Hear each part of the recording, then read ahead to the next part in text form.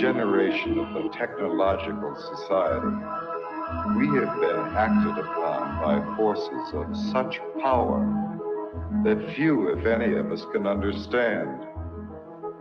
Extensive information gathering on every American, human experiments with drugs and psychosurgery, electronic surveillance, the era of the computer, invasion of privacy, growing government and corporate power over our lives, a people plagued by dehumanization, loneliness, and violence. Dramatic? Perhaps. But we are losing control of our technology and our lives. Not so long ago, people in a similar situation did not awaken to the forces around them. Are we so unwise as to do the same?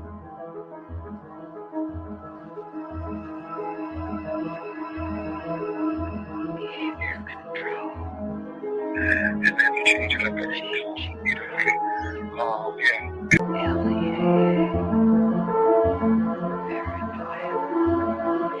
Enemy list.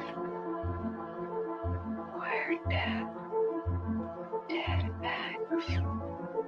Dossiers. Medical records. Social security number. Credit record. National security. With another agent, Pat Webb. Pat was an explosives agent. So we kind of opened the door just a bit to the cabin. And as we opened the door, we were both pretty much overcome as we looked across the cabin at the shelves that were built on the other side of the door.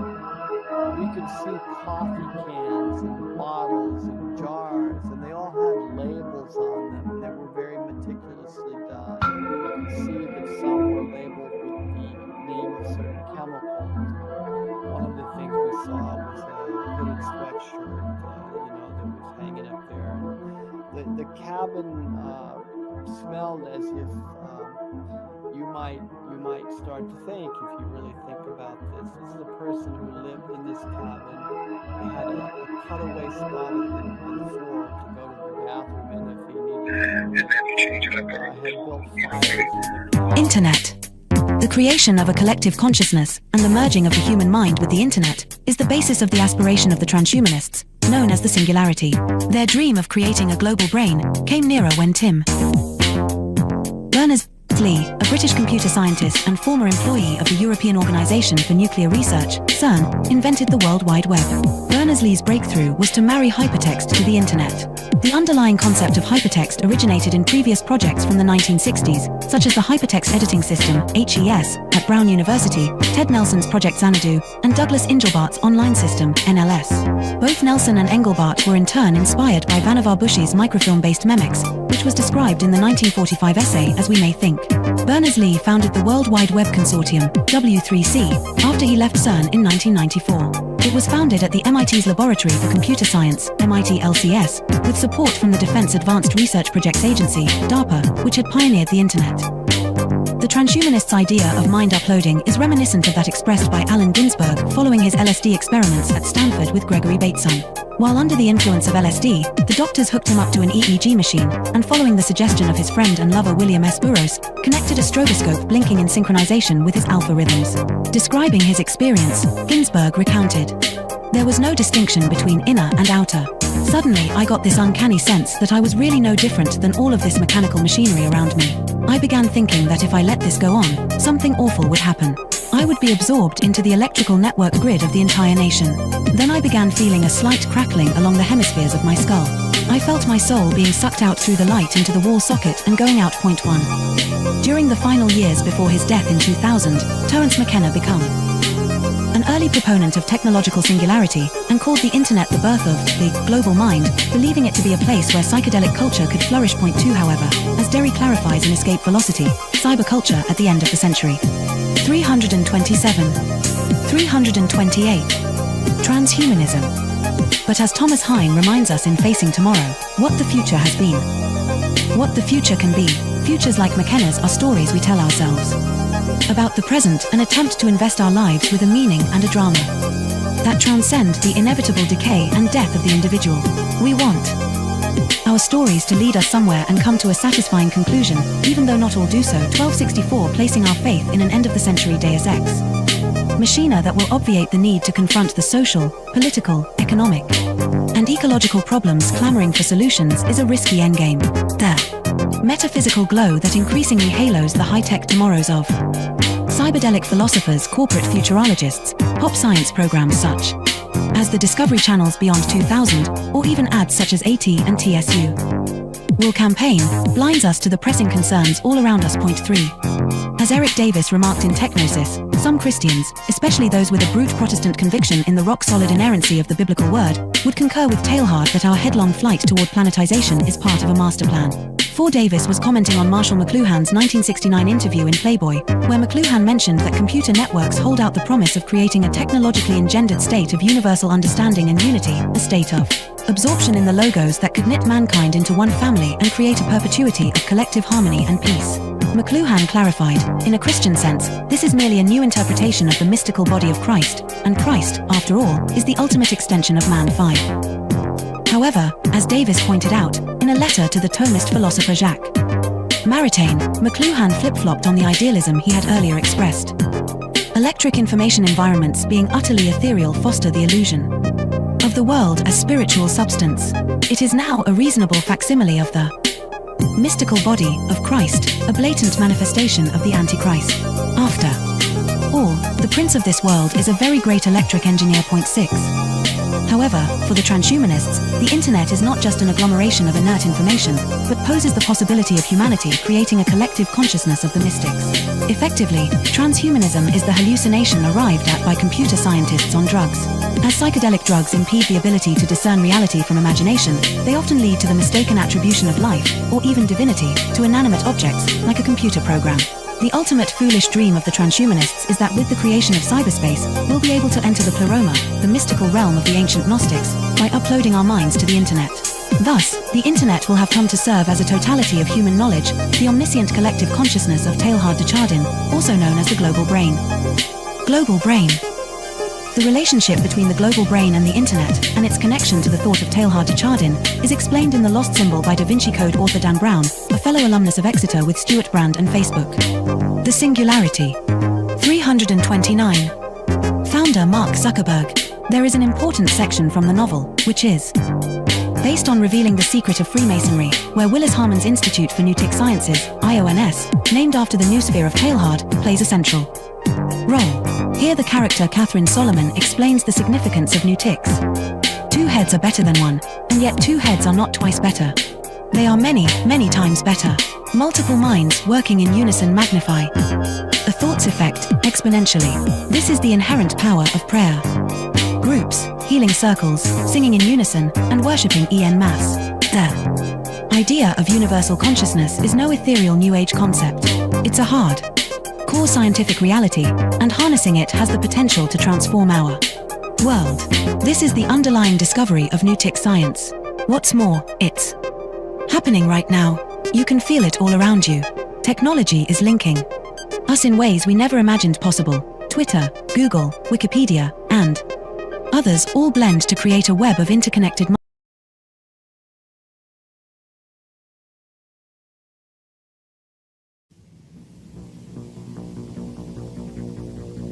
The Technological System by Jacques Ellul. 1. People are not machines, but in every opportunity where they are allowed to behave like machines, they will so behave. 2. 25 years ago, I arrived at the notion of the technological society, but now, that stage is past. 3. The industrial society. This term is very widespread, but I find it inadequate. 4. Present-day society is still industrial, but that is not its essence. 5. At one time, technology and machine industry were connected, but for more than half a century now, a gap has widened between them. industrialism developed a centralized, hierarchical system, with a linear growth, a division of labor, and a separation between the means and the ends. Mechanization created additional jobs and made human work more draining. It operated by means of steady reproduction, developing masses of men and integrating them in the industrialization. 6. Modern technology, however, contradicts each of those different points. If allowed to act, it leads to decentralization and flexibility. It does away with the hierarchy and the division of labor. It particularly has to bridge the gap between implementation and management. It presupposes a polyvalent and nonlinear growth. It reintegrates the ends into the means. It cuts down on labor and thus on the costs of labor. The value factor is no longer human work but scientific invention and technological innovation. Consequently, we can no longer apply Marx's analysis, which states that the economic totality is based on the surplus value produced by the salaried labor of the worker. 7. The industrial system is a closed, repetitive world, with a linear revolution. The technological system is inevitably open, non-repetitive, with a polyvalent evolution. It can proceed only by the universal development of mankind, and that development is absolutely necessary for the development of the technological system. We are thus confronted with an ensemble that is totally different from any that has ever existed before. 8. Technology, conceived in terms of its automation, its chemical transformation of the world, its economy of energy, its cybernation, its data processing, its biological intervention, and its indefinite output of nuclear energy, has little to do with the old industrial mechanization. 9. Technology is power, made up of instruments of power, hence producing phenomena and structures of power, that is of domination. 10. Terrain, in contrast to Bell, hesitates about a qualifying term. Thus, he speaks of a programmed society. In this case, I am far more in agreement. For he thereby joins the overall outlook of those people for whom the new thing about our society is the organization. He sharply distinguishes between the primary, capitalist, era of industrialization and our era. He qualifies this new society in terms of 3 features. 1. The emergence of new social classes, technicians, bureaucrats, efficiency experts. 2. The new trend of business, which is now based on organization and no longer on the relationship between economic power and productive labor. 3. Spare time activities. All 3 characteristics boil down to a reduction and to the necessities of the technological system, which, as Turing realizes, transforms the social struggles themselves. They are becoming more technological and are no longer subject to a takeover by the proletariat. Turing adds one more essential feature of post-industrial society: the importance of the student movement with its deep contestation, its challenge, and its political weakness. But, as I have tried to show in my studies on revolution, I regard this feature as episodic and contingent. 11. What triggers consumption? Advertising, that is to say, the technologies of advertising. What is it that demands greater consumption? Mass production, which is possible only because of technology. What are we given to consume? Technological objects, because they are the things that are produced most. Hence, the consumer society, in all its aspects, is primarily characterized by various technologies. 12. Spectacle is a complete way of life. Consumption is a spectacle, so are political activity and leisure and work and family life and revolution. Modern man watches everything as a spectator. Everything is supplied to him as a spectacle, including the things he believes he is most deeply contributing to or participating in. 13. Technological activity is, by nature, spectacular, excluding all internal reality. Technological activity is what waters down all serious things, since no action can be performed any longer unless by way of technologies. 14. Z. Brzezinski, Between Two Ages, America's Role in the Technotronic Era, 1970, also figured he could add something absolutely new by coining the term technotronic. He lists a number of differences between industrial and technotronic society. In industrial society, the machine plays the essential role. The dominant social problems are unemployment and employment. Teaching is done through human relations. The ruling class is plutocratic. The university is an ivory tower isolated from reality. Reading favors a conceptual thinking proper to ideologies. Political conflicts are intrinsic. The masses are organized into trade unions. Economic power is personalized. Wealth is the object of activity. 15. Technotronic is a portmanteau word combining technical and electronic. Come now. Isn't electronics technological? Does the word add anything to the early definitions of technology? Once again, technology equals the machine plus industry. Fine, then there is something new according to the famous definition. In a machine, there are material parts that move. Electronics operates with no moving material parts. Granted. But if the computer is not a machine in the normal sense, then in what way is it not the product of a certain number of technologies? In what way is it not integrated in a technological system? There is no reason to distinguish between technology and electronics. 16.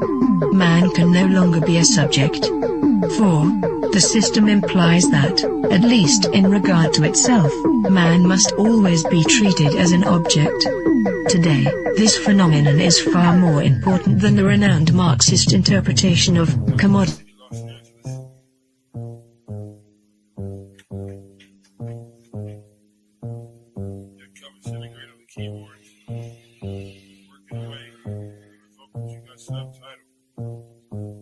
I gotta go to work so I can work it out.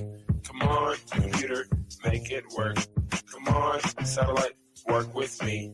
I gotta go to work so I can work it out.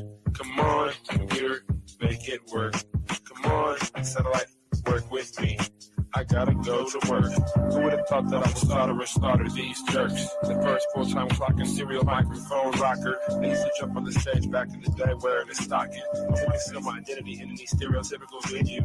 Never will I reveal the serious way that I feel. I'm on job time, all I do is talk into the steel. Use my style to hide and conceal. Profile and be God while they smile and just say that I'm real. Bad luck strikes in 3, all of you will agree. I didn't have a heat shield, they rained triplicate on me. But it's squares versus circles, then, and if you can compare front and back are differentiated by a 90-degree squared circle. If you know what I'm talking about, you know the code, work it out. Forced entry, I was disguised as a century. I gave not a care, life is an adventure to me. I obtain secret money and manufacture inventions. Fracturing the line between space and time dimensions. Restructure the torque and the structural integrity, so I can walk on water while the returning surface tension. This making me an acolyte of the greater unknown. The word shark, king of these murky seascapes. Within my patriarch society, you cannot dethrone the intricate degree and climate that I seize from the police state. I gotta go to work so I can work it out. Come on, computer, make it work. Come on, satellite, work with me. I gotta go to work so I can work it out. Come on, computer, make it work. Come on, satellite, work with me. I still wish they made more girls like me, intelligent, beautiful, and rich like me. But they don't, so I stay fucked up like King Keeper. She's the type of person that will still rock Latigua. I'm the type of person that will still sport feelers. I found a pair of size 15s out in Pasadena. Those are my work boots. I insert this into these jerks' necks, giving them a virus. They'll destabilize their hardware. Now I can tap in just to my onboard wet works. Plant the hidden charge there. It's a cellular reconfiguring program consisting of integers, turning human beings into kindling, whittling the psyche into an apparition, place it back into the skin, now into the ghost in the shell. Should I boast? Well, no. I stay on the west coast of hell, where hell's bullets is I know so well. I have my work cut out for me. This has its perks. Just then I realized life is mostly hard work. And why not get your car pulled off under you It won't get sorted back from that. Them just lurking. Who's the one to suffer you? I didn't know what to do, so when in doubt, go to work. When I'm 25, I'll contract myself out once then I'm through. Then it's just books and beats for me. I'll leave the rapping to my crew. I'm a good scientist in a world got cuckoo. Imagine how it is to watch them turn crazy around you and then look over at you like you are the insane one. That's how it is. It's okay to meet the controversy bubbles and flattens out like this. Left by little kids. And I've got to go to work so I can work it out. Come on, got to work for me. I've got to make it work. I've got to make it work. Come on, I can work it out. I've got to make it work. Come on, let it work this way. Come on, compare work it work. Come on, jiggle.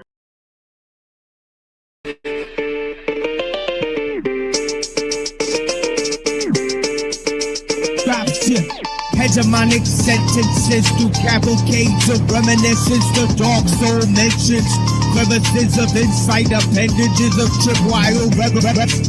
The Gun Hill legend brandish your weapons for Armageddon. Headless corrections for willing participants before the line finishes. I got shadow grimace, the obscene dream of human chaos for the pilot smoke screen. Combined with the best wishes, natural attacks intended for advanced craft methods that were highly adapted to the presence, sharpening psyche, which often might be construed as badly used or beautiful looks and like to mirror the schism unseen hidden. The newest eyes cast shadows into the bluest skies until the Tory allegory brought to the kings before me as a sacred justice plotted to misinform the whole decorous within construction. Nano-net filaments, hidden secret touch, mystified by the comfortable and united by inner struggle. Hidden a bundle of scar-ridden enigmas. Now the claw is risen. Man is up with cheeky. With this sight disease praying to the east, not to the man-made structures, but to the rising of the sun. A comparison of those diligent millipedes legs rushing around in any direction. Misperception and prism seem a bad design. And the best vision from the unlikely incision to the makeshift minions of bad decisions. I'm pressing danger to the head skill, kicking fixes. To hidden cages you can't unstage cause I'm live and in the basement with bones hidden all chrome, hidden with chrome. Like a program metal skull covered in the hard routinely cycled by a metronome. Bones are collected to make me feel like the connection is real. Now only steel can sharpen steel.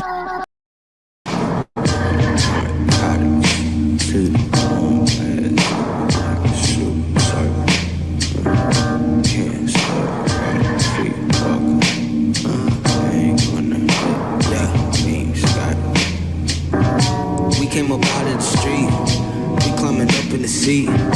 We got the shooters in reach, we running, we strapping the cleats. I took the game like a thief. You dissing the squad, you sleep. They acting hard, they weak. I make them bars speak. Hop in the car, creep. My niggas at large, we deep. I got my name on the lease. I got your bitch on the leash. Handle the work, capiche. We taking the flights east. You know we got it for cheap. Yeah. Hit up Scotty for the beam. Enterprise, I'm up in the seat. I got ties to the street. I got ties to the church. My grandfather put in work. My grandmother was a G. Always kept it in the team. Started out as a dream. Then I realized I wasn't asleep. Had to take time building me. Make yourself or they'll make you. Play yourself for them major keys. That's just something I can't do. They just mad cause we can't lose. Can't see cause we out of view. Scotty baby, get you out of body. I got bodies hiding on the roof. We came up out of the street. We climbing up in the seat. We got the shooters in reach. We running, we strapping the cleats. I took the game like a thief. You dissing the squad, you sleep. They acting hard, they weak. I make them bars speak. Hop in the car, creep. My niggas at large, we deep. I got my name on the lease. I got your bitch on the leash. Handle the work, capiche.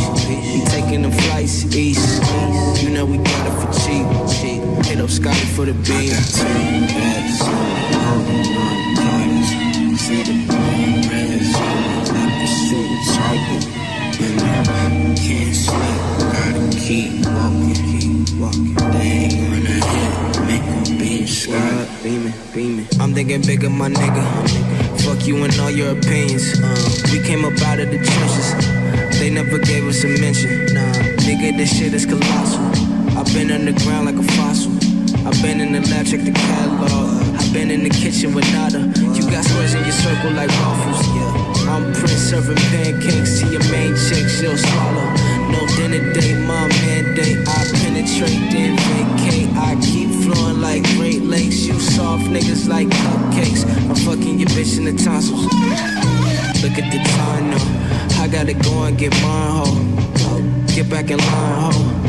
It took me a minute to get it. I've been in the kitchen with nada. Bitches like you or the father. I'ma turn up in the space base. I'ma tell Ross get the lighter. We came up out of the street. We climbing up in the seat. We got the shooters in reach. We running, we strapping the cleats. I took the game like a thief.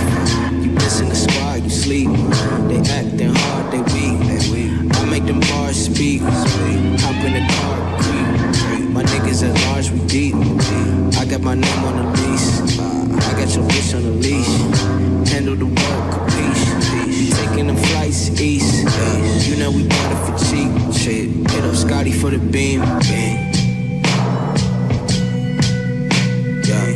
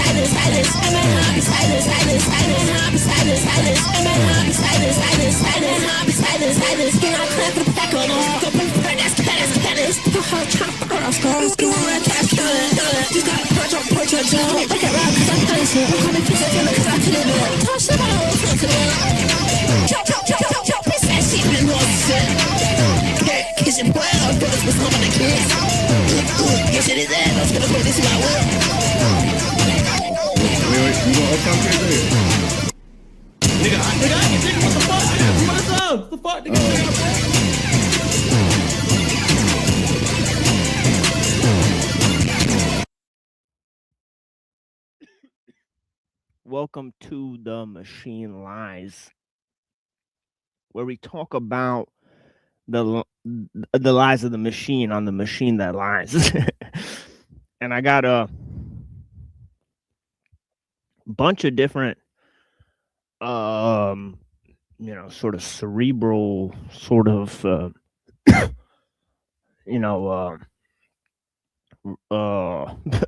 summations, reflections, right, for you guys. And the main thing I want to talk about is this huge movement, right, of techno-liberalism, its formulation, right, that ellul says, mainly that, liberalism has given birth to its executioner, which is the world technological system. And how we've sort of elaborated this movement, right, has been this idea of sort of man creating the machine in the image of man, right, as a sort of late stage of humanism. Okay, and of course, this summarizes many different ideas and conceptions. The first idea is this split between being and becoming. Okay, so we've sort of taken a great care to elaborate, right, the difference, right, between these views, seeing either way as sort of fundamental, right, placing either way within nature, right, either the way of being or the way of becoming. Okay, and of course, in the mediation between being and becoming, putting nature in the state of becoming, right, and then being sort of changes hands, right? It sort of first goes to God, then to mind, right? And then it sort of just passes into the material existence, right? So it has several different stages.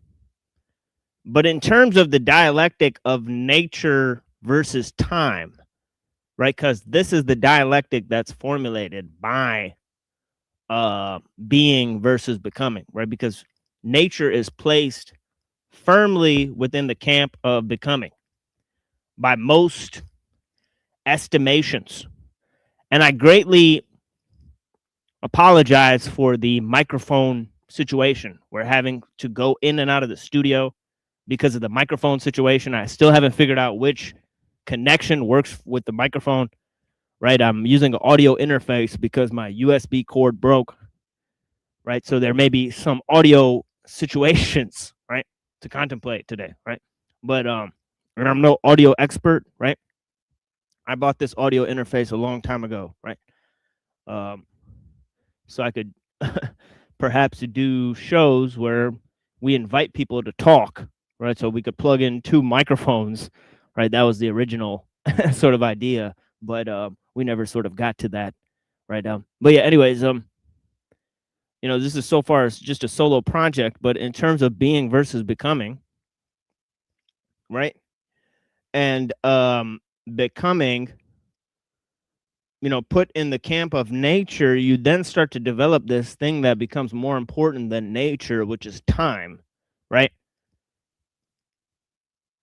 And since time becomes more important than nature, right, the idea of telos, right, overtakes this notion of the forms, right, these static forms, okay? And so, you know, so telos replaces this notion of the forms in terms of perfectibility, right? So the movement towards Aristotelianism, right, from Plato to Aristotle, right, that's really important, right? Because there's good reasons why science prefers Aristotle to Plato, right, and why math prefers Plato to Aristotle, right? Because math wants static values, right, that persist through time, right? Aristotle wants things that can change, adapt, and seek their own perfectibility, right, through time, right? So this idea of observation and logic and all these things, they become super important, right? Okay, for the scientific mode of inquiry, right? And of course, the scientific mode of inquiry, right, it's focused on, you know,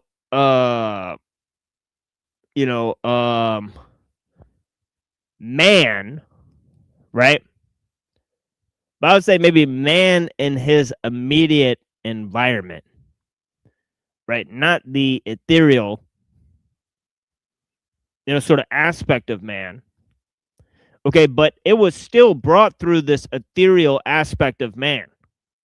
Okay, because man sort of has to become a heavenly being, okay, before he could become,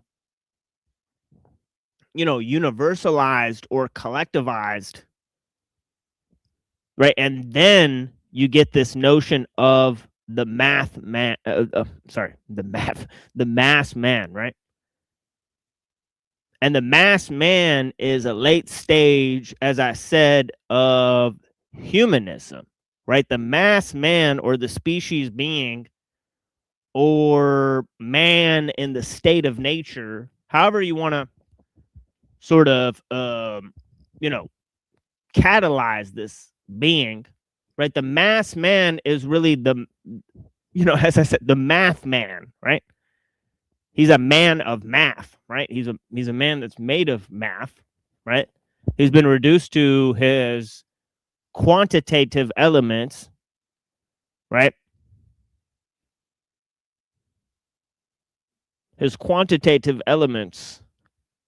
And this goes back to a major crisis of modern man, which is the reign of quantity, right? Having reduced nature and man to physical, calculable, right, sort of stuff, right? Let's go to this, you know, concept. If human beings are constituted of matter, obeying the same laws of physics that operate outside us, then it should in principle be possible to learn to manipulate human nature in the same way we manipulate external objects.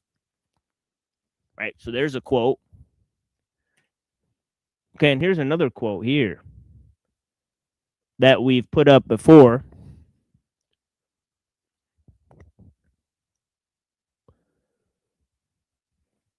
Right, that constitutes the dilemma of having translated man into just stuff, right?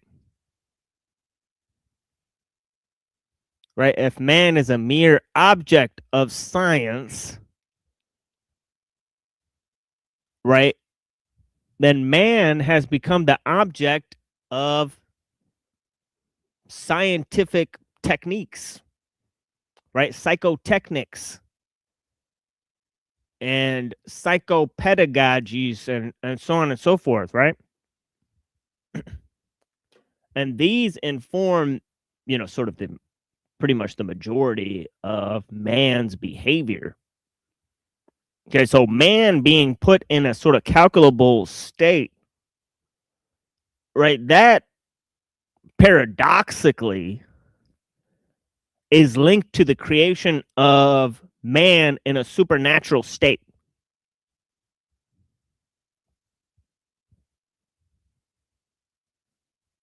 Okay, and it's also related to the creation of, this sort of translates how we moved from the creation of heaven as a static entity, right, to the creation of the New Jerusalem, or,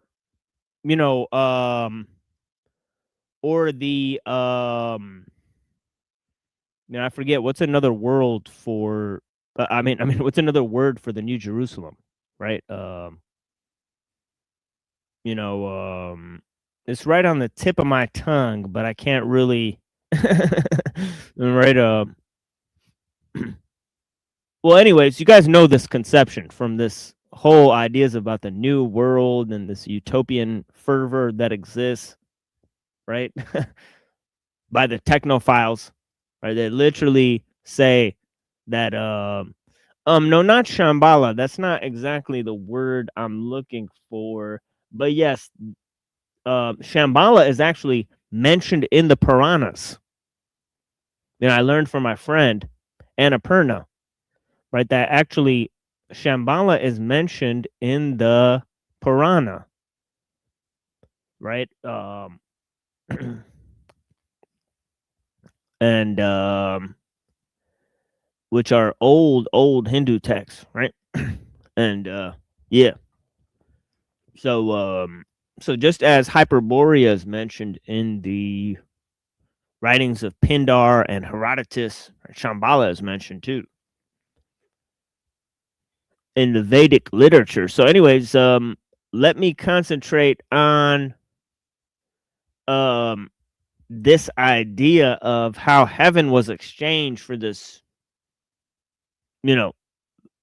futurism, right? Heaven becomes linked to futurism, right? And so it becomes inextricably linked to the pseudo-eschatology of progress, right? To the pseudo-eschatology of progress, right? And these two movements sort of get born together, right? Not only scientific totalitarianism, right, which is really techno-utopianism, right? This is really birthed at the same time.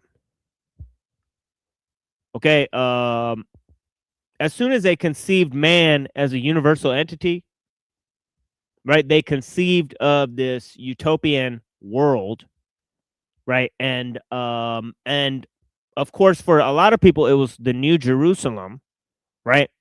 But for Bacon, it was the New Atlantis, right? The New Atlantis, right? So this idea of the New Jerusalem or the New Atlantis, right? This is how archaic revival is linked to futurism. And of course, the guy who coined the term archaic revival, right? I believe that's Terence McKenna, right? He was actually a transhumanist, right? He believed in transhumanism, right? So, Okay, and he also believed in humanism, right, in the form of John Dee, in the form of Hermeticism, right, that if like is understood by like, right, then one can achieve, you know, the state of the thing by understanding it. So you can achieve godhood by understanding godhood. Right? This was the claim that was being made, that mankind could understand God and become God. Right? And this was the goal of Hermeticism.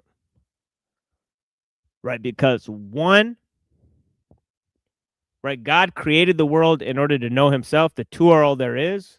What comes to be and what creates it. Notice that the root of existence is becoming. Right? Because the creating and the coming to be is, as it says, that's all there is, right? So, there's almost like a constant creativity, right? Creativity is really the source of movement, right? And this idea that creativity, okay, or the creative reason, right, as Philo said, right, the creative reason is the firstborn son of God, right? Right, the logos, right, so on and so forth. So, and of course, we read the prologue of John, right, in terms of en arche kai hon logos, right, meaning in the beginning there was the logos.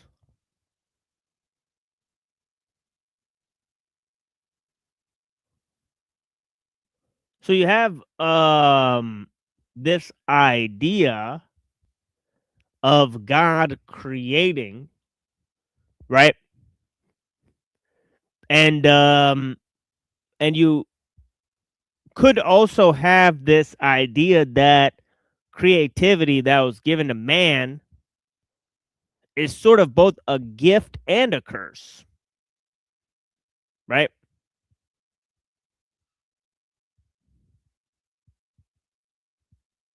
It's sort of a gift and a curse, as we've looked at in Skolimowski, right?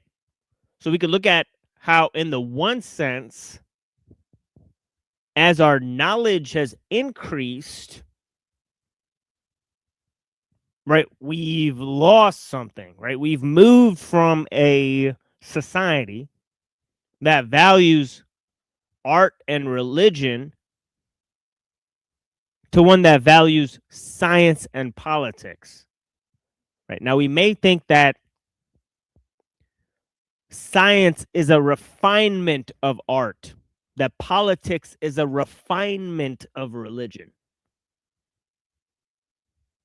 Right? That everything that art says it's going to do, science does it better, and everything that religion says it's going to do, politics does it better. Right, but you would be ignoring the historical chain of events, right? Right, that one was sort of birthed from the other, right? So in a sense, not only does it precede it, but it sort of causes it in another sense, right?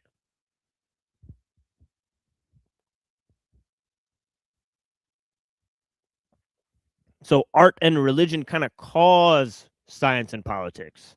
But the mediator between these things is really the fact that, right, man sort of dethroned God and then sort of dethroned man.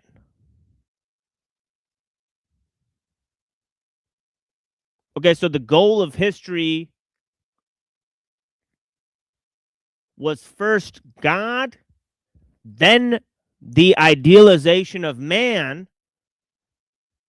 right? Then the idealization of the next stage of man. So then man himself became but a bridge to a new form, a new ideal, right? As Nietzsche said, right? God is dead and it's we who have killed him, and man himself is to be overcome. Man himself is but a bridge to be overcome.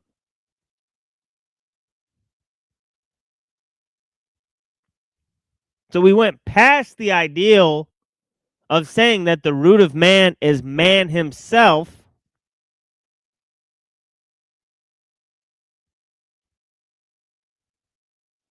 to then saying, actually, no, it's man who has to be surpassed.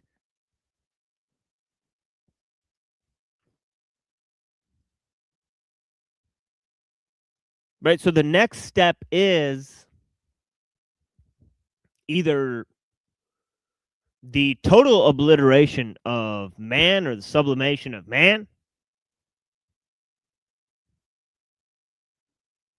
or the transformation of God.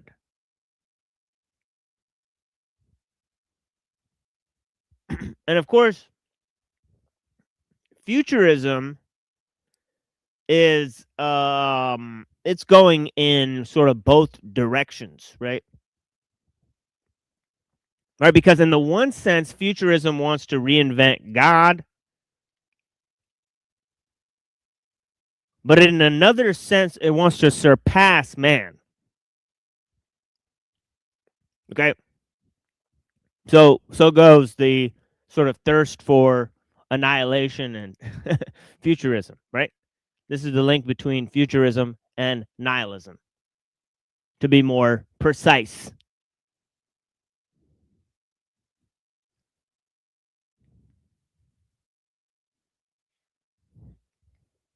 And of course, there is a great movement right now, the mediation, right? As I've said,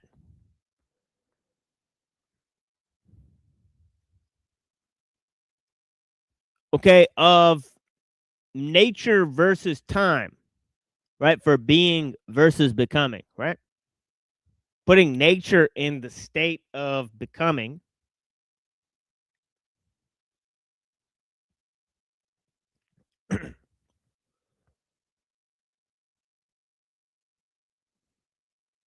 Okay, putting nature in the state of becoming, right? And finally, right, saying that what has to emerge, right, from this nature, right, is God in the form of man's creations.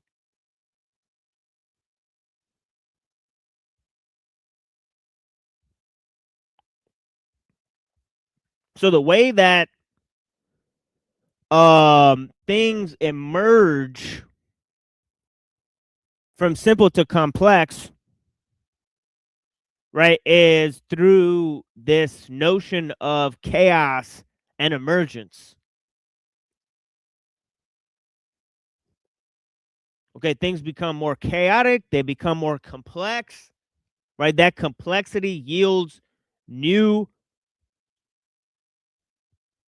sort of creodes or pathways or survival mechanisms, right? That test each other, and there emerge new forms. Right.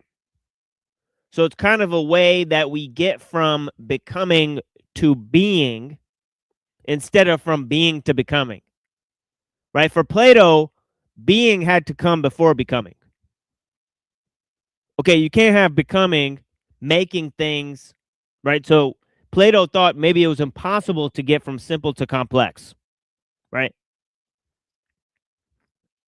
You have to start off with something incredibly complex to yield the simpler elements, right? From nothing, nothing comes.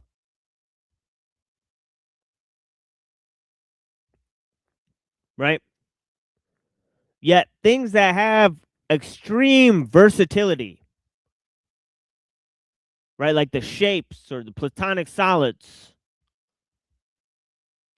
Okay, they could be applied to hundreds of different things, right? These are sort of the base elements of matter,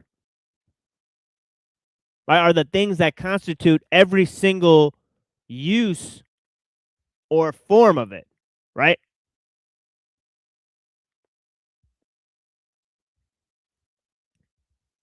But obviously, Plato made a huge error, right?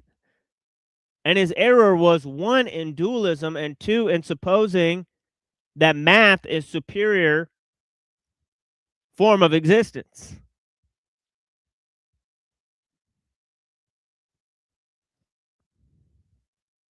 In my opinion, right?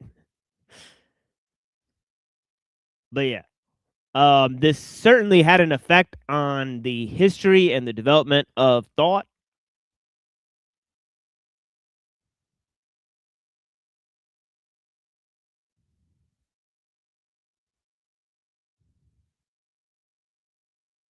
Okay, because it was sort of, as I've explained, right, this whole idea of the rational mind, right, being a mediator, between nature and these ethereal forms. Okay, help create something like heaven that's separate from nature.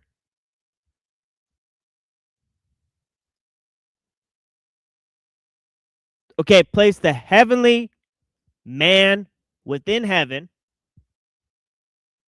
Okay, kicked God out of heaven. Right? And basically made man the focal point of existence. Okay, this is the stage of science. Right? And the subsequent stage after science, then it's no real mystery why this happened. Right? The subsequent stage after the development of science and liberalism is the total eclipsing of man himself. Right? It's posthumanism. Right? So the coupling of posthumanism and transhumanism, right, of futurism and nihilism, it's not really that big of a surprise. Right? Because man himself has to be overcome. Right? That's the last thing that has to be thrown out. Right? That's the last sort of sacred cow from the previous age, is man himself. Right? So man has to be surpassed.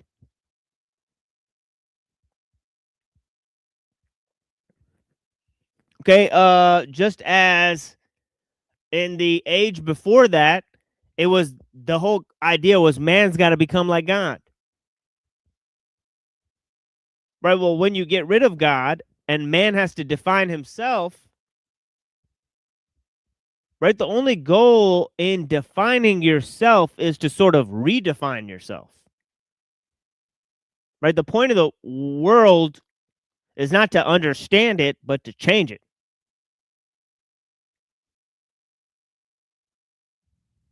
In the views of Marx. Right? So the goal of humanism is paradoxically to surpass the human, right?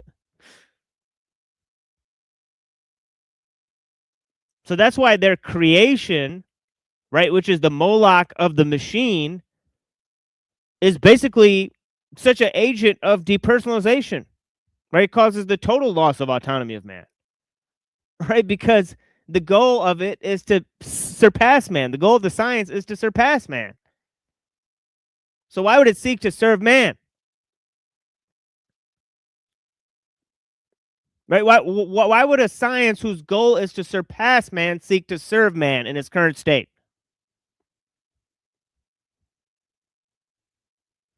Right, so I think you guys are starting to understand the pivotal how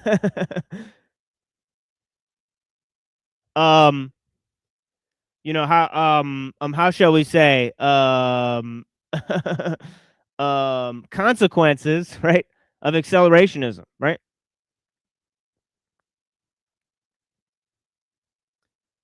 Okay, and obviously the historical is part of the futuristic, right? Anybody that develops a history, a collective history of man, right? That's part of the problem, right? That is universalism, right? If you develop a a common or collective historical development for mankind in general, right? Whatever it is, it's right, even from Marx to Mumford, right? Even if you say man is a symbol-making animal and you collectively define man as this thing, right? It's still universalism, right? So this is the problem, okay? Is that right? We've been forced to think this way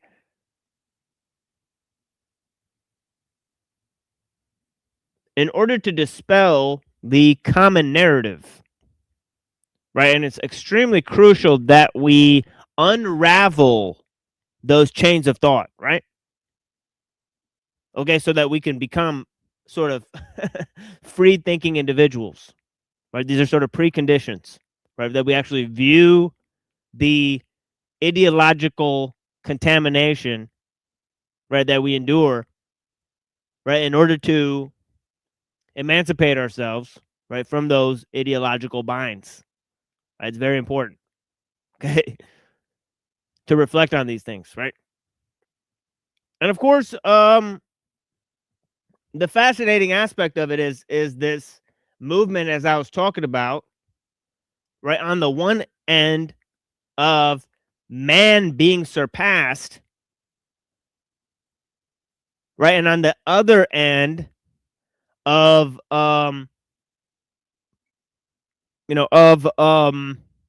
this new understanding of nature as the vehicle of change, but also as sort of self-contained.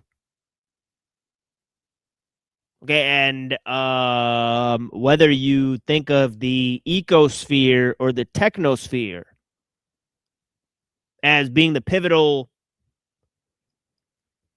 sort of,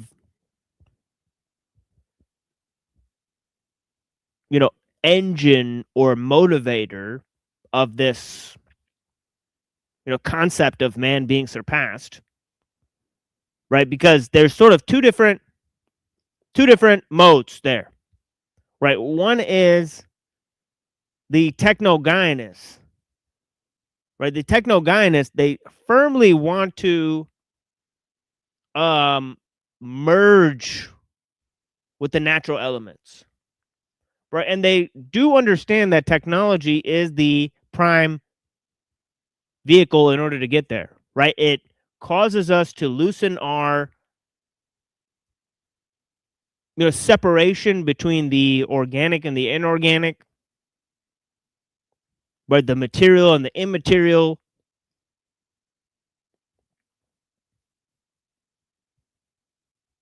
Okay, to the sexual relations, right, that are embedded within the perpetuation of human society, right, where you have to propagate human society through a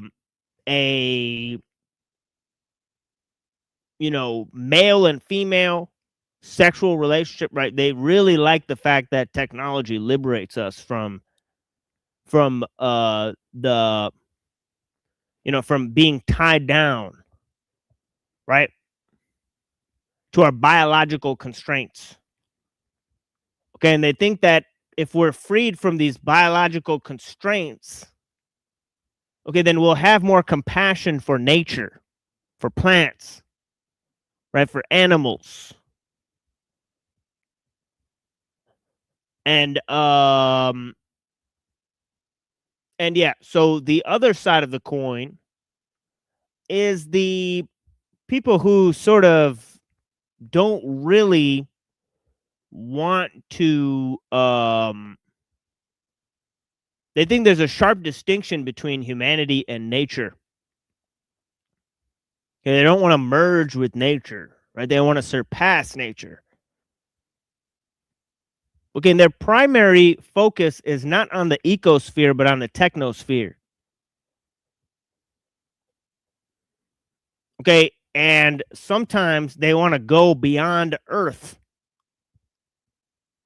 right? They want to go to space, right? Space exploration. Okay, so they want to surpass Earth. They don't think human beings are Earthlings, so to speak, right? Right? They think life should spread around, right? Right? Life shouldn't be contained. Yesterday, we were sort of looking at Illich and his contemplation of this idea that we've made life into an idol, right? And the idea that life is a sort of amorphous terminology to construct a value system, right? And of course, it is one of the major terminologies that they use for to construct universalism, right? And of course, in order to construct the global technological system, right, they need to first idealize man as a universal entity, as a universal project, right? So the main way to collectivize man is to teach everyone that man is the same everywhere, right? Then you can collectivize man, you can quantify man,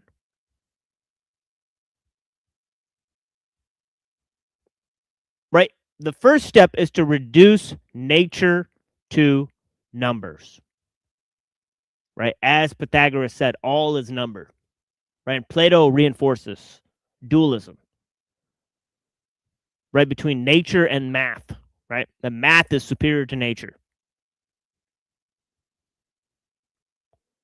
Right? And the second step is to create the universal mode of man, which is to say that man is everywhere the same. Right? This separates man from his ethnic divisions and therefore his cultural traditions. And it separates man or dislodges man from the natural environment itself. Right? This was done firstly through the religious framework, right? Through anthropomorphism. Right? But then it was done secondly through science and liberalism, through anthropocentrism. Okay, so what does anthropomorphism mean? That means that we see humanity in other things, right? We assign cause and agency.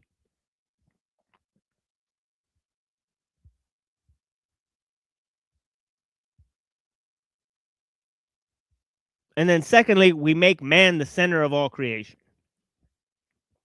Okay. So it's obvious to see that in the historical framework, these two movements are fraudulent, right? And these two movements disproportionately affected the Western Europeans, right? Who then imposed the world technological system on both themselves and the rest of the world, right?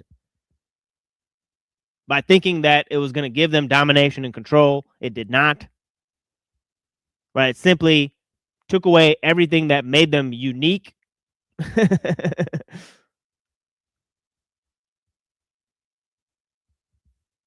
And it forced them to become deracinated hordes, right, that are subject to the same control that they impose on others, right?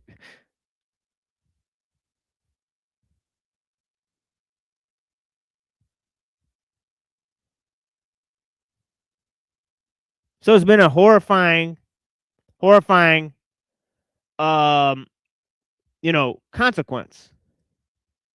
right, of techno-liberalism, right? And as Ellul said, to bring it back to the main point, right, that liberalism gave birth to its executioner, right? And as I'm telling you guys, right, the universalism of man was used to sublimate man, right? To cause the universalism of techniques that sublimate man in order to surpass man.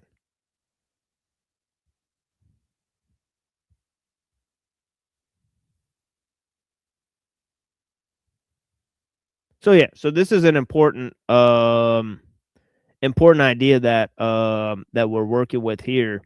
And of course, we got lots of texts that are going to reflect these main issues. Okay, to reiterate the problem in terms of the conceptions of man, right? That man was first seen as a mirror of the cosmos. Okay, in terms of man is a measure of all things, as above, so below. Man is a microcosm of the macrocosm, right? So first, man's imagination had to stretch to cosmic heights. Okay, Plato said that through anamnesis, the entire configuration of the entire cosmos is available to man to discern, right? Because through finding out certain mathematical proportions, he could then figure out how the entire structure was organized. Right? So he idealized man so much that he said that man, his intellect can reach cosmic proportions. Right? Man was a mirror of the cosmos. Okay, now, secondly, man started becoming made in the image of God. This means that man is the image of something that is way beyond nature, way beyond the natural realm, right?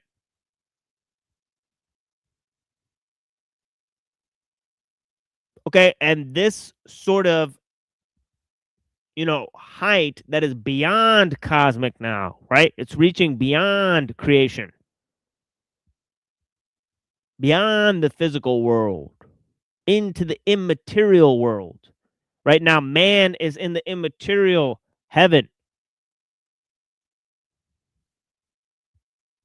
Right, in the world of Plato's forms, he becomes a heavenly man, an archetypal man. Right, a man that is there before creation, before the beginning of the cosmos. Right, this second step of man becoming universalized.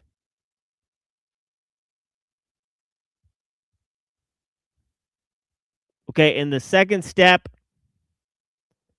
right, man becomes a reflection not of the cosmos or nature, right, but a reflection of God. Right, then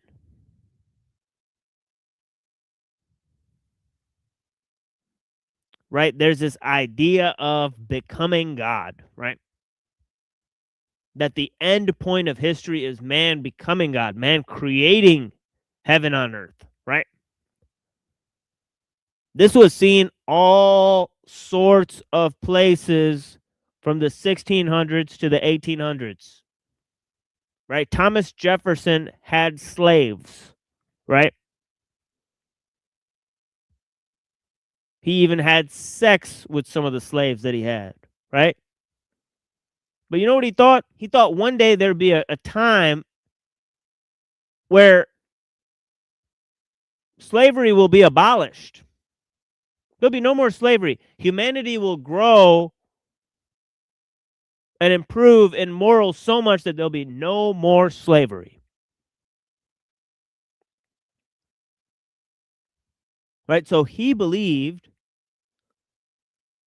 right? In the 1700s and in the 1800s and in the 1900s, there's all sorts of people that came along after Thomas Jefferson that said, well, you know, mankind is going to get better and better and better, and we're going to improve in science, and we're going to get more ideas about liberalism and technology, and everything's just going to get better and better and better and better and better and better and better.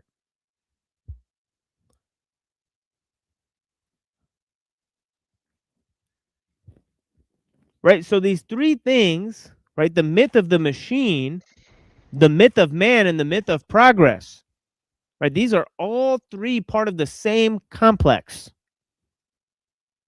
right? And this complex we would call is the mythos of mechanos, right? For lack of a better placement, right? On this, right? But obviously, as I've stated many times, right, the last step is that man himself has to be overcome, right? Man has to be surpassed. Again, as I said, the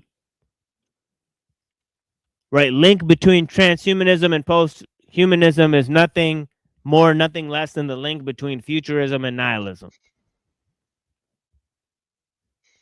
Right? And of course the decoupling of you know, this idea that the rational or the ethereal is linked to man himself, right? Because in the last stage it was linked to God, right? Then God, God was sort of kicked out of heaven and it became man's territory, right? Now, when man has to be surpassed, right, then these things become part of another order, right? And I propose that there's two orders that are huge, right? Right there, right, which is the ecosphere and the technosphere, right? And those are exactly the realms of the techno-guyness and the transhumanists, right? So anyways, I think I'll stop talking for now, right? I've said things for maybe 47 minutes. I know 47 is like a lucky number for some people. I don't know. You know, I've been given these things, lots of presentations that we've given on techno-liberalism. And of course, I could keep going and explaining tons of stuff, but you know, it's probably a good idea that I stop now and we focus on some of the sources we have, right? Blessings to Reddington. Thank you for joining us. Yo, What's up? not much. Yeah, how's my mic sounding here? Loud and clear to me. Yeah, I'm not gonna like fiddle with it too much, but Sounded okay on YouTube also. yeah, nice. Yes, it kept saying it doesn't recognize my audio randomly, so I don't know what's going on with that. But now I changed it to a different. I noticed there's two different options for the audio box. One says line, and the other says communications.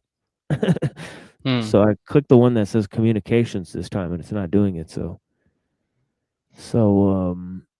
yeah. So I apologize for the audio disturbances. If the audio goes out, I'll have to go out of the studio and come back in, or reset my internet, or reset my computer, possibly. So there's three things that usually fix it, right? Eventually. But yeah, we're working our way up to a critique of the world technological system, and of course, we've been doing it for quite some time, and you know, we've heavily focused on it these last sort of, you know, 10 to 20 shows. Right before that, we were sort of you know, focused on lots of problems in ancient philosophy, and of course, we'll return to the problems in ancient philosophy this coming week, right? But of course, you know, the main objective here is to explore and develop, right, the philosophy of technology, right, or the different ideas, right, of techno-shamanism, right, and political theology that can help counteract the, you know, changes in the modern world, right, that are based on a set of sort of ideological, conditions, which I've laid out in this beginning presentation, right? So I hope you guys have been listening, right, and enjoying the various, aspects of techno-liberalism, right, which I think are comprised, right, first and foremost, right, of this movement of being and becoming through the mediation of nature and time, right, where time sort of supersedes nature, right, and we move into a pseudo eschatological phase of progress, right, where we then understand things going from simple to complex instead of, coming from the one, so to speak, right, and this leads to a changing conception of man, right, in which man is seen as being superseded, right, no longer a reflection of the divine or a culmination of nature, right, or a product of creative reason, right, but he goes from trying to define himself to then encompassing something that has to be surpassed either with the collective transformation of nature or the sublimation of man into his own creations, right? So there's all of these ideas I've explored in this sort of beginning section, and I don't know. That just summarizes some of it, but yeah, let me go to this from what I remember. I know I gave lots of other weird I know I went other weird places with that. Oh yeah, I like made up this new thing where I'm like transhumanism is nihilism or some shit. I don't know, but yeah, it was pretty cool. But yeah, I like that. I think I'm gonna keep that one. But yeah, I made up some other stuff too. Yeah, Spooky Saturday, we doing it. Blessings. Yeah, we got this ghost here. Thank you so much. And this is a funny comment. Remember you were acting like a whiny little bitch long ago for no reason? So you didn't forget about it, huh?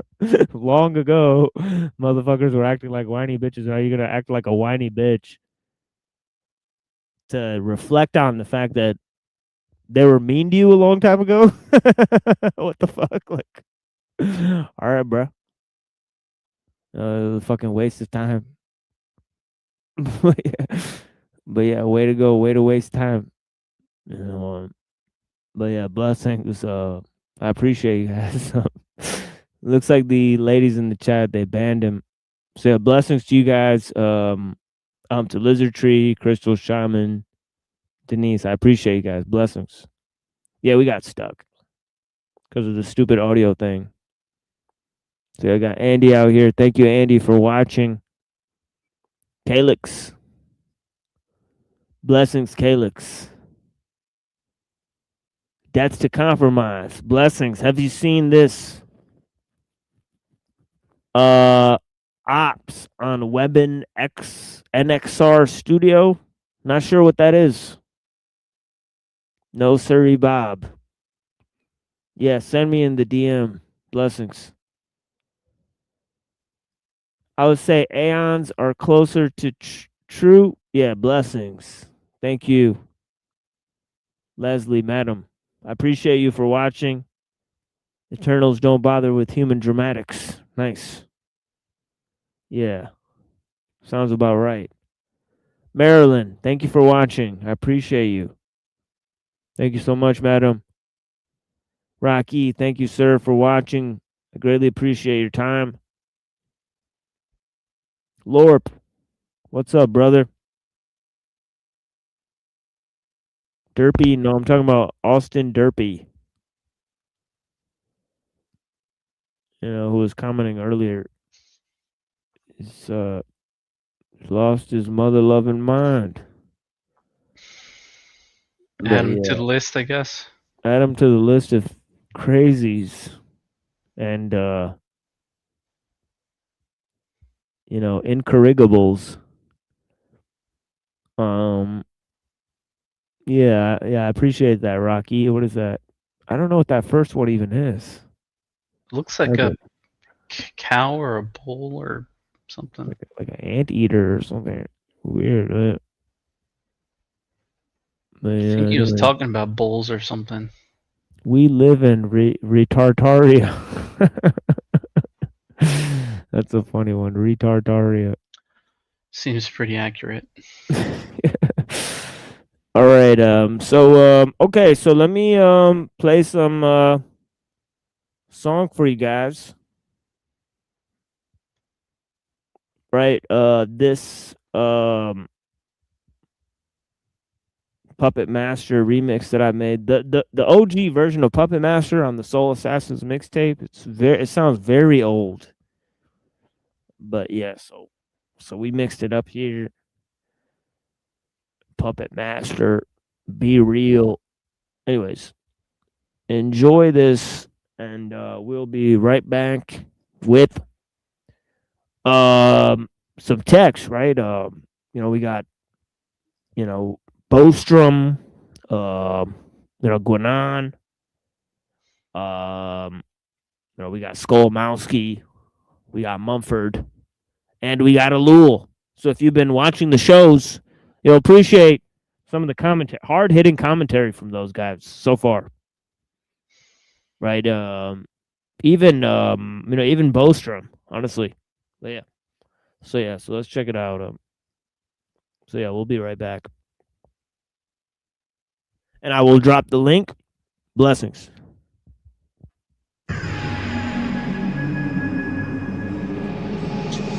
I spark like a blunt's tip, sucking cavi, making green like Mitch. Gift rap vocals dispatch with every attempt. The Hatters gang shook up when Dre cook up. Every thug look up. Chronic got me on chill. Eyes bloodshot, heavy built. Lay a nigga out like quilt. Clear the guilt. I rock for rollers, from low riders to Henny toasters. Cut off dead weight to keep my formulas kosher. Accept no imitation, straight losing his stack. And slimmest chances of Michael Jackson getting his black fans back. My reputation's like a Tech 9. Knock out the best in the circle. 3 minutes wreck time. See the hand is faster than the eye can chase it. Dre, be real. Soul Assassins got potential buttons activated. No illusion I have to caught up in the rapture. Executive decisions from the motherfucking puppet. I pull your string. I make it moves. I'm the master. Causing you to do what you do. You want a puppet? I pull your string. I make it moves. I'm the master. Causing you to do what you do. You want a puppet? I pull your string. I make it moves. I'm the master. Causing you to do what you do. You want a puppet? I pull your string, I make it moves, I'm the master, causing you to do what you do. Puppet master. Like a puppet on the string. Like a puppet on the string. Like a puppet on the string. Like a puppet on the string. Puppet master. Like a puppet on the string. Like a puppet on the string. Like a puppet on the string. Like a puppet on the string. We're pulling strings, killing kings, cutting all pinky rings, seizing control of the whole game. I took the pull from the blood, inhaled and blew the smoke from my lungs into the world of hip-hop. Civilians turn into soldiers by the millions. Assassins, we multiply by the masses. Masters of the game. Every move you make through manipulation is the move I choose for you to take. You see what I want you to see, and you turn into whatever I want you to be. Whether it be enemy or ally, the aftermath results in soul assassins worldwide. From coast to coast, I got soldiers on post, injecting you with the high fuck overdose. Straight in the hill, staying real. Oh, you non-believing ass niggas, get your cap peeled. Executive order, make your time shorter. Get your recorder, play it back. Puff your product set, your mind, body, and soul is being captured and taken captive by the motherfucking puppet master. I pull your string, I make it moves, I'm the master, causing you to do what you do. You want the puppet? I pull your string, I make it moves, I'm the master, causing you to do what you do. You want the puppet? I pull your string, I make it moves, I'm the master, causing you to do what you do. You want the puppet? I pull your string, I make it moves, I'm the master, causing you to do what you do. Puppet master. Like a puppet on the string. Like a puppet on the string.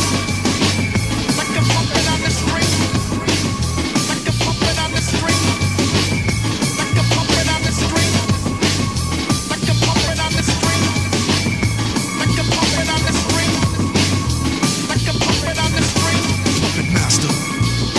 assassin button has now been activated.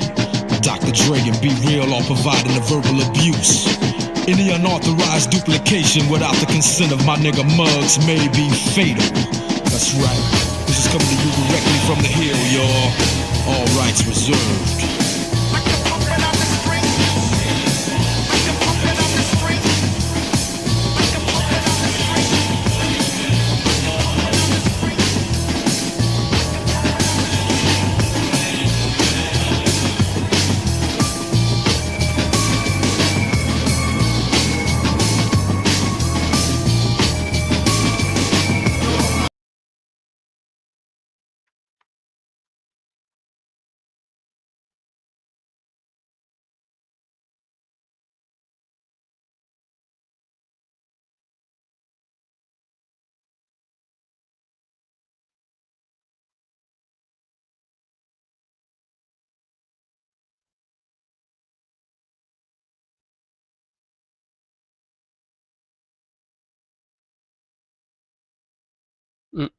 Because he's having the audio issues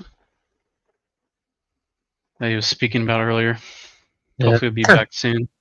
I have a crazy idea that it won't run counter to my general thesis or disposition, but it's kind of like I want to hear what he has to say about it. He gets back.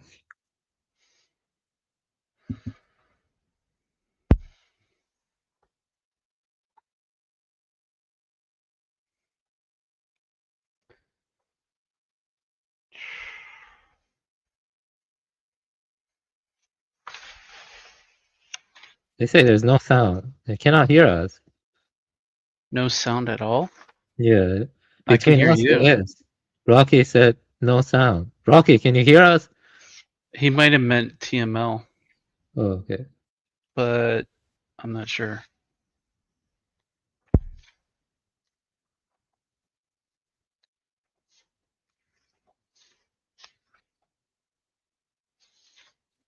think my cat has hyperthyroid or something. She's old. She has hyperthyroid. She's 17. Okay, I think I figured out a better solution to this. In terms of I think if I just unplug the audio box USB and then plug it back in, I think it'll work from now on. So, anyways, You're loud and clear right now. yeah. So, So I'm gonna make a ballsy claim. No, it doesn't contradict what I say, but I want to hear what you have to say about it. It's kind of ballsy, and I think linear algebra, which is combined with deep learning models and also and a lot of physics, like vectors, or I think technology can give you can forecast possibilities in the future better and stuff. So I would say that like high dimensional spaces, like trade spaces, it's called morphal space. I think I can give you an idea of that. And let me see here. Can give genetics, population dynamics, statistics, blah blah. But mostly using vectors, matrices, transformations, systems of equations, eigenvalues, projections, or blah blah blah. yeah. So I would say that almost like forms, transformations, constraints, projections, and possibility spaces. That's what I want to say. So as technology complexified, it kind of gives us more possibility spaces, which is both good and bad. But I would say it leans more towards bad because those possibilities undermine us more, though, in some sense. What also one could say if everyone's social engineered to a point that it makes predictions way easier because people are just herded into different limited hangouts and such, then you can probably more easily predict how they'll behave and what they'll say and how they act. The technology, to predict and shape and mold people's behaviors based on accumulating data. And there's this book called linear algebra, the dark art of linear algebra, and the geometric approach. Deep learning models, they're also just linear algebra mainly. Lots of they have what is called tensors, which are multi-dimensional arrays. You feed the deep learning model data, and then you train the model, and it can fine-tune the weights in order to lower the loss function for like predictions or forecasting or other stuff like that. And that involves high-dimensional possibility spaces. So I would say that those high-dimensional possibility spaces, they could be misconstrued a lot of times, but I do think with more data, you can like project into the future better in some sense, so.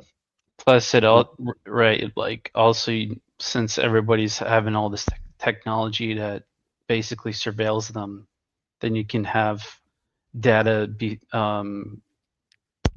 do things in real time.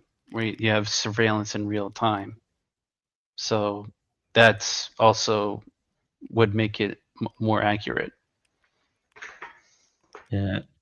I mean, this is like a precursor to robots that could have open symbolic capacity, or we could like forecast and see whether or not other organismal lines could reach that capacity millions of years in the future or something. Like, it's just all about the data, the ecological data, or also gathering data from the human brain, which is what they're doing.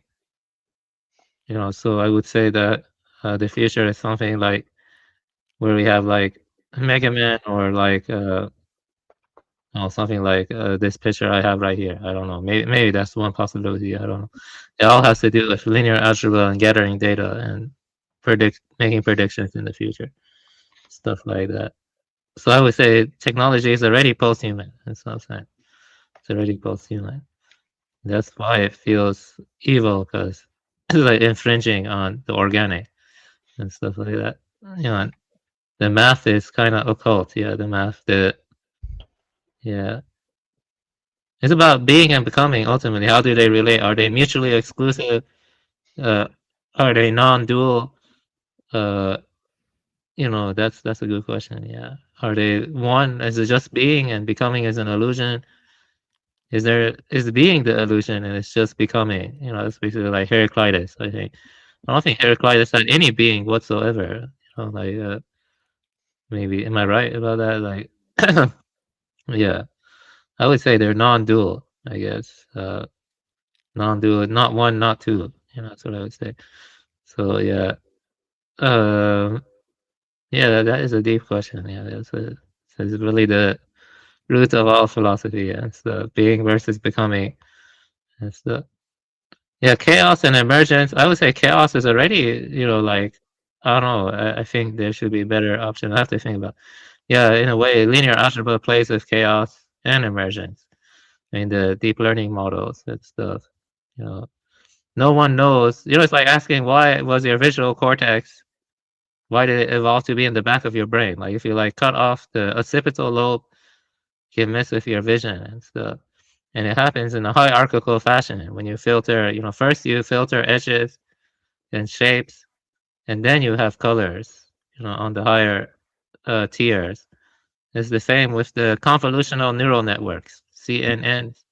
They process edges and shapes before they learn colors and other features. They have automatic feature learning, and so there is something like a possibility space there they're playing with, like the symbolic architecture and stuff. So it's kind of occult when you get down to it. Deep learning. The math is kind of old. It's from 1950s. You believe that? It's from the 1950s. The math for deep learning models, but the math for that is older too and stuff. Yeah. So yeah, it's just vectors and matrices. Yeah, it's a little bit of partial derivatives, a little bit. Yeah. Any comments? Yeah.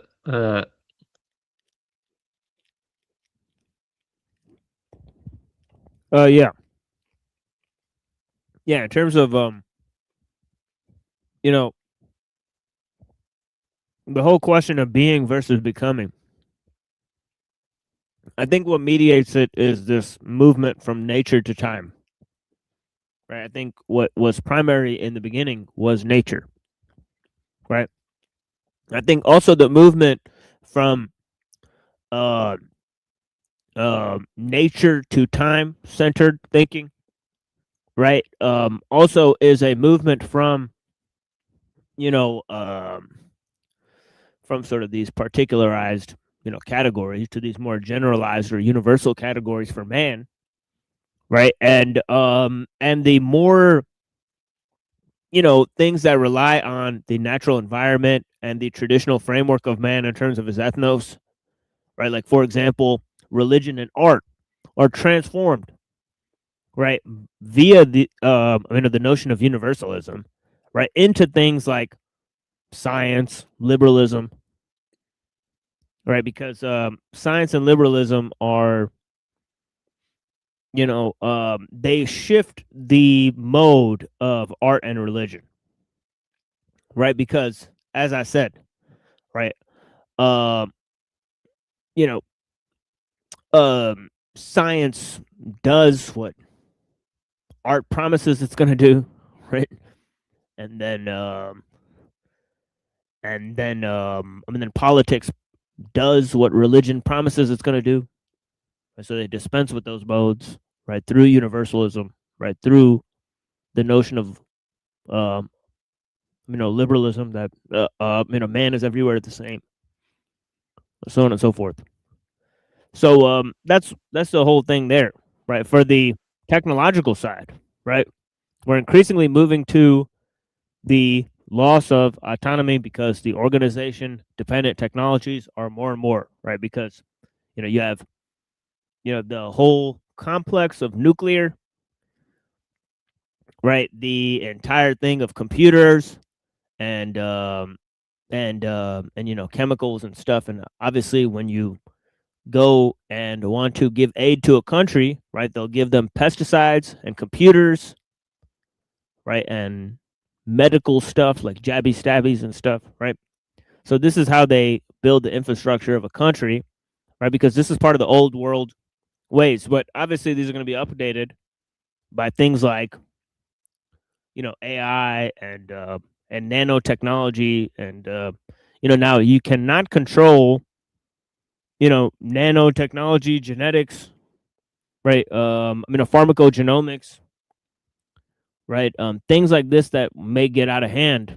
There's less of humans' ability to control these things, right? So, and of course, we're going to be looking at that with this, idea of Bostrom, right? Because of course, he's talking about nanotechnology and what happens when you engineer, nanotechnology at a molecular level, and then it escapes and starts, has ability to replicate itself, right?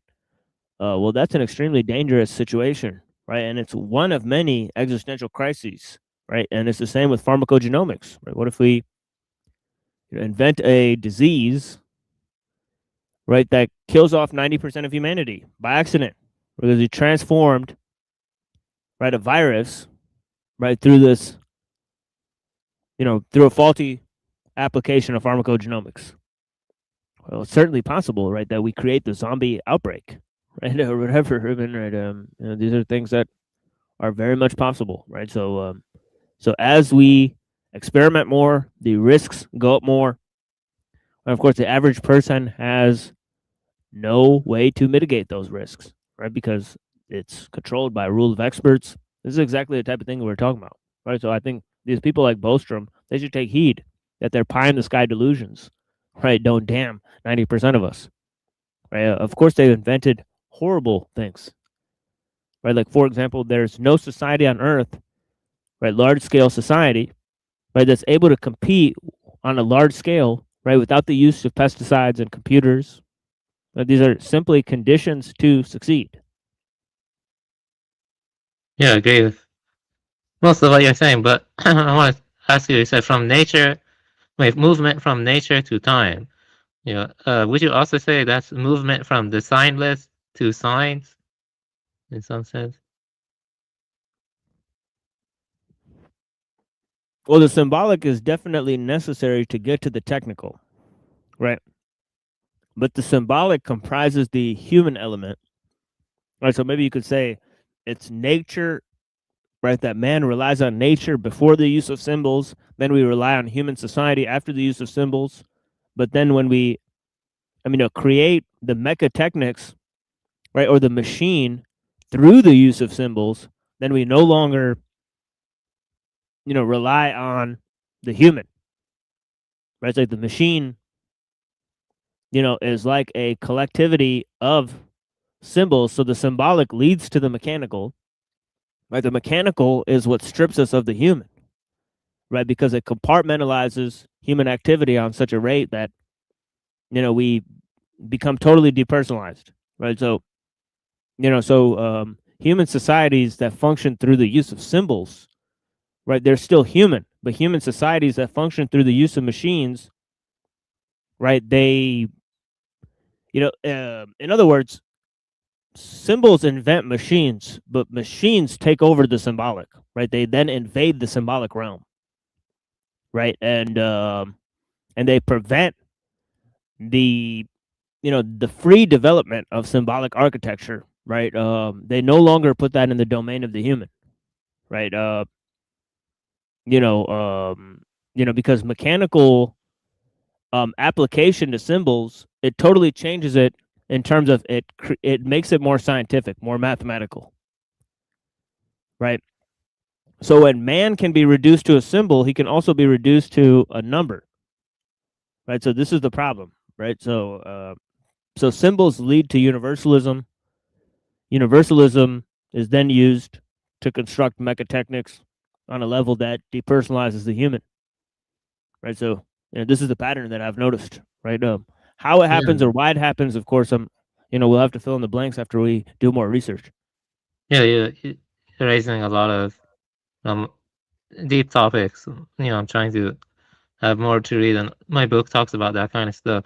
I would say that all of nature relies on signs, though, because, for example, an ion hitting a receptor means a charged particle binds to or passes through a receptor channel, changing its shape or electrical state and triggering a cellular response. So semiotically, the ion is like a signed vehicle. The receptor is the interpreter, and the cellular response is the interpretant produced by that interaction. So, well, if you're saying that you want to get rid of signs, then do you want to get rid of? No, the sign list is not getting rid of signs. So the sign list is when, in deep meditative concentration, when signs are no longer clung onto, they're not grasped and reified and stuff. That's why, let me tell you this, open-ended symbolic systems have a paradoxical element to them. Like the Jains, they had a practice called salakina, where they go into the forest, the Jains, and they would meditate until death. They would starve until death and die. No other, animal would ever do that, I think. So, but the point is that the open-ended symbolic system, it could also lead to loosening identification or appropriation of symbols or signs, for self-identification purposes. So it's like a paradoxical element. It can allow for disassociation from signs. You see what I mean? And all life involves a sign activity, the sign, and there's a triad, the sign and the interpretant that links the sign to the object and maps it to the object. You know what I mean? So, even when you look at the membrane and the receptors of your membrane, the way it deforms, there's like an analog digital code duality there. Yeah, actually, I did talk about this stuff a lot in the past. And I could go into more depth, but I don't want to derail this stream, though, and stuff like that. But all of life is a sign activity and stuff. All nature is sign activity. And life is a sign producing. It produces signs in a sense. So the sign list, though, is unique for beings that are capable of open-ended open-ended symbolic systems or symbolic reference. Because it can paradoxically allow for their resignation in some sense, or their non-grasping of the science and the reification of the stuff like that. The sign says long-haired freaky people need not apply. Yeah. Yeah, that's right. But I agree with you that the technological system captures symbolic life and then makes them about distraction and instant gratification, and it's like a self-reinforcing feedback loop that kind of makes people enmeshed in it more, like Nick Bostrom stuff.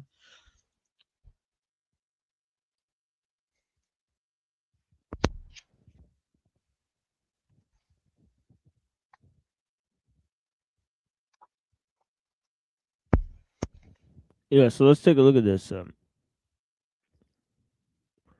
Um yeah, so but yeah, to finish off this discussion, right? Ellul says, right, and I've been saying this for a while, right, that the technique, right, integrates the machine into human society, right? So as I said in the beginning of the reading of Ellul, we got three things there in the equation, right? You got technique, right? Then you got the machine, and then you got human society, right? Now the machine is antisocial, right, as Mumford says, right? So what is needed to lubricate the entrance of it into human society is the techniques, right? The techniques are not the machine, right? The techniques are sort of organizational aspects of human society that help integrate the machine, right? So anyways, so I think that the symbolic, as I said, right, is the techniques, right? They help ease the reign of the machine, right? So that is as techniques can be techniques of organization, right? There's human techniques, right? Technique just means how to, right? It's a total ensemble of means to a particular end. So you have to precisely identify what Ellul means by techniques and how they relate to the symbolic architecture, right? And of course, that includes language, the use of language, right? As we've explored in the Phaedrus, right? Plato says writing is the most dangerous form of technology. Okay, he said that 2,000 years before Mumford ever said anything about the clock, right? He said there's already a more than likely very dangerous form of technology whose creation means that we'll be able to control people, that people won't even know from birth to death what is the reality of the situation. We're able to totally tell them and inform them what it is, and that is the creation of writing. So let's check this out. If molecular nanotechnology could be developed as Drexler envisions it, it would have momentous ramifications. Oh yeah. Right, coal and diamonds, sand and computer chips, cancer and healthy tissue. Throughout history, variations in the arrangement of atoms have distinguished the cheap from the cherished. Right, with the same molecules, you could change coal to diamonds, sand to computer chips, and cancer to healthy tissue. Right, you could probably do the opposite too, but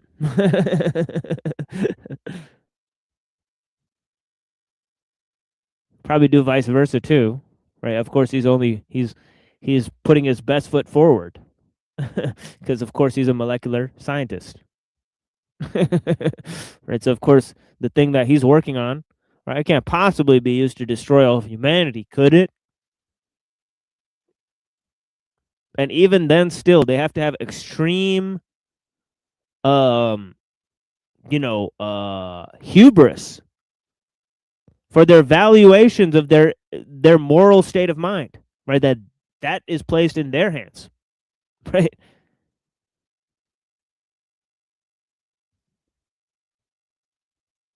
But yeah. Says that throughout history, variations in the arrangement of atoms have distinguished the cheap from the cherished, the diseased from the healthy. Arranged one way, atoms make up soil, air, and water. Arranged another, they make up ripe strawberries. Arranged one way, they make up homes and fresh air. Arranged another way, they make up ash and smoke. Molecular nanotechnology would enable us to transform coal into diamonds, sand into supercomputers, and remove pollution from the air, tumors from healthy tissue. In its mature form, it could help abolish most disease and aging, make possible the reanimation of cryonics patients. Something he's invented, pretty much, right?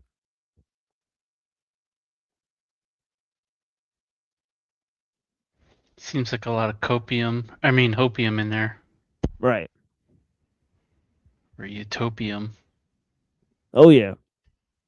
Yeah, like I was saying, linear algebra is all about the vectors and matrices because they show the organized set of relations. Like and what you're saying about the way they're arranged. Linear algebra and vectors deal with that, and so does the deep learning model in some sense. So stuff like, I don't know, a genome or body plan or anything like that, or even the molecular arrangement of things, they can be treated like a vector, and which is like a structured list of features such as size, or whatever. Like you can just, and a matrix can, represent a transformation acting on that structure, so this is not about the underlying material, but about the arrangement and stuff like that. So it's all about relational structure. So I'm saying, there's like, it's high dimensional space. Yeah, actually, Skrbina talked about that in was it Panpsychism in the West? He actually worked with Patricia Churchland. He said that in his book, where he was modeling high dimensional space, and in order for like a panpsychism, it's panpsychism. You can like determine the degree of experiential content and the stuff he said. I had that in my presentation. Let me just get that, because that's relevant here. Like, yeah, let me get that. I have it here in my presentation. I gotta go. Like so much stuff. Wait 1 second. Yeah. Yeah. Yeah. I got. Yeah. It's like universal. No. It's not. Yeah. All right. Yeah. Just find it real quick while I read this. Another hypothetical technology would have a revolutionary impact is uploading the transfer of a human mind to a computer. This would involve the following steps. All right. First, create a sufficiently detailed scan of a particular human brain, perhaps by deconstructing, right, it with nanobots or by feeding thin slices of brain tissue. Oh my God, into powerful microscopes for automatic image analysis. Second, from this scan, reconstruct the neuronal network that the brain implemented and combine this with the computational models of different types of neurons. Third, emulate the whole computational structure on a powerful supercomputer. If successful, the procedure would result in the original mind. Wait, what? That seems like a huge leap of logic. Here, let's go through the steps again, shall we? First, create a sufficiently detailed scan of a particular human brain, perhaps by deconstructing it with nanobots or feeding thin slices of brain tissues into powerful microscopes for automatic image analysis. Okay, so you've scanned the brain, right? Then from the scan, you reconstruct the neuronal network and combine with the computational models for different types of neurons. Third, emulate the whole computational structure on a powerful supercomputer, right? So you got a copy of the neural network.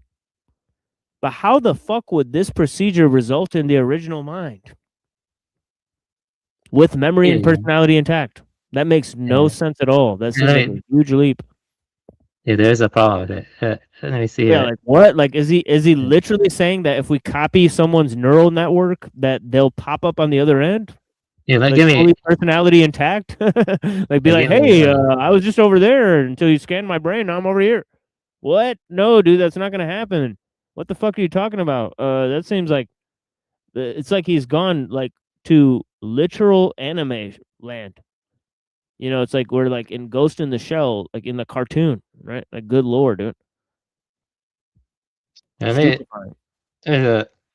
the von Neumann based architecture cannot do it. But can you bring that up again quickly? I want to look at it again if you can. Yeah, just Yeah, I thought you were gonna show us something else. That's why I put her away for a second. yeah. See, this is the problem with the Blue Brain project too. Have you heard of Henry Markram's Blue Brain project? It was largely hype.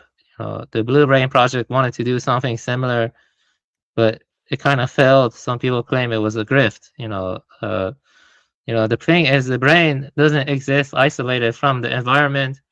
It's anticipatory. You know what I mean? Well, context do they dependent. know that the personality and the memory are coming from the brain? What a stupefying comment, right? They have no idea that that's true, right? So, like, what is this? Like, this is literally just slop right here.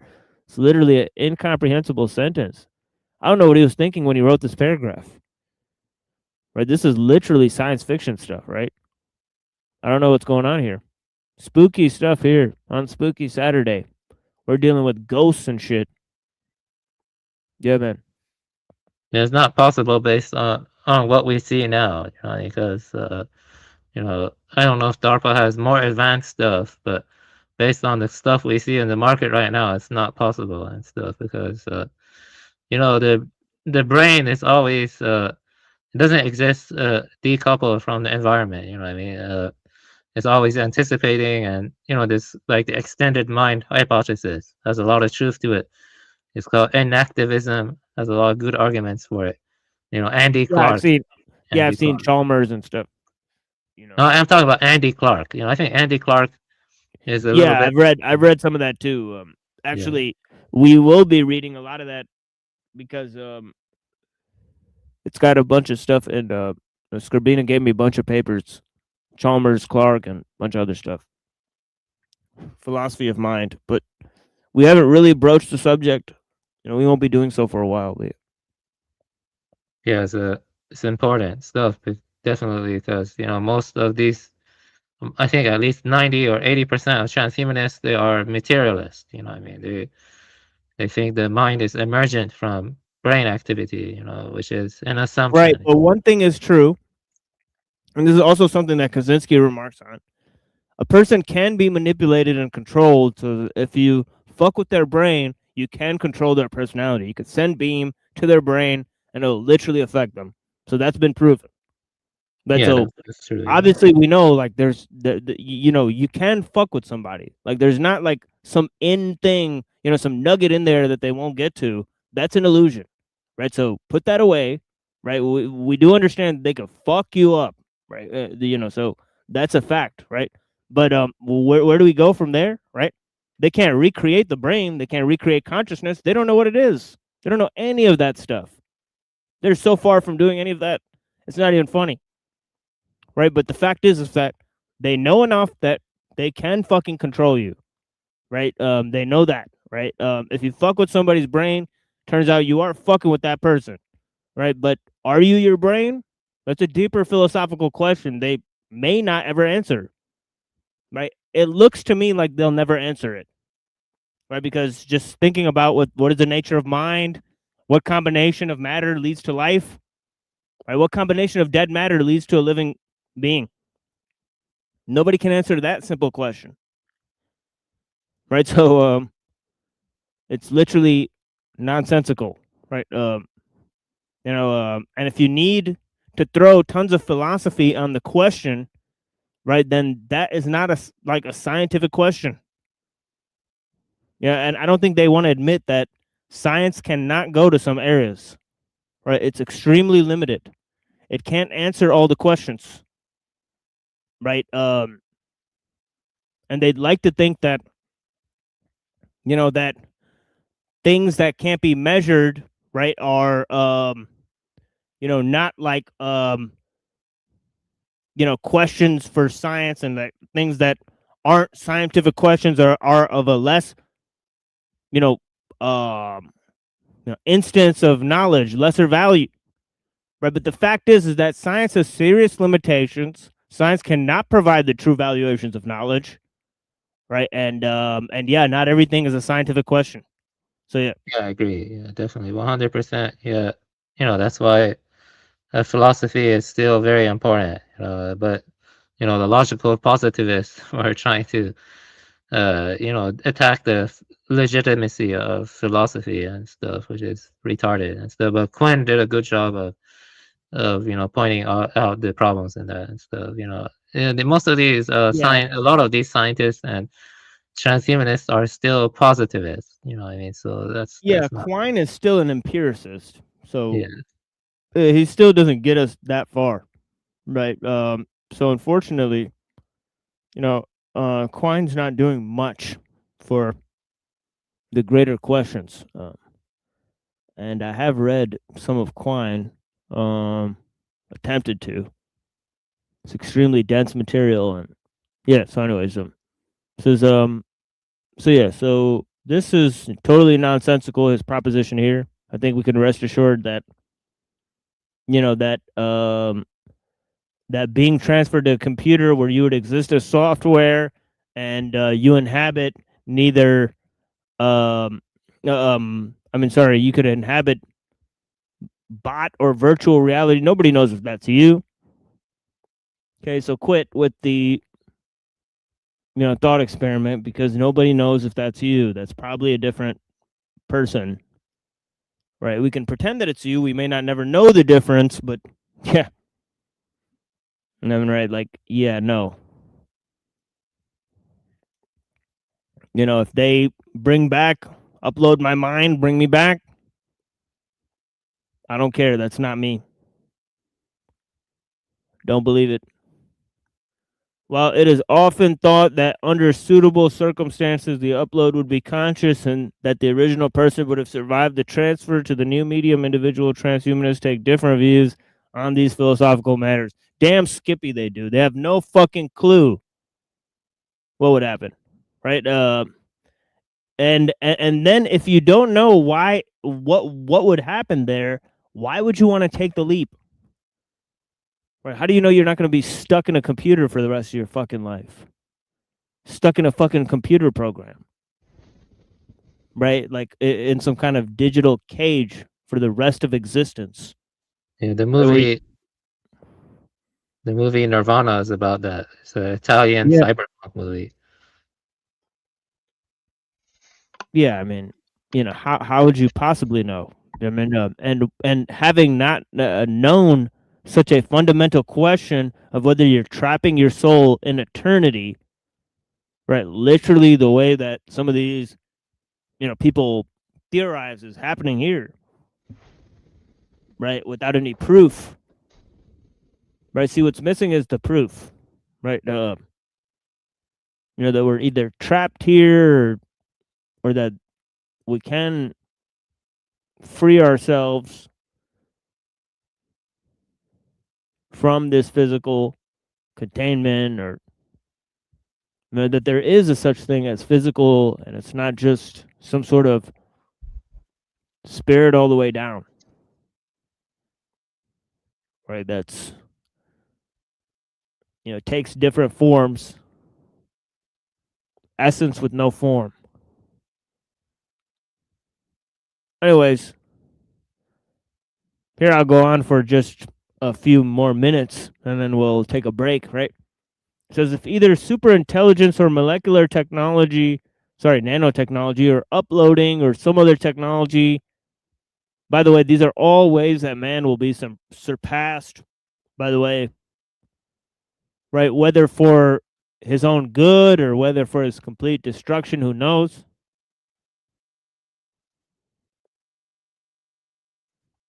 Right, but it says revolutionary kind is developing. The human condition could clearly be radically transformed. right? Some other technology of similarly revolutionary kind is developed. So anyways, he's not really seeing this as an existential crisis for man, right? That our knowledge may get ahead of us and we may destroy man in the process, which he's clearly stated could happen.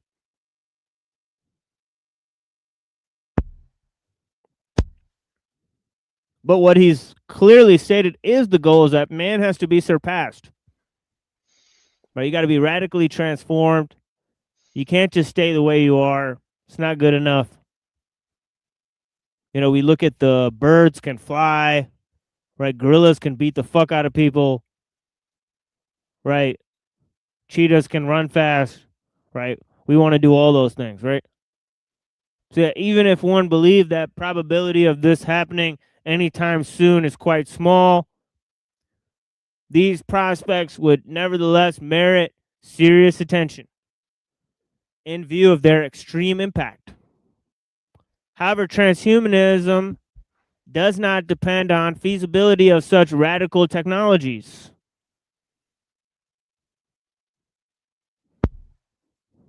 Virtual reality, pre-implantation genetic diagnosis? What the fuck is that?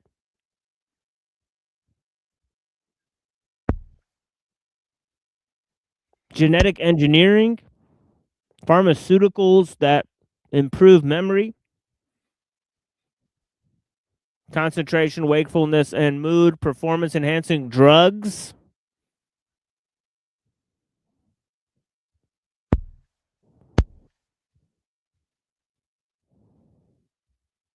Yeah, I'm good on those, right? I find out in 10 years that, you know,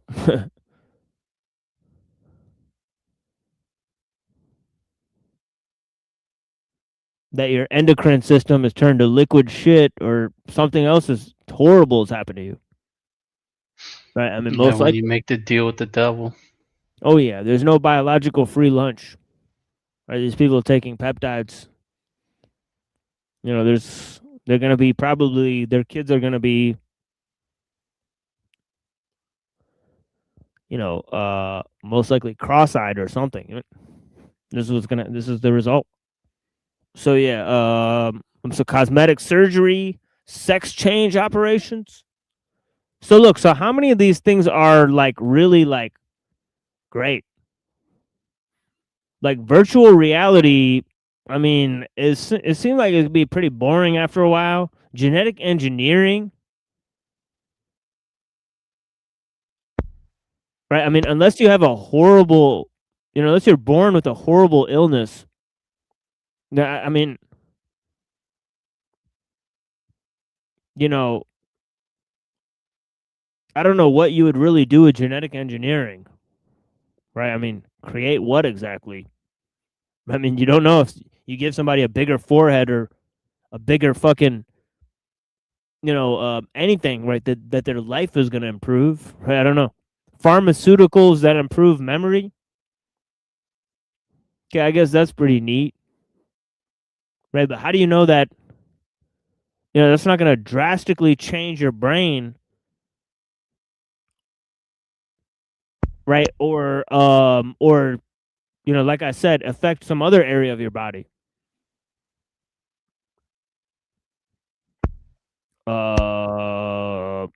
Cosmetic surgery. See, now he's really saying cosmetic surgery, sex change operations, prosthetics. That's right. There's going to be tons of freaks around.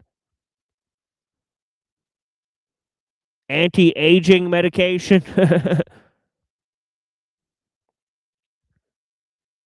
So yeah, it says medicine, so they think aging is a disease. Right, anti-aging medicine, right. Aging is a disease.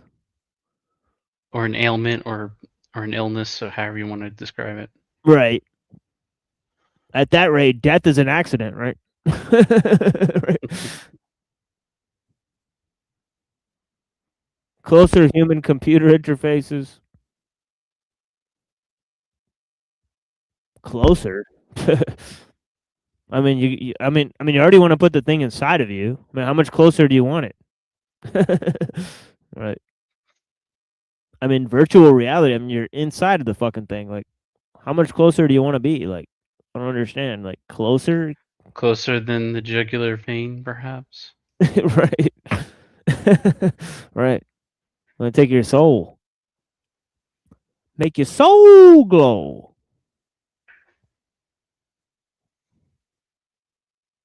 Ooh, baby.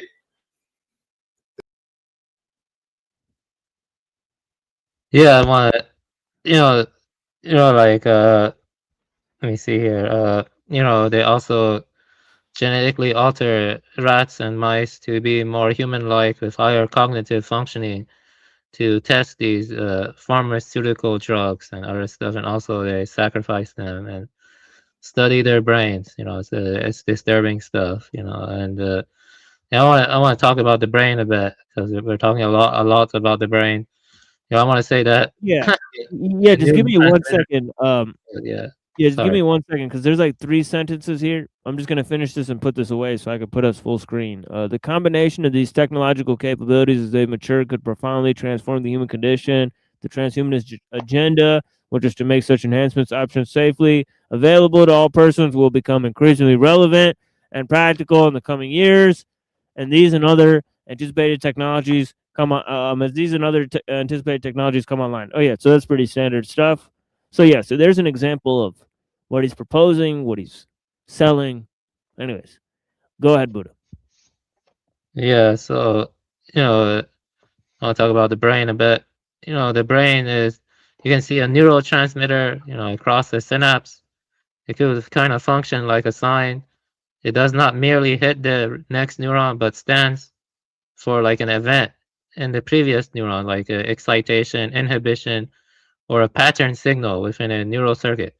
The object is like the prior neural state or bodily condition being carried forward, while the receptor bearing neuron, like hitting the receptor, it produces an interpretant by changing its membrane potential, opening in ion channels, activating intracellular cascades. I remember learning about the, what is it called again? The diffusion, like it goes from high to low concentration, or firing an action potential.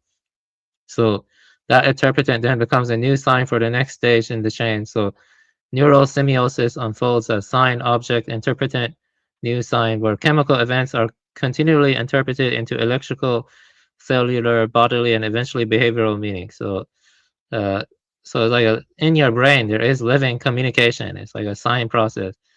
And there are even like, what is called theta phase precession around the hippocampus. It's a very rhythmic activity. And so it's like very, it can be very like, almost like a dance or a loom or something.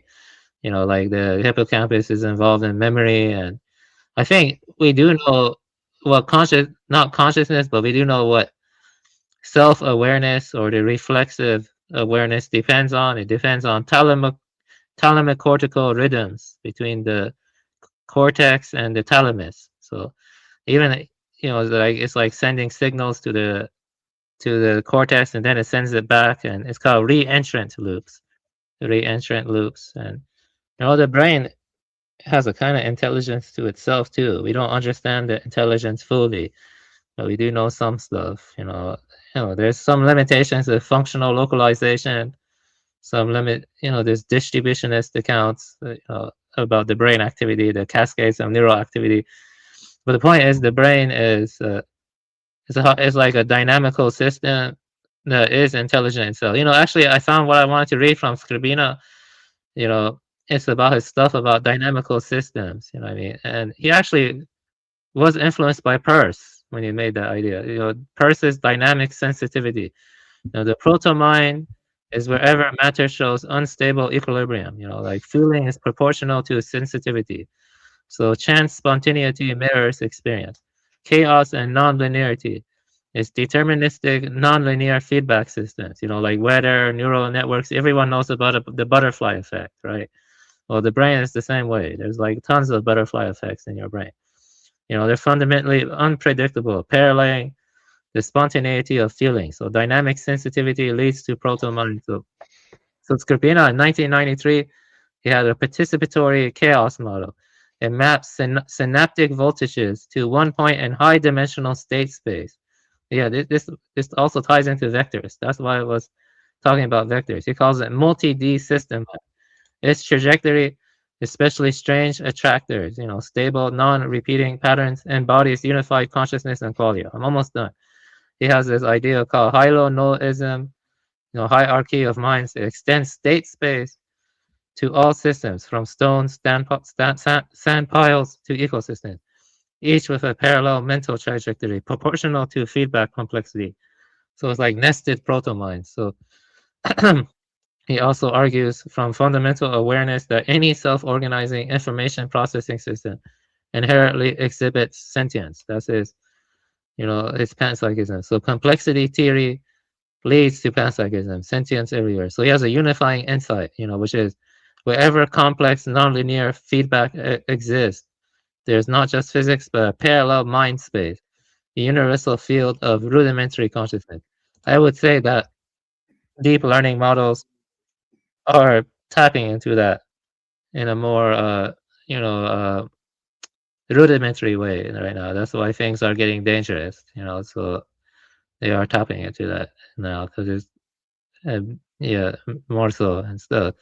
When you study the architecture of stuff like, I don't know, generated adversarial networks or convolutional neural networks or large language models and all that stuff, it's kind of tapping into that kind of. They are nonlinear feedback systems in the neural network. It's like it's called activation function. You can have stuff like rectified linear unit and all that stuff. You can introduce non-linearity in each of the hidden layers. In each of the succeeding hidden layers, there's non-linearity, which they introduced with activation functions like RELU, stuff like that. And there are other ones too. I forgot those. I have to check my notes to remember that. So they're tapping into it now, but it's only the beginning stages, I think. So yeah, quantum computer, I don't know if the brain has any quantum effects. Maybe it does. There's, Stuart Hamerhoff, he has this idea that microtubules in the brain have quantum effects, and this gets into stuff like qubits and other stuff like that. But, even the Willow chip, it doesn't have many qubits. It's still in a very low number. I think if there are quantum effects in the brain, like the microtubules, they cannot really simulate it at all now. And so, I don't know. I don't think they can simulate it. And so, I was kind of rambling a little bit. I mean, not that much, but let's talk about the brain. So there's a lot about the brain. We know less than we know though about the brain. So, and also there are philosophical questions too, like panpsychism or idealism. So, Yeah, I have this couple papers that Skrbina shared. One is this by Tim Van Gelder. It says, "What might cognition be if not computation?" So, this is just from my note. Oof. I don't know where this actually comes from, but I put 3 brain models. It says 1 is computational. That's brain is a complex computer. 2 is connectionism. The brain is a network of neurons. And the 3rd is dynamic systems theory, how systems interact. And then I put in parentheses chaos theory. So there's all these different models to look at brain. And of course, is the brain a computational model, right? Interesting stuff. And then the other one is this extended mind by Clark and Chalmers, right? And the introduction sentence says, "Where does the mind stop and the rest of the world begin?" Interesting stuff, right? So interesting questions. Perhaps we'll never get to the answer of it. The one by Tim Van Gelder, it's got a bunch of like mathematical equations in it. And of course Skrbina works with these equations and stuff too. It's like both different models for consciousness. So it's extremely confusing stuff. I don't think they're on the right track. But yeah. Ruh-roh. But it's still interesting. to hear the thoughts. Right. I saw from a video recently, a guy was explaining how the brain not the right word. There's tasks the brain does that we're aware of, and there's tasks that we're not aware of. And the ones that we're not aware of are like magnitudes 90%. a lot more than what we're aware of. We're aware of at any one point, like maybe a few thousand tasks or data or whatever that's being processed and such. Yeah, Whereas wasn't that like in the like billions that we're unaware of? Yeah, they say we only use like 10% of it, right, or something. So isn't Well, it, I mean, it's not so much that we only use 10%. Is that we're at full capacity, at full usage.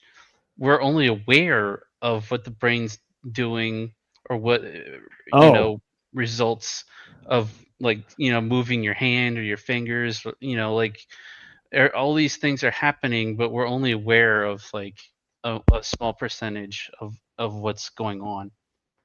Red, have you heard of the binding problem? That's a neurophilosophy, binding problem. No. Yeah, that's actually an intersection between neuroscience and philosophy. Binding problem is the mystery of how the brain seamlessly combines disparate sensory details like color, shape, and motion into a single unified conscious experience. So we don't know, for example, like you were saying, how the unconscious processes of the brain or whatever, it combines these disparate sensory experiences into a unified, cohesive picture. There's a lot involved. Like the disorders people can have, like aphasia. Like they cannot recognize people's faces. It just seems like it's uncorrelated, and so there's a lot of like processing that happens before we have a cohesive picture, and it can be messed with too. So actually, I think I've sort of heard of this problem before, but it was I don't know, 5+ years ago, and I didn't really think of it all that much.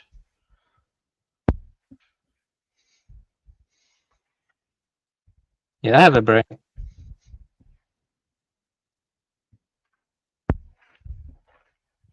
What was that? You kind of cut out. I said I have a brain. I have a brain.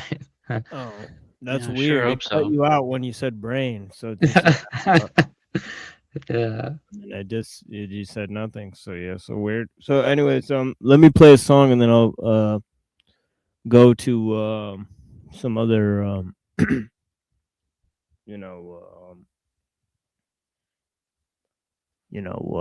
we'll move to the next scene with Gunan here. So blessings to the people. I greatly appreciate you guys. And here is another version of lyrical noir by Cannabis. And this one is honestly pretty rocking, but yeah, blessings. With your nervous one, honey. Sheik, what happened? I heard about you. You cocky son of a bitch. Monster of the say it some more. You locked me again. Lyrical law. I'm sick and tired of what you've been saying about me in the media. Yo. Give me some more slack on this rope. I run your bony ass throat over in a Zodiac boat. 46 degrees north, 6 degrees east. The large hadron collider gave birth to a beast that speaks. They quote my speech, vocal motifs over dope beats. All lyricists know me. That's why the industry's debunking my lyrics with digital trunking equipment. They don't want you to listen. The Ripper's language won't appeal to the masses because they look past it. Only the masters know the seal of the scarab. Some humans are born average based off environmental circumstances. You organic piece of shit, you substandard, but do not be embarrassed by your underdeveloped status. It's up to you to find the right questions and ask it. Research leads to results. Sometimes we find meaning after. Other times they're just meaningless babblers. Don't believe these rappers, fake unbelievable bastards. Climate El Nino is coming straight at us. Don't believe NASA. Take matters into your own hands. Stop being slow and acting like hoes. Get with the fucking program. Hip hop is the greatest genre known to man. If we focus, the poetry is so advanced we can overthrow any planet control man. You got soulless jam, lyrical law. I'm the cannabis man. What's the buy-in minimum? 88 sales program and the number of stores. I don't care no more. This is lyrical law, new war, hardcore, raw metaphors for you and yours. You can't say you wasn't born. Thousands of bars, them dummies couldn't stomach my bars. They rather conform, they throwing up their pom-poms. You don't wanna wrestle with Armstrong. You sever blood vessels trying to mess with the golf poem. Damage any motherfucking thing that I rhyme on. Connect to the God stores, set your iPod. I grind hard, intellectual hardcore. Take it back to hip-hop style wars. Frontin' like a pack of wild horse. Power source, lyrical law. My bombs fought full force. Call them off, we got too much talk. Nitrous oxide bars, pull a bull off course. Pitchfork to your neck just to prove I'm raw. Iron horse, smack, DVD, battle rap war. Slap you with the flat part of the sword. Now you back for more. Pass yourself off like a rap store, but you support black wars. That's why rap is lost. Fact. You a fool, J crack whore. You snitch like police laboratories trying to snip out sex wars. Man up, no more lip service and back wars. Stand up, I'ma break off your back paws. Thorns, hammer, crack jaws, attack your fracture your skull.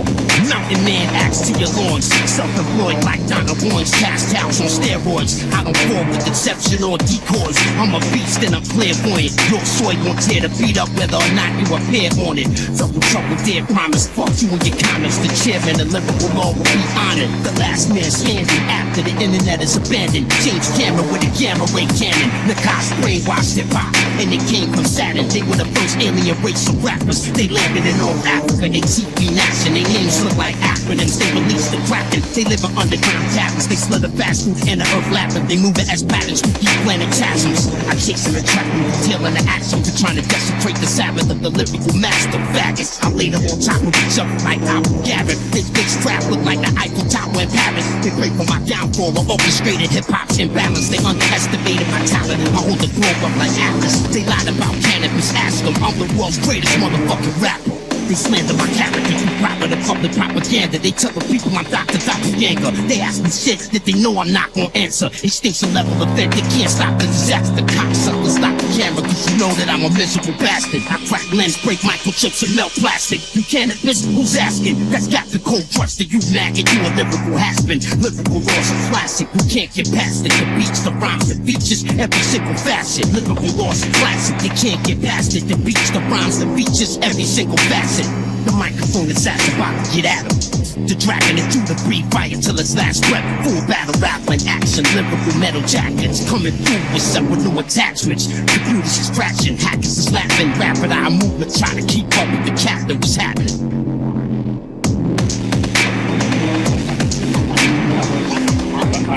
I am the true champion. I will fucking beat your ass anytime, anywhere, when the moon and the stars and the planets align. I will beat your ass.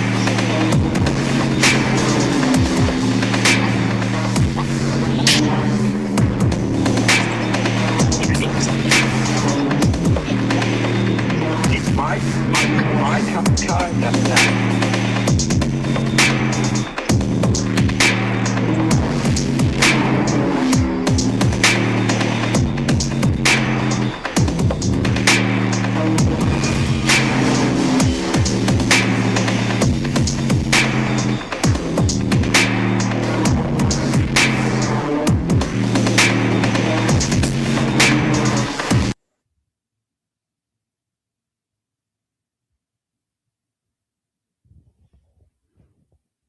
Yeah, buddy.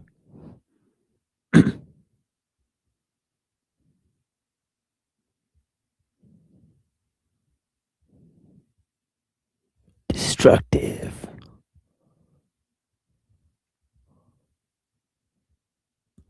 So yeah, let me pull up this whole thing. He's talking about progress. How many times we heard it, folks? Progress is a belief that tomorrow is better than today. And you know, as Nietzsche said, right? He said progress, quite opposite, is quite palpably the case. Ladies and gentlemen,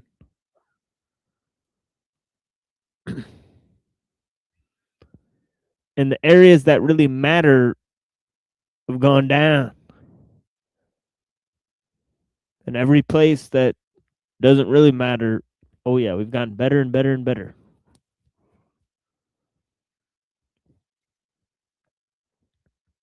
Better stuff, worse people.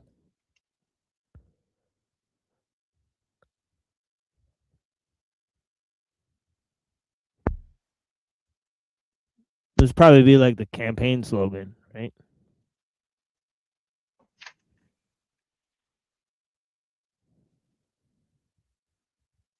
Trump. Better stuff, worse people. Nobody cares, right? They don't care that it's getting better stuff. They say, yes, yeah, cool, more better stuff for me. I don't care what the people are like. Fuck them. That's what everybody says, right?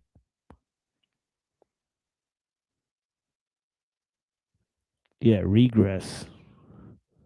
Regress is what we should goddamn support.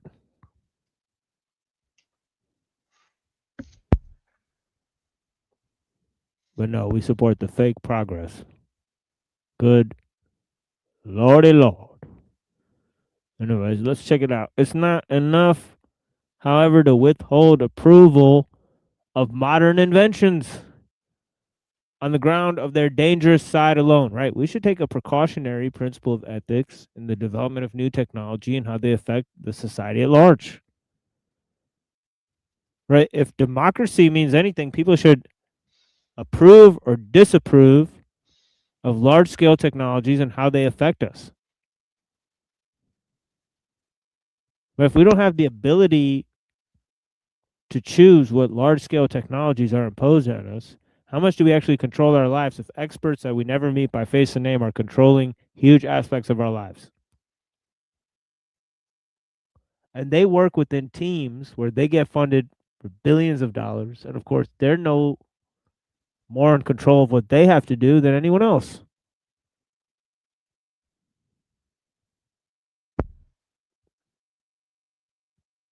And this is called progress when no one's in charge.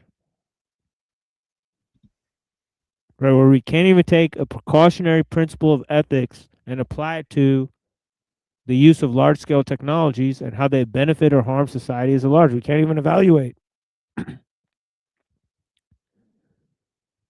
We can't even evaluate. Right, the most important decisions are left to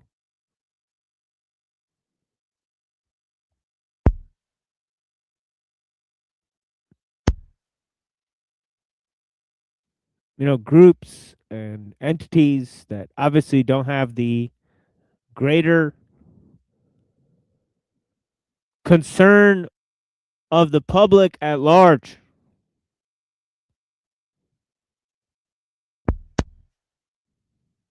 And this what they call progress.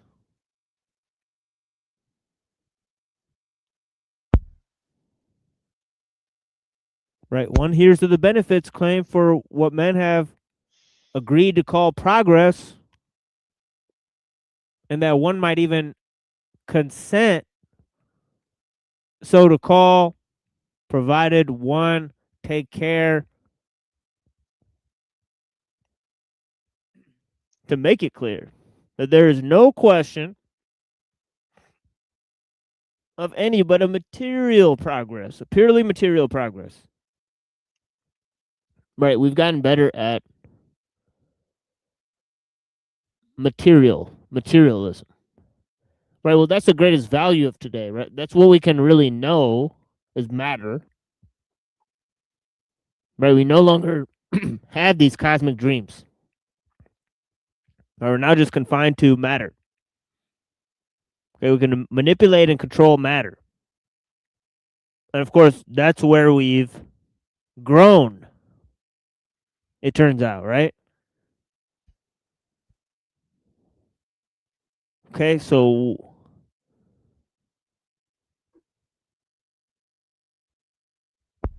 it's not only I think therefore I am, I see therefore I become.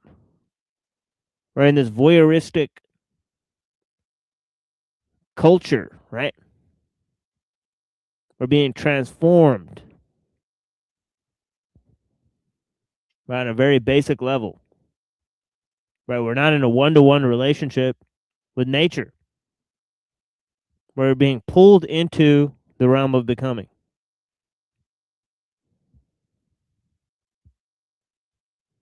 Into a purely material progress. That's all that we value. That's all that changes. That's all that improves.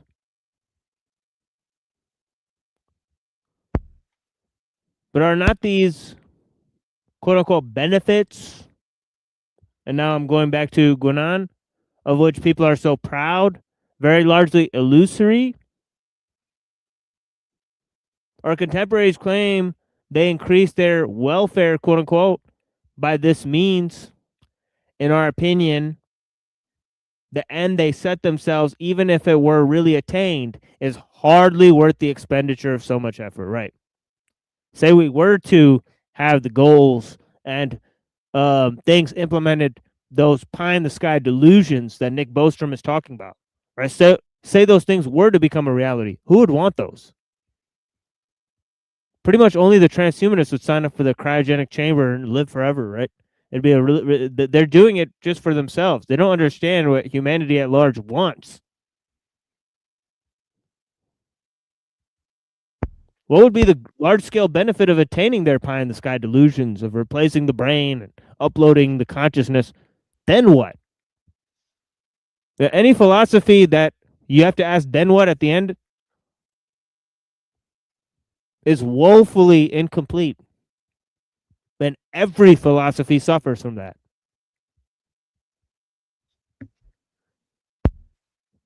That's the problem with idealism. You can't be neutral on a moving train.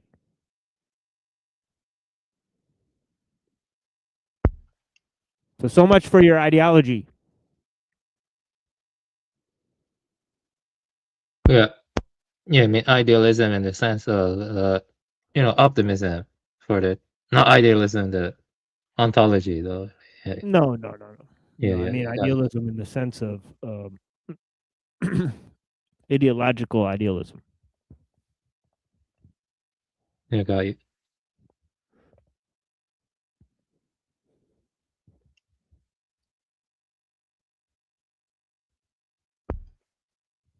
So what would be the point of attaining there? Who would want it? Or I certainly don't certainly see a 50-50 response when they say, "Oh, we're going to do this, we're going to do that," right? Most people say,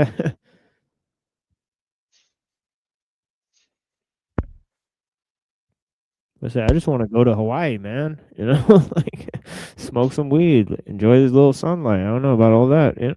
Satchmo. You know. But what is more, it seems a very debatable question whether they do attain it. In the first place, the facts should be taken into account that not all men have the same tastes and the same needs. Hell yeah. Facts. Right? And that there are still some who would wish to avoid modern commotion and the craving for speed, but who can no longer do so. Right. It's like this fucking Shawshank Redemption, dude. Like, what is this? Need for speed, right? Get busy living or get busy dying. Like, what the fuck?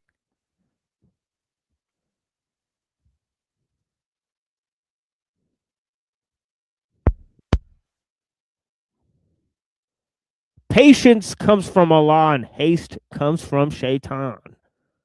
These are the facts, my friends. So speed on and get peed on. You're moving too fast, right? Slow down. Right? The need for speed is a modern disease. Right? That's a fact. Just because you do something faster doesn't mean you do it better.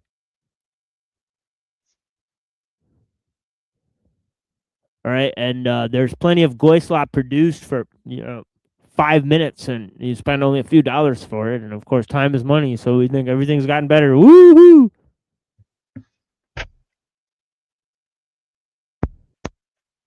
Wake up.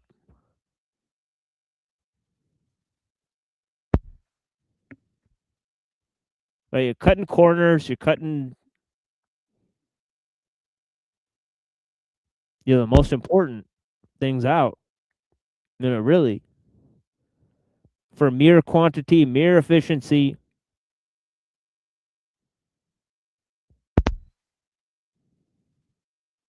Could anyone presume to maintain that it is a quote unquote benefit? I'm going back to him. Going on to these people to have thrust on them what is most contrary to their nature? Will be said in reply that there are few such men today.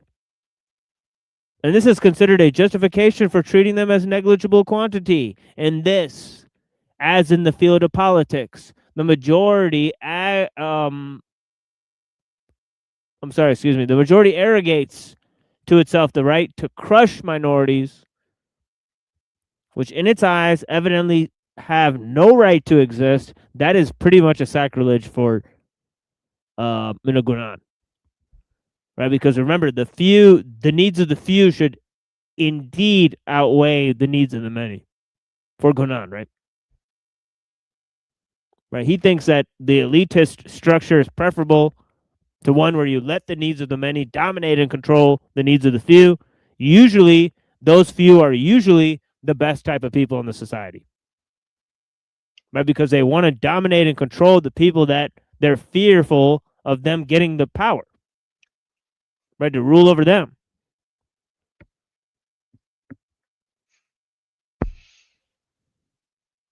Right? So in a society of a democracy, right, the goal of the democracy becomes to, subordinate the skillful person. The person that could rise above the common morass.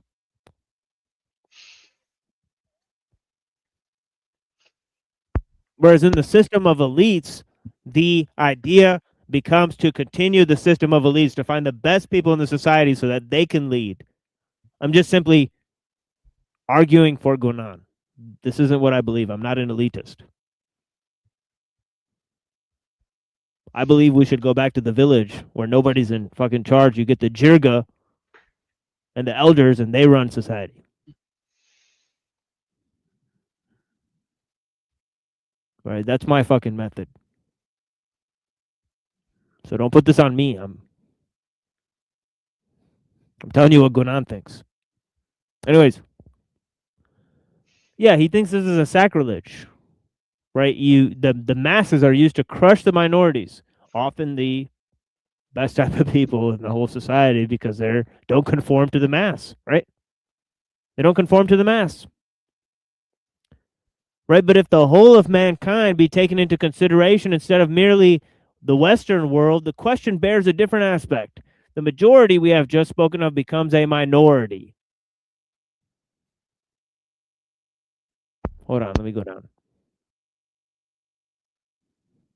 A different argument is therefore used in this case by a strange contradiction it is in the name of their quote-unquote superiority, that these quote-unquote egalitarians seek to impose their civilization on the rest of mankind, on the rest of the world.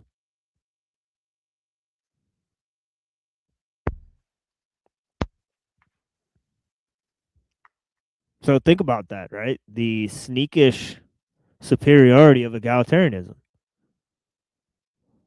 Right? There is that, right? And there is that sort of idea within liberalism, right? That Nietzsche talks about, right? The slave morality, right? That the person who conforms is better than the person who can rise above the conformity.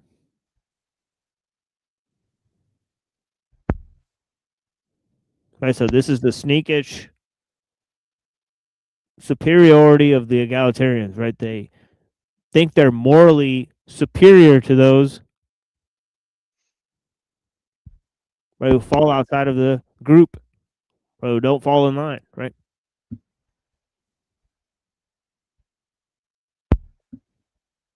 And of course, they seek to impose their civilization on the rest of the world. They say, we have the best type of society. The best type of society is an egalitarian one, even though they claim that all types of societies are great no matter what type of society it is. They have a sneakish superiority. It's the same with the liberals, right? You know, through their sort of self-hatred, they've been able to erect that no one's important, but of course, their way of life is superior to all other ways of life. That's something they know and believe, without a doubt, but can't prove. They can't fucking prove it. Anyways, they bring trouble to people who have never asked them for anything. And since this superiority, quote unquote, exists only from the material point of view, it is quite natural that the most brutal means are used to assert it. Right. The most brutal, right. They have to impose through literal, their scientific means, their technological means. Right. They have to impose liberalism.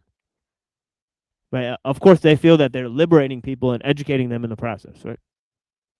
By making them conform to their way of life and assimilating them, right, into their Borg.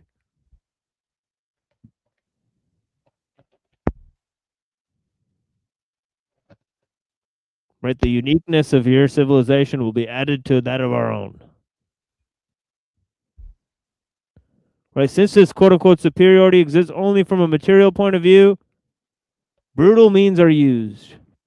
Let there be no confusion at this point. If the general public accepts the pretext of quote-unquote civilization in all good faith, hold on, let me scroll down.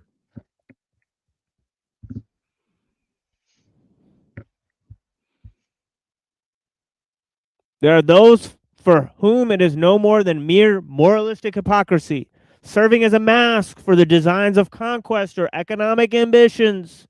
It is really an extraordinary epoch in which so many men can be made to believe that that a people is being given happiness by being reduced to subjection, by being robbed of all that is most precious to it. That is to say, of its own civilization, by being forced to adopt manners and institutions that were made for a different race, by being constrained to more distasteful kinds of work in order to make it acquire things which it has not the slightest use. For that is what is taking place. The modern West cannot tolerate that men should prefer to work less and be content to live on little, as it is only quantity that counts. Oh, yes. Play that funky music, white boy. He is on target, right? Ooh, baby.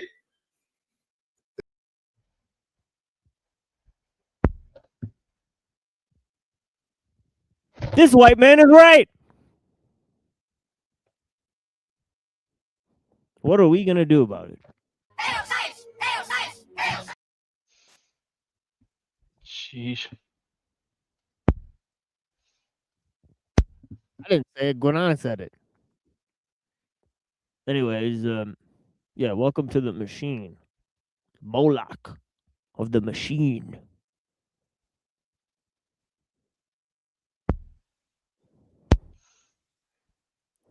Yeah, boy got reels. Yeah, exactly.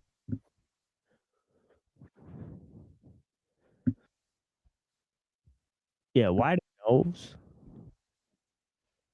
All right. Okay, so let's. Where am I?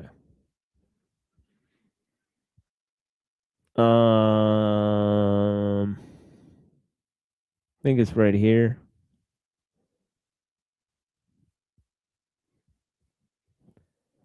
Okay, the modern West cannot tolerate men should prefer work less, be content to live on little, as it is only quantity that counts, as everything that escapes the senses is held to be non-existent. It is taken for granted that everyone who is not in a state of agitation, who does not produce much in the material way, must be lazy, quote unquote.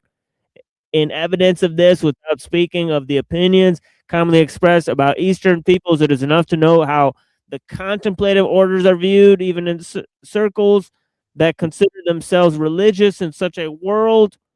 There's no longer any place for intelligence or anything else that is purely inward, for these are things that can neither be seen nor touched, that can neither be counted nor weighed. There is a place only for outward action in all its forms, even those that are most completely meaningless. For this reason, it should not be a matter for surprise that the Anglo-Saxon mania for sport gains ground day by day. Now, remember, we talked about this earlier on the show, right, when we read ellul. Ellul is quite concerned about this, right, even pointing out that the English vocabulary is used for the sports games, right, that this has a huge cultural effect on the people, right, the implementation of sports and how sports are implemented within industrial societies and how they have a connection to the city life and all of this type of stuff, right? The ideal for the modern world is a human animal who has developed his muscular strength to the highest pitch. Okay, also, Orwell talks about this, right, in The Road to Wigan Pier, right, where he writes a scathing retort against the technological society. Right, he says that the modern man develops his muscles, right, pretty much, right, for like no purpose, right, just to stare at himself in the mirror. It's like pure vanity, right, because a modern world alleviates him of the use of that muscular strength.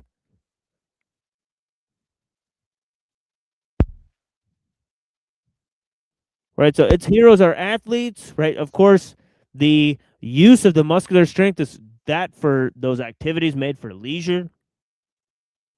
Right, this is a huge modern thing, right? It's not for being a warrior, right? It's for being an athlete.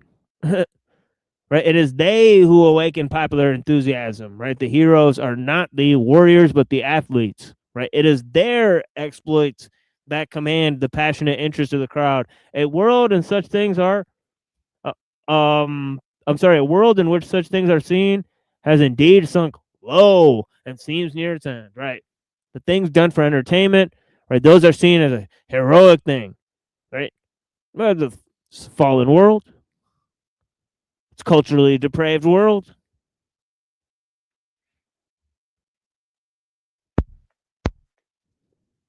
Yeah, absolutely.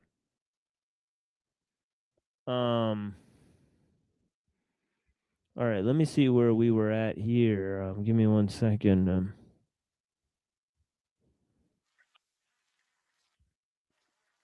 Oh, whoops! I accidentally played that.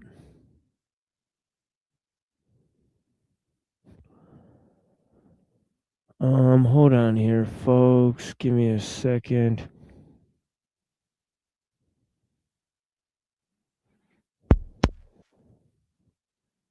Where were we here?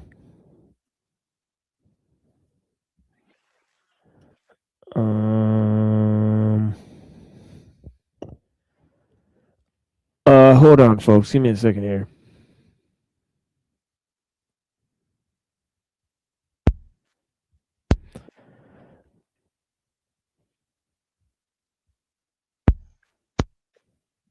All right, give me a second and let me open this up for you guys.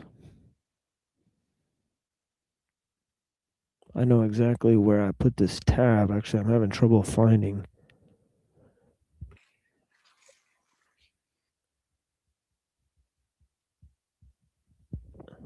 All right, here we go. All right, I found it finally. Let me open this up for you guys. This Crisis of the Modern World that we're listening to, we're looking at two different ends of this book, the ending and the beginning. Now, of course, here's the other side here. Blessings. It is this that gives the appearance of opposition, but a reconciliation must be possible between these contraries or so-called contraries. As a matter of fact, one could say the same for all contraries, which cease to be such as soon as they are viewed from a higher level than the one where their opposition has its reality. Opposition or contrast means disharmony or disequilibrium, that is to say, something which, as we have already made clear, can exist only from a relative, particular, and limited point of view. To regard contemplation and action as complementary is therefore to adopt a point of view that is deeper and truer than the foregoing, since the opposition is reconciled and resolved, and the two terms to a certain extent balance one another. It would therefore seem to be a question of two equally necessary elements, which complete and support one another and constitute the twofold activity, inward and outward, of one and the same being, whether this be each man taken in himself or mankind viewed as a whole. This conception is certainly more harmonious and satisfying than the previous one. However, if one held to it exclusively, one would be tempted, in virtue of the correlation so established, to place contemplation and action on the same level, so that the only thing to do would be to strive to hold the balance between them as evenly as possible, without there ever being any question of the superiority of one over the other. But it is clear that this point of view is still inadequate, given that the question of superiority is and always has been raised, no matter in which way men may have tried to answer it. The important point in this connection is not, however, mere predominance in practice, which is after all a matter of temperament or of race, but what might be called the right to predominance. These two things are linked together only to a certain extent. Doubtless, recognition of superiority in one of the two tendencies will lead to its maximum development in preference to the other. But in practice, it is nonetheless true that the particular capacity of each person has to be taken into account, and the places held by contemplation and action in the life of a man or a people will therefore always be to a great extent determined by his or their nature. It is obvious that the aptitude for contemplation is more widespread and more generally developed in the East, and probably nowhere more than in India, which can therefore be taken as representing most typically what we have called the Eastern mentality. On the other hand, it is beyond dispute that the aptitude for action, or rather the tendency resulting from this aptitude, is predominant among the peoples of the West, at least as far as the great majority of individuals is concerned. Even if this tendency were not exaggerated and perverted as it is at present, it would nevertheless continue to exist, so that in the West, contemplation would always be bound to be the province of a much more restricted elite. It is for this reason that it is commonly said in India that if the West returned to a normal state and had a regular social organization, there would be many kshatriyas, but relatively few Brahmins. If, however, the intellectual elite were effectually constituted and its supremacy recognized, this would be enough to restore everything to order. But spiritual power is in no way based on numbers, whose law is that of matter. Besides, and this is a point of great importance, in ancient times, and especially in the Middle Ages, the natural bent of Westerners for action did not prevent them from recognizing the superiority of contemplation, or in other words, of pure intelligence. Why is it otherwise in modern times? Is it because Westerners have come to lose their intellectuality by overdeveloping their capacity for action, that they console themselves by inventing theories that set action above everything else, and even, as in the case of pragmatism, go so far as to deny that there exists anything of value beyond action? Or is the contrary true, namely, that it is the acceptance of this point of view that has led to the intellectual atrophy we see today? In both instances, and if, as is probable, the truth lies between the two, the results are exactly the same. Things have reached a point at which it is time to react. And this, be it said once more, is where the East can come to the help of the West, assuming the West is willing, not by thrusting upon it conceptions that are foreign to its mentality, as some persons seem to fear, but by helping it to recover the lost meaning of its own tradition. The present antithesis between East and West may be said to consist in the fact that the East upholds the superiority of contemplation over action, whereas the modern West, on the contrary, maintains the superiority of action over contemplation. In this case, it is no longer a question of points of view, of which each may have its justification and be accepted as the expression of a relative truth, as was the case when we spoke of contemplation and action as being simply opposed or complementary to one another, with a consequent relationship of coordination.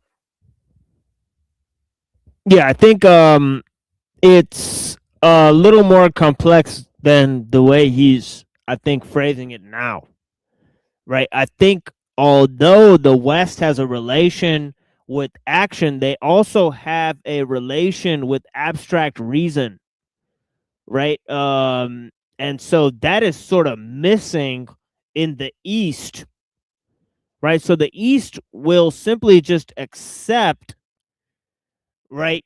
And you could see this in a lot of the thinking of the East, right? That there's more of a contemplation about nature, right? So it's sort of more just right there, especially Zen, has some very extremely practical lines and, stuff like that. So some of the Eastern thinking is sort of like overly practical because it lacks abstract reason, right? So although there's a sort of practical nature to it, right? He is right. It is contemplative, right? And then there's this other idea that I put forward before that, at first, right, the inventiveness of the West helps them dominate in technology, but once the organizational systems and techniques become in place, right, the sort of ruminative and contemplative and sort of obedience, laden mentality of the Easterners, right, sort of takes over.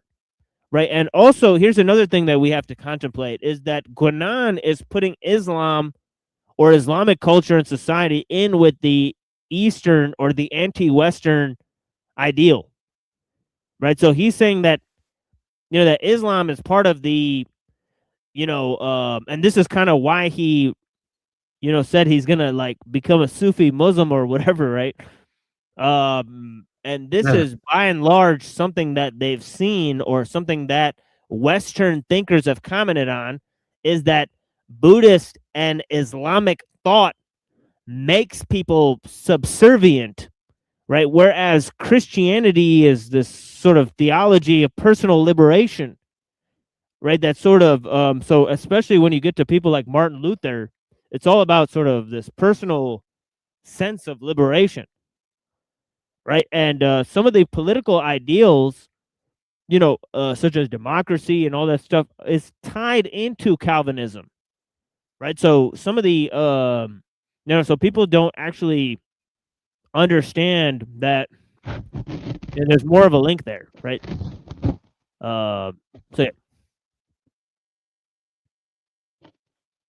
Yeah, I want to comment on something,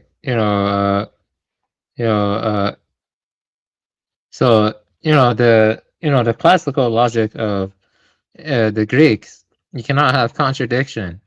Well, in the Indian logic, what is called tetralema, you can have contradictions. Like you can have affirmation, negation, and both, or neither. So you can have neither affirmation nor negation. And that's, like, so it's like they not every question has determinate yes or no for the Indians. Their logical system was Sounds like something Graham Priest would say. Yeah, exactly. No, Graham Priest was influenced by that stuff. Actually, I think so. Yeah. But he has a book about the Indian logic, logicians, and the pair-consistent logic. It's called The Limits of Thought or something. I have it on my shelf. Let me see here. I think that's what it's called. Yeah, Beyond the Limits of Thought by Graham Priest. It argues that he argues that that there's limits to thought and rationality that inevitably leads to contradictions. So yeah, he has a book about that. It's kind of interesting. I haven't read it yet, but it's on my shelf. I did read one article from him though about Nagarjuna and stuff. So yeah, he has an enclosure schema where something can be both true and false and neither, and so he has a kind of logical system for that. It's called enclosure schema. I would say, in a sense, the Indian logicians were way above the Greeks. When you think about it, it's kind of strange and stuff. Yeah.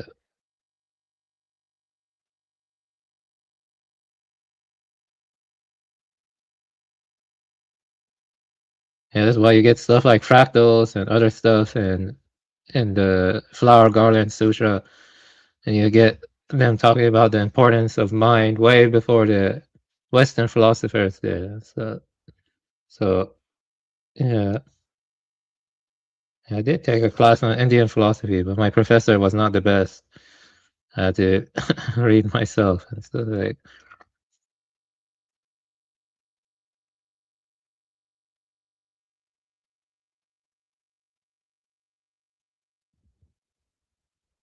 Yeah, interesting.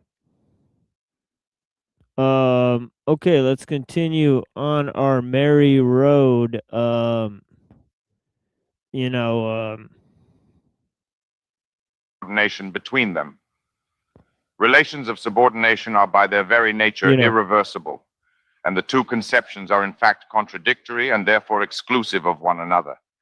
If, therefore, one admits that there really is subordination, one conception must be true and the other false.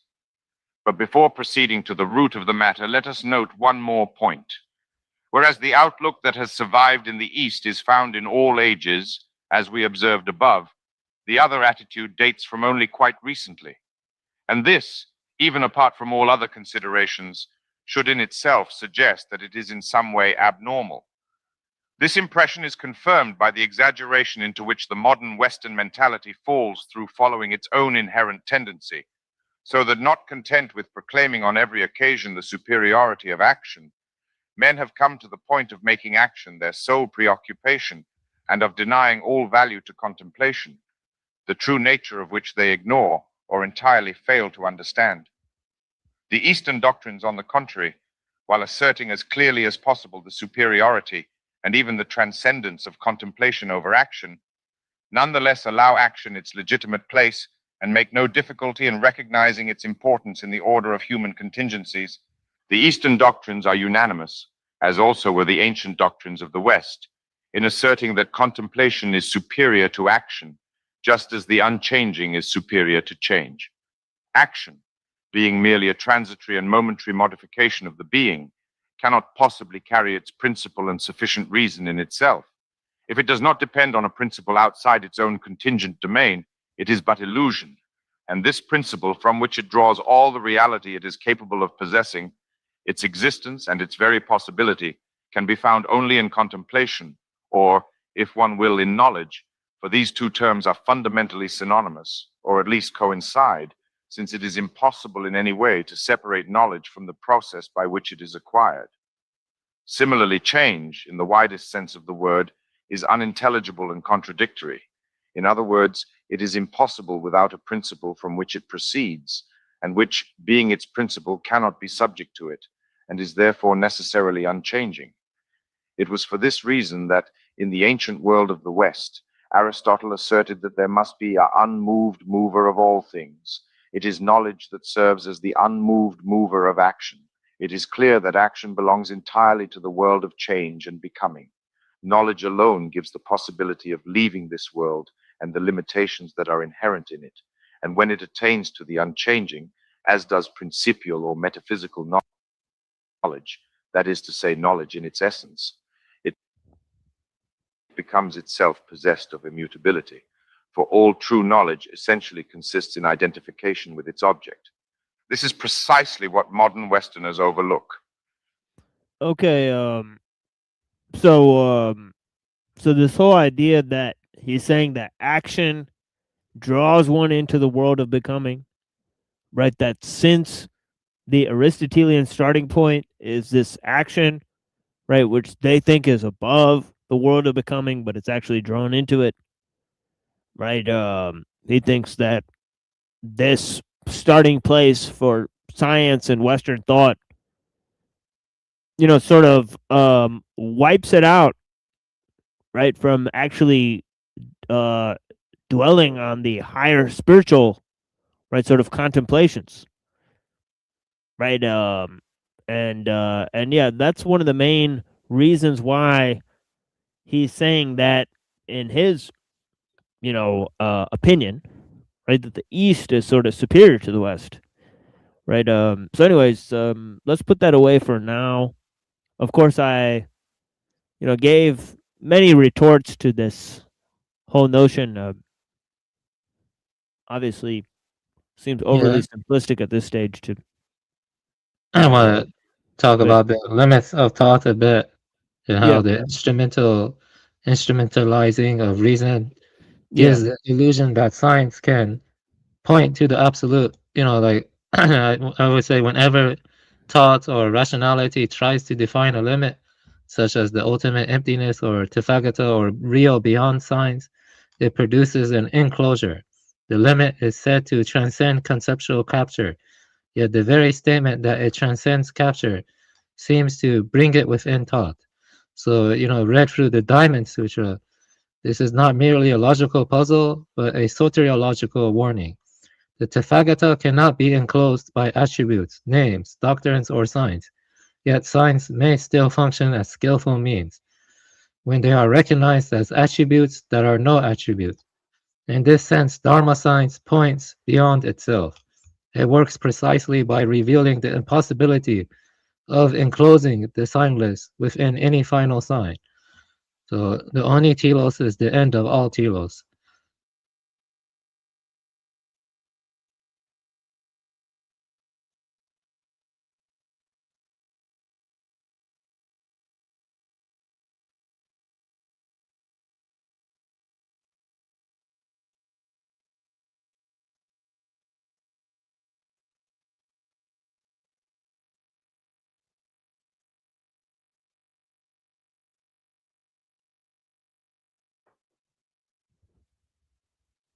Yeah, so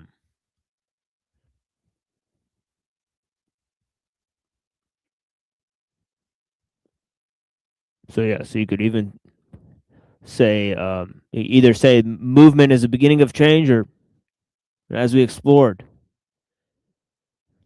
right? They're the words of Vasubandhu, right, where he kind of says, well, a cause is its sort of own destruction, right? So yeah. Yep, there's a lot. Yes. It cannot be like, the word rate. I don't know if ratiocination. Have you ever heard of that word? Let me see if I pronounce it. That word is. Let me. Yeah, radiocinate. Yeah, that's Yeah, you're talking about the ratiocinate, right? The word he's trying to say is RATIOS. I mean CINATE, right? So ratiocinate. Yeah, ratiocinate. Yeah, it's a word in philosophy of mind, right? So yeah, so it's interesting.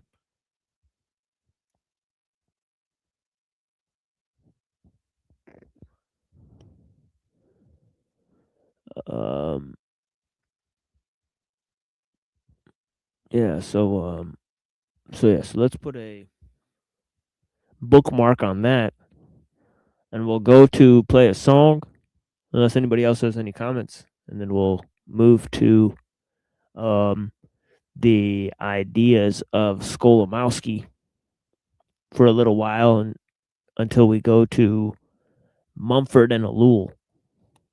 Right, so that'll be the next sort of order of business here on the Machine Lives, and of course we'll continue exploring lots of these works, but we're going to add in more stuff about Parmenides and Zeno and Milesus, and we're going to be exploring some of the Eleatic thinkers in great detail coming up here soon. Before we look at the Sophists and the Atomists and and Empedocles, and see a sort of different view of nature, different understanding that is pretty much more influential on Plato and Aristotle, right, as well.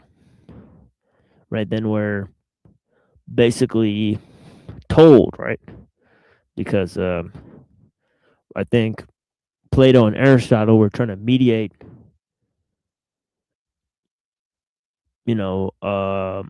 between sort of being and becoming, right? And they sort of talked about this notion of the one and the many, right? So this is how they sort of mediated between that notion and of course you can't really have empiricism unless you have this mediation, right? Because you can't really do empirical observation with Zeno, right? Zeno prevents us from doing that, right? So,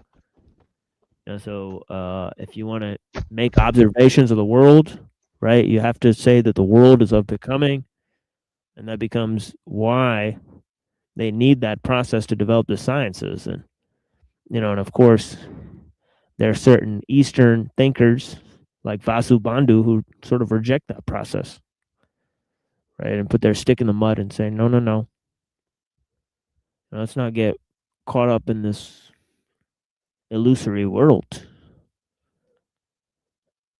right? But of course, in the West, they say, well, the limits of your language are the limits of your world, and you can recreate the world by creating a new interpretation of things. Radical. Right, so they both come to radically different understanding. Right, and of course, Guinan is right. Eastern and Western. Right, ultimately, totally different view about metaphysics. Yeah, Guinan has this one book. It's like, let me see, Guinan was actually very deep into Vedanta, and Advaita, Adi Shankara was. Yeah, but here's the main point. Yeah, but here's the main point, right? Buddhist, right, Advaitin, right, metaphysics, right? They make, materialism, physicalism impossible. They make that viewpoint impossible, right? It's literally an entire set of arguments against that viewpoint, right? So, I agree. Yeah.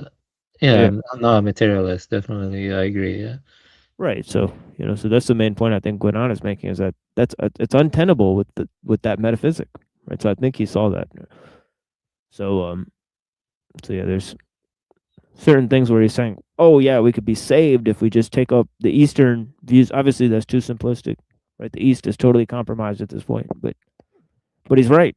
It makes physicalism metaphysically untenable, and that is a huge gain. It's a huge W, right?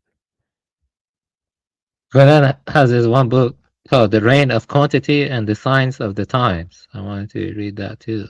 So he goes into that stuff in more depth than Crisis of the Modern World. I haven't read that one yet, though. He's an interesting figure, I agree. Yeah? Very interesting. Sorry about it.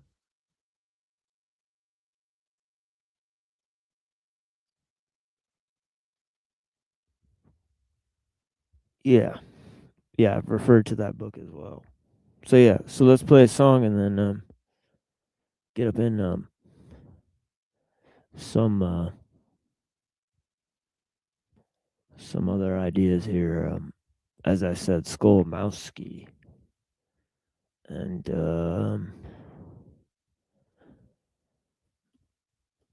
yeah. So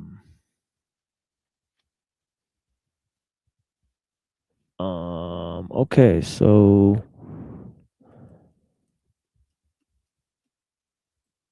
you know what? Let me see if my camera's gonna work here.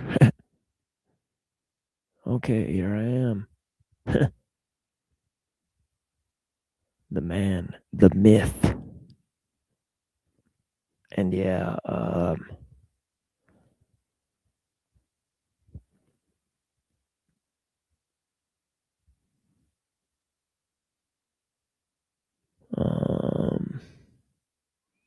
at this point, man is undergoing the process of mythification, right? So, it's all on the table.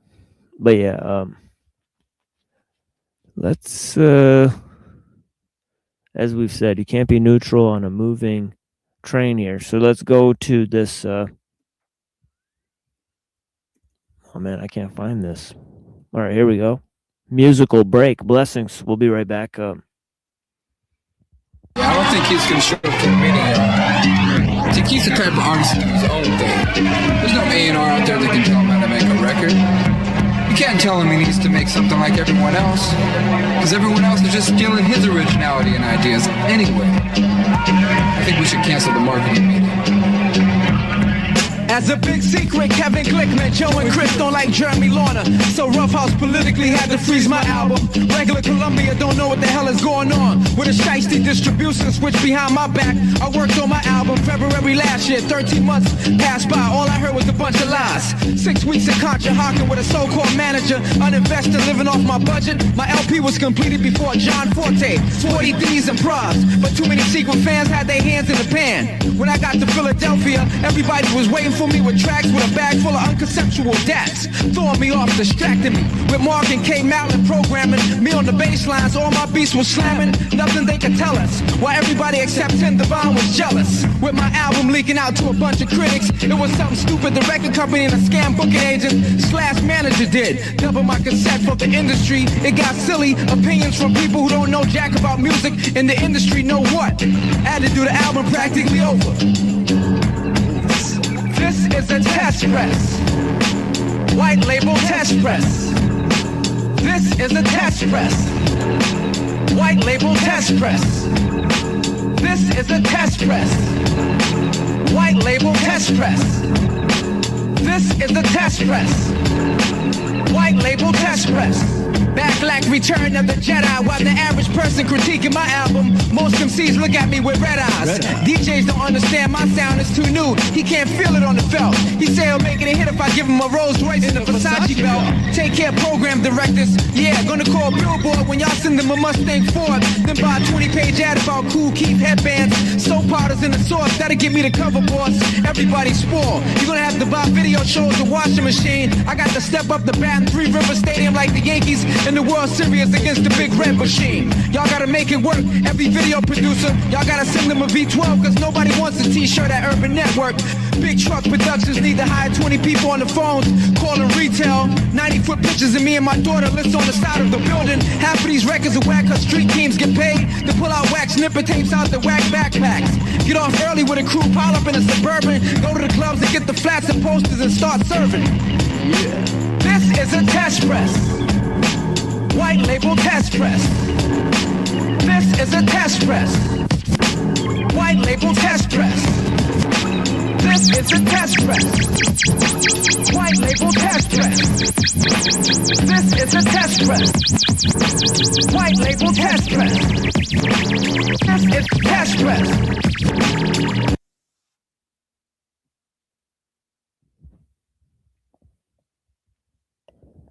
Yeah, welcome to Dom. Blessings. How's it going? It's pretty swell.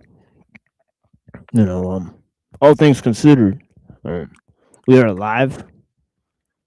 The air is reasonably not polluted.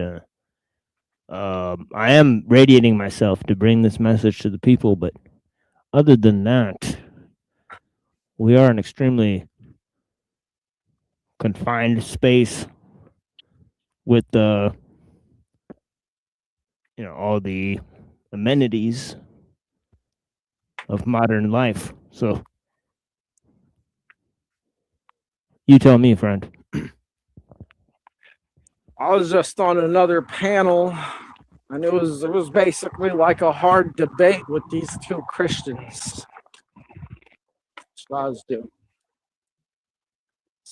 Now, usually this panel's pretty chill, usually, but that panel wasn't.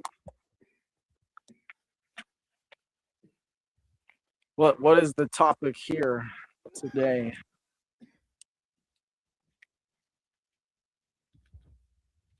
Well, I don't know about chill, but definitely I've been able to curate an atmosphere, especially while you've been visiting the panels.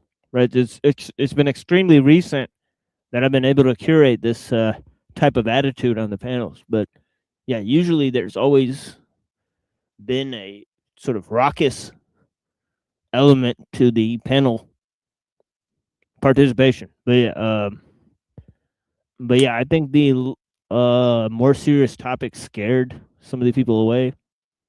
Obviously, I think there's even in like a sort of 20-person size audience, there's usually about 5 people that are capable of imbibing the material and its complexity. So who knows who's actually listening? And the other 15, we have to keep them engaged or they'll leave. So who knows? Yeah. Basically, my debate just centered around the fact that they thought that Hebrews changed the meaning of the old mythologies of Mesopotamia around the 800s, because the Bible says that he told his people to go into Canaan and expel the child predators and the bad people who worship the false gods. And I just pointed out that, okay, it says in the Enuma Elish, in the Adrahasis, that man was made in God's image, or made in the God's image, basically, to bear the burden of labor as slaves. We see that the Israelites went into these places and usurped them. I'll just give them that. But if we observe what they did afterwards, nothing really changed because it's the same systems. And I pointed out that we live under the same systems today. And they couldn't accept that.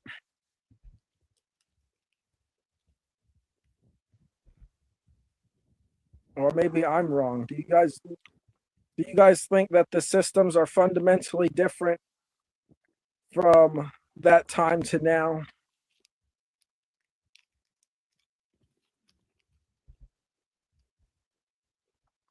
All different as far as the technological advancement is concerned, but like overall, probably not too much different.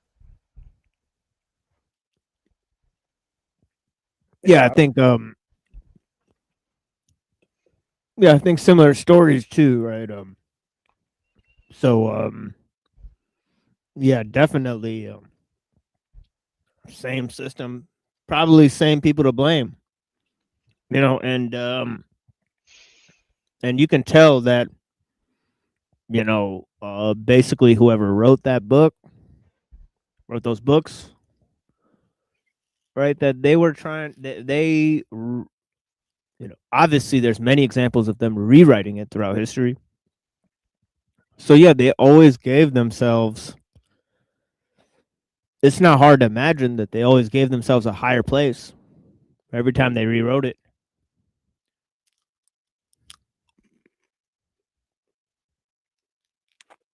Yeah, that's what I tried to explain, but they're going on about how God appointed an army and how God will judge them, and if they're doing these bad things now, that's what the Jews told you, that that's the God's army. But yeah, we all know today, every time the Jews say it's God's army, most of the time it's not God's army. It's just an army that they got to avenge people on their behalf. Yeah. An army of pot farms. I don't know.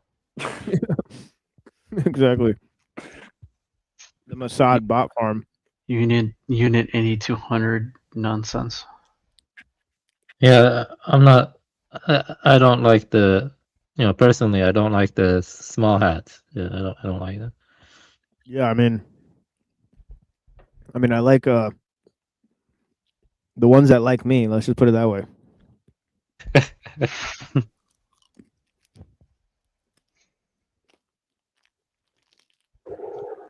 Yeah, it's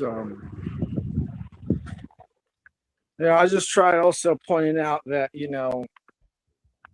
the time before civilization came along and created these mythologies altogether, people were more animistic, or animism, and viewed all life basically as God. So this army of God's judgment that this guy was talking about, I was trying to tell him, is something we could be. We could be that now, but instead we have this belief perpetuated by Christianity to sit around and wait for some savior, or sit around and wait for some God-appointed army to judge these people. And in the meantime, throughout their life, they just get away with all their crimes.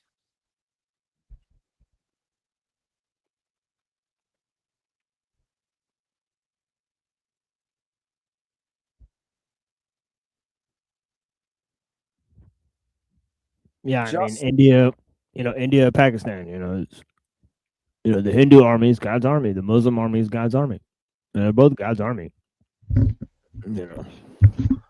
Just so happens. Just so happens it's a weird coincidence that they're both God's army. right, But yeah. right.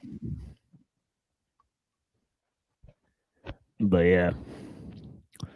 My idea of God's army are people who internalize the principles of natural law and don't need to be told who is the bad guy. They know internally who the bad guy is because they understand what is right. They understand it, rather. Right. Let's quote that line from Ephesians, right? It is what it is, right? Spiritual powers, high places. Oh, yeah. Spiritual warfare. Of course, they say cyber warfare, and they take the cyber to mean the virtual, which they think is a spiritual. They've conflated the two. Of course, my entire intro there with the living stone, that's alluding to that they think that the virtual realm of the mystics is the same as the cyberspace. And of course, this was a mystical sort of neologism that was invented by a proponent of psychedelic culture and techno-shamanism named William Gibson, right?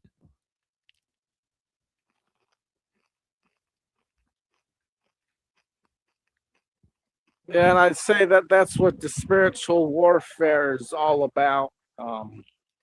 There's that quote from Modern Warfare, although I think it's from something else before that, where they say all warfare is based in deception, and it's absolutely true, because as you just described, these people are deceived into thinking that the cyberspace is not the spiritual and that there is no spiritual, and they're trying to transcend matter through physical means instead of doing it the way that every spiritual tradition has basically talked about, through internal means.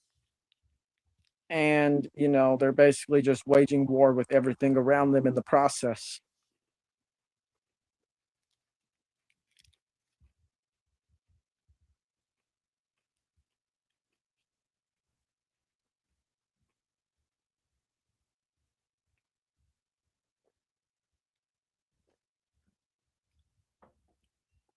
Yeah, that's the thing. It's like I can't do it with because see, the Christians, they have a huge problem because they accept the Jewish Bible.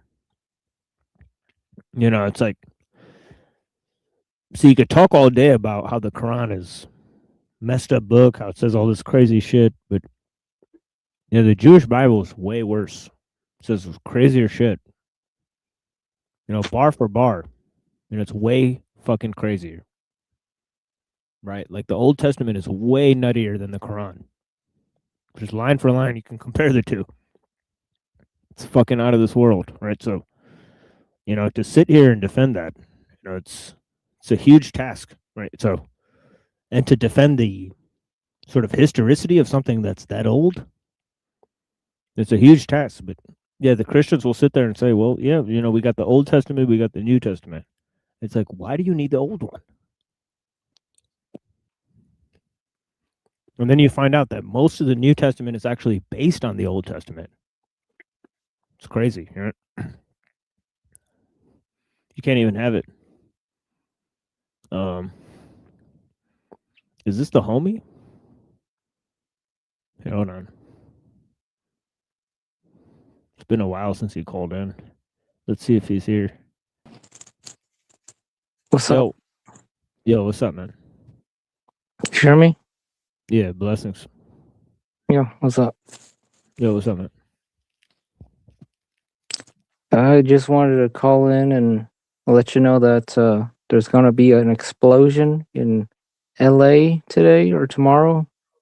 What? Yeah, there's like a giant gas leak. They evacuated like 50,000 people. You mean it's an inevitable explosion? Good lord. They say it will explode tomorrow or sometime Good tomorrow. lord. Yeah, it's crazy. So they can't stop the explosion? If they get like in a mile from it, they die of like poison. So it's just gonna so Yes. so shit's about to blow. I'm surprised it's not all over national news. It's been happening for 2 days now. You're talking about in Los Angeles. Orange County, Garden Grove. Yeah, so if you're in Orange County, Garden Grove, get the fuck out of that motherfucker, bro. Just in case, you know. Yeah. I sure wouldn't want to see your ass turn into a fucking fried dumpling, you know? Yep. People say, what would happen if we turned off the machines? And this is what happens when you keep them on.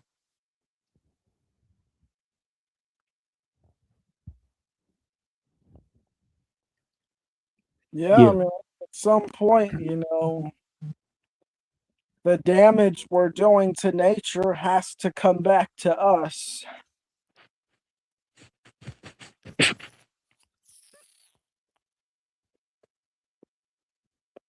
Well, I mean, this is just the basic law of attraction, which is how natural law works. Well,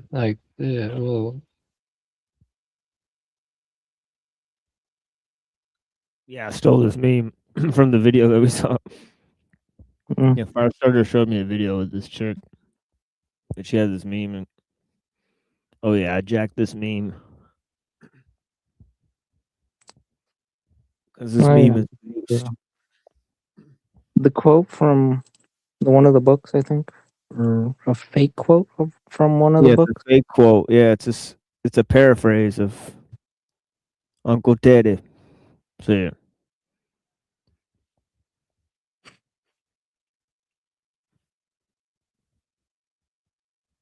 But yeah, we're about to get into Skolomowski. He's a little bit of a similar mind state.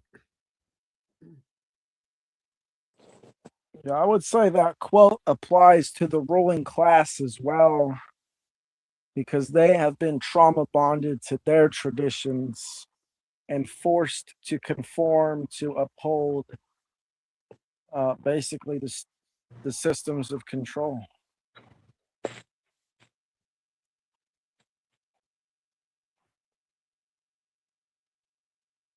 Yeah, absolutely.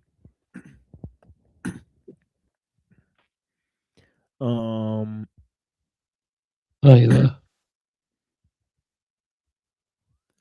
what were you gonna say? To his name.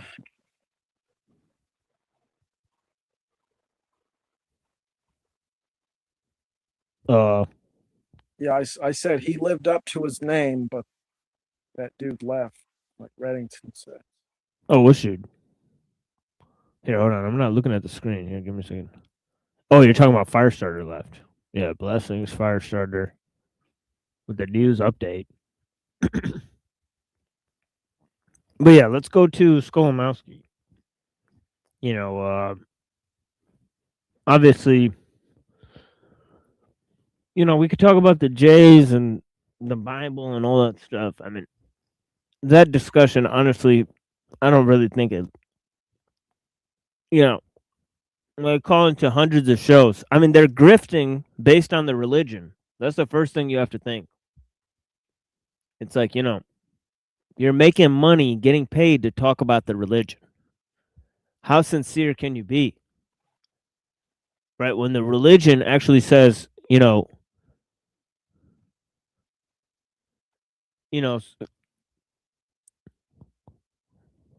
I don't know, all sorts of things. It says to live a simple life. I mean, you know, it definitely doesn't say get paid for preaching, you know, for sure. So, yeah. Weird. Those guys were also basically saying that it's all a polemic designed to make the older myths seem less predatory and more empowering. So I was just asking him, so how is it based in truth then? You know, if it's just a polemic and blatant reinterpretation of those older myths. So yeah, I think you said it was a grift. Yeah, I'd call that a grift. Yeah. Yeah, it's got to be you know, and that's why I kind of moved in a different direction here. Right? Obviously we have holy robots, but I think we're going to focus on number of different religious topics and how technology affects a bunch of different views on spirituality and obviously the false dialectic between religion and science, right, as I laid out in the first show there. And yeah, I tried to have more of a, you know, upbeat, you know, like presentation, but people started like making fun of the fact that there's like pink and there's like all this girly stuff. It's like, dude, go fuck yourself, man. I mean, right? Like, I'm trying to keep things cheerful. There's a one dark, one light. I try to do different aesthetics and, you know. So yeah, so people are very nitpicky about their aesthetic, you know. And yeah, I appreciate all the people though. But yeah, so let's take a look at this: the structure of thinking and technology. I don't know what's going on with Firestarter. I think he's like driving around and then he's like keeps falling out. So yeah, I appreciate him. But yeah, let's take a look at this. So he says inquiry into the philosophy of technology, right, which is kind of what we'll be doing with Mumford, and then Ellul here. It says inquiry into the philosophy of technology due to the infancy of the subject must start with some reflections about what technology itself is. All right, there is that present tendency to identify technology with the demiurge of our times, right, or perhaps even with the Moloch, right, who will bring doom to mankind. That is, mankind is dreamt of by philosophers, not by organization men. Right? In this setting, technology assumes a role similar to that which was ascribed to history in the 19th century, the role of the final cause which shapes the destiny of mankind, and more specifically, which aims at the total subjugation of man to the machine.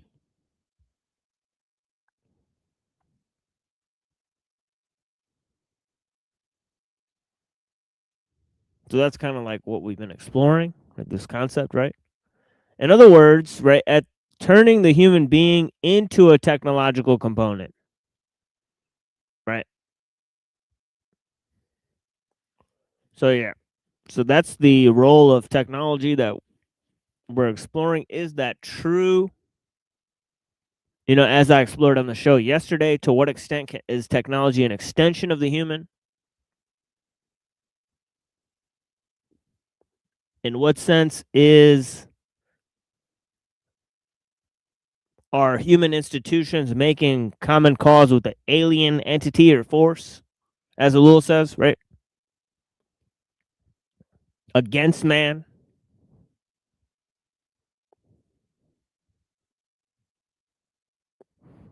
Right, there was that quote. I think it was in Bill Joy, right, where the gentleman said that there's three people competing, right? Nature, man, and technology. Right, he says man is on the side of technology. But technology's against man, and nature supporting the fact that technology is against man. So nature's on the side of technology against man, and man doesn't even realize it. His own destruction. He's paving the way for his own destruction. Does he offer any reasons for why he thinks that is? What the present tendency to identify technology with the demiurge?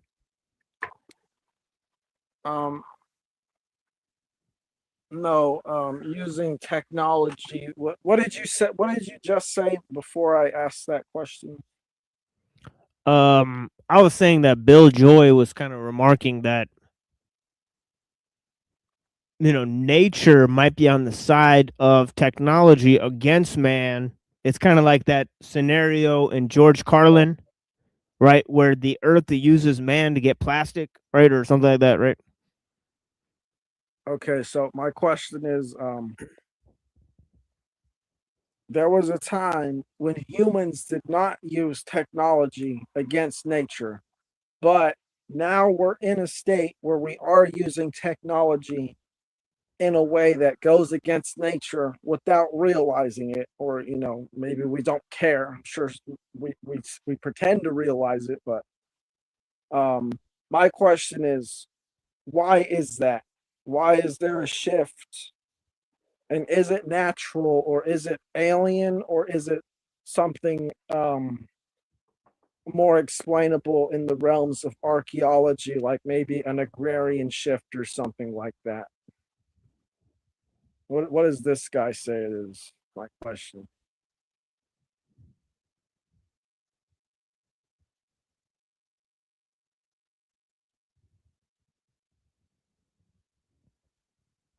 Or have we got apart?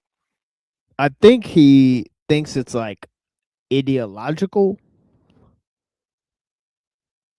right? Because he's like a philosopher, so he kind of thinks it's like he says it's a shift from knowledge. From one of outlook of values to one of knowledge. And he thinks like the more man becomes concerned with knowledge, the more he becomes like overly systematized to where he needs technology all the time, to organize everything, right? That's a good explanation, actually. Because, if you just acquiring knowledge for the sake of knowledge, do you even value it? Exactly. Yeah, you get it down. Yeah, that's kind of where he's at with it. He's like, it's not that they value knowledge; it's just knowledge for the sake of knowledge, and they don't really know why they got into the mess. And I would also point out, though, that yeah, that God Thoth, he's supposed to be the source of knowledge and writing and these sorts of things. So anthropomorphizing it,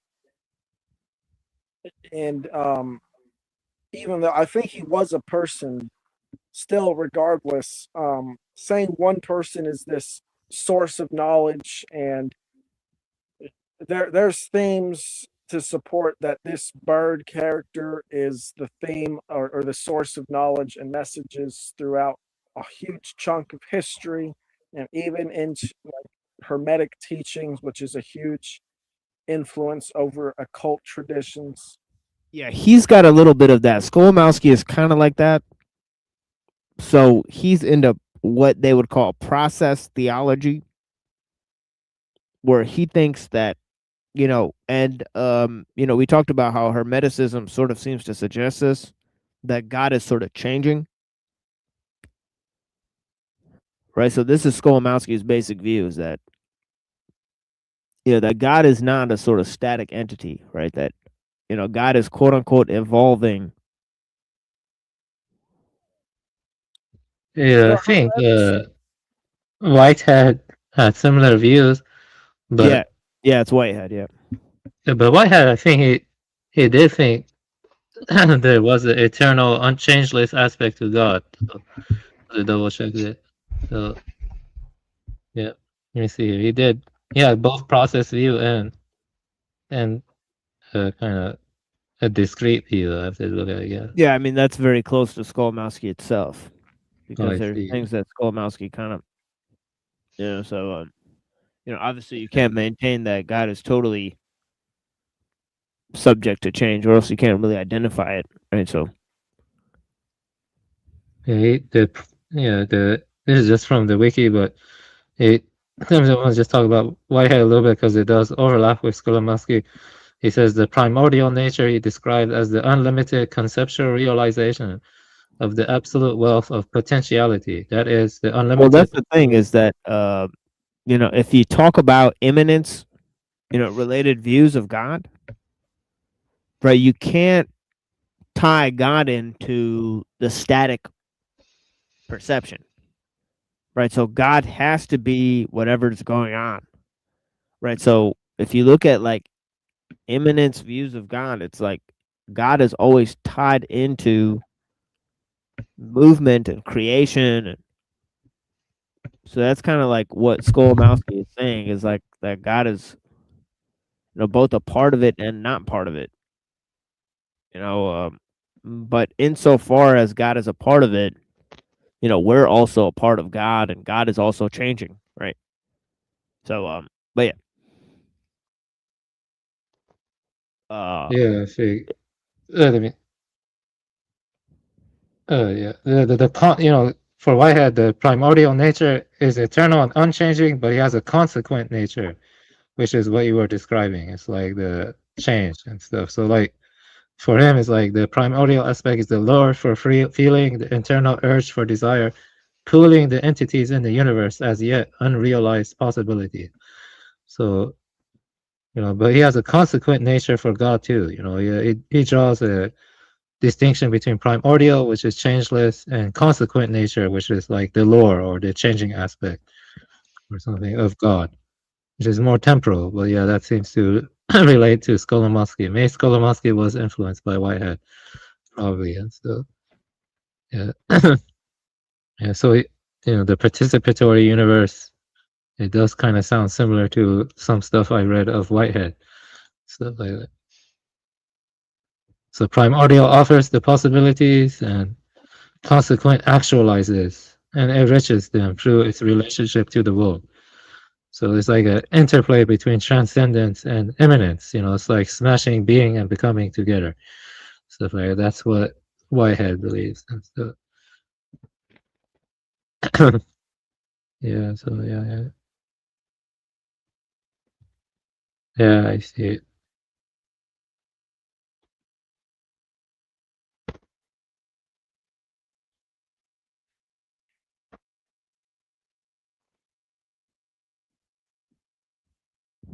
All right. So let me actually pull this up.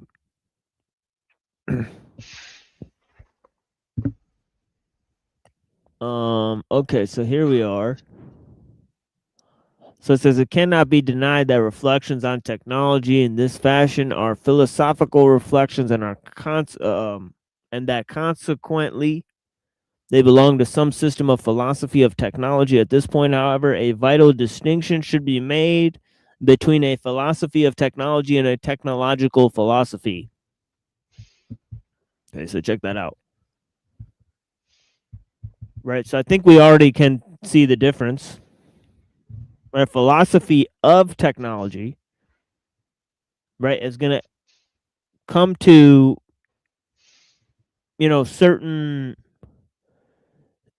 existential questions, right, about the nature of man, the nature of creativity, right, whether nature itself is creative, right, whether man has a limit to his creativity, right, how do we derive knowledge, right, it's going to deal with epistemology, ontology, and metaphysics, right? How do you take things from the immaterial and bring them to the material, so on and so forth, right?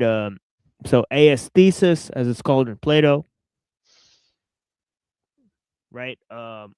Bringing things into existence in terms of art.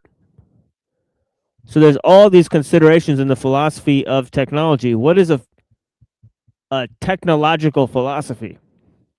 Well, that is a philosophy that would support technology. Like that would be a philosophy that is, in support of maybe the spread of technology, maybe the exploration of technological capacity, right? So that would be sort of a philosophical support system for the technological. Right, so this is not a philosophical support system for the technological. It's not simply just a mouthpiece for the technological. No. It's asking deep-seated questions about what technology actually is. Right? What's the nature of it, right? So I think that is basically what the difference is going to be, right? What do you guys think?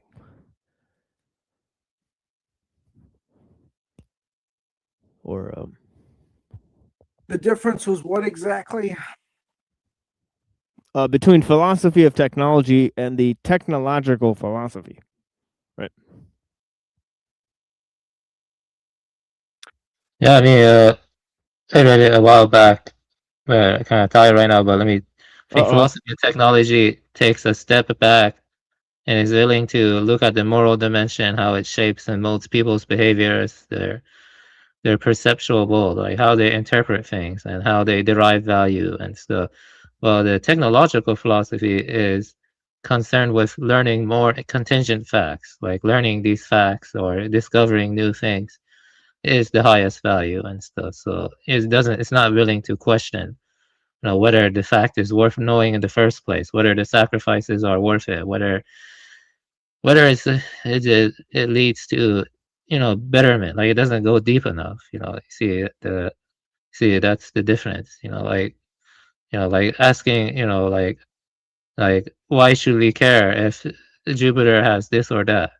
Why should we spend all those resources learning what's on what's on the planets, in the first place, and how does that lead to a more better society, more conducive for higher ideals? It doesn't ask what a higher ideal is, stuff like that.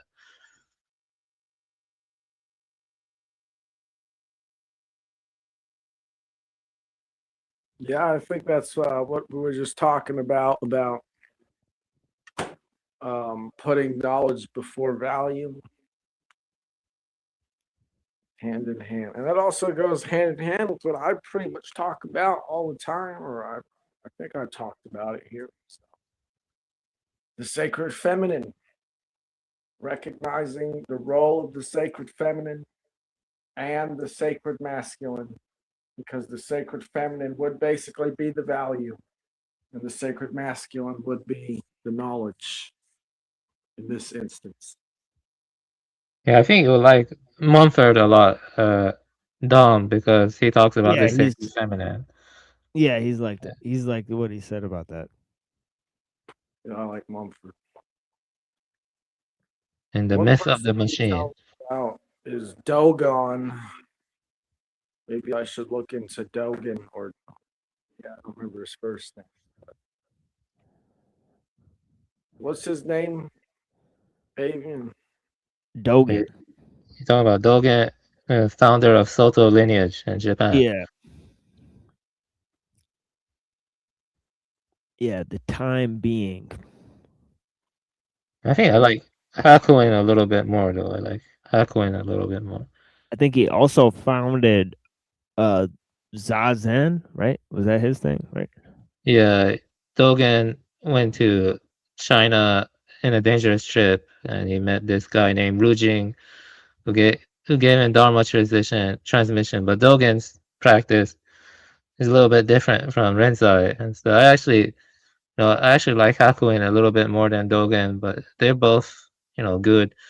Hakuin was another Japanese Zen Buddhist of the Renzai lineage. Yeah, but they're both very good. Yeah, Dogen is Soto lineage and stuff like that.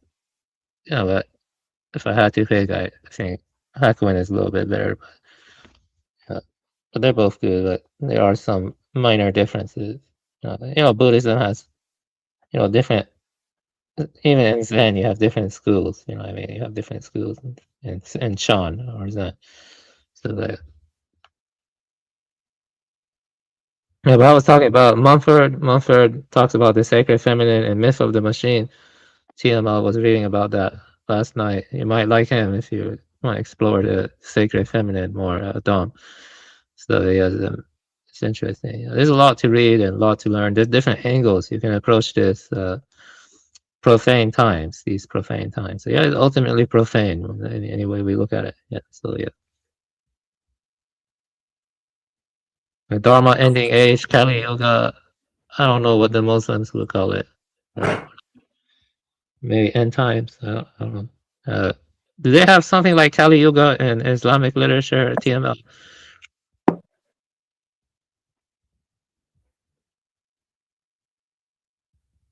Absolutely. Yeah, absolutely. Yeah.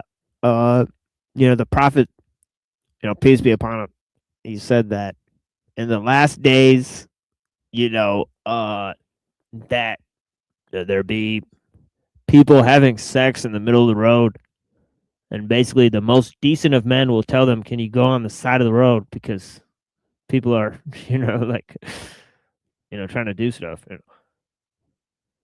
So there'll be so much widespread degeneracy. There'll be widespread advancement in terms of, people would have extreme capacity in terms of science and technology, but they would be extremely morally corrupt, including the Arabs. Right, and he also predicted, he basically predicted that Arabs would face a great calamity in that time. But yeah, go ahead, Dom. Sorry. Yeah, what was going on before the flood as well was hybridization. And now we are going to be hybridizing with technology. Right. Yeah, that describes everything perfect to a T. You have pride parades, you have very creepy conventions. I've seen some very creepy pictures of pride parades. You know what I mean? They're having sex in public. And also it reminds me of how the sheiks in Saudi Arabia, they get Instagrams, the woman, and they defecate on them. Have you read not about only that? Not only that, they have male sex slaves.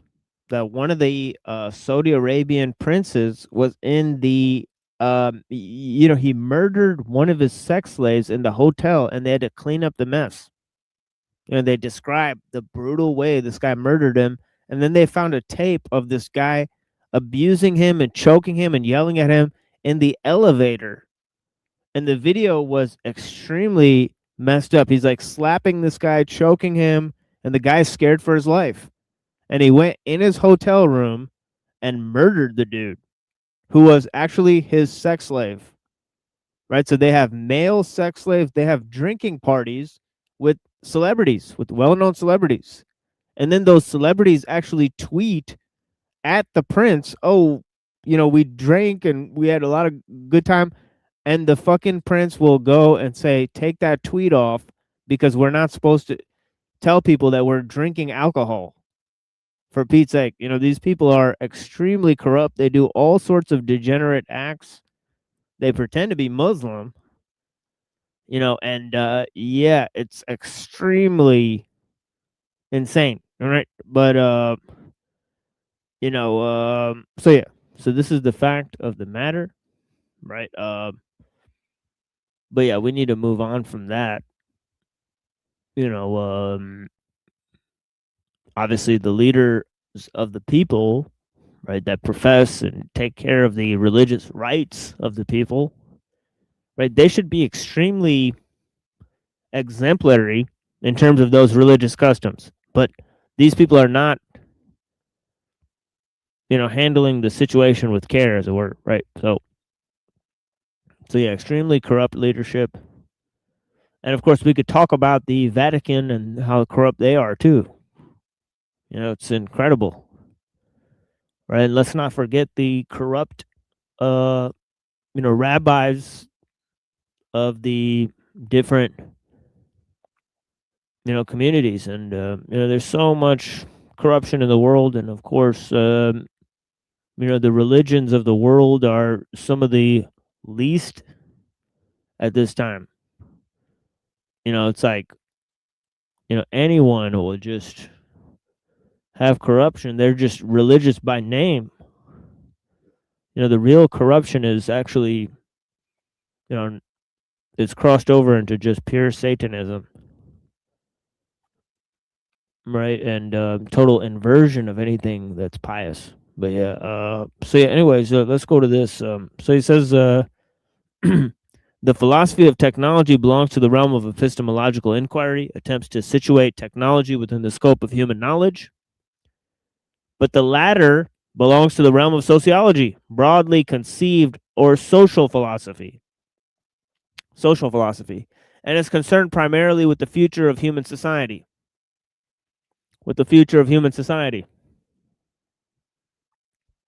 Okay.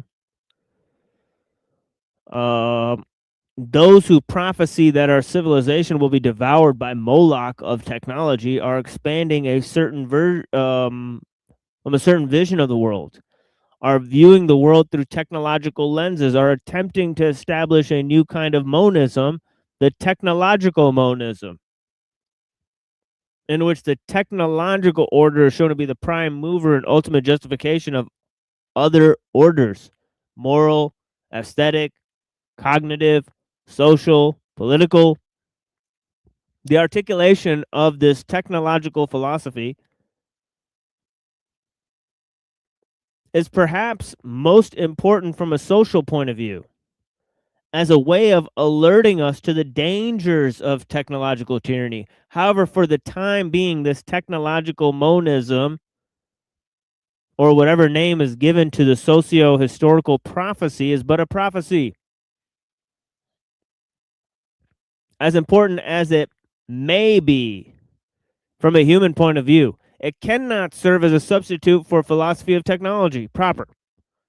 That is, for a philosophy that aims at investigation into the nature and structure of technology, conceived as a branch of human learning, and analyzed for its cognitive content. So let's take a look at the definition of the philosophy of technology again. It says philosophy of technology is a philosophy that aims at the investigation and nature and structure of technology, conceived as a branch of human learning. So there's the epistemological aspect, and analyzed for its cognitive content.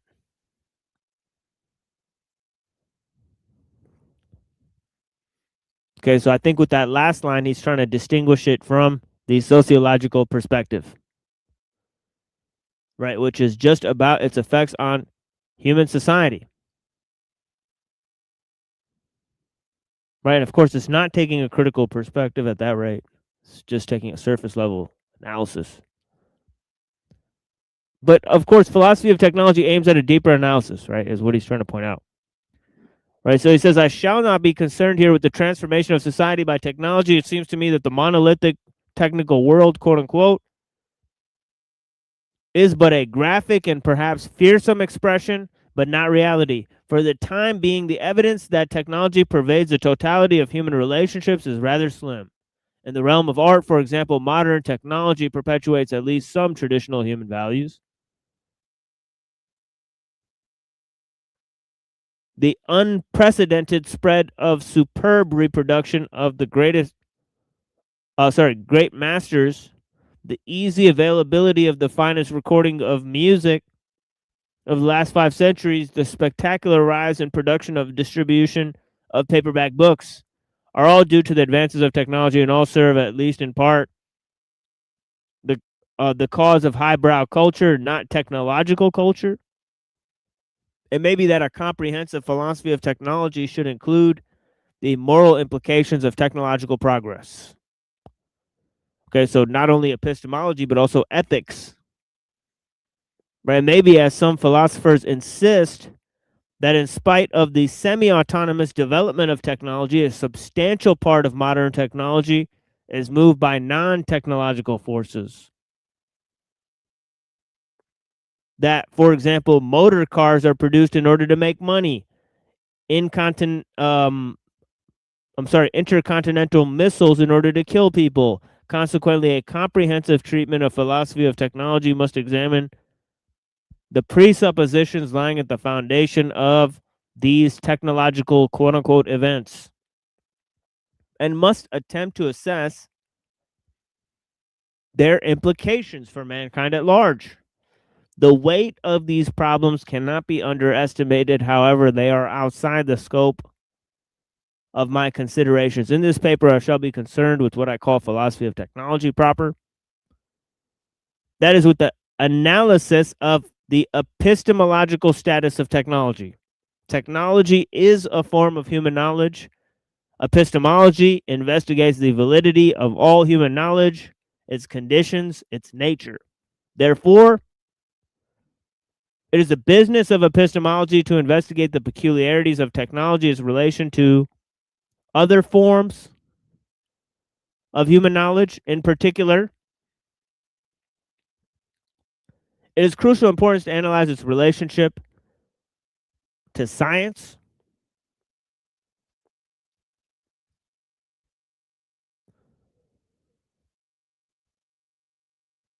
and he says that he'll argue in the paper that 1, it is erroneous to consider technology as being applied science, and 2, that technology is not science.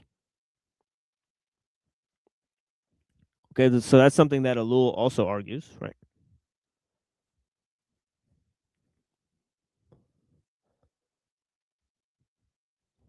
And here is the last idea. The difference between science and technology can be best grasped by examining the idea of scientific progress and the idea of technological progress.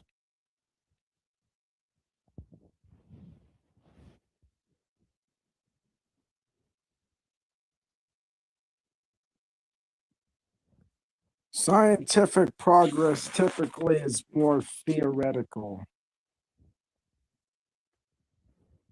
but based in real observations, or maybe math.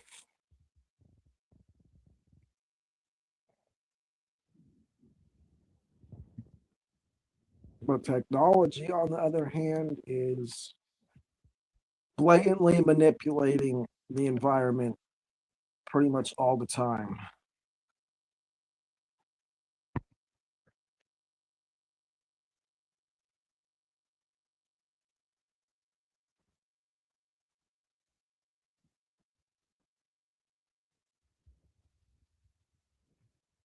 Yeah, it's like science is not technology, and technology is not the machine. You know, the mechanical is sort of like the physical extrapolation of the technological, right? And the the technological is sort of like the functional constitution of different scientific methods of exploration, right? So science, was first ahead of technology, but now technology is ahead of science, right? So, science, so in other words, it used to be science that was causing advancements in technology. Right now, it's technology that's causing advancements in science. Yeah, would you say that technological society captures symbolic life by industrializing the circulation of science in some sense? Would you agree with that? Oh yeah, sure, yeah.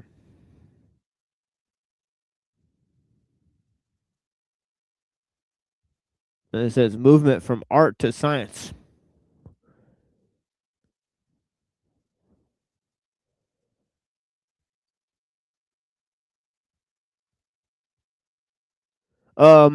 Okay, so let's move forward for a little while.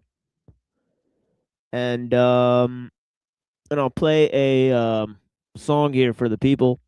I greatly appreciate you guys watching the show. And yeah, we'll move forward here with a little music. And then we'll sort of move to Mumford and Mumford's views, right, on the situation. Yeah, let me say something crazy. Yeah, go ahead. All of the algorithms on the computer, even the AI, they select signs according not to wisdom or truth, but engagement, efficiency, prediction, and control.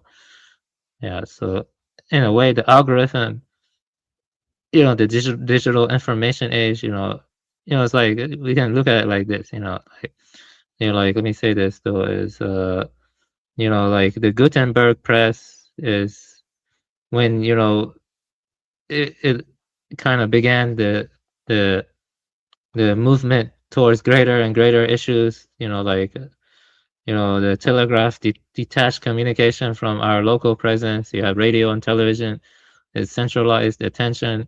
The internet dissolved symbolic life into permanent circulation, and smartphones make the technical mediation continuous. And then the algorithms, that's really the point we're at, is selecting signs according to like engagement and efficiency. So it's like behavioral engineering, so signs are no longer like mediating meaning between persons. They become instruments through which the technological order trains perception, desire, memory, and identity. So you cannot really understand the human semiotics without talking about technology. You have to talk about technology now, in modern time, and what we're dealing now. This is an issue that did not exist with human beings prior to like 1600s or prior to 1500, something like that. It's like Homo mechanicus or something like that. Would you agree with that? Oh, Homo mechanicus.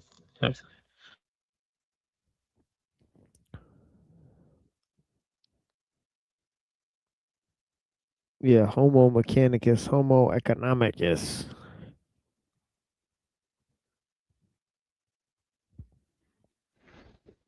Homo cyberneticus? I don't know. Cyberneticals. Kuberneticals. Kybernetics. So yeah, all right.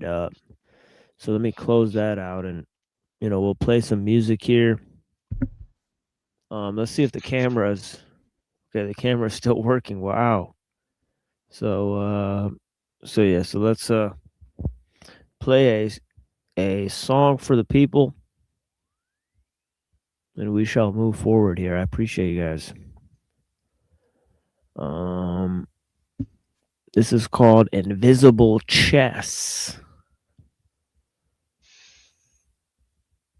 I've used this song many times on the show, but yeah.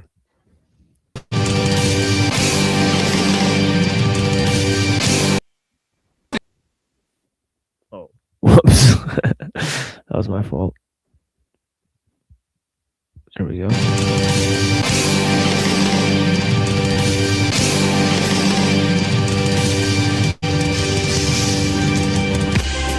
Yeah. Yo, Gems. It's the word by now. You know what I mean?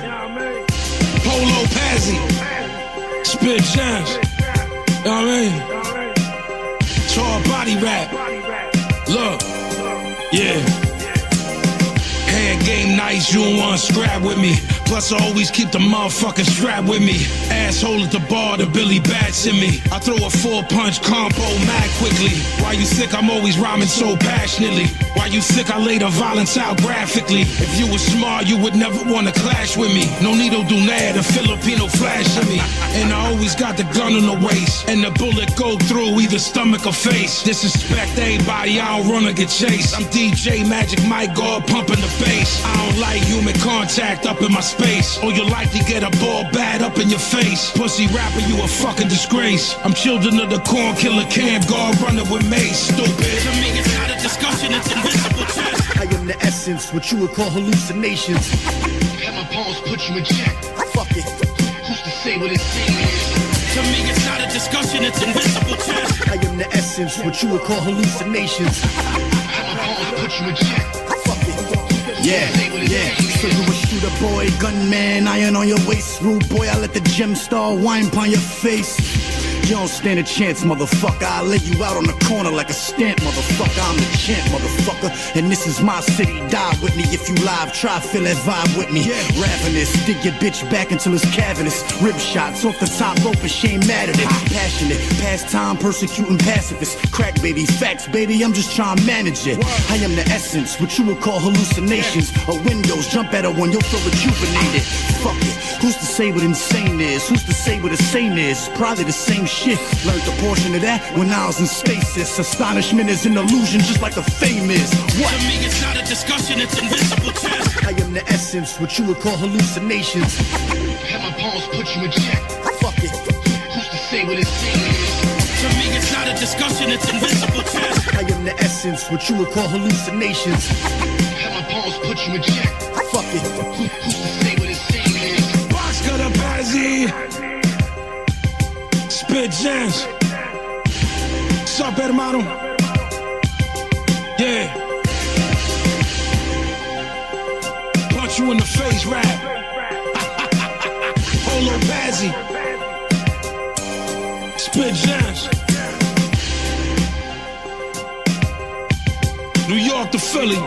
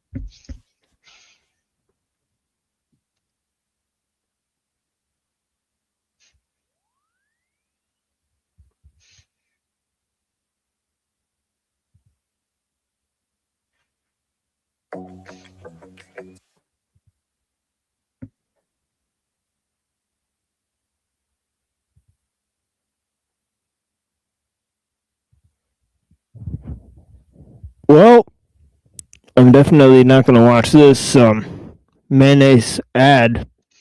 So give me a second.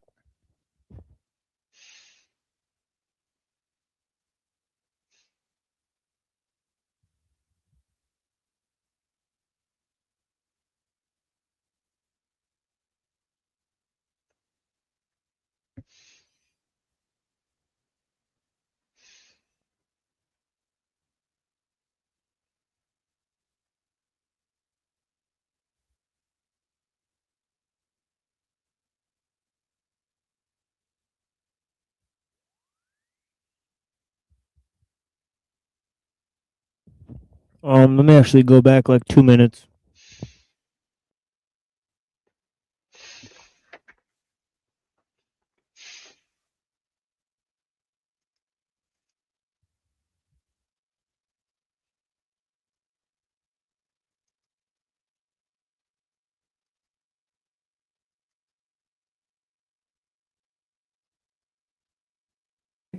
While the seal bearers of the king of Lower Egypt, while the sole companions of the palace, while the nomarchs, governors, and majors of Upper and Lower Egypt, the companions and chief dragomans, the chief prophets of Upper and Lower Egypt, and the chief bureaucrats were each at the head of a troop of Upper or Lower Egypt, or of the villages and towns which they might rule. End of quote. Not merely does this text establish a bureaucracy, but like Petrius' evidence quoted earlier, it shows that the division of labor and specialization of functions necessary for efficient mechanical operation had already taken place. This development had begun at least 3 dynasties earlier, not by accident with the building of the great stone pyramid of Djoser at Saqqara. John Wilson observed in City Invisible that, quote, "We credit Djoser not only with the beginnings of monumental architecture in stone in Egypt, but also with the setup of a new monster, the bureaucracy." End of quote. This was no mere coincidence, and W.F. Albright commenting upon this, pointed out that, quote, "the greater number of titles found in the ceilings of the first dynasty certainly presupposes an elaborate officialdom of some kind." End of quote. Once the hierarchic structure of the human machine was established, there was no theoretical limit to the number of hands it might control or the power it might exert. The removal of human dimensions and organic limits constitutes indeed the chief boast of such an authoritarian machine. Part of its productivity is due to its use of unstinted physical coercion to overcome human laziness or bodily fatigue. Occupational specialization was a necessary step in the assemblage of the human machine. Only by intense concentration of skill at every part of the process could the superhuman accuracy and perfection of the product have been achieved. The large-scale division and subdivision of labor throughout modern industrial society begins at this point. The Roman maxim that the law does not concern itself with trivial matters applies likewise to the mega-machine. The forces that were set in motion by the king demanded collective enterprises of a commensurate order, great earth-moving operations that turned rivers, dug canals, built walls. As with modern technology, the machine tended increasingly to dictate the purpose to be served and to exclude other more intimate human needs. These human machines were by nature large and impersonal, if not deliberately dehumanized.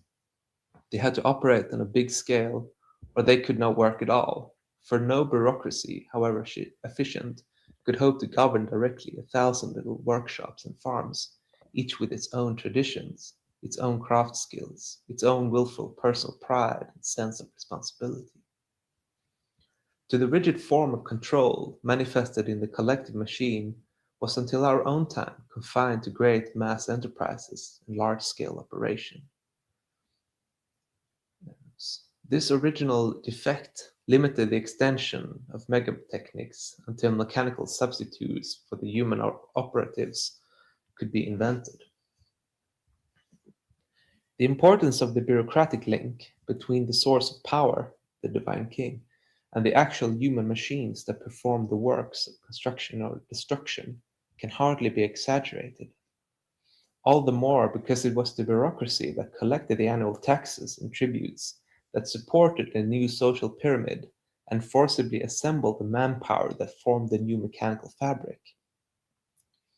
The bureaucracy was, in fact, the third type of invisible machine. One might call it a communications machine, coexisting with the military and labor machines, and an integral part of the final totalitarian structure.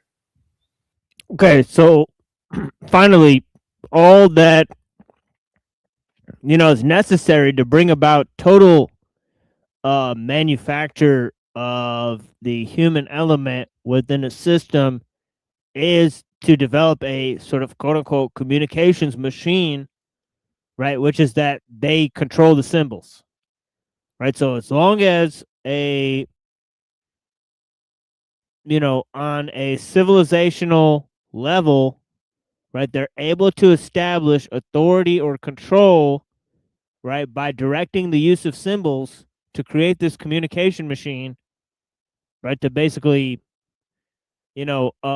expand the role of organizational techniques and create the bureaucratic arm that serves the state, right? Basically, this is a primitive way in which the state and technique merge, right, through this thing called the mega machine, right? And as Mumford is saying, its expansion or its intrusion into human society constitutes a totalitarian power or force, right? Demands that all power, all of the human effort be sublimated to serve the mega machine.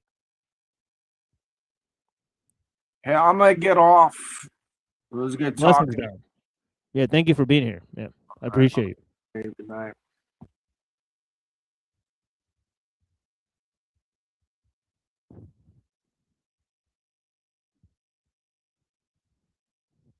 Not the least important qualification of a classic bureaucracy is that it originates nothing.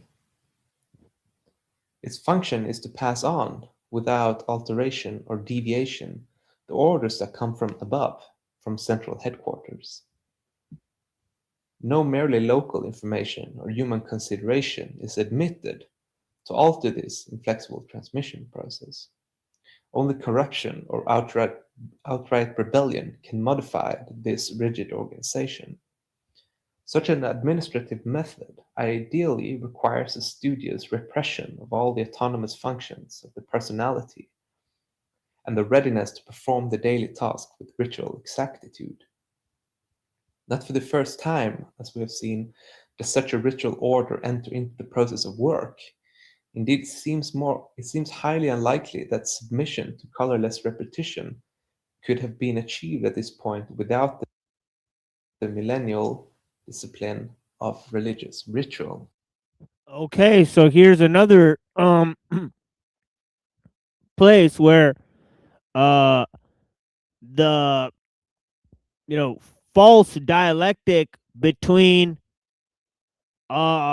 religion and science unveils itself, right? Because science is merely just a mythification, right, of certain religious quote unquote sciences, right? In terms of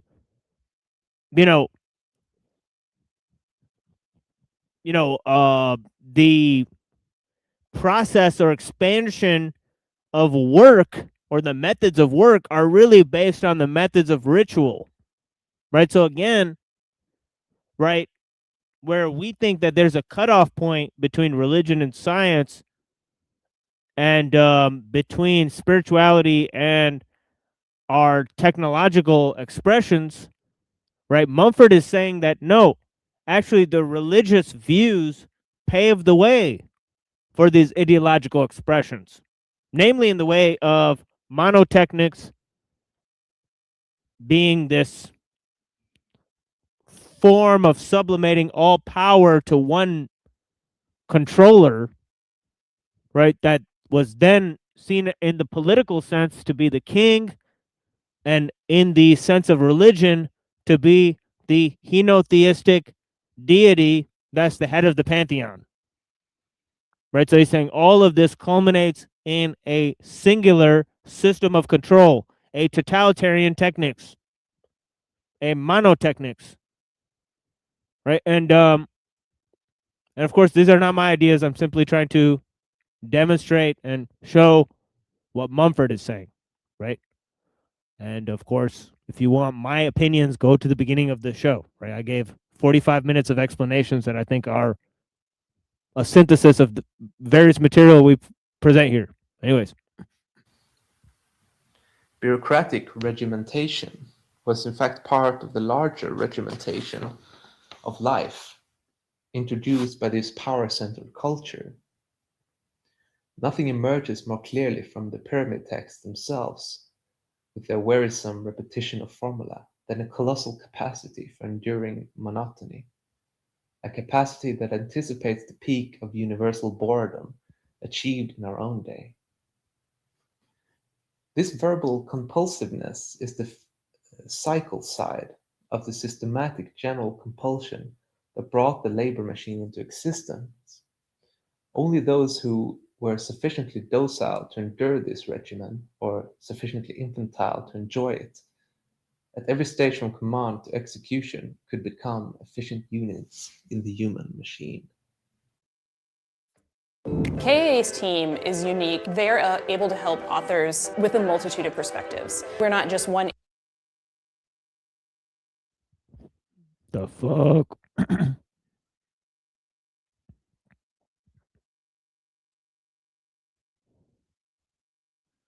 All right, let's go ahead and mute her. You know, she looks like definitely like one of those school counselor ladies. Yeah.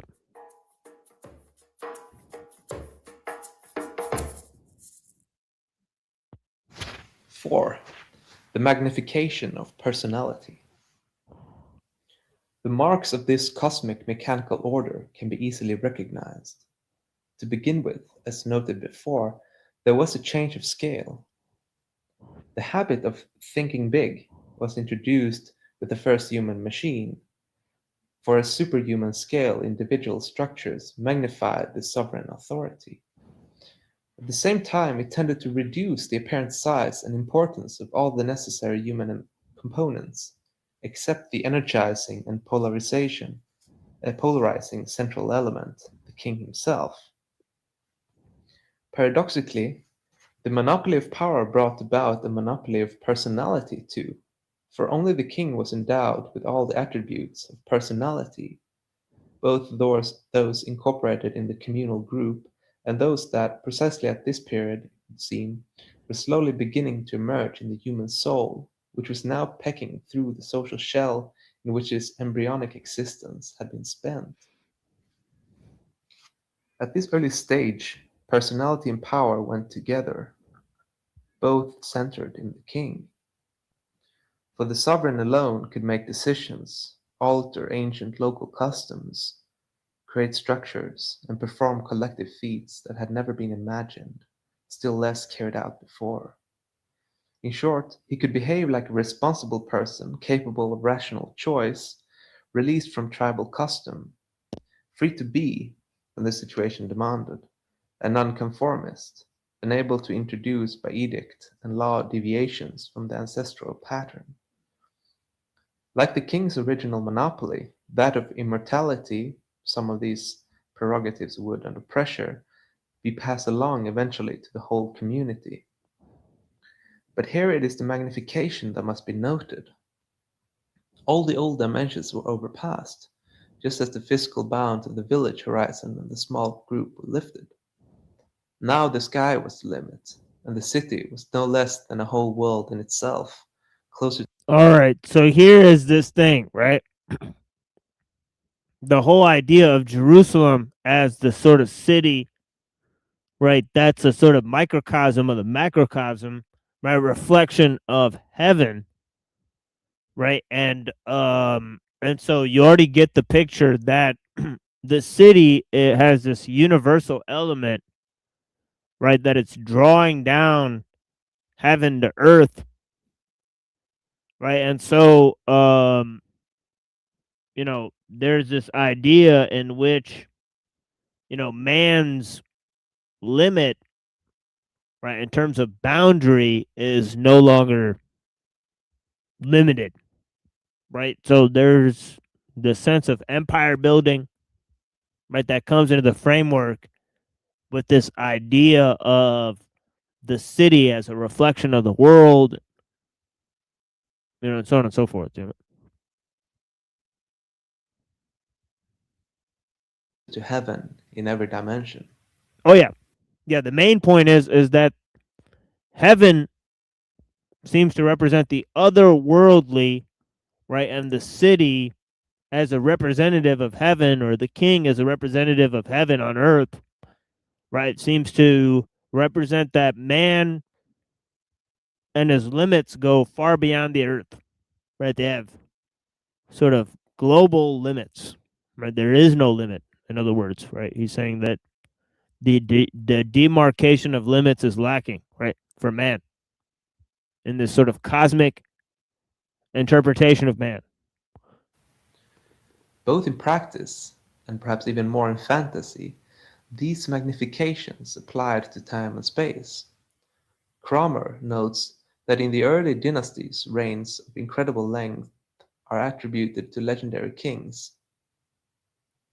There's a demand for bookkeepers, and I invite you to certify your skills as a professional bookkeeper. What the fuck? Why is there so many Hispanic people in this commercial? Are they thinking like I'm sort of like, I don't know. But yeah, weird looking people in this commercial. I don't know. I can't stop watching the commercial because the people look so weird. But yeah, anyways. A total close to 250,000 years for the 8 kings before the flood, and a total of 25,000 years for the first 2 dynasties after the flood. This tallies with similar periods that Egyptian priests were still assigning to ancient history when Herodotus and Plato visited them. Even in pure fantasy, these are big numbers. This new cultural trait reached a climax in the abstract calculations of the Maya, Thompson tells us, quote, "On one stela at the city of Quiriqua, accurate computation sweeps back over 90 million years. On another stela, at the same time the date reached is some 400 million years ago." End of quote. But this multiplication of years was only the secular side of the more general expansion of power, symbolized in the royal claim to immortality. In the beginning, this was, in Egypt, solely the attribute of the divine king, even though, as one notes in Sumer, where the entire court was simultaneously massacred in the interior of the royal tomb in Ur, in order presumably to accompany the sovereign to another world. The servants and the ministers of the king must also share this hope for immortality. In the Sumerian deluge myth, Siusundra, the king, Noah's counterpart, is rewarded by the gods An and Enlil, not by a symbolic rainbow, but by being given eternal, quote, life like a god, end of quote. The desire for life without limits was part of the general lifting of limits which the first great assemblage of power by means of the megachine brought about. Human weaknesses, above all the weaknesses of mortality, were both contested and defied. But if the biological inevitability of death and disintegration mock the infantile fantasy of absolute power, which the human machine promised to actualize, life mocks at it even more. The notion of eternal life, with neither conception, growth, fruition, nor decay, an existence as fixed, as sterilized, as loveless, as purposeless, as unchanging as that of a royal mummy, is only death in another form. What is this but a return to the state of arrest and fixation exhibited by the stable chemical elements that have not yet combined in sufficiently complex molecules to promote novelty and creativity?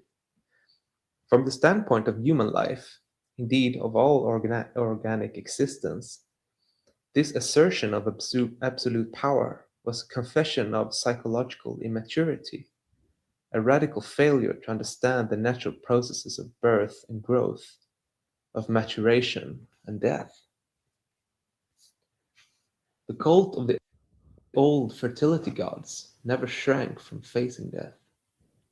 It sought no monumental mockery in stone, but promised rebirth and renewal in the rhythmic order of life. Okay, so he's saying that the fertility cults of the nature worshippers, they never sought huge stone temple monoliths, right? The worship of the sun god, right? The henotheism, right? That then filtered in all sorts of technical organization into one mode, right? That this was basically to blame, and essentially, right, this monotechnics, right, really constitutes a later stage of development, right? And also that it used humans, right, for its end. It took sort of control of the symbolic architecture, used human beings for its own ends. And once this system developed, right, where the mega machine exploited man, then man started to dream of the concept of the machine itself, right, or the mechanical, to liberate man from this work, right, that's been imposed on man, right? So instead of man being used as,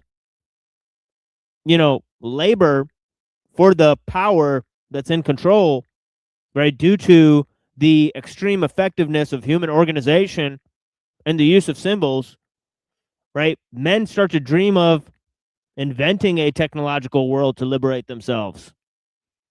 And this creation is basically enslaves man even more, right? So here's what Mumford says. Earlier we read this. He says, instead of liberation from work being the chief contribution of mechanization and automation, I would suggest that liberation for work, for more educative, mind-forming, self-rewarding work on a voluntary basis may become the most salutary contribution of a life-centered technology. Right? So he's saying that that we need better types of work. Right? We don't need to be freed from work. But of course, the machine promises to free man from work and creates a new type of slavery. So he says here, he says that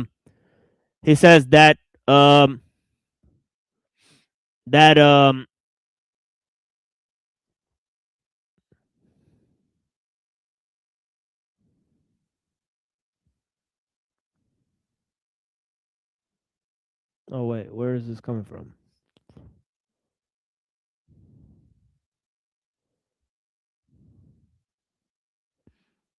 Oh, whoops. Maybe not reading this in the appropriate order.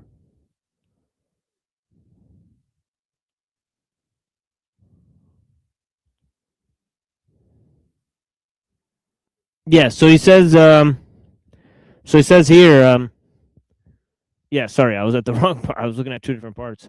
It says that was the fundamental departure which during the last few centuries has led to the increasing mechanization and automation of all production, with the assemblage of the first collective machines. Work, by its systematic dissociation from the rest of life, became a curse, a burden, a sacrifice, a form of punishment. And by reaction, this new regimen soon awakened compensatory dreams of effortless affluence, emancipated not only from slavery, but from work itself. Okay, so the problem is the sort of surrogate activities that man gets involved in that are not for his own subsistence. Right? So man being detached from his work, and then the work sort of loses meaning, and then man sort of says, well, we need machines to free ourselves from this work. Not seeing that it's the wrong type of work.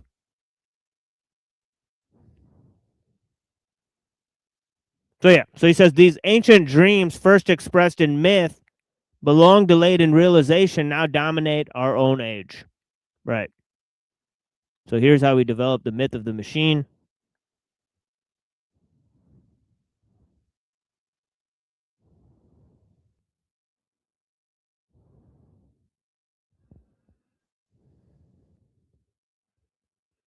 And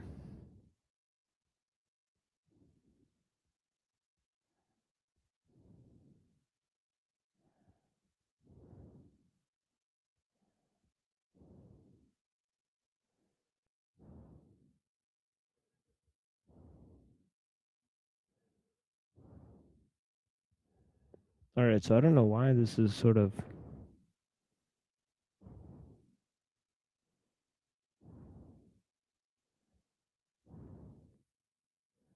Hold on a second.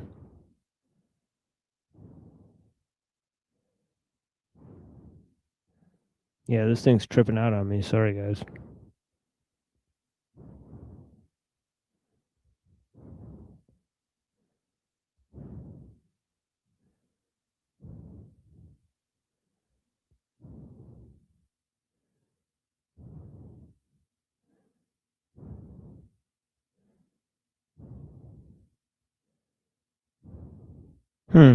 Did I read all of it? Yeah, I think I read all of it. So yeah, I may have to move to another work by Mumford. So yeah, give me a second here. And I'll open up a different work. Because I'm pretty sure we read all of Man and the Nature of Technics. So now that I open it up, I'm seeing that we actually finished reading it last time.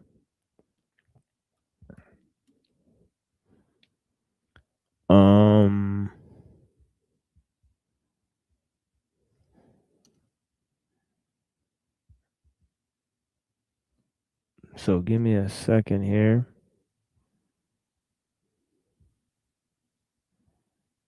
And let me open up Man and Technics. And we'll read the introduction of this work here. And I'm thinking of maybe putting up an audiobook of this, and hopefully they don't remove it from YouTube. But yeah. So he says the problem of technics and its relation to culture and history presents itself for the first time only in the 19th century. The 18th, with its fundamental skepticism that doubt was well nigh despair, had posed the question of meaning and value of culture. It was question that led it to ever wider and more disruptive questions, and so created the possibility of the 20th for our own day of looking upon the entirety of world history as a problem.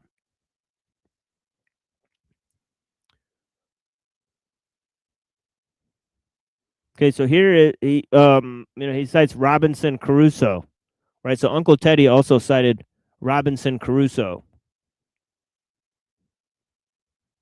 right? And of course, it's based on the Arabic work Hay ibn Yaqsan, which we're going to go ahead and look at. But yeah, the whole work deals with man and the state of nature. It's the first to pose the question.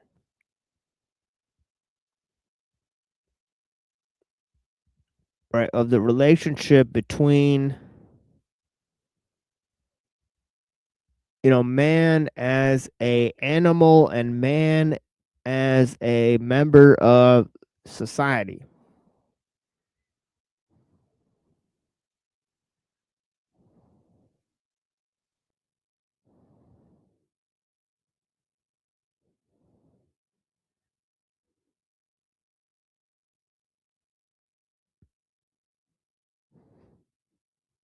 And so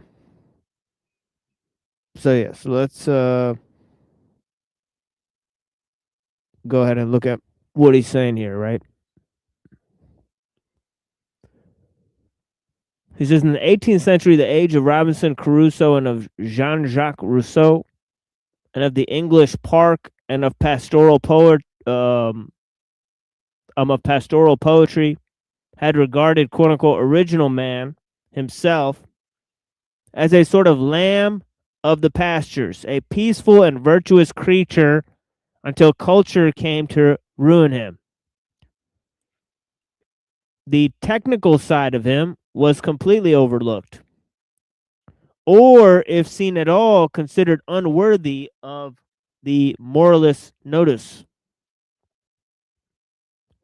But after Napoleon, the machine technics of Western Europe grew gigantic, and with its manufacturing towns, its railways, its stream-yard ships, it had forced us, in the end, to face the problem squarely and seriously. What is the significance of technics, he asks. What meaning within history, what value within life does it possess? Where socially and metaphysically does it stand? This is kind of the same questions that Skolimowski was asking. Right? He says there are many answers offered to these questions, but at bottom, these were reducible to two. On the one side, there were the idealists and the ideologues, the belated stragglers of the humanistic classicism of Goethe's age, who regarded things technical and matters economic as standing outside, or rather beneath, quote-unquote culture. Goethe himself, with his grand sense of actuality, had in Faust sought to probe this new fact world to its deepest depths. But even in Wilhelm von Humboldt, we have the beginning of anti-realist philological outlook upon history, which in the limit reckons the values of a historical epoch in terms of the number of pictures and books that it produced. A ruler was regarded as a significant figure only if so far as he passed muster as a patron of learning and the arts. What he was in other respects did not count. The state was a continual handicap upon the true culture. So he's saying that there was a time when technics were not seen as the same as culture, right? People were able to distinguish these two things.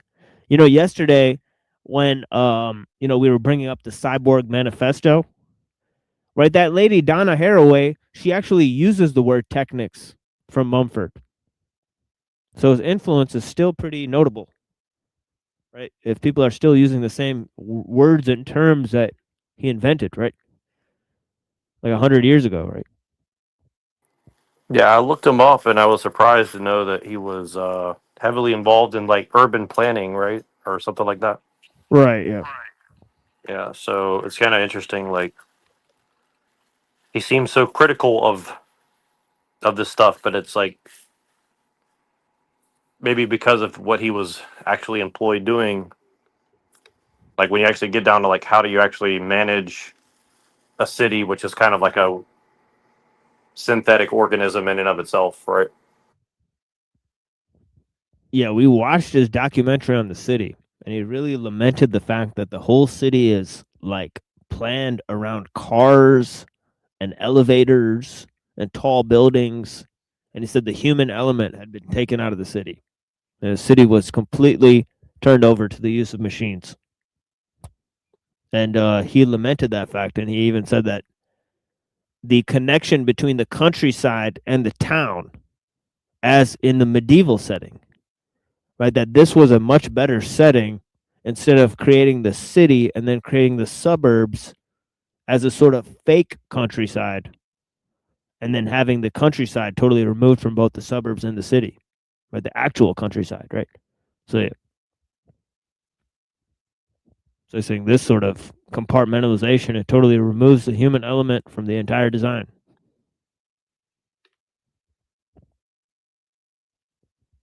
And he wanted to maybe organize the city so that the human walkways were separate from the motorways.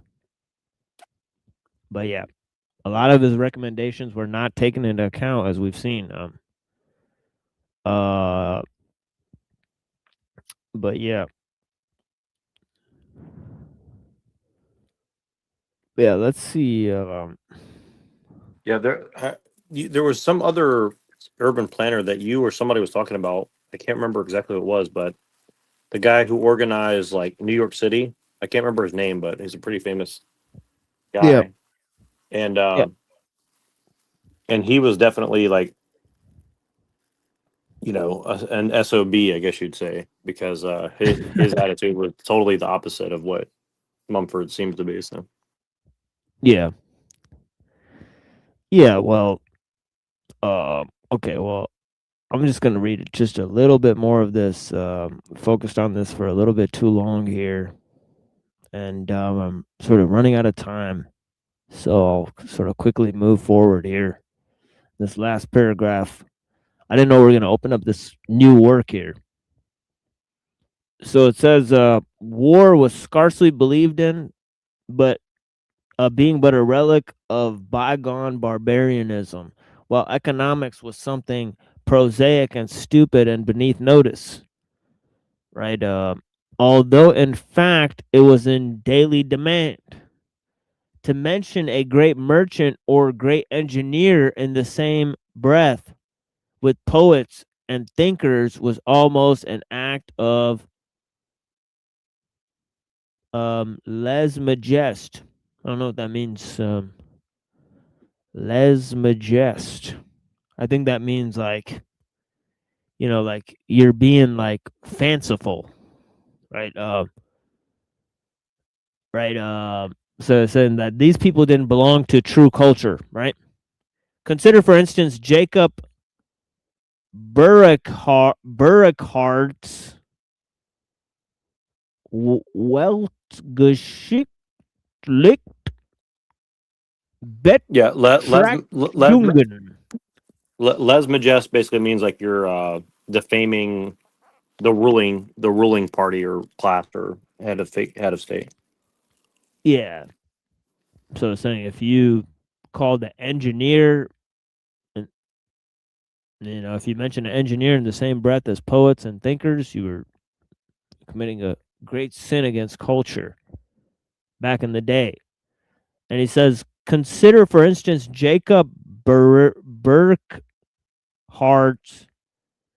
Weltgeschichtlich Betrachtungen.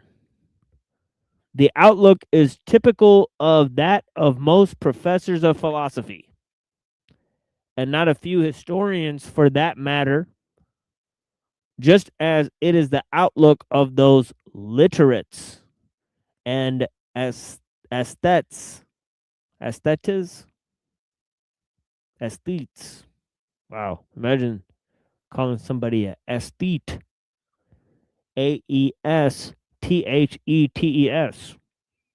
Like somebody who's like into aesthetic stuff.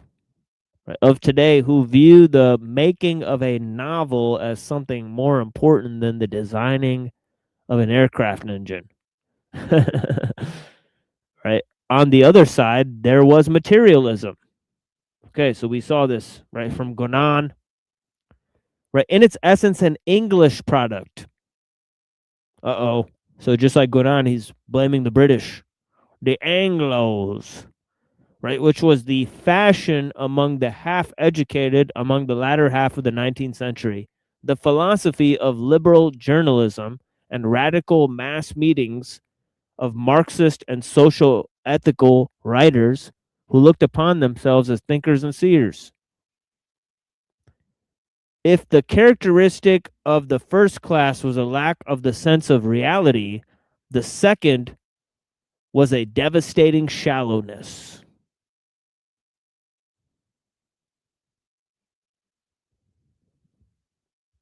Devastating shallowness. Its ideal was utility,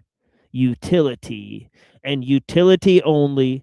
Whatever was useful to quote-unquote humanity was a legitimate element of culture, was in fact culture. The rest was luxury, superstition, or barbarism.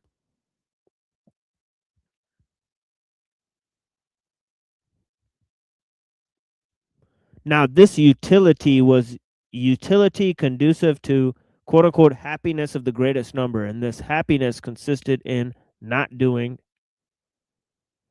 For such, in the last analysis, is the doctrine of Bentham, Spencer, and Mill. The aim of mankind was held to consist in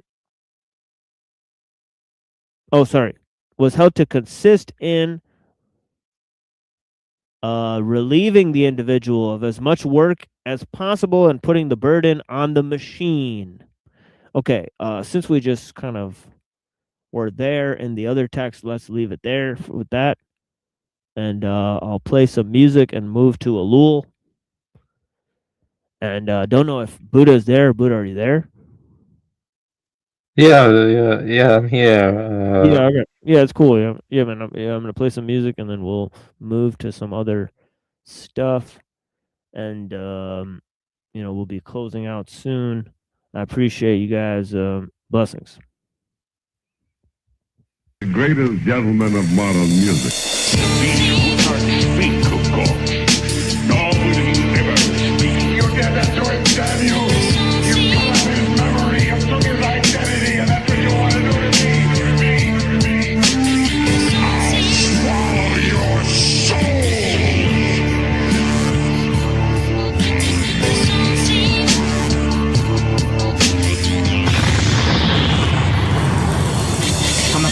Conversation, play safe when your phone getting low. Let's go to show face. I'm moving to the base. I'm dip with no brake lights. And nobody save this business. Don't pay right. I remain tight. It's the same news. Loose, goose, goose, goose, goose. So fucking truth. From a god of Zeus, rhyme of revolution. Not under your head till you're knocking that loose. I pay dues. Since the days of J. Rule was able to lay it across the table. No label, no cash on my life unstable. I'm helping out the fly cause the songs enable. The world full of hate, full of A's and kings. They don't change so strange to the tap of the vein. With no brains, full of pain. Break the cycle of change. With more strain on the reins till you shit in your hands. You don't fit in the game. You don't fit in the gang. You don't twang, but the slang is a regular thing to us. In a van from New York to Los Angeles with the fans cause they wanted to hang with us. Nothing to thank and let's show love back. Matter of fact, attack that rap track with that so fat. It's a rap and pass that to jobs. No scrap, take a nap cause you're feeling the trap. You know better than that, you know better than nothing. I won't quit till I make all this nothing and something. In the room all alone as a president button. In the booth in the spot when I'm doing the dumping. You see you doing the company. Hot and you're loving that original flow like a slice from rage. We know the rhyme for days, did it 1,000 ways. There's no way for you guys to all the praise, yeah.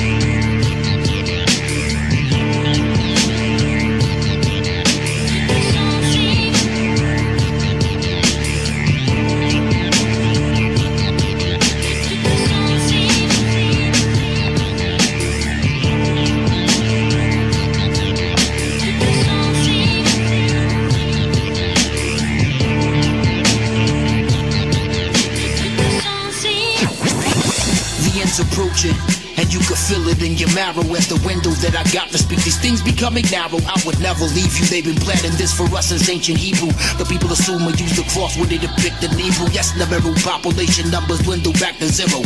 Barack Hussein Obama's face on watermark. The marrows die like crumble, stacking up and bundles burn to keep us warm. No physicists, antithesis, or counsel to keep us informed. There's no respect. They taxing us to heck and tap our worthless checks. Children will be born in a near future that won't have a sex. A patch of skin ain't no reproduction. And the next to kin. Let's break down these walls of oppression like we in West Berlin. Assemble fighters, improvise explosive torch, 1,000 lighters, biochemical airborne agents, inhale the encephalitis. Life the casket is the answered question every time I ask it. They sugarcoat and every time I get I stand disasters, rapes and murders, walking over mass graves of slaughtered Kurdish sky guards that swoop down from the heavens. Facial features, birdish, who controls you? There's been many other times I told you. You still pollute your lungs with all them cancer sticks they sold you. You're still a follower and let the media control you. They influence your thinking with the programming they show you. They own your mother, own your children, own your life and ways. This was Beast 1333. This was Beast 1333. I'm a fighter, not a lover. Use a lover, not a fighter. Fight, I'm getting real slow. Like I had a lot of spider bites. Now throw your hands up. Like you're caught up in a stick up. I'ma go over your head like Jordan in a game of pickup. And it ain't really my fault that I stay tighter than a Gucci. And it ain't really my fault that I spit raw than some sushi. But I think it is my fault already grown. I know the theory cause I'm street. And I touch more white than the name Philly. More white than your name Sally. They wrong cause they want Britney. I hit them with more baggies. I keep them along with me. If something is wrong with me, let the devil be my keeper. When we die, they put us in the box like a pair of sneakers. And I think it's time for you to hang it up just like a celly. I done been down Route 46 and hit up all the tellies. I done did my share of dirt. Probably smoked a ton of weed. And I'll never hit the brakes just like the movie Speed. I'm always starving like it's Ramadan. They never had a check to throw a comma on. Just know it's on, I'm so beyond. They always have to slow my songs to understand. I sit inside my dungeon plotting plans. It's rotten land, full of pain and suffering. Will mock a man, fluid like a Aquaman, gliding through the lines and bars. My firstborn son, I build a ship to fly me to the stars. Used to dream of flying cars, but maybe that'll never come. It won't be fun when in the slum they microchipping people's gums. I'm so aghast, dreaming of them running from a solar blast. I've got pizzazz and a short fuse. Know the wild is fast, forget the rest. Many try to say that the beast possessed. I reconfess, I'm working for the light. Yes, indeed, I'm blessed. So you'll be rudest. Let's hit these suckers with a double Judas. Looking to us with the cameras mounted on Apple computers. I'm the Templar who moved the boulder, telling all to enter. Tonight we'll feast upon the bloody hoofs of murder centaurs. They're the instruments of his divine wrath on earth. Yeah, I cracked the sound in half with Our 33 floors, I'm a library chock full of knowledge and urban resource. I recourse, traversing the path that you never trod on. It's the underground with the lyricism environment's always spot on. I got on, my skill is so ill that I started at the top. Temple orthodoxy incarnate of walking hip-hop and ship-hop. Like Jurgen and Watts at a port in 3D. With CD so sick that the listeners catching VD. You caught the hurt, we drop a ton of perp. You slow like sipping syrup, tomato, tomato. We killing them, yes the answers. Yeah, we are the freshest, fatter than precious. We kamikaze sessions, marking all my fingers on faces to leave a first impression. This is my profession, I sharpen my skills to do the job. My cadre amassing in numbers, assembled lynch mob. You bitch knobs, snubbing your noses and blacklisting. No assistance, our existence, subsistence is our resistance. Our consistence, blood is sown from the cloth for the walking dark laugh. Chanting bloody Mary candles, reflecting the dark laughs. A faster blast is hot to squash that ass. I laugh and let you pass with top brass. Appendages are chopped off like a shot pass. I'll cut your skin off and wear the whole shit as a suit. Lopping bones off and cook them to the marrow for soup. I'm hot in pursuit behind you as you're flipping the truck. You done pissed the beast off, now you're shit out of luck. I drive a side ram, your life is done proof alakazam. And I'll show more mercy to a pet than a man. You know what you did, I know where you live. I blow the hinges off. AIDS viruses, I'm stabbing you with the syringes off. Choking you to death, apply the pressure till the eyes will pop. They talk a lot of shit, I'm making sure that all the lies will stop. Ass whooping on my grimy shit, the dome is mad. Woofing, hoofing up the hill is where I find you. Now your stash tucking, cash tucking. Should've seen it coming before I snuck you. Yo, fuck you. You was finished even before I struck you. Double cross the Federation, double cross the Templars. You gon' feel the full fury of our wrath in both our tempers. Three of the greatest gentlemen of modern music.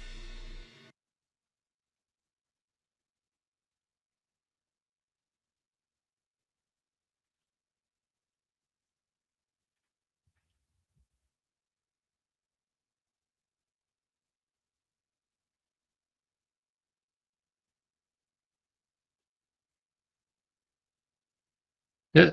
Can I ask you a question? TML. Why you never read Heidegger's views on technology, or have you in the past? You know, maybe I should go look for that. But I think that's so interesting.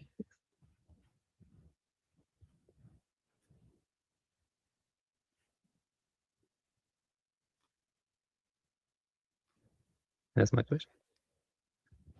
Yeah, I've referred to them before. Oh yeah, numerous times. In fact, I referred to it in the first episode. But yeah. Interesting views. Yeah, it's interesting. Trying to find where we're at.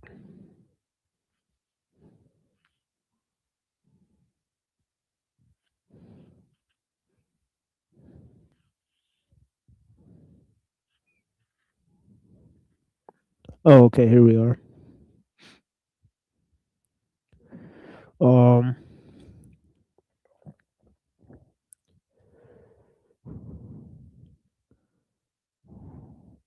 So it says the state offers technique possibilities of development, which no other agency could offer.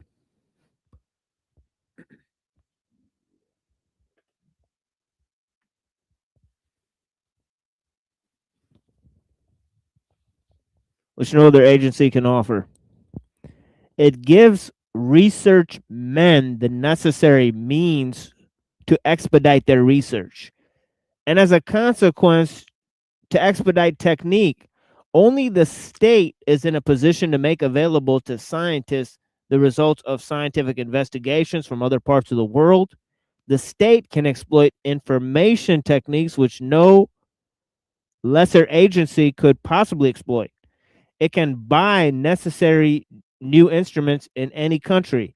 It even lures foreign scientists into its laboratories with hard cash. It may even kidnap them into semi-slavery, as in the case of the German scientists who were distributed among the victorious allies. There's the Operation Paperclip. Only the state can purchase essential scientific equipment, and in addition, give the scientists the indispensable support for its authority. Okay, so that's one, is that there is no type of research that's really possible on the level that's funded by the state. Most of the top research is, in fact, funded by the state. Right? The state can employ incredible amounts of resources, right? It can find findings from all sorts of corners of the world. Secret intelligence services are employed to find this information about what other research firms in other countries are doing. It can even kidnap the scientists, as it has, right? It's in fact done this to employ the scientists of foreign countries for its services. Give me 1 second, guys.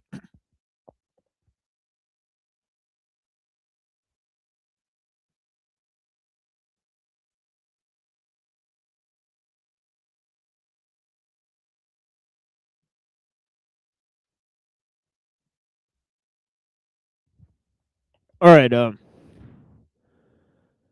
right, where were we? Okay, the state offer. Okay, so technique, as I have remarked, has no meaning if it's not applied. But in its application, it encounters certain concrete difficulties, especially with individuals. This in no way contradicts what I've already said about public opinion. Public opinion is completely and resolutely favorable to technical progress, he says. But it is favorable retrospectively, so to speak. Technical progress is what we already know. In actual instances, however, in respect to some new discovery, for example, the reaction of the public is not so simple. Okay, so here's the thing, right?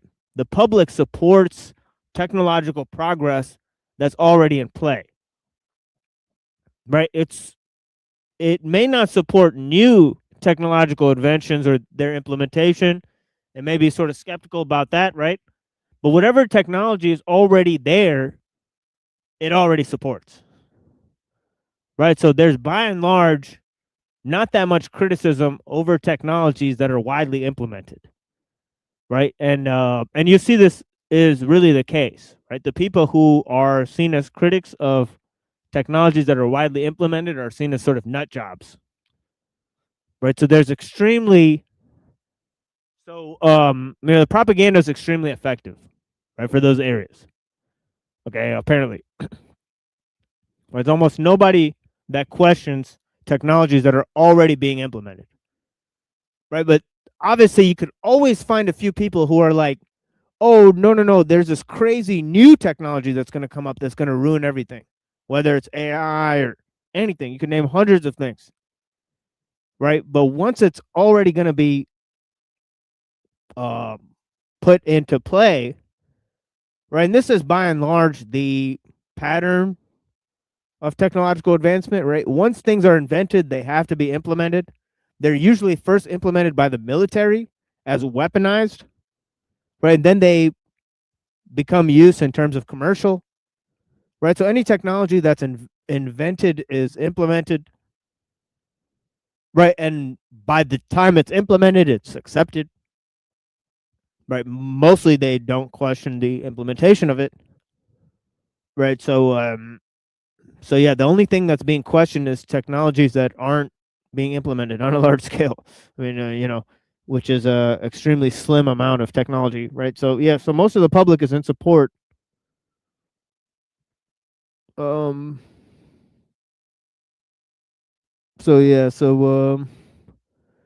Okay, so if the public is directly affected, if the discovery may in fact be applied to it, enthusiasm is notably diminished. The more so because there's always difference of opinion among the technicians themselves. Here, the state intervenes. In innumerable cases, they had to resolve the quarrels of the technicians and the scientists, as formerly it resolved the debates of theologians.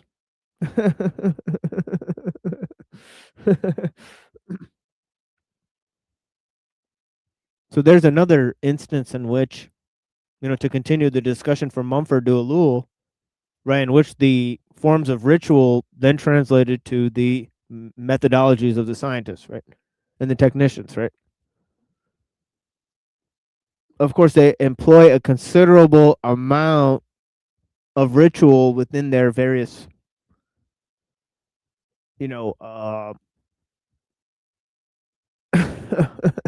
expression, right? For example, right, you got the two snakes going around the staff, and then you got the white coats, and you got like things that people have remarked that you would associate with a doctor. As soon as you step into the doctor's office, there's things that you would associate with a doctor, right? So there's certain official garb and stuff, and these types of things are chosen for a reason. They're sort of they're markedly ritualistic, right? But yeah, anyways, there's no reason why you should, for example, wear a white coat, right? It's like that color, for example, right? Anyway, so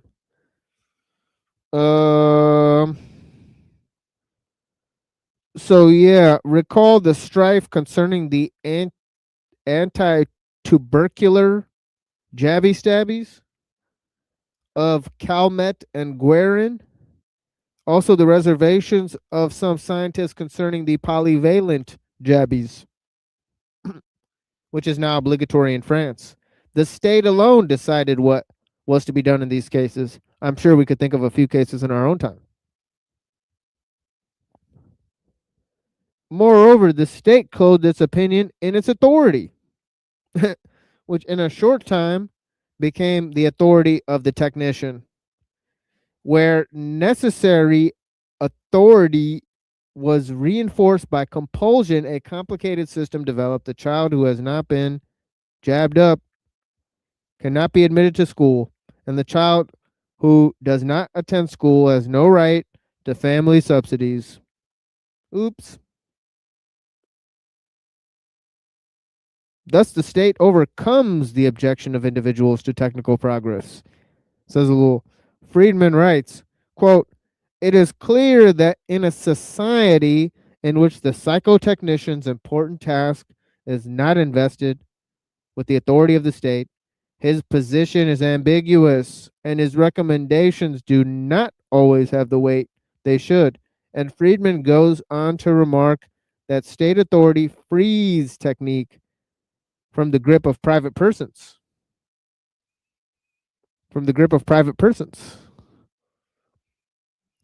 Through the authority of the state, technique is no longer at the service of private interests. And this gives the state, if not real freedom, at least additional justification. The authority with which the state invests technique becomes a factor in its development, but it ought not to be forgotten that the state has itself become technical. It does not act on a whim. Okay, so the state is not the conclusion of the actions of private persons. No. It's the conclusion of the conglomeration of technical procedures. Right? And that functions whether you're Democrat or Republican. It's the same edifice that's being used. Right?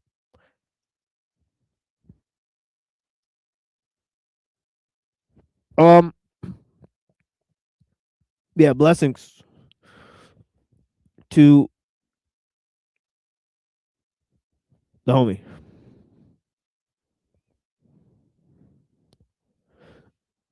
And all the other people that are watching. Criminal Tech, I appreciate you, Denise. Thank you so much. All right.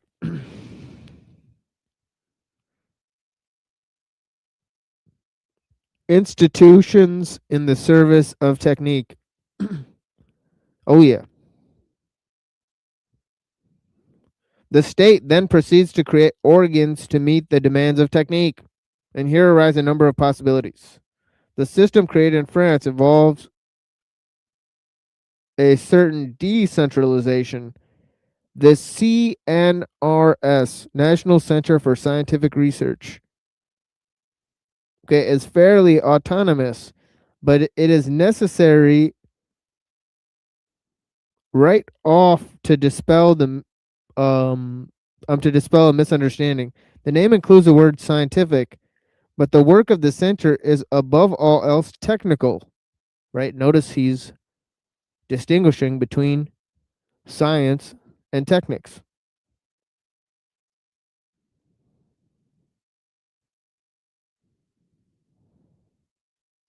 Okay, we saw that earlier with Skolimowski. Okay, and of course, as I noted, he does that in the very beginning of the book, right? When he's situating technique versus both science and the machine, right? Which you could put sort of, I don't know. This is kind of too simplistic of a thought, right? But think of science as sort of pre-technological, and sort of the machine as sort of post-technological, right? So technology is something that's sort of situated in between science and the machine, right, as it were, right? But so yeah, okay, the persons who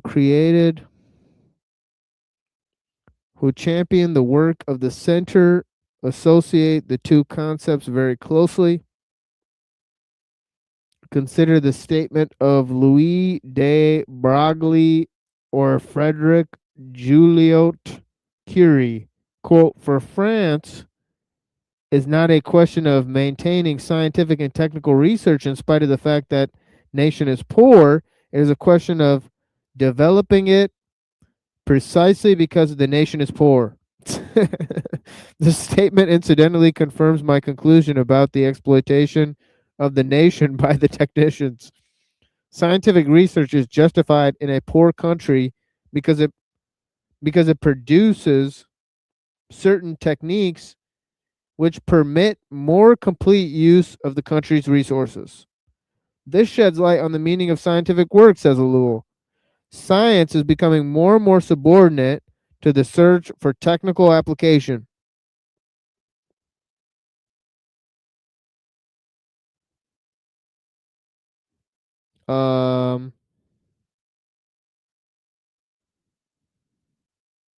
Technical application.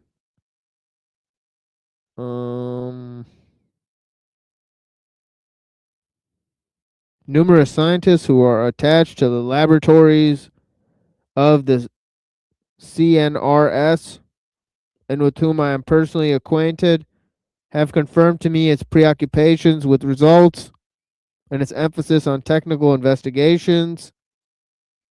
The CNRS is not an institution for disinterested and objective research.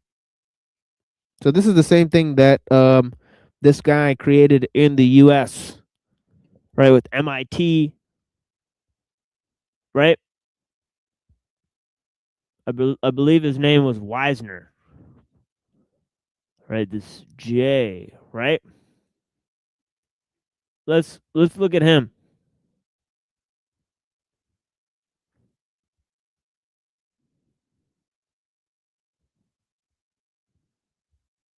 So there's a parallel case in the US to what ellul is talking about in France, right? With this guy, Jerome Wisner.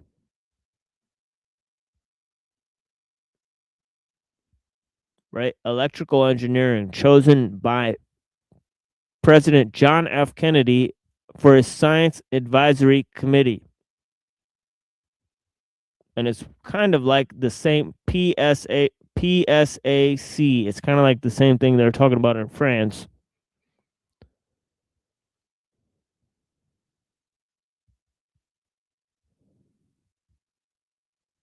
And he became the president of MIT.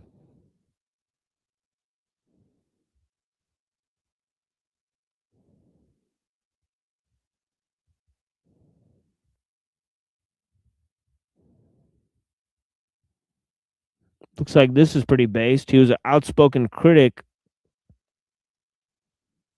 of the exploration of outer space. Nice. And he investigated Rachel Carlson's criticism of the use of pesticide.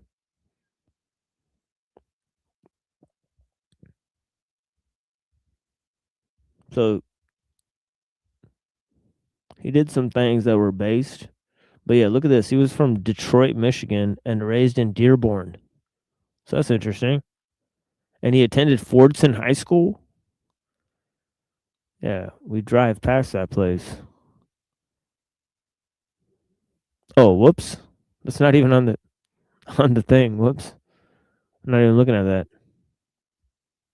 So yeah, this is what I was looking at. Wisner, right?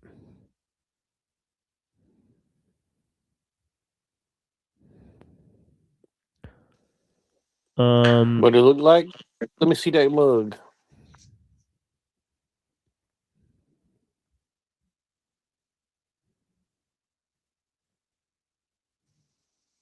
Wow. I thought he was gonna look like the Nutty Professor, but he actually looks like more normal.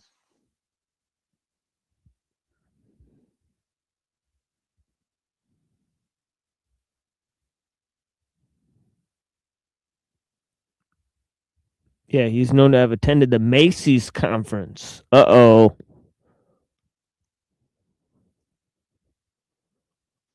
Los Alamos Lab. Uh-oh. What is the Macy's conference? That sounds interesting. MK Ultra. Uh-oh. Project Mercury exaggerated the value of. Uh-oh. Yeah, this guy is like a Fed's Fed right here, pretty much.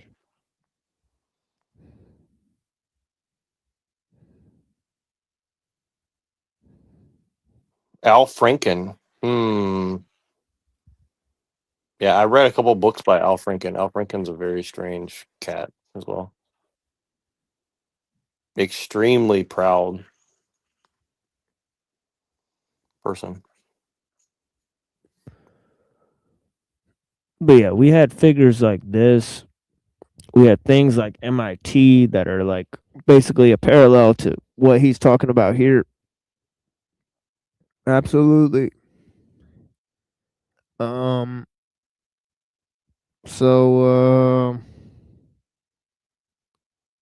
where was I here? So he says the CNRS is not an institution for disinterested and objective research, nor is it a purely cultural entity. It represents a further step toward the union between the scientific and the technical. We must recognize, however, that the French state still does not understand exactly what is to be expected from this union. The politicians distrust the technicians. The petty war, which is being fought between them over CNRS, is another example of the competition I have described. Bicard, chef de cabinet of the Undersecretary of State for Scientific Research, has written that the reason for which CNRS ought to remain independent of the National Ministry of Education is that the tasks of the CNRS, recruitment, training, equipment coordination, organization management, are sufficiently heavy to justify the existence of an administration appropriate to scientific research, and an administration in which scientists ought to play the most important role. The quotation discloses two things. First, that this state organ performs with respect to technique precisely the functions we have already indicated: coordination, organization, and management. Second, that in it technicians must play the principal role, to exclusion of politicians represented by the National Ministry of Education. But the creation of the CNRS is clearly only a first step. It represents a commitment, and it is impossible to stop there. The democratic state has proved to be clearly unequal to the task of developing techniques, and the CNRS does not have the prestige or means it would possess in an authoritarian state. In comparison with the authoritarian state, of course, the CNRS is still relatively free in its activities and its research, although its general orientation is toward the technical application of discoveries. Certain possibilities, incidentally more and more restricted, are still left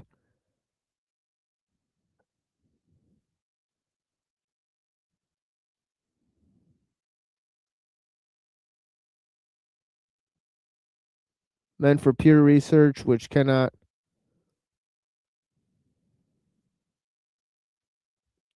in principle terminate in immediate application.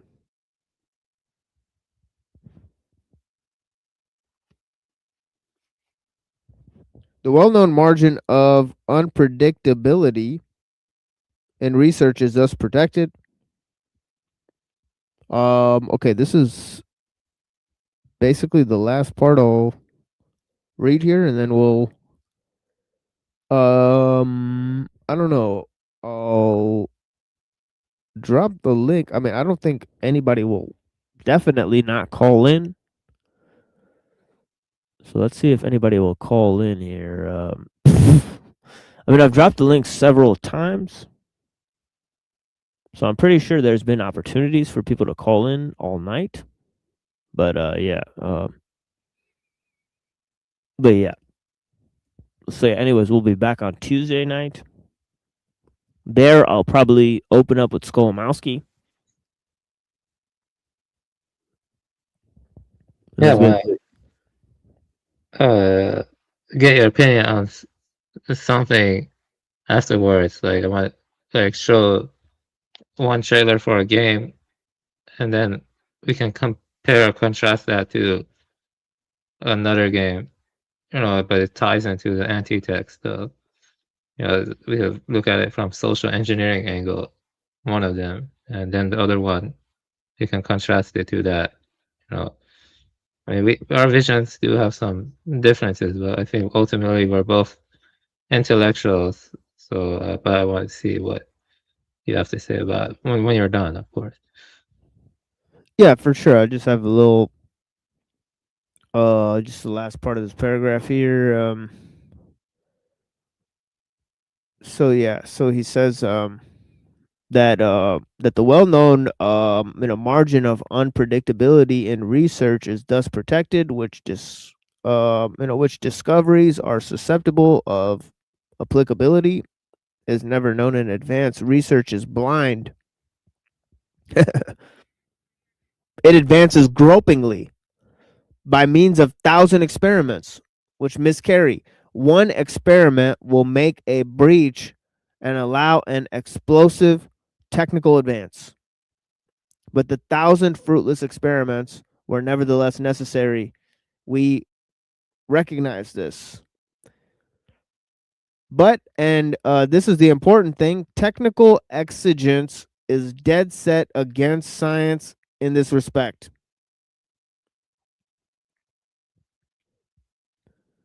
Because technique cannot tolerate the gropings and slow tempo of science. Okay, so here's the main difference. Right, technique does not value abstract thought. Right, it doesn't value experimentation. Right, the only thing it really values is what works. Right. So it's insistence on the practical instead of the abstract. And this is a key feature we brought up earlier when we were talking about, I think both Skolomowski and Gonan noticed that science and technology are two different things.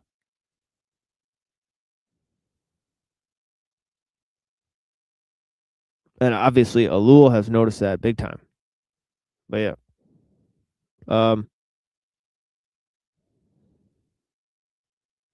Okay, so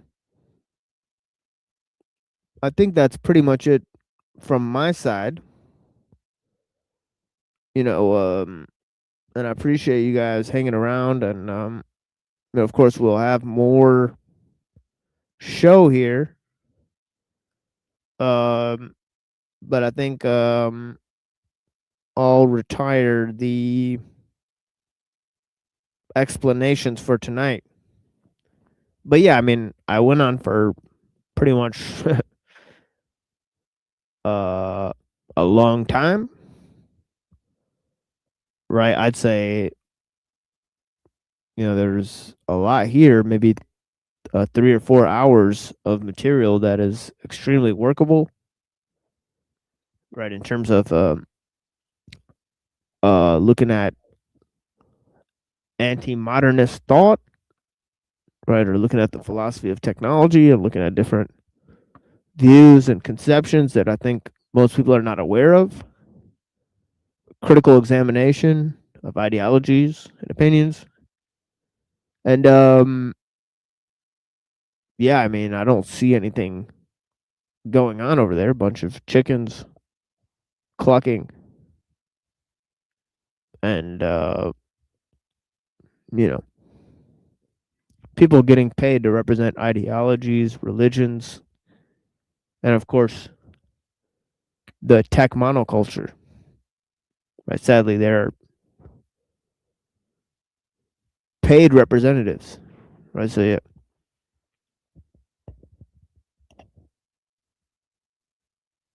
Now what are you gonna do?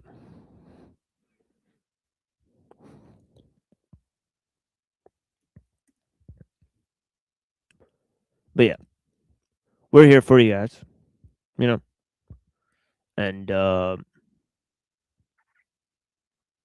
yeah, that's it. Yeah. So did you have anything, Buddha? Yeah, but we talked a lot about intellectual stuff, semiotics, and issue with the technological growth being the primary cause for all the problems, and no one's in control. And yeah, I want to show you 2 games trailers. The first one conveys a post-human future with robots. The second one with bugs, but it's actually very vibrant. And I want to contrast them, and we can talk about them a bit. It's just short trailers, so can I share the first one and get your thoughts about it? It seems like social engineering almost. Then we can contrast it to the other one and stuff. Can I do that? So I'm gonna share it. So.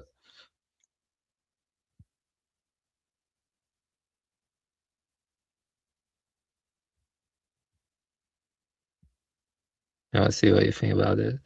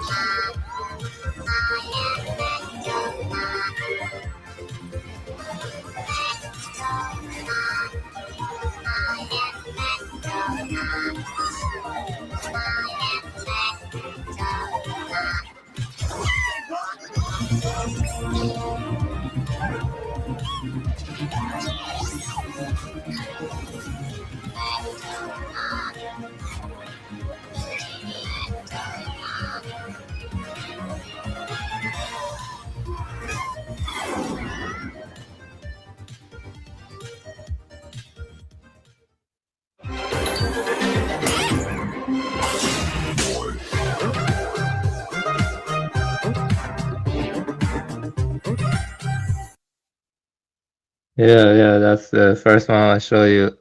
I think that's in a sense like social engineering, because it's trying to get kids used to, this is set in a post-human future where robots, it's like Peter Thiel, but, conveyed in more of a cute and, I don't know, aesthetic that's more, it's like a platformer. The second one I'm going to show too, this one's this one's post-human but with robots, and then I'm going to show you this one like this one is with bugs, but it's short to the then we can talk about it.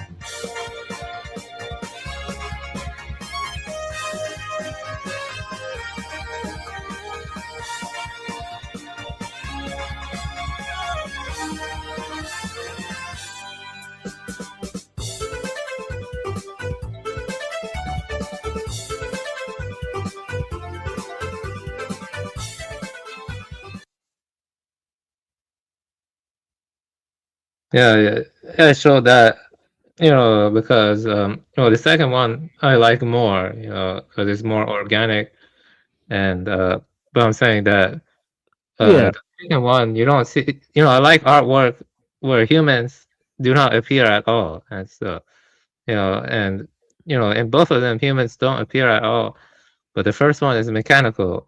It's a mechanical Yeah, it's posthumanism. interesting. That's what Peter Thiel wants. The second one is more organic, with bugs creating that are semiotically advanced, and they create civilization. They have symbol making capacities, as we talk about, iconic to indexical to symbolic reference. They have open-ended symbolic culture and notions of honor, chivalry, stuff like that. Yeah, so I'm saying, aesthetically, which do you like more? Yeah, and what do you think the first one is like social engineering, like Peter Thiel kind of stuff, or you think? Yeah, I get what you're saying. So here's what I'll say about it, and then I'll sort of close out the show. It's pretty interesting dynamic between the two. Pretty interesting contrast. Right. Obviously, one is anthropomorphizing machines, the other is anthropomorphizing animals. Right. One is idealizing the past, the other is idealizing the future. One has a 3D aesthetic and the other has a 2D aesthetic. Right. So yeah, so the contrast is visible. So thank you for that. Avian, fascinating stuff. But yeah. So so let's get up in the end of the show. Would you like to say anything else for the people? Blessings. Yeah, I would say that anthropomorphizing. A lot of people say that, but I would say there's such a thing as anthropodenial, which is denial of the animal-like characteristics in ourselves. That comes from Franz. Oh yeah, absolutely. Yeah, and maybe sort of I don't know what would be, obviously transhumanism is a fine term itself, right? To idealize this aspect of trying to sublimate the human, and that's kind of like what my opening dialogue was about sublimating the human, right? And obviously, not only neo-primitivism but post-humanism, both are ways of doing that. So, but yeah, I appreciate the people that are watching here.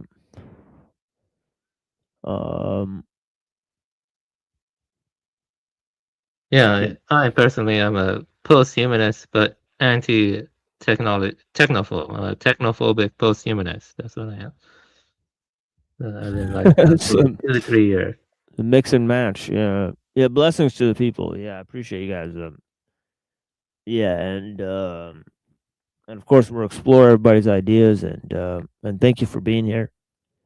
And yeah, thank you for joining us here on the Machine Lives, where we talk about the lies of the machine on the machine that lies. And yeah, enjoy the the music and the replay here that I've curated. I appreciate you guys. And please go back and watch several of the presentations we've done this week if you've missed them, especially the one we did yesterday on Cyber Caliphate, technophiles versus technophobes. I'll put that in the chat. So check that out. Blessings. Yeah, I have one more question for you. Sorry about that. This is a serious question. It's related to the theme of the channel. Before we end it, let's say that robots were made and they cry and they claim they can feel pain or whatever. Will you destroy them? Yes, I'll destroy them. Yes. So we're in agreement about that. I'm sorry. I got time thing, but Sorry blessings. about that. Yeah, let's bring all the inquiries up during the show. So I appreciate you though. So we'll talk next time. Thank you guys.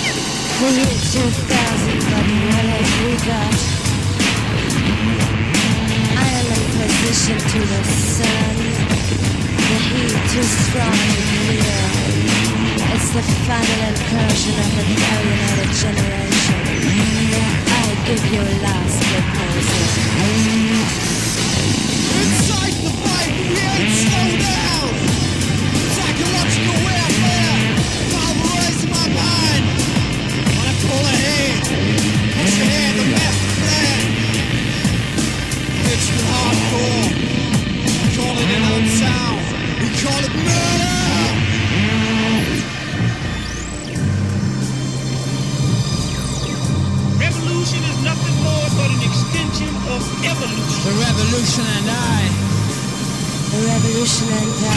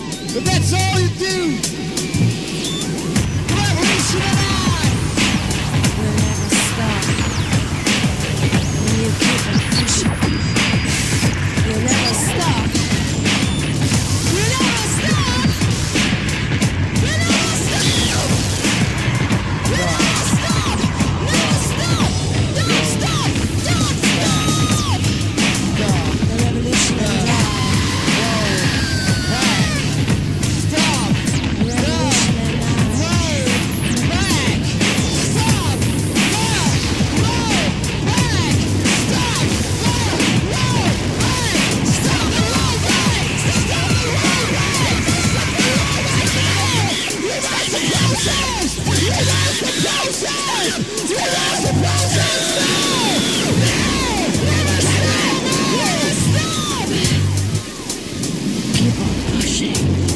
your time is running out. It's about the time. Revolution and I will take over your fucking life. We're gonna take over your fucking life.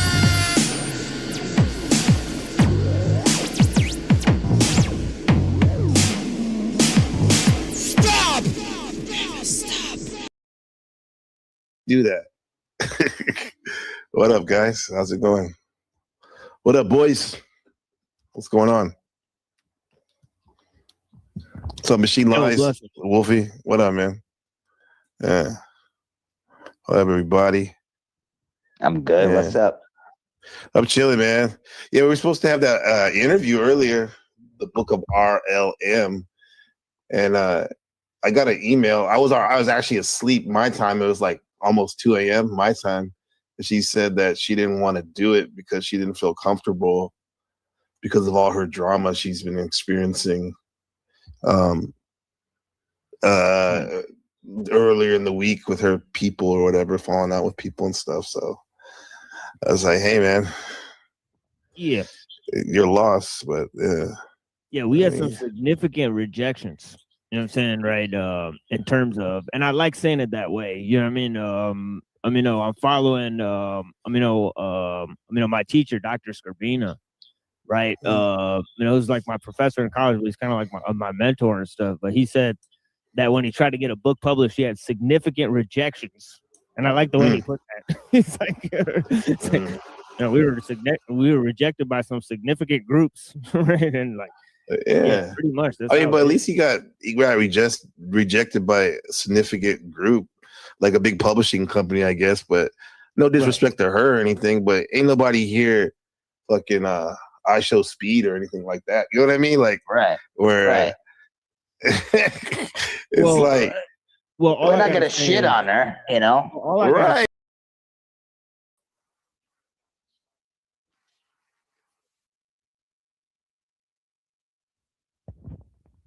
Bill Eater, what's up? Blessings. Nothing much. Can you hear me? Yeah, I can hear you, man. What's up? All right. Well, it's 4:22 here in Busan, and I just got done the listening party for Boards of Canada's new album. And I must say that if I'm going to write a new article in 2 weeks, it'll probably be on Boards of Canada's new album. And just for a hint, after watching the listening party for it, I mean, I don't want to spoil a movie here, but I might as well say I'm very underwhelmed by it. I don't know if anyone's a Boards of Canada fan. I'm a huge Boards of Canada. Yeah, I'm a huge Boards. Yeah, so they just to give a little update here, anyone's listening, they just had their listening party all throughout major cities, played the whole album, gave you a little cool brochure. The audience was above the age of 45. I mean, it is Gen X, late millennial. So that's another thing we got to consider as well. A lot of people. That's why I don't think the Z kids into Young Lean are going to understand that. And I would say, attending it, listening to the song. I mean, I don't want to spoil it for anyone listening because again, it's going to come out next week. But I got to advance listen to it. It just makes me think, if I'm going to write a new article on my blog, it's just going to be a review on this album. Because already you have people like, Mr. Acid Horizon saying, I could say nothing wrong about Boards of Canada. And by the way, by my Boards of Canada influenced aesthetic tarot cards, and I like Francois Laurel and hauntology. And I'm like, no, that's a really bad way of looking at things. Because again, music is music. So I just honestly think this is just a rehash of Campfire Head Phase from 2005. And 20 years later, you kind of just get that. And kind of in with the old cliches and formulas. But, until then, I'll have to write an article on it. But I think, I do think there seems to be this I'll use the correct word, fetishization of the art, when really it's just a pop album. You know, I just think there's something of a generational divide, but I'm just writing my thoughts in it for now. I think maybe the Machine Lie show would understand that. Oh yeah, absolutely. I mean, I've not heard their entire repertoire of albums. I've heard like bunch of I think I've heard like their old school replays, and then I heard obviously Aquarius is a huge thing for me. Right. Music is the right to children. Right, that album. I've played that hundreds of times. Especially I opened one of my shows with, one of the tracks there. Right. I mean, yeah, it's very diverse, Yeah. their discography, but honestly, I think the band broke up in 2006, and ever since then, everything has been ironic, from Tomorrow's Harvest to the new album Inferno, which everyone got to hear today, and then I guess the release comes out next week with, an official video. But the chances of them of touring is unlikely, but I think it's that time now that they should tour, whoever that's coming to Philadelphia or Detroit, but I doubt it. But again, I think that's the only way they can, I would say, save their career, is if they just tour. I just think it's a little absurd making music like Neutral Milk Hotel and assuming, we're just going to listen to it every decade or so, like Daft Punk. And I just feel like it's a bum deal if you did that. Can you hear me? Oh yeah, you can. I can hear you. Yeah, I'm trying to find the exact track that I used. When I first opened the episode 5, because this is just such a. I thought this was such a crude. Like whatever this was, it sounded like evil electronic music. Right. Definitely sounded like something like Drexia or Doppler effect. Mm-hmm. Yeah, like Donald Johnson. Yeah, like his work.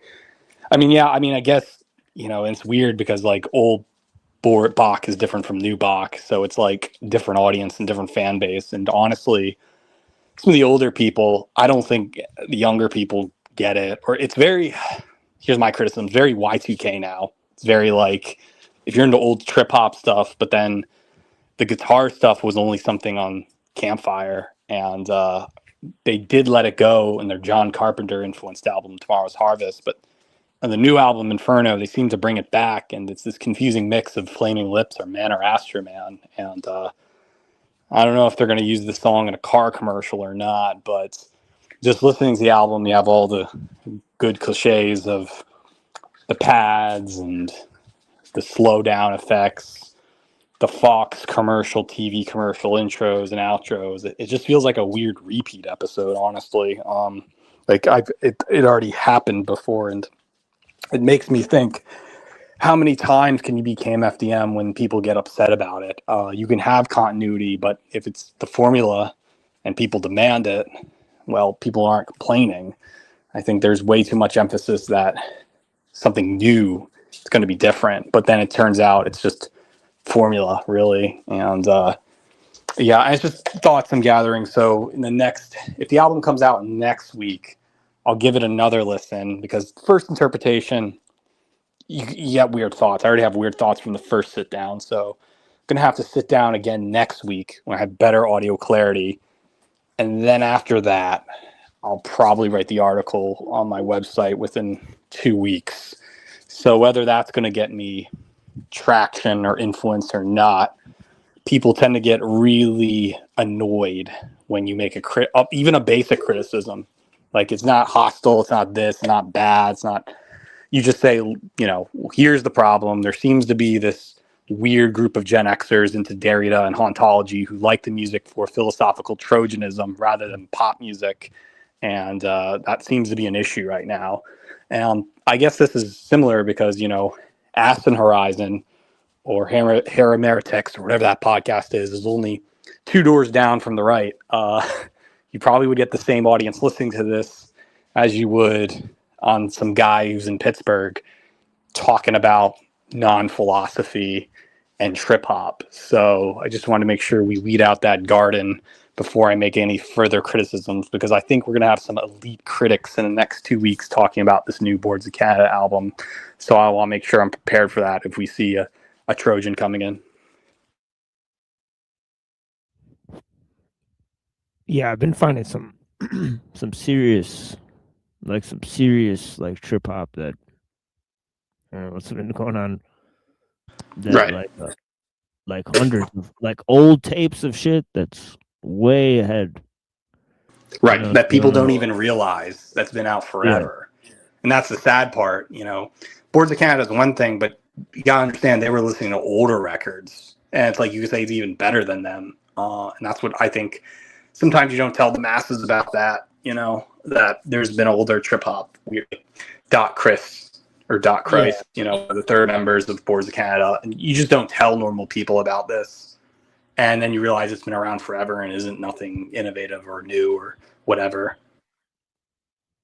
Yeah, this is gonna sound like shit if I play it here, but still, like, this is my favorite Boards of Canada song ever made. But this will tell you, you know, if this is my favorite one, then you know, then this is not really their characteristic tune, but you know, but yeah, this is the one I really like.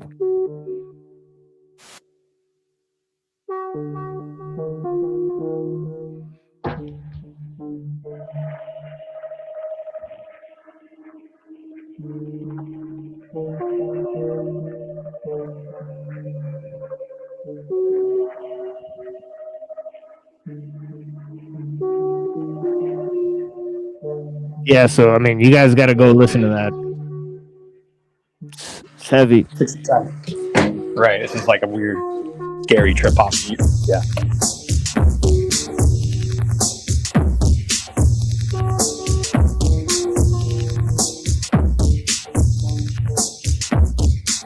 Yeah, so of course, like, I don't know why, but like, this is what we use for the, you know, for episode 5. I mean, you know, it's really funny. When I first discovered Boards of Canada, it was probably 2004. I was watching the Weeble and Bob show, which was like a Flash cartoon who did the Badger people, I think, and they would play songs from Gio Gotti. And around that same time, you also had Salad Fingers, David Friff's cartoon, who used "Beware the Friendly Stranger." So yeah, at I that watched time, yeah. So at that time, you know, Boards of Canada wasn't that big. It was just more like, yeah, if you like Aphex Twin or the other trip hop acts, it was just something to get into and go to the Tower Record to buy it. And I even remember when they announced Campfire Head Phase and they had an old Flash website in 2005. I remember being sold at the local Best Buy in like Audubon, Pennsylvania on stands. It's like 21 years ago. I remember there were negative reviews even back then on Amazon, like 3 stars, 2 stars, being like, yeah, I don't know why they put guitars in their tracks now. I don't know. And even in interviews, the brothers were like, oh, we just want to be accepted like ABBA or like Pink Floyd, or which I thought was weird. And by that same time, I think the band broke up and had a family. Both of them got married and had kids. And it wasn't until Tomorrow's Harvest did you see the first wave of this kind of ironic secret society, you know, Adult Swim bumpers, intro stuff that kind of plagued an entire generation of then rewriting the band as some kind of Illuminati. You know, we don't tour, we're neutral milk hotel, we make fun, interesting, warp-esque beats. And I think that's interesting, but it's like to neglect an audience for 15, 20 years and then hype up 2 good albums seems a little irrational. But yeah, like whatever this is doing, like they're literally just copying like Autechre in this one exactly song here. But yeah, exactly. I'm like, well, if you listen to Autechre or other Warp associates, it's not that special. I mean, but again, what I am saying is that people on, you know, Acid Horizon or some of the weirder Mark Fisher types really, and to use the correct word, fetishize Boards of Canada like it's this metaphor about hauntology. It's this metaphor about, they can't really determine what nostalgia is, if they're against it or for it, and then they put in a weird left-wing message. That's the part I'm trying to unweed. And I think like that, if we use the word fetish to exact example, that's what fetishism means. It means putting power into something at an irrational length. And I think it's all just marketing, to be honest. But, marketing or not, it's hard to say, does the music even exist anymore if you and I can make something in Reason or Free Loops, if not something better, and then call it hauntology trip hop, So these are just thoughts in my head what I'm going to write in the next 2 weeks. Yeah, I think it's just sampling like VHS tapes instead of like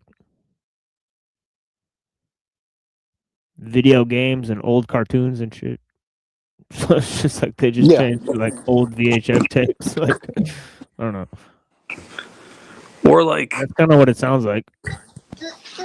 Or like just getting an old Roland SH-101 synthesizer and just getting how the Reading Rainbow crowd or audience, how they actually made those funny 70s bumpers, and just doing it yourself, and I guess making it a feeling synthesia emotion. I mean, again, Vaporwave, they seem to basically hijack the chopped and screwed style and just get like 80s music and then say, well, it may be slowed down reverb, but doesn't it remind you of being in Japan? It's this kind of lame interpretation of not breakdancing or doing something else to it, but to, again, fetishize something so it's not there, but forcing you to see it. And it's less and less to do with music and more to do with ideology.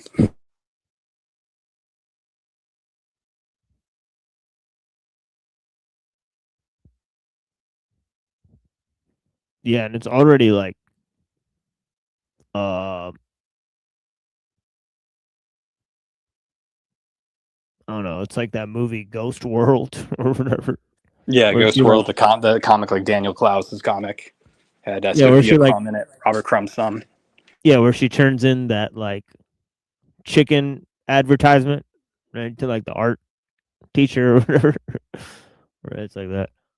Interesting. Well, I got to go at the moment, but thanks for talking to me, Machine. I'll be back on soon. Take care. Yeah, of course. Blessings, man. Thank you for coming on. Yeah, we made space for Pill Eater. Definitely. He's always like in and out of the conversation, but yeah. What he has to say is, I mean, I didn't even know that Boards of Canada came out with a new album. So yeah, so that's how out of the loop I am. I didn't know they were still like coming out with new albums.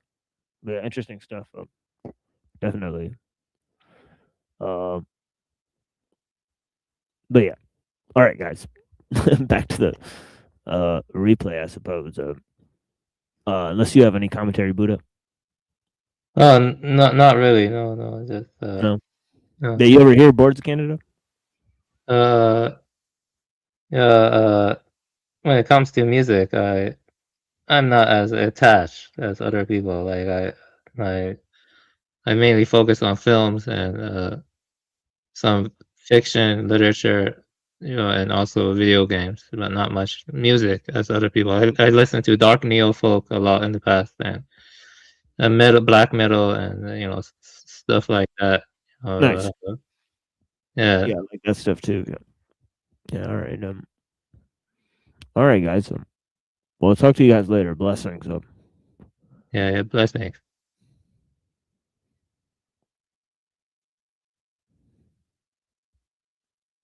Show speed or anything like that. You know what I mean? Like, right. Where it's like, well, we're not gonna shit on her, right? You got it. See, that's what I'm talking about. I'm not trying to do this shit. Actually, trying to make it better for her. Trying to gas her up, probably, Wolfie. What's that? What'd you say? Yeah, I said, look who they have up now, right? I mean, you could guarantee. I don't know, but you could guarantee several of those groups may go behind in the back channels and spread misinformation about you, and so on and so forth. You know what I'm saying, right? Like people who are modded up over there, and so what, and you know, so on and so forth. Could have, yeah. I could think of a few people already that were in the chat that don't really have, you know, your best intentions in mind. They try to smear your channel and your content, and they're basically, you know, like mods over there and whatnot. Yeah, yeah. So the thing is that, you know, they probably let her know, like, this dude, you know what I mean, right? And that's not surprising to me. Yeah. Well, yeah, it could be that, definitely, because there are a lot of people that want to put their 2 cents in, right? But my thing is that I talked to her and she was like, "Oh, let's do it next week." But I was like, let's talk about it. Like, she still wanted to do it, and I can understand from her point of view the shit. But my thing is, like, I always I told her, it's like, it's a new day, man. Every day is a new day. You know, you can fuck unless you want to ruminate in the misery, the bad things that happen, right? You know how we do it over here, guys. Like, I'm not we That's more what or I'm less saying. we dig people up, right? Right. And I don't understand why she wouldn't want to come over here when you talk about everything and anything and you're open to everything and you're not a piece of shit and you know how to kick people out the right way. You're not like, I don't understand. Like, why wouldn't you want to come up here? I think it's a great time and we learn a lot. That I don't get it. I don't know what she's about. I don't know who you're talking about, but the only thing is I can say, like, thank you, Wolfie, for saying that. Because you know how people are, like, I can see, like, we having an interview here and she's opening herself up because that's what she said she wanted to do, right? Talk about everything. You know how people will nitpick that. They'll do a review and just like pick apart like your life story, especially the down parts. You know. Okay. But that's par for the course, right? But yeah, I guess so. That's pretty sad, she doesn't though. see it like that. But anyway. It's almost like a relationship. It's almost like a relationship now. If you're gonna come up here, I gotta give you all of me. You know, like I'm gonna show you all of me. For you to come up and have a conversation, just be you, and who gives a fuck? And if you don't like it, leave. I mean, whatever, you know. It'll sort itself out, right?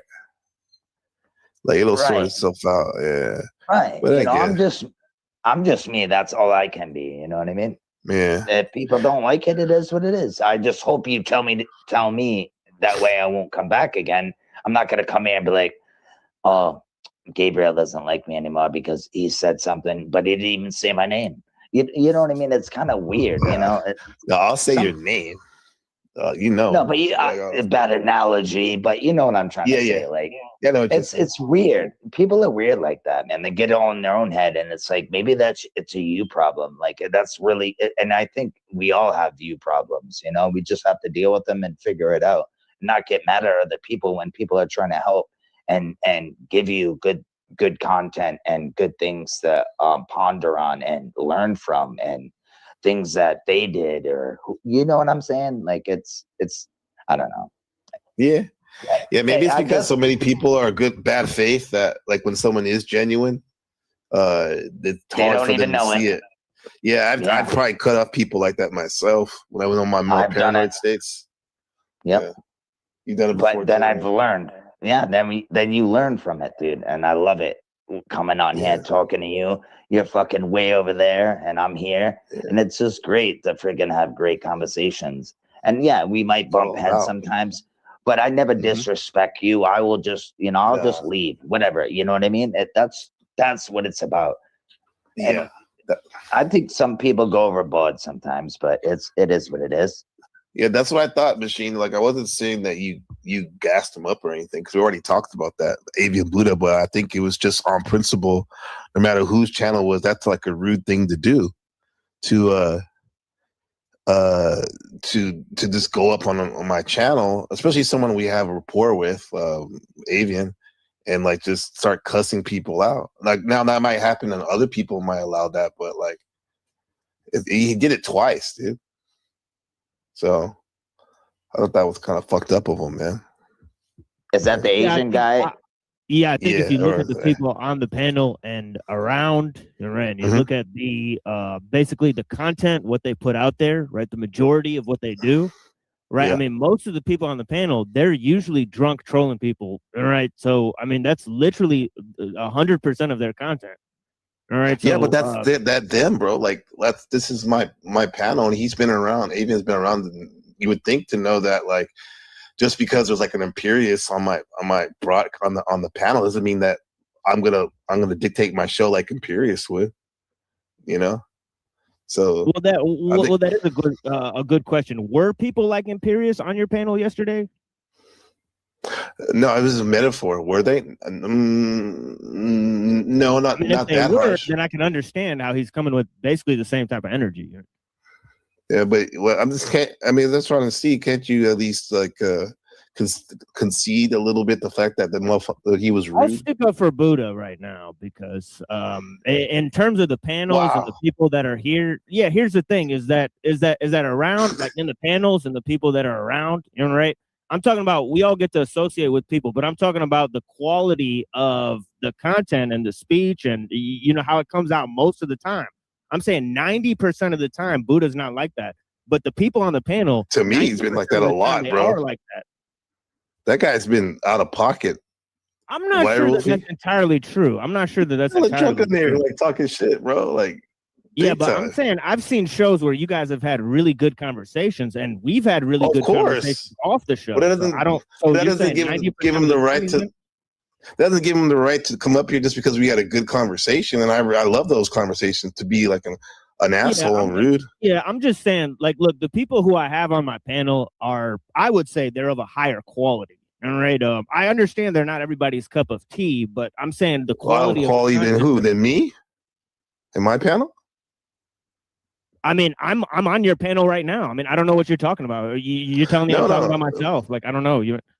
No, but you said that higher contributed to this show, and so is Buddha numerous times. No, I think I know that, but you can't call somebody out like for being rude. Sure they can. But then I'll open up the floodgates. I got some people to criticize on that panel as well. Yeah, then go ahead. That's fair. But I'm talking about in that moment, bro. Yeah, like for example, like part of my show was a critique of those people. You know what I'm saying, right? So that's what I'm saying. I know, and the guy was feeling himself too much, and he came over here like he thought that this is the same thing going on over here. Right, it's got nothing to do with not. Right, it's got nothing to do I didn't say anything over you, but I'm saying, but you told me, and I saw it with my own eyes after reviewing your stream that like he went over there and straight was laughing, saying, "Ha ha ha!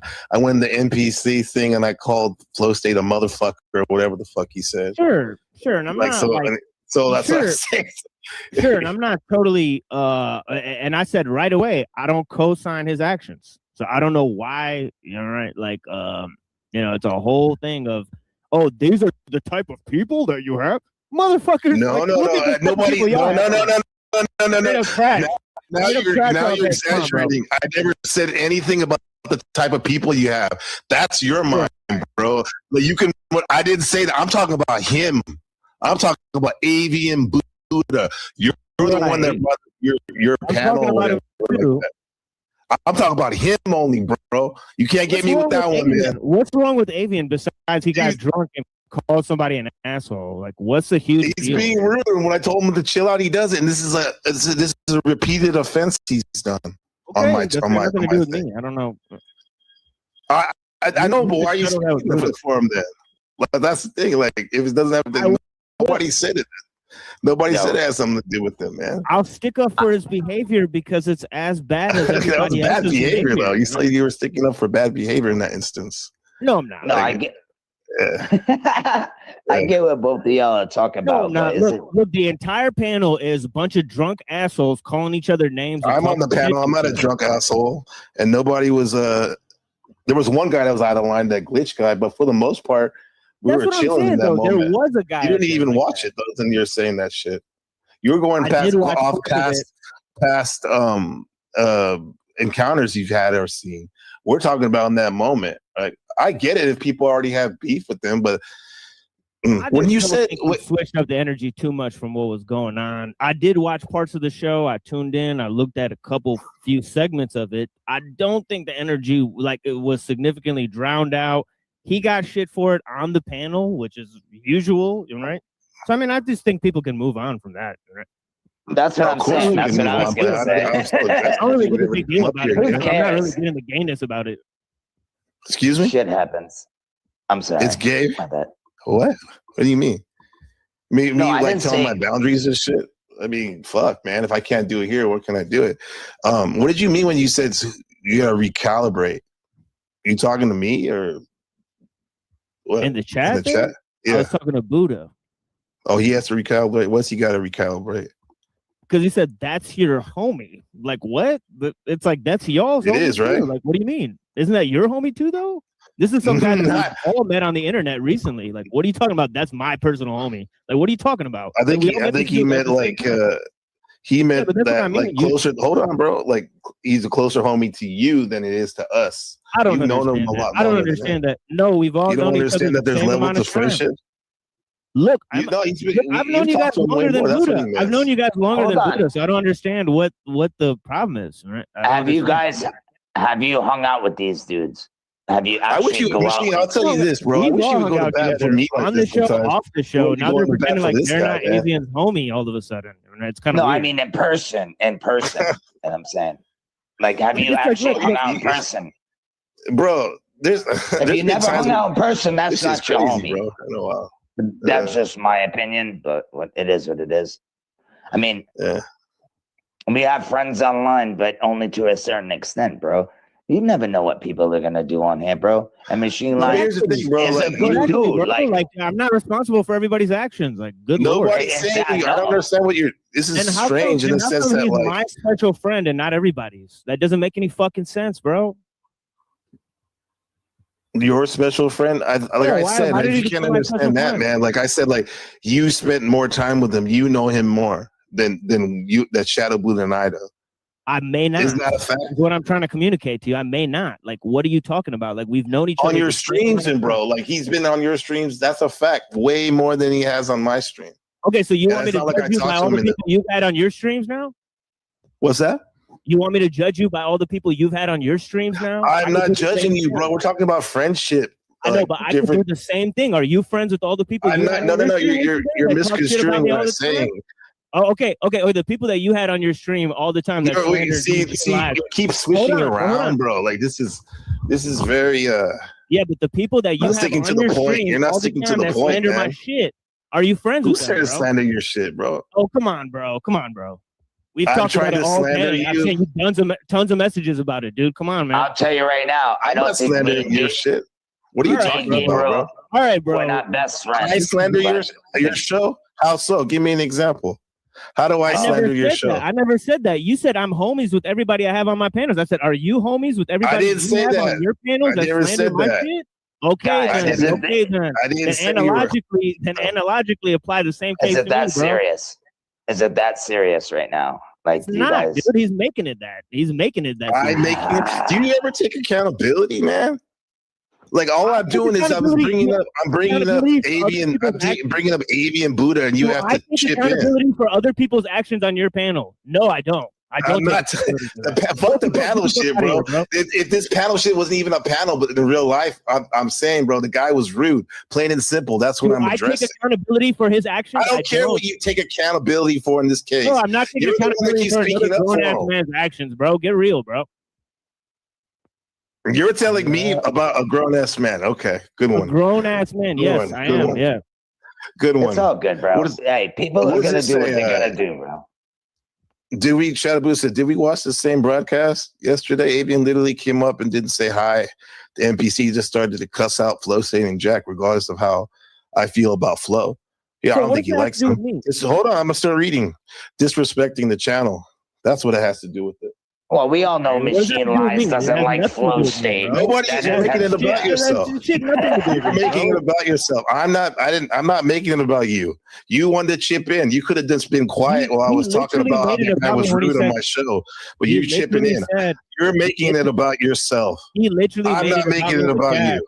He literally made it about me in the chat, bro. Whatever, dude. That's him. But just like you said, I'm not gonna speak up for another man. That's his shit, bro. I'm telling you, I don't give a fuck about your relationship with him. I'm talking about him. He was rude on my channel. Cool. What do you want me to do about it? Like Nothing. All right. You're not the only one on the broadcast. There's people listening, and there's people on the chat. Cool, bro. Like I ain't There's got shit to people do on the with it. chat. Ain't shit got to do with me. Straight up. Then it's be all quiet love. then. It's all love. Yeah, Be quiet. I'm talking Bro, do you about want me to leave on your panel, bro? Do you want me to leave? Like, Just be quiet then. I'm here. No, I'm saying like you're making it about yourself. When I'm talking about, all right, if I want bro. you to leave, I would just kick you. I don't want you to leave. Obviously, he's saying Go ahead, stop dude. bitching. He's just saying stop bitching about it. Leave it alone. End of story. You stop bitching Who's about saying it. stop bitching about it? bro. No, I'm just saying, like, just leave it Wolfie, alone. are you That's awake it. right now? Wolfie, do you even know what's happening? Bro, they're the ones bitching about it, bro. They're the ones bitching about it, dog. Like, what the fuck are you smoking? I'm gonna bitch about it as much as I want because that guy's a rude Go ahead. motherfucker. That's why. Go ahead, bro. It's got nothing to do with me. No, thank you I'm for not telling me smoking what I can anything, do. bro. I'm just saying stop bitching about it. Leave it alone. That's good. Make a good fucking show tonight. Don't tell That's me all I I'm was bitching saying. about something, bro. You get No, I'm saying both of y'all are bitching about it. What the fuck? Bro. No, machine line, dude. Stop, man. I'm not hating on. I'm just telling. Just everybody's bitching about shit. I'm just saying in general. Like I'm not hating on you, dude, at all. Like I love you both. That You guys Shadow are Buddha fucking says. great, bro. Like I have no problems for with sure. that. Yeah. At T-Mail, I There's met no need Avian, to- went back to your channel, started laughing about calling out Flo, disrespecting Gabe's channel. I meant it. If you're homies with Gabe and Avian, wouldn't you call out Avian? That's what he said. I mean, that's fair enough.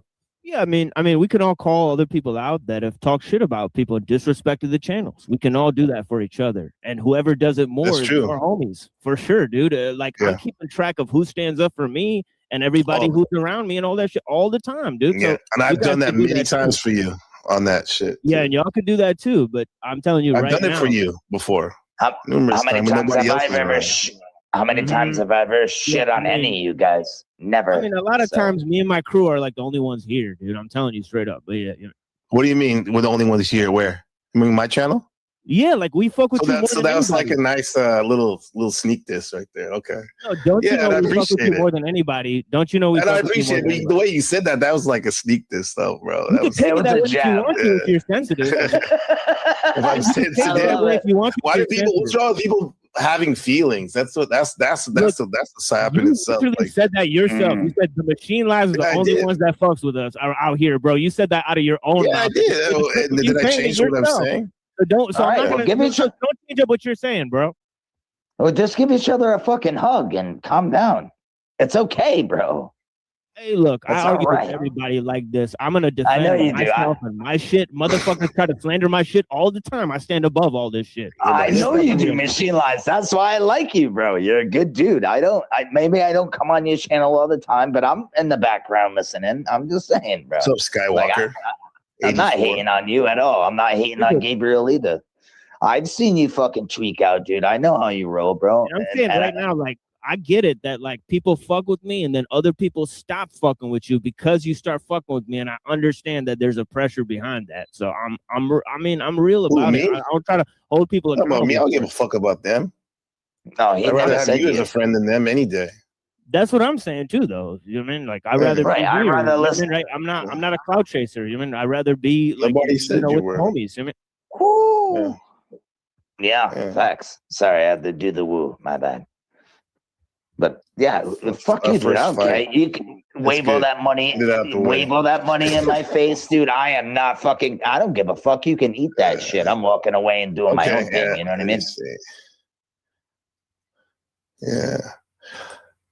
Yeah. It's all love. It should be. Now I'm not you know even what I mad mean? at him anymore. You shouldn't be. Avian Buddha as much anymore. Fucking. Let's see. It's good. Talking good is what? great. Yeah, it is. I mean, that's why we have a mouth, right? Mhm. Yeah. But that book of RLM, that was wild, bro. Because she had streamed earlier in the morning, right? Which she normally doesn't. And then that's when I got the message, and I'm like, okay. And I went up there because I did felt some type of way, because I'm like, you say you don't want to do your thing, but then you're spilling your guts on your broadcast right there. And then I let her know. She apologized, and then I think she went live again, right, Machine? When I saw you over there. That was like the second time she went live. I mean, I was there to support the show that y'all were doing, right? So I went. Yeah, I know. I appreciate you saying that too. I was saying, hey, we're from MPC. This is how I do. Yeah, that was cool. Yeah, man. That's social credit right there, bro. Appreciate that. You and Snow right there, but you said it. You're like, we're from NBC, but she didn't fucking read that shit. You know what she said? She said, she's like, maybe we can. She's like, I want to do this eventually because when I make it, I can go back and look at the times, the good old days. I was like, wow, that's pretty bold. When I make it, I mean, hopefully everyone makes it if they want to make it, but people are crazy. And I appreciate you putting me on the channel, promoting my shit, saying I'm part of the faculty and whatnot, and always bigging up, the intelligence and whatnot, bro. I don't even try to put myself out there, but you guys do, so I greatly appreciate you guys, man. Yeah, because it's stronger than you two. That's why I probably got all passionate and stuff, man. Yeah, and I get it. Dude. It might get annoying for you sometimes, like how I ask questions, like. I'm like, really, I'm really interested in these things, man. And I'm looking at it from the point of view of like my normal audience member that might not ever heard any of these things. Yeah, dude. Like so 10 minutes after I argue with people, I'm straight, dude. I'm cool, bro. Like, yeah, I get it. Yeah. Dude, I feel like I just worked out. I get people to that level. I'm sorry about that, bro. But that's all good, bro. Yeah, that's all good. I appreciate you, man. You say, this is the best. Yeah, it's true. Shadow Buddha does. It is. He's always have TMOs back wherever I go, even the other creators. Yeah, man, they always be sneaked. They're not always, but yeah, we stand up, we say stuff. That's what I mean. Like that's what I mean. Like with like avian, like we gotta like insulate him a little bit. Like I don't know, like not a lot, but the dude is really socially awkward, right, or whatever, right. Right. But like, here's the thing though, we gotta isolate them. But then again, it's like I was doing like big bro love, like hard love. I'm still gonna love him, metaphorically hug him after. But like I wanted to let him know, don't do that to my shit. But you gotta humble. Cool. You know what I mean? And I gotta humble motherfuckers. Yeah, and I did say like so many times because of Brown's boy and a bunch of other people, right, or whatever, right? That like obviously like. Everybody that says everything like that's not me, right? Or whatever. Right. I know. I would never. Yeah, like you're your own man. You know me. Yeah, I don't even call into shows, say something, and then leave. That's never like if I call into a show, I'm there for a while. Like usually the last one. That's what's cool. Yeah, man. I stick around to the end. Like even I might talk to the people after the show, be like, "Hey, are you okay? Like, is your personal life okay? Like." Right, those are the greatest conversations sometimes, and then you wouldn't do it if you weren't patient. Well, I got my nigga, faculty member, another faculty member on the channel, Twilight. You see that? You're on the faculty too on my channel, Twilight. What's good, bro? Yeah, what's up, Twilight? Yeah, aliens going in the drunk tank, bro. For real. Oh shit, yeah. I'll put them there myself. You know what I'm saying? Yeah, I'll put them there myself, bro. Nah, I just wanted to say though, like it's good that people can have arguments and then come together after. Yeah. We have an argument like every month, and then he apologizes, and then we're good again. Right, so everybody. It's good. I just had that. That's why I was confused, bro. We hadn't talked in a month in the shit. Me and Avian, and then like he did that, so I was like, what the fuck? Yeah. Right. What's up? No. I just wanted to say it's better to bring it to your face and have backbiting. He's a good dude. You just need to stay. You know what I'm saying? No, Gabriel and Machine Line is a good dude. I watch them both flip on people, and it takes a lot for them to actually flip on you. They're actually pretty decent. You know what I mean? They'll warn you, and if not, you're getting kicked the fuck out. It is the way it is. You know what I mean? And I think they're very fair. So that's just me. Thank you. Yeah, that's important, right? Like. This is Machine Lies guy in the middle when I was trying to get at Avian. I will. Me one day. He was like, this dude need to shut the fuck up. I will. Oh, you muted you? Twilight? Yeah, dude, I'm an Avian expert, bro, for real. Yeah. Oh, motherfucker. Yeah. It's so sucky because like when he's on point, he's on point. Like that. I love his knowledge of books and how he can he's like an encyclopedia, the way you can just pull shit. That's what I mean. A lot of you guys are like that, but he really was like telling me to a supercomputer. Shit, dude. It was fucking wild, bro. No, Twilight knows this. Like we get weird. Like, well, he's a cool dude for the most part. You just need to stay the fuck away from the alcohol. Yeah, no, but I'm saying like philosophers, like I agree. People that are into like mystical stuff and shit, they nerd out on shit, but they're basically fucked up, dysfunctional people. At the end of the day, most of them. Like, I mean, the people in the metaverse. Like, Yeah, I don't know that's if Twilight will true. admit it, I'm but an I am. exception. Well, hold on. I think everybody's fucked up in some sort of way. At least Of one part. course. Well, yeah, I mean, Yeah, sure. that's a given. You know what I'm saying? So don't be hating. Machine lies. We're all fucked up. Yeah, but if you got a 10-year-old book that's all ripped up and shit, bro, you might have some other problems. Right. Oh no! If I have no, I'm not ripping books. No, I'm reading them. What? No, I'm talking about like just a beat up book that you have notes all over it. You know, I'm talking about Okay. that you study Oh, the fuck out of, bro. I got a Whether it's the Bible book or- for my dog when she was a puppy, tried to eat Fall of America, the Honorable Elijah Muhammad. Yeah. That's where I'm coming from. But you say with notes and shit, those are the best ones. You ever get that from the bookstore?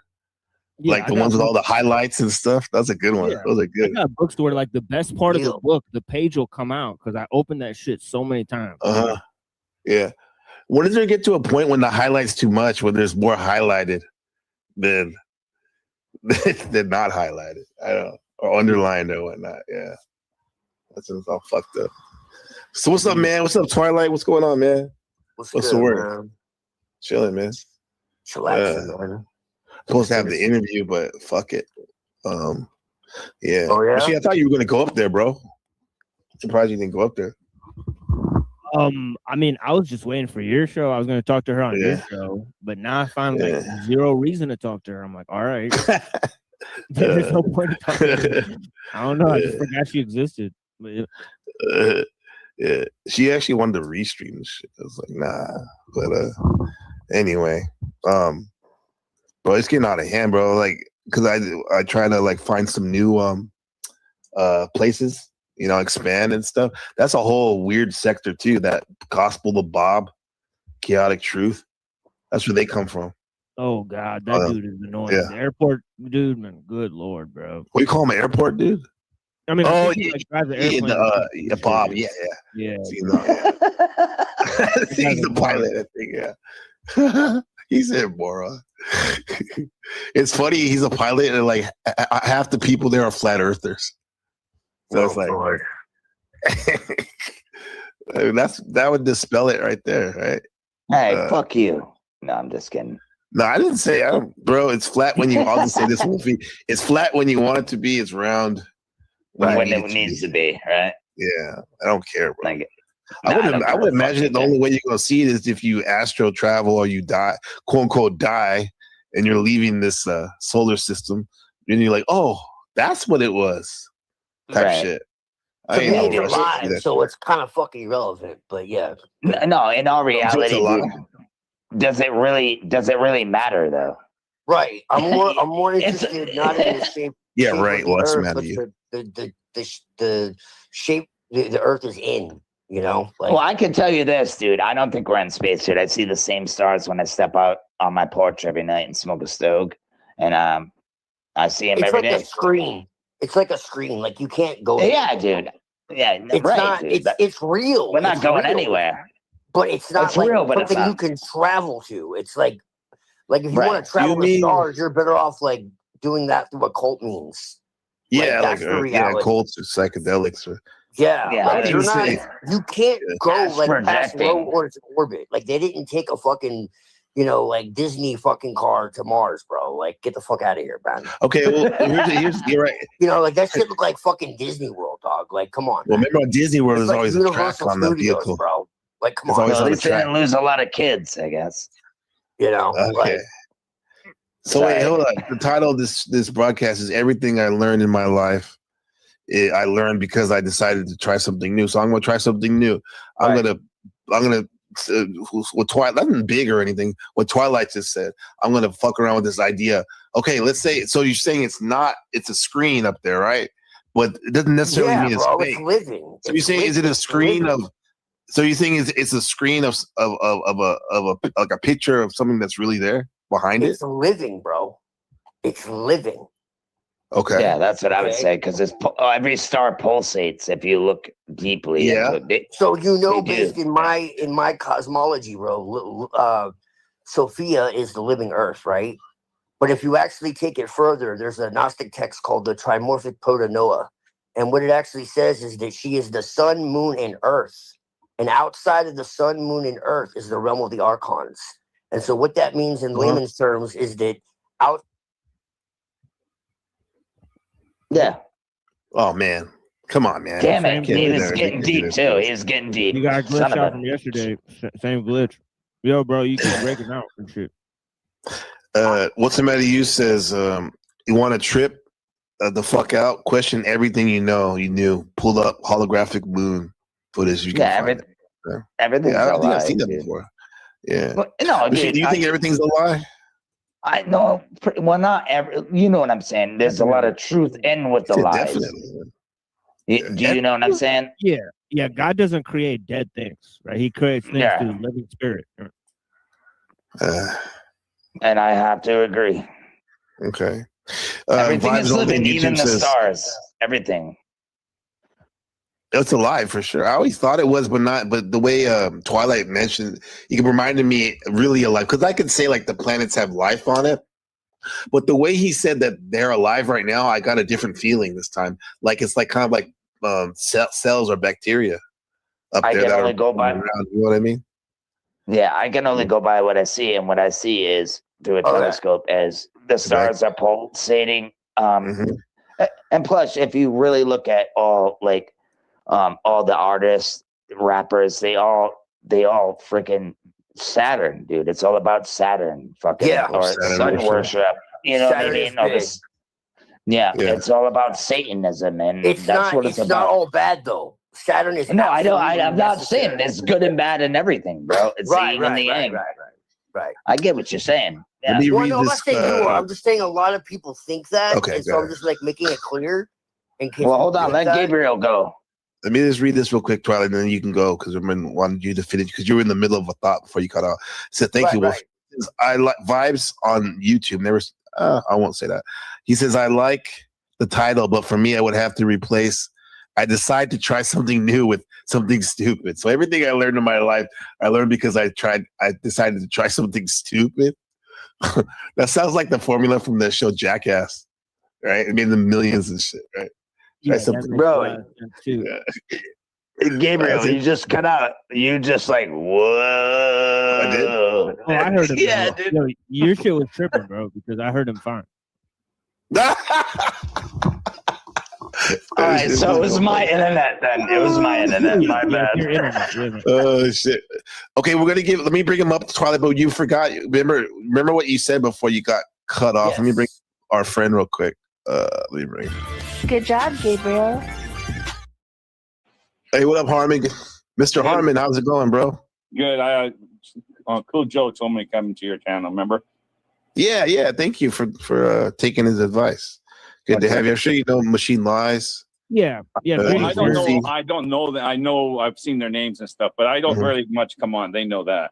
Yeah, it's nice to talk to you again. Yeah, I've spoken to you before. You're a Mormon. I mean, you used to be a Mormon, and you believe in the flat Earth and whatnot. So Right. thanks for being here. Right. Okay. I want to hear what Twilight Light says, and I'm going to add something to it. That's why I came on. Okay, well, that's Vibes. I'm tripping. Whoa, what's up, Vibe? My bad. Vibe, I know Vibe, though. He's the creator in there. Yeah, what's up, man? What's good, buddy? So go ahead, Twilight. Bro, you remember what you were getting on? Yeah. So essentially, the idea is, in a nutshell, because it's very esoteric, is that space, is outside of the sun, moon, and earth, is inorganic. Okay?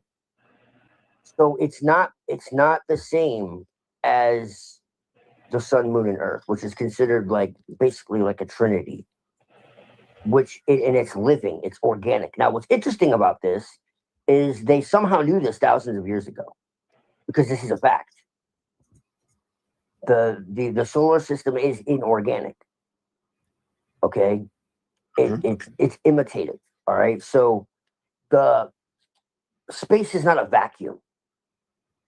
Okay, there is an emptiness in contrast to what the Gnostics called the pleroma, which means fullness.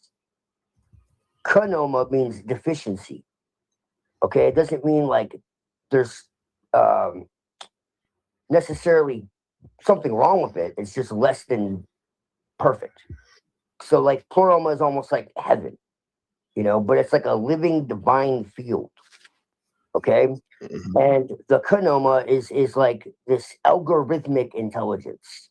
It's like a pattern system of that just kind of like repeats, almost like AI, like a cosmic AI, right? So there's like this non-conscious imitative program. I mean, they use that word program. That's fine. To make it as simple as possible. Yeah. Well, this is just very like esoteric. And I would have to go through like a whole like cosmology thing. No, to the abridged version of that. So yeah, it's like I said, it's like an imitative consciousness. That what it does is it the way it's explained is like they essentially copy what they see the aeons. The aeons are like the gods, the generators. They call them generators that emanate from the originator. The originator is like the big G God. The God, the supreme being. Yes. And everything is done through dreaming. So if you like get into like Australian Aborigines and like African and like in like very ancient like shamanic traditions, dream time, the original Telestai, right? Like the Wangina and all this. Okay, the original Telestai, which were later called Gnostic by their enemies, the pagan ones, because there were pagan, there were Jewish, and there were Christian Gnostics. Okay, but the original ones were the Telestai, and they were the pagan Gnostics, and they saw this entire reality as a dream, not a simulation, not a prison, a dream. Okay, an interactive dream of a star goddess called Sophia, and Sophia emanated this entire reality through an act of what they call unilateral dreaming. She dreamed unilaterally, and in doing so, she created what they call the demiurge. Okay, and the demiurge is the God that believes it's God. Okay, and he couldn't people call that like a Satan type God when maybe the Bible talks about it's the same, right? It's steroma, except that what they call remote viewing. The only thing is that what they call Satan in the Gnostic sense is what most people call God. So that's the twist. Jesus is seen as a messenger of the true God in Gnosticism, in Christian Gnosticism. In pagan Gnosticism, he's called Christos, and he's an aeon. But that's getting deeper into, again, okay, wait, let's stop there real quick then. That's why I'm landing there, because we'll be here a while if I get into all that. Yeah, that's a fascinating creation story. I like that. Do you see any parallels to the creation story? Because I take it you read the Bible, right, Harmon? I think you spoke on it before. I have at one time, yes. I used to study it for about 20 years. Yeah. Do you see any similarities in the Bible, what Twilight showed, in terms of like creation stories? Or if you always dig hard enough, you can get any confirmation bias that you want. That's my opinion. Okay. That's why it's interpreted a million different ways. Right. Yeah, for sure. But all I was coming on to say is, did you guys know this? I learned myself. This is things I went. Okay, all these guys are making the claims about these stars and everything. So I saved up to a couple of years, and I bought like an $8,500 pair of binocular rig with a very expensive tripod and everything that costs. So I wanted to get the best pair of binoculars that you get. They're called binocular telescopes. All right. And so one night I'm out there, and it was about this time a year ago, and I'm looking out I see Venus. Venus is real easy to see in the sky in the evening at this time of year. Then in the fall, it's in the sunrise, right? You know that, right? For sure. Yes. Okay. So I take my binoculars, I turn and look at it, and did you know it has phases like the moon? Yeah. It has crescents too. That's why there's That's a lot of phases, like yes. symbolism. But it never becomes full. It only gets up to 78%. But I'm sitting there looking at it. So I got my phone adapter and I put it on. I took a picture of it. And everybody I showed it to, they always thought it was the moon. I said, no, that's Venus. So we're not taught anything. It's not a secret. It's just not taught. Thanks, Buddha. No, for sure. Yeah. Can I? Most definitely. I would like to ask a question. Do you think the moon is a solid object? Yes. Well, you can't say anything about that. I just know it's a light in the sky for all that I know. We don't. Because no one knows. And everybody who makes up the statement saying, I hate it when they make statements of fact. Just say, in my opinion, I think the moon is this. That's all I know. I'm not making facts. I'm just saying that I took a picture during a baseball game at Nesson, and I could see through the moon. It was blue behind it, and it was right when it was going to be pretty much full. You know what I mean? Or almost full. Right. Forgive me. I might not be totally full. You know what I mean? But and I know what you mean. It was all blue behind it. You could see through it. So I don't think these things are solid objects, man.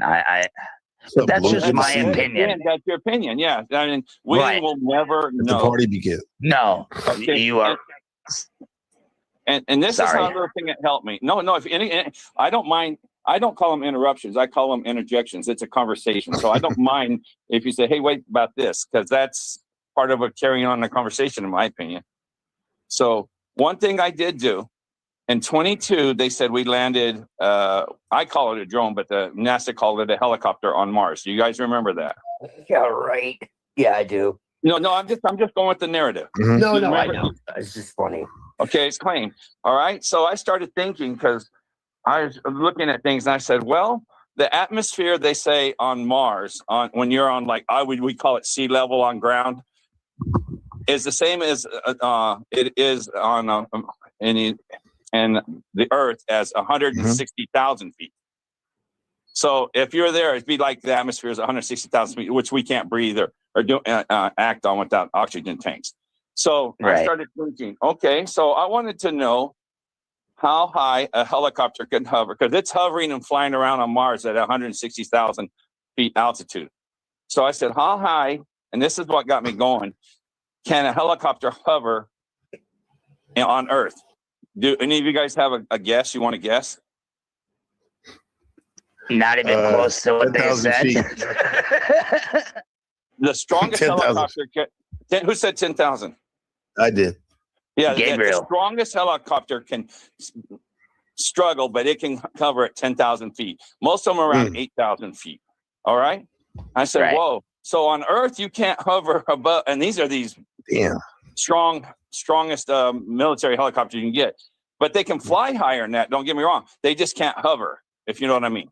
They don't. They can't sit still. They can't just sit there and just chill out.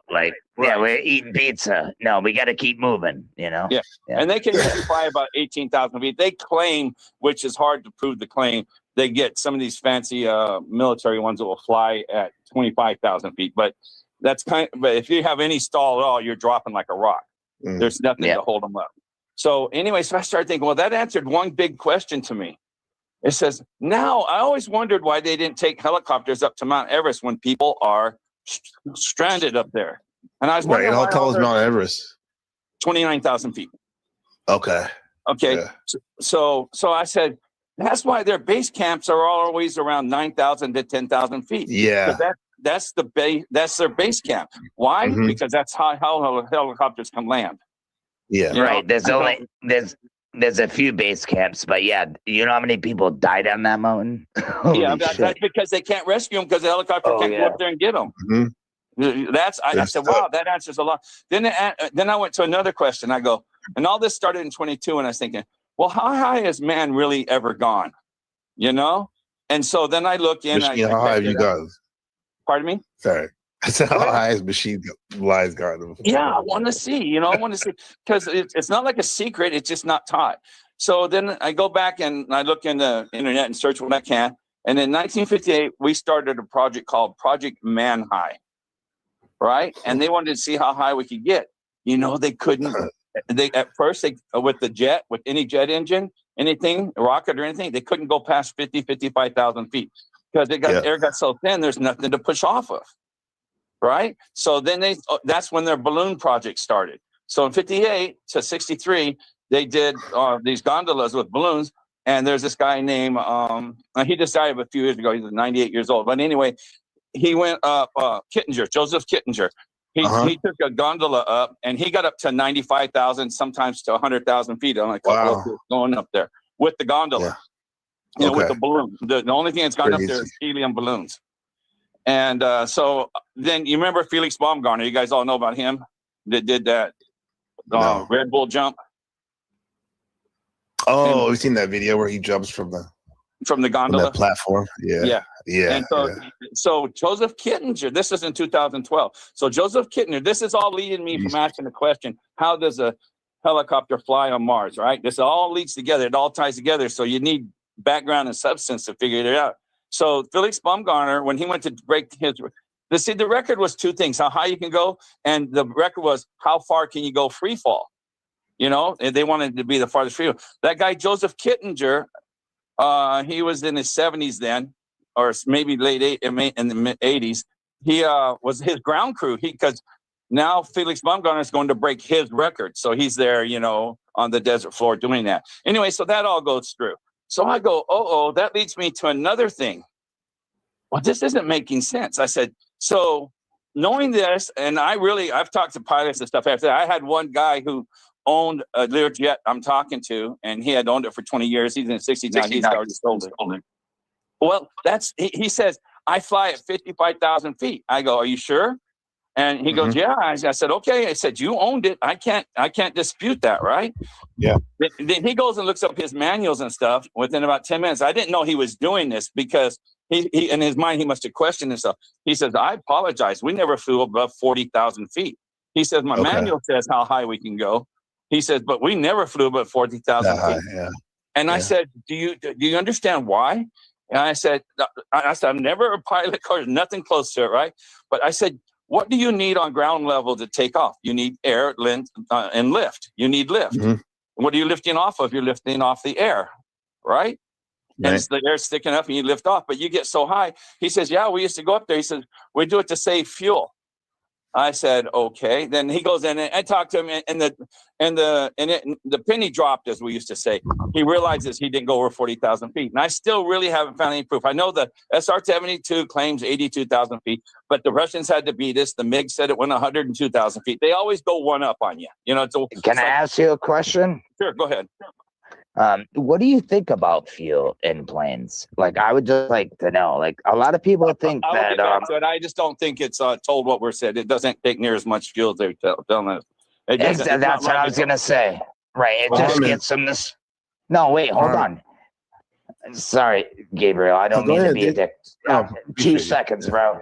I just want to say that I heard it's just enough to get them off the ground, and when they air, it's pretty much free energy. Well, it seems like it's almost self-propelled through the jet engine. I studied that back in 2016 when I first heard about it. And it definitely, they're not putting 58,000 gallons of fuel in each wing. I mean, the weight you couldn't do it. That's just logical. People want to believe it. They just believe it because they don't want to think. But anyway. Hey, Harmon, what about, yes, go ahead. Before you close it up with the Mars stuff, what do you think would happen if we go all the way to the top? Is there a shield there, or what? What do you believe? What I'm getting to. That's what I think so. Etheric membrane, I would say. I got a question though, real quick. Go ahead. If space is a vacuum, why do astronauts train in water? Well, we know that. With space, I think this group realizes it's not what we're told. So that wouldn't even make any sense. It's just a illogical movement they do. Exactly. Okay, so these. Where are they going, or are they going? No, hold on. I'm pretty sure he said space wasn't a vacuum, is what he was getting at in the beginning. This is amazing. This is something new for me. Harmon's actually making where flat are they Earth going, interesting. Or are they going anywhere? Do you remember seeing like Buzz Aldrin and all them after they went to the moon supposedly? No. When I say interject in a conversation, you carry the conversation and you don't take it to another direction. Oh yeah, go ahead, Harmon. We'll get there. Pause. And just ask a question of what you know. So now these gondolas that we're going up and these balloons these helium balloons, there's nothing gone higher than 126,000 feet. One time they claimed 132,000 feet, but that's pretty shady. No one knows that 2 years after Felix Baumgartner went up, there was a ex-CEO from Google, one of the lead guys that got billions of dollars. He wanted to break his record. So he got on this super, what I would call, it looked like a deep sea suit that you would wear underwater, you know, one of those big old. Yeah. All right. So what are you getting at? 10 times more. It's 10 times more strong and bulkier, right? And so he had. That's what I want to know. He's almost there. He's almost there. I have a feeling he's almost there, right? Yeah, I hope so. What did he say? What did he say? He's. Are you done with? Are you almost to the point of your story? Well, it just adds on. Yes, the point. If you want me to stop. No, I want you to just go ahead, keep going. Anyway, so he tried going up higher. He didn't go in a gondola. He wanted to be lighter, so he put the balloon on the big balloon on his shoulder and strapped it to the. Yeah, we all know this, bro. What are you getting at? Please, just let him finish. He's almost there. About Mars, Harmon. How's that? Are you good about the Mars thing? It doesn't work because they said they tried to say that helicopter worked because they put an extra rotor on it. Mm-hmm. I mean, that was their answer. But anyway, so none of that story holds water because what we can't do on Earth. And I love lasagna. I love lasagna. Me too, bro. That's about the firmament, right? Everybody tries to say that we have a gradient. It gets thinner as we go up. Well, a lot of these flat earthers, which I argue with all the time, say that you have to have a container because or else it'd be vacuumed out. I said, well, you don't believe in space, so there isn't that. And nature has a gradient. It gets thinner and it gets so thin that we can't go any higher. Right. So the firmament. How do you know that? He's at the firmament. He's finally here. Okay. And so here we are. I want to hear. That's all I care about right here. It's like, man cannot recreate anything in nature. They can't make a seed. Okay. They can't make a blade of grass. So in nature has a gradient. Man cannot get in a container and have a tank of oxygen. It's the same all over that tank. The pressure is the same. They cannot create a nature. I mean, they cannot create a gradient. So I'm just saying, we just can't travel higher than a certain part, and that's it. So far as there being a firmament, no one knows. You know, all it is in the storybook. But and you have to just believe it. So there is no proof of it. The proof is we have a gradient. We can't go above 126,000 feet. It's about 26 miles as high as man's ever gone. So that's all I can answer. No, that's good though, man. I need to get there. Harmon, so are you now? I'm confused. Are you flat Earth or round Earth? Right. No. I'm against flat earthers who say statements of fact. Let me finish. That they say, and they can say anything. In my opinion, I believe there's a firmament. I believe there's this glass. I believe there is a firmament. Oh, that's what he said. Glass. That's interesting. I've heard some other guys say it's like glass plasma. They say they found the glass, right? Right. There's something there, right? Yeah. So you have no idea there's a firmament. If it is, it's a belief. Well, dude, let's just be honest, dude. Just what they say of going up, the radiation, dude. How you gonna get through that and go around the backside of the moon when you never went to the moon in the first place? It's just amazing to me, and it's all about China. It's all about it's a bunch of bullshit. Back in the day, dude, I'm just saying, I see every day when I step out of my house, dude, I see the same 3 stars at night, dude. Every single time. Yeah. It could be 11 o'clock. I see them. So are you how the fuck are we floating in space? Yeah, but it's crazy. Like, why don't we have, millions of dollars where they have a deep sea exploration program? Where they dump millions of dollars exactly. They go and find out what's hidden deep underneath the ocean. Bro, because they don't want you to know this. Why? No, I think they already have machine. Yeah, machine. I think they already have. Well, there's an easy answer to it. It's because the mythology of science is tied to space and not to the ocean. Facts. Yeah, that's true too. Yeah. Why is that, you think? It's like it's like how I was explaining on the show, and this More is money? For me is from from Lewis Mumford, right? He said the space program is no different from the Egyptians building the pyramids. It's just a mythological equivalent. What do you think about them not being able to build it? I'm sorry, we're switching off. My bad. That's machine for you, I'm dude. He just gets gonna me say this going real quick. Like, directions. it makes sense if you want a place where you can funnel money, something you can funnel money with. It would make sense to do space that's so abstract compared to the ocean, right? Where you can literally see what's going on and they got stuff like that. So. Right. Well, they it would got be the more internet conducive to life, in the ocean, right? Mhm. Like because we're studying what's on the earth, and in those plant species, right? Or like in like the coral or whatever, or in the fish, we may find things that can heal human beings and whatnot, Right. chemicals and shit. Right. Right. I mean, as far as they know, they admit that there's nothing out there, and they still want to go. It's like, what the fuck? And there's this guy in the chat says, "What's the matter, you?" He said, "I didn't know this." He says, "It makes sense. A bird can fly the same basic maximum height of bird, eagle, and a helicopter." Yeah, I didn't know that, so that makes more sense too. That's just more thing on it. Oh, right, yeah. Little Wing. Shout out to her. She's she started off on Machine Lies, right? She's one of your contributors, right, in the chat. Little Wing. Oh yeah, she's cool. She's hella cool. Well, she said that eagle goes 10,000 feet. No, they do. Super high. Yeah, they probably can't go much higher than that, but that's crazy. They can pick up a baby goat. They got 1,000 pounds of pressure in their fucking claws, dude. They can pick up a much fucking love machine. Oh, It's I was going to crazy. mention also about that Artemis coming down. It also adds to the atmosphere and whatnot like that. When Artemis entered in, they were going 25,000 miles an hour when they entered to the atmosphere. And they call it the atmosphere. I call it air. And at 10 seconds, you travel at going 25,000 miles. You hit the Earth in 10 seconds. So they haven't even hit their brakes yet. But yet, 75. So, and guess when? And this adds to my research, what I did on my own. They didn't open their first, what they call drone shoot or something they called it, at 20,000 feet. Guess what? And it died. Oh, that's what I left out on you guys. What altitude do you think they can deploy in their parachute? And the highest? I'm going to say 20, just because you said. Well, 20, they did. Listen, it doesn't fill up air or nothing. It doesn't fill up to air till at least 10,000 feet. And most parachuters open up their chutes at 8,000 feet.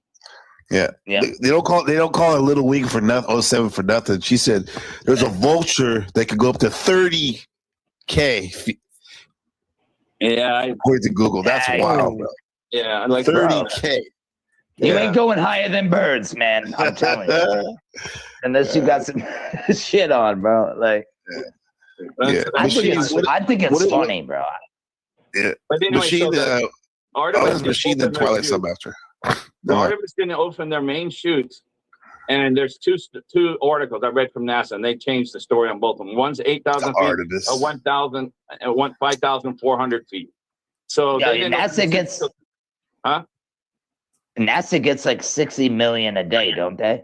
I don't know. It don't matter. They get a lot. It doesn't matter. It doesn't matter what they get. It's if you get it $5. Hey, Harmon, are you familiar with Crow 77 Wolfie? That channel. Crow 77 or Triple Crow. The Triple Crow. That is, yeah, because they talk a lot about flat Earth stuff too. No, I have been over there, Gabriel. Yes, I have. Yeah. Yes. Yeah. Absolutely. I wouldn't lie about that. Yeah. Yeah, I haven't been over there in a long time, though. No, he's not a flat earther. Oh, he's not? No. No, he just talks about a bunch of. No, he just includes everything. Him and Jaren and a few others, like they're like changed or something. Yeah. Yeah, they changed. That's right. Jaren definitely changed his shit because they went to Antarctica. Yeah. Yeah, I know Jaren pretty well. Yeah. The same thing with Witsit Gets It too. Witsit Gets It. Yeah, they all changed their shit. Whatever. Yeah. I argue with a lot of those guys because they make too many statements of facts. You know, to be honest, you don't know. I'm just gonna be real though. I don't really know. I just don't think they're going to the moon. You know what I mean? And landing on that bitch. Yeah. And I don't think we can leave this place until it's our time. Well, until what? Yeah. Twilight, what do you think's happening? Is there a moon matrix going on? Nah, we bro. can't leave? Nah, bro. What's up? It's not a moon matrix. It's just you can't go past low Earth orbit. There's like a fucking etheric membrane that keeps you from going out. Not to mention all the radiation and everything else. Mm-hmm. And I say you can't go past 55,000 feet. Did you unless it's you political. could land a probe there. You could land shit on there, but you're not. No, I don't believe that, dude. You guys seen the fucking rocket they blasted and they hit the firmament and nothing happened? It was like back in 19. That water stuff that looked like came out. Well, this time looked like some water hit.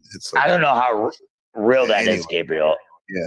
I don't know how real it is, but they tried blasting the firmament back in the day, dude. Like I forgot what it was called. Of course, scientists do weird shit like that. They try to destroy everything when they're trying to. What is that? Speaking of avian, he brought up this. What is that called? Like where the people dissect animals while they're still alive? Vivisection. That is ridiculous. Yeah, that is what he said. That's what they're doing to the damn Earth, dog. It's twisted, bro. You know what I mean? The scientists like trying to poke and prod too much, man. Yeah, earthquakes. Is there any evidence? Is there any? Can we go back to the ancient philosophers, or even everything we have is about flat Earth or round Earth? Is there ever any mention of that? Earthquakes are happening because mountains are growing. Yeah, I think Pythagoras was a round earther. Like we talked about that on the show, right? Yeah, he was a baller. He's a baller. I love it. That's good. He's a baller. Shit. Yeah. What do you think, Machine? You personally, what's going on with that? I mean, I'm more into figuring out what's in the earth, what's in the ocean, right? That's more my priority. So if I get my hands on a science book, I'm gonna go in that direction with it instead of trying to figure out what's in space. You know, I'm concerned with the earth, you know, and also with the social politics of the earth, you know, in terms of the humans, right? So you know, I deal with like political history or something like that instead.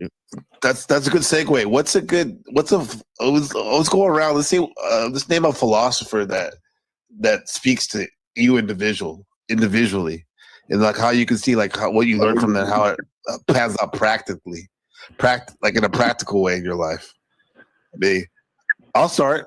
Like for me, one of my favorites, I have to say, is Machiavelli. I like. You took my shit. To be honest, Damn it. bro. Pivotal, dude. Yeah, because he wasn't all metaphysical, right? Right. Yeah. Like, he wasn't talking about like he was just talking about basically.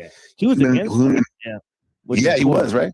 Yeah, he's kind of like warns against idealism and metaphysical speculation, even in the Prince. Yeah. So it's interesting. Oh, the bullshit, pretty much. Yeah. That kind of reminds me of what you're saying about speculating too much about space, for example. In fact, instead of like focusing on what's in front of us or underneath us. Well, that's the thing is like there was always a link between cosmology and metaphysics, and recently this became forced because of the compartmentalization of knowledge in general, right? So yeah.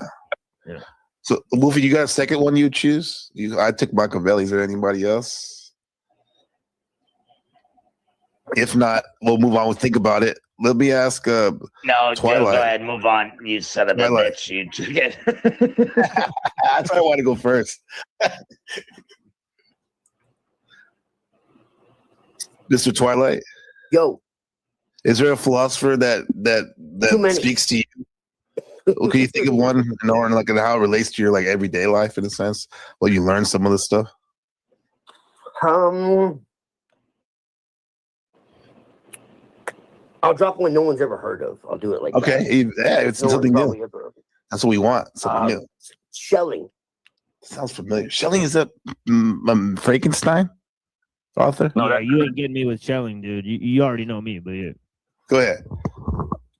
Who is this person?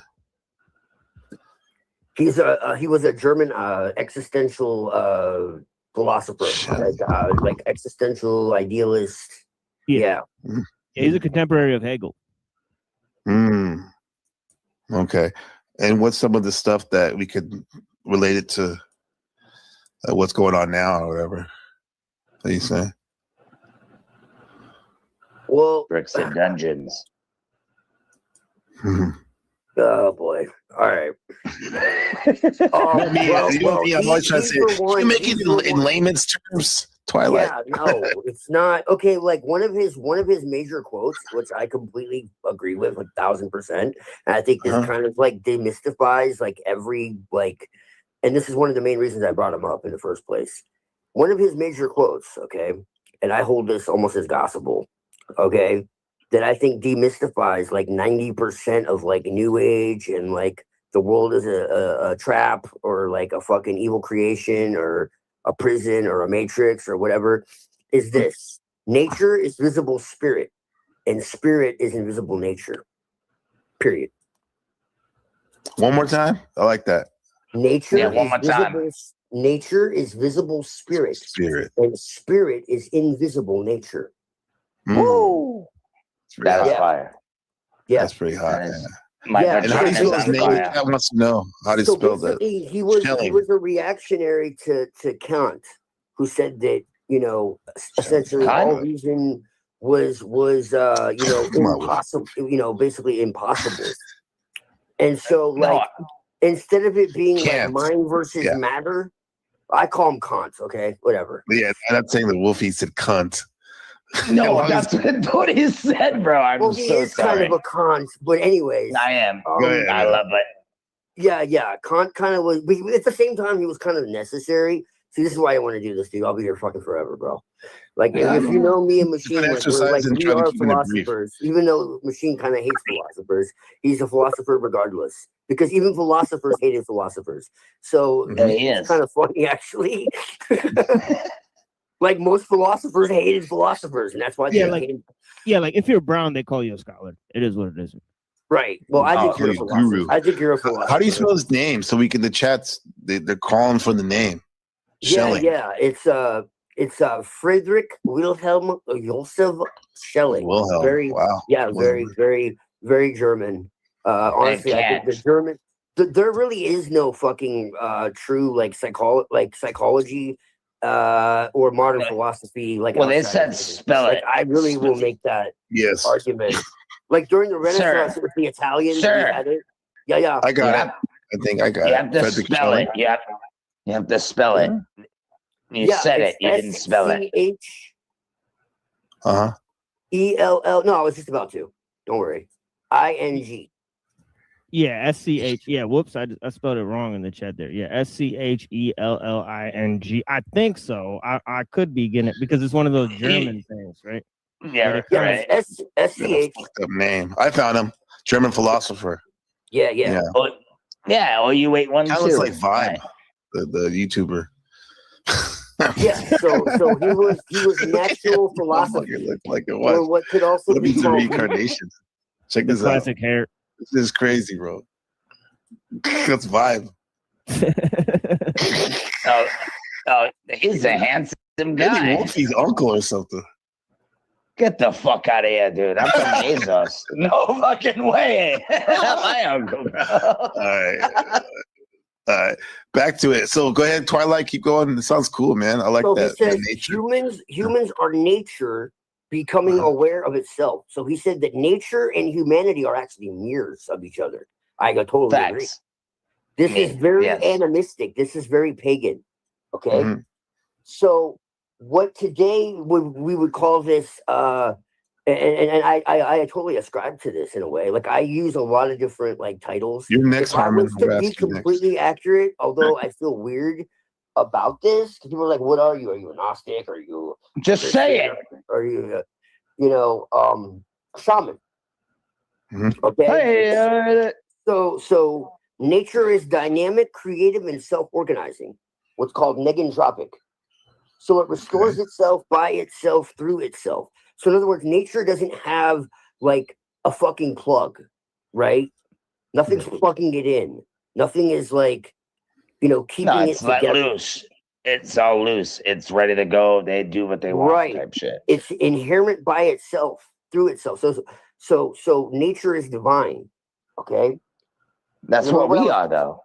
In a way, if you think about that. Yes. No, we are. But we're the only one that pays taxes. We're the only one that pay for water. We're the only one that pay for electricity. We're the only ones that pay for trucks. While they live for free and I give them bird fruit every damn day. No, I'm just kidding. No, but it's true though, right? Yeah. It's funny. There was this idea of, the subject and the object, the observer and the observed, right? So this was one of the things with Kant, and this was one of his like major arguments, right? And so his answer came from actually a Gnostic idea before the Gnostic texts were even bound, which is the absolute. And it's not something that's distant, but a living ground where like opposites essentially dissolve into nothingness. Yeah, the ground of being. Yeah, right? That's where you lay in the rust and they dissolve in the dirt. You know what I'm saying? It's kind of almost like grounding, taking off your shoes and you just ground and everything. You know what I'm saying? Yeah, It's like things electricity. are Yeah. but they operate through a Woodward? dialectic. Wait, what's the word? I think like he had a word for the ground of being. I'm gonna look it up. Yo, that's just deep though. It's deep. But then, Twilight, you're saying about this dialectic, okay? Yeah, well, basically everything is one essence, but it operates through It's literally dialectic. called grund. Grund. Yeah, ground. Yeah, exactly. Grund. Yes. Yep. Let's fucking go, dude. No, listen, Gabriel. This is some deep shit, bro. Creation No pun happens in intended. tension. So this brings back like Heraclitus, is that everything is constantly in tension, and that tension is necessary. Okay, and being and becoming are actually, well, basically, to put it, how do I put this? Okay, being is an epiphenomenon of becoming. They're not actually separate. So again, this is the idea of contradictions are necessary and oppositions merge together. They're not really oppositions; they only appear as oppositions through perception. Okay. Yeah. Creation happens through tension. Okay, and so does recovery. So things are driven out of whack. They're or again, going back to the Gnostics, they said there is no evil. There's only error that is taken beyond its point of correction. So real world example. If you go and you have a fight with somebody, right? And it was just like a minor disagreement. And y'all fight and then you have a drink and then you everything's good, right? Like that's how I grew up, right? But let's say you have somebody whose mind isn't right. And they fucking like don't know how to stop. Right? Drinking or fighting? Fighting. Well, that's like Machine and I, Liza and I had a disagreement earlier. Hold on, we had a disagreement earlier thinking today. the same thing. Like now we're cool now, so right. Right. So you have like excessive violence where people will start like grabbing like fucking, baseball bats and whatever the fuck else. You know what I mean? Yeah. Or missiles from Iran. And then they realize what they did and they're like, oh shit, like they're dead. You know what I'm saying? Yeah, it's too late. So, it's beyond correction. So the Gnostics would say that's evil. The evil is not like a thing in itself, but it's actually the extrapolation of error. Can I ask you guys one question? What if you think everything that's happening right now in our lives is meant to be, and there's nothing you can do about it? I agree with that. In some ways, it is. You know what I'm saying? I'm okay with it. You know what I mean? Like, I think everything's meant to be, and you can't fucking stop it. I mean, you can only stop things around you. You can't save everybody. The way you look at it, it's different. Maybe the only way we call free will is just our perception of it. Exactly. Bang. But because that's what we believe. And I've been through so much shit. Like I'm thinking like nobody wants it. I gotta fix my life. I can't help you. I gotta do my shit. You know what I mean? With my old lady. You know what I mean? And I can't help you, bro. I'm sorry. And people get mad because I can't help them. And they know I'm doing okay, but they're not doing okay. So they think because I'm doing okay, I'm supposed to help them. And I'm like, get the fuck out of here, dude. Don't take my kindness for weakness, And that's what I think, because that's what I've lived through. And I only go by experience. You know what I mean? Like, and that's what I think. And we can argue about the fucking moon and fucking star, but what's really going on around us, dude? I think that's more what we need to pay attention to. Yeah. Is family, fucking people, fucking us, dude. Fuck all this bullshit, dude. Let's get together and fucking do something. You know what I mean? That's worth something. For sure. Instead of arguing about what fucking, hey, is it flat or is it fucking, is it going around? Is it a ball? It's a psyop, dude. It is. That's what I'm saying. Hold up. Russian This is good. fucking, Let's pause that But for a hold second. on, Gabriel. Okay. Gabriel, I just want to say this one thing. A lot of people keep doing it because it makes them money every day online. They do it to make money. Right. And it's funny how fucking people jet. And it's funny how people are still here, still doing the same shit, grifting, and not being motherfucking real. You know what I'm saying? That's what I'm talking about. No, I like the this thing dude is, already. I know my dude right here. Like, he doesn't do it. Like, he doesn't do his shit for money at all. Like Twilight's 100% real, bro, from what I've seen. So for real. Like, no, I'm not saying any of you guys. No, machine lies, dude. I'm not saying any of you guys. I'm just speaking in general. You know what I mean? I see people do it all the time. You know what I mean? It's sad. I come on here to have a good time and have a good conversation with real motherfuckers, and that's what I expect. You know what I mean? And people, what are you trolling? I like to bust balls and have fun, but I'm not trolling, dude. I'm not here for that. You know, I'm here for a real conversation, and I consider Gabriel as a friend, but is he really my friend? We don't know, but we are friends. No. I mean, yes or no. I'm down with you, bro. Because like this is the theme that keeps coming up. We've all spoken on, right, dude. Because we don't know each other in real life. This is real. You know? This is people go. They said yesterday to me on the stream, like, this is not real. Yes, it is. This is real, man. It's just, how did you say, machine, or somebody said there just happens to be a screen right here, but this is actually reality. Yeah, right. It is. Yeah. I want to say one more thing about Schelling, because this is actually really interesting. Okay, then can you make it brief, even though this is awesome? Because I want to get Harmon's take on it, because he's our new friend here. So this is why I didn't want to start though, because that's okay. Fascinating. This shit is fascinating. But remember, we can always circle back. We can always circle back. No, but this is why he started though. He kicked it off, bro. So he says this. He says art unites conscious intention and unconscious creation. Right? So think about this for a second. Conscious intention and unconscious creation. So where does unconscious creation come from to begin with? Right? So I'm not asking for an answer. It says it shows the absolute directly, not abstractly. Okay? And the absolute is God. Okay? And he says expresses what logic alone cannot. And he said, having all these things being so, he says, and then remember what I said about philosophy, he says he believes that art reveals truth better than philosophy.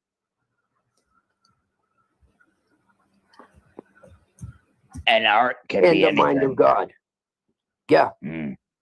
Yeah, art can be anything. Expression, the way you wave your hands, the way you walk, the way you talk, the way you draw, the way you paint, the way you ride a dirt bike, the way you drive a car. It can be anything. Art is everything. And true. Remember, I believe that too.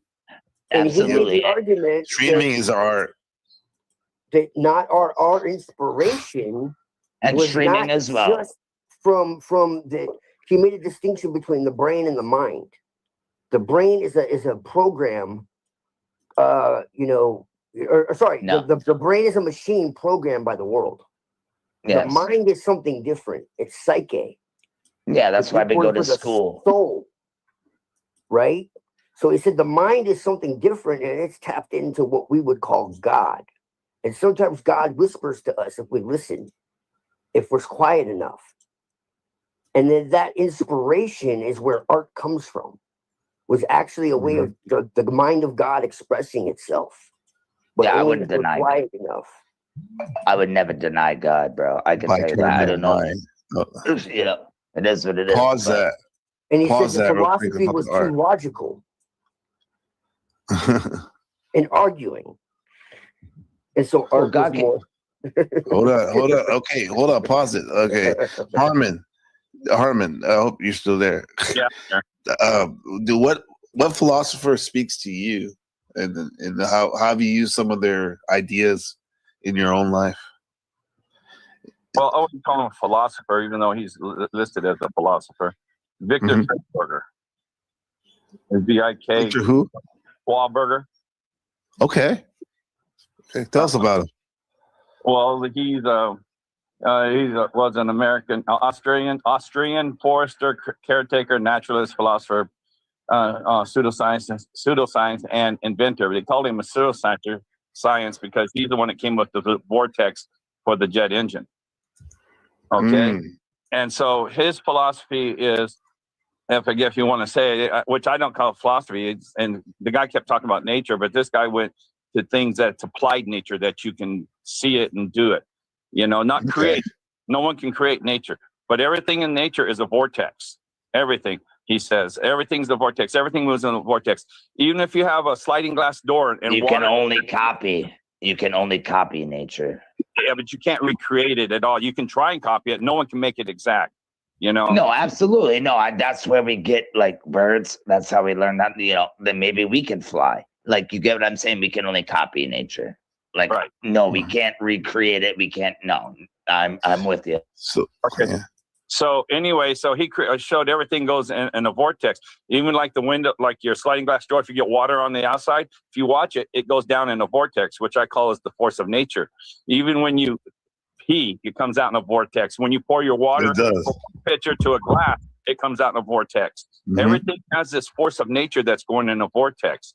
If you've seen the yin yang sign, like the sun and the moon going around us in a flat realm, as we look at it, that's the vortex that we're constantly in. And I believe from looking at it, that's what ages us, because we got continually, we're in this force of this vortex that we live in.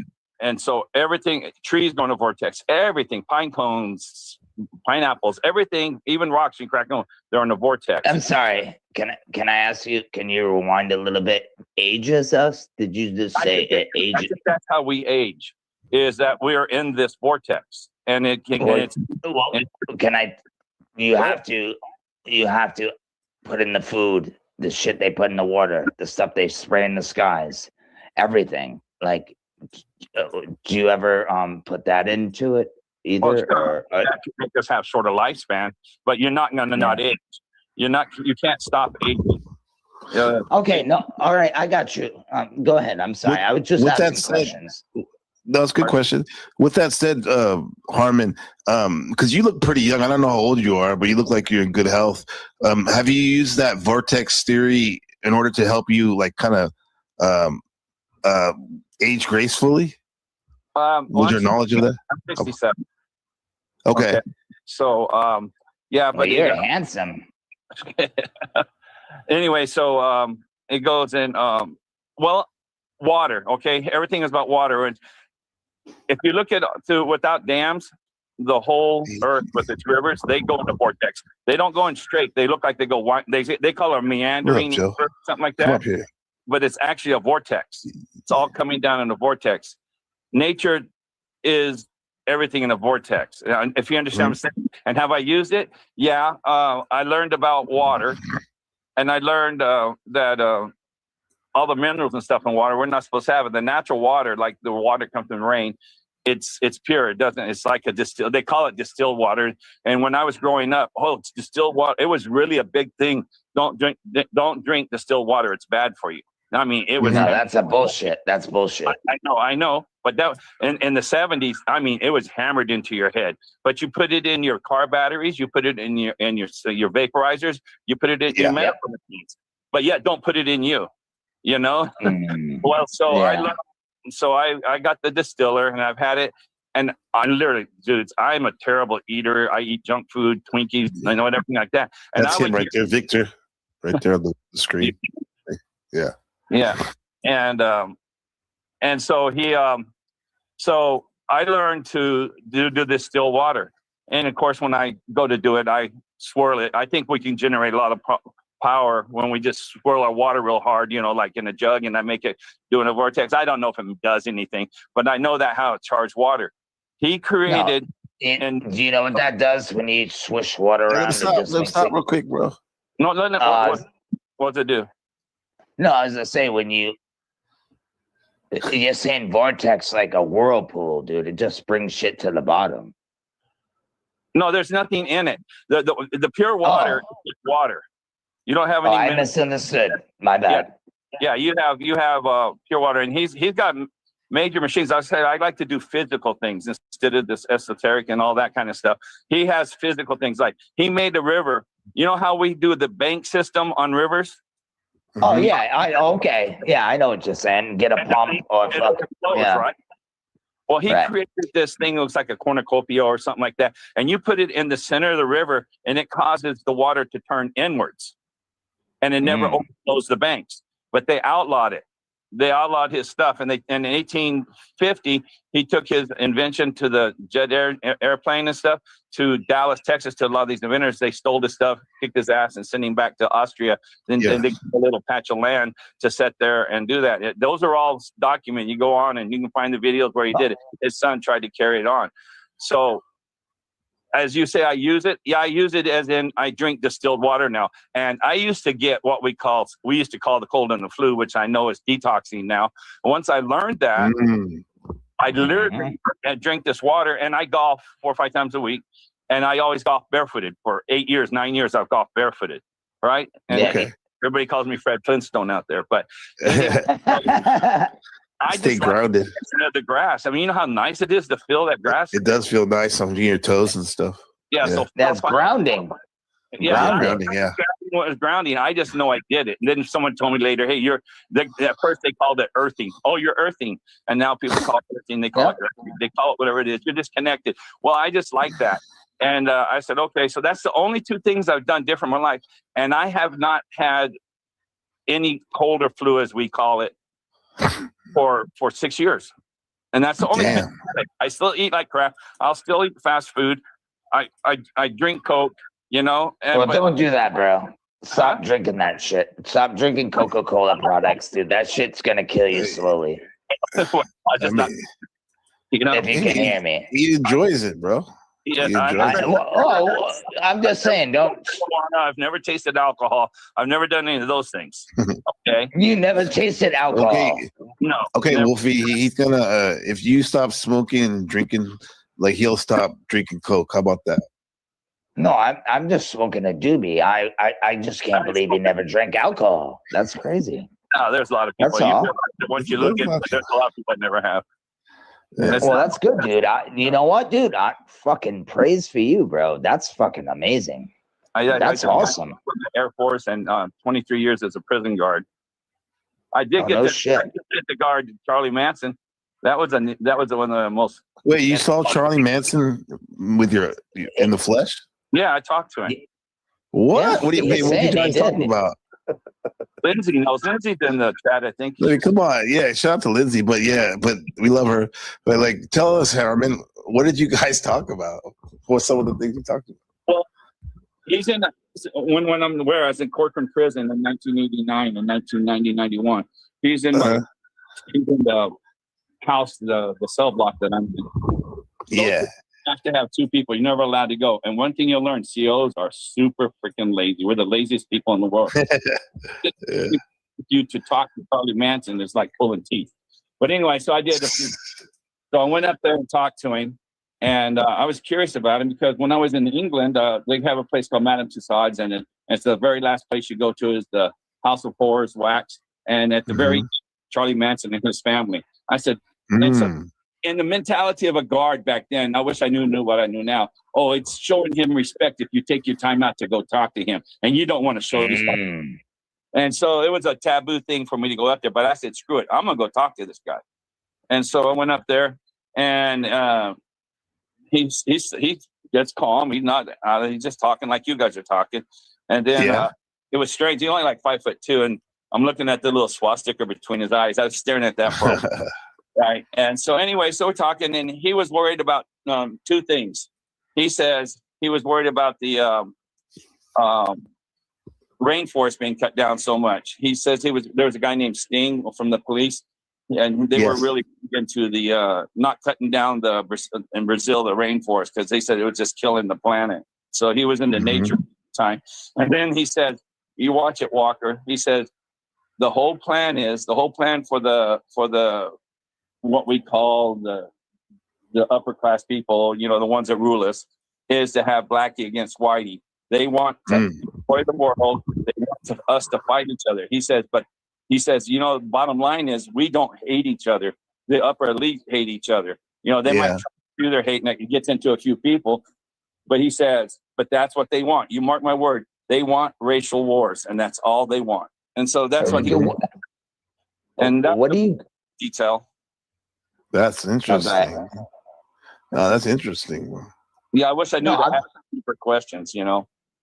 No, I think this dude is a patsy, bro. It just seems like it, bro. He was MK Ultra. I'm convinced. It's something, bro. I can't prove it, but he had a lot of things to say, man. He's a smart dude. He wasn't fucking dumb, dude. Dude, there's a lot of these people that were supposedly like lone nuts, you know what I mean? And like they'll tell you, like, hey, like I did this shit. Let me repeat that. I did it, but it wasn't just me. He didn't do anything. He didn't do any of it. His family did it. That's the sad part, right? For him, that's the sad part. So it's not like they're saying, oh, well, like it, you know, they're trying to like abdicate responsibility. Like they're saying, no, I did it. He had a bunch of women do it. And man, Right. X Winters too. Yeah. And that swastika in his head, it's a prison tattoo. He pretty Oh, do you even know what the SWAT sticker is? It's actually it's from Yeshua. It's from God. It's the They North switched it around. He's the North guy. Do you know the pattern around the North Star with the Big Dipper? There you go. That's Absolutely. what the sticker is. That's it. Same thing they did with the rainbow. Didn't you, know what I'm Harvard, saying? didn't you say that you're Nordic or something like that? You know your lineage? Well, I came back from Denmark. My okay, that's it. That's it. Nice. Yeah. Hence the Viking. Yeah. How many dens did you get in? Huh? Great grandfather Let's, had.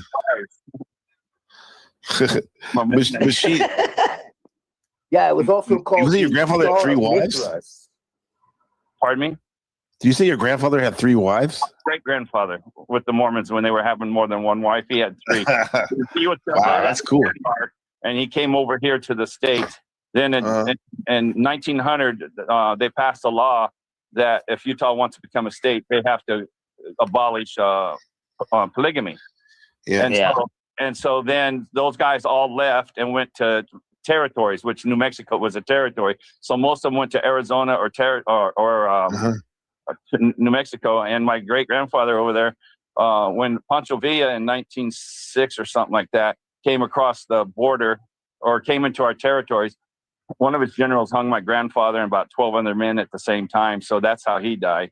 But that but he already had like 3 wives. He had at least 5 or 6 kids from each wife. So he's doing his thing. He's doing his thing. That when Pancho Villa was doing his thing, that's when my great grandfather was the president of Mexico. Are you serious? I'm You serious. fucking Mexican. Yeah, on my mom's side. Your president, My grandma's grandfather. 6 days.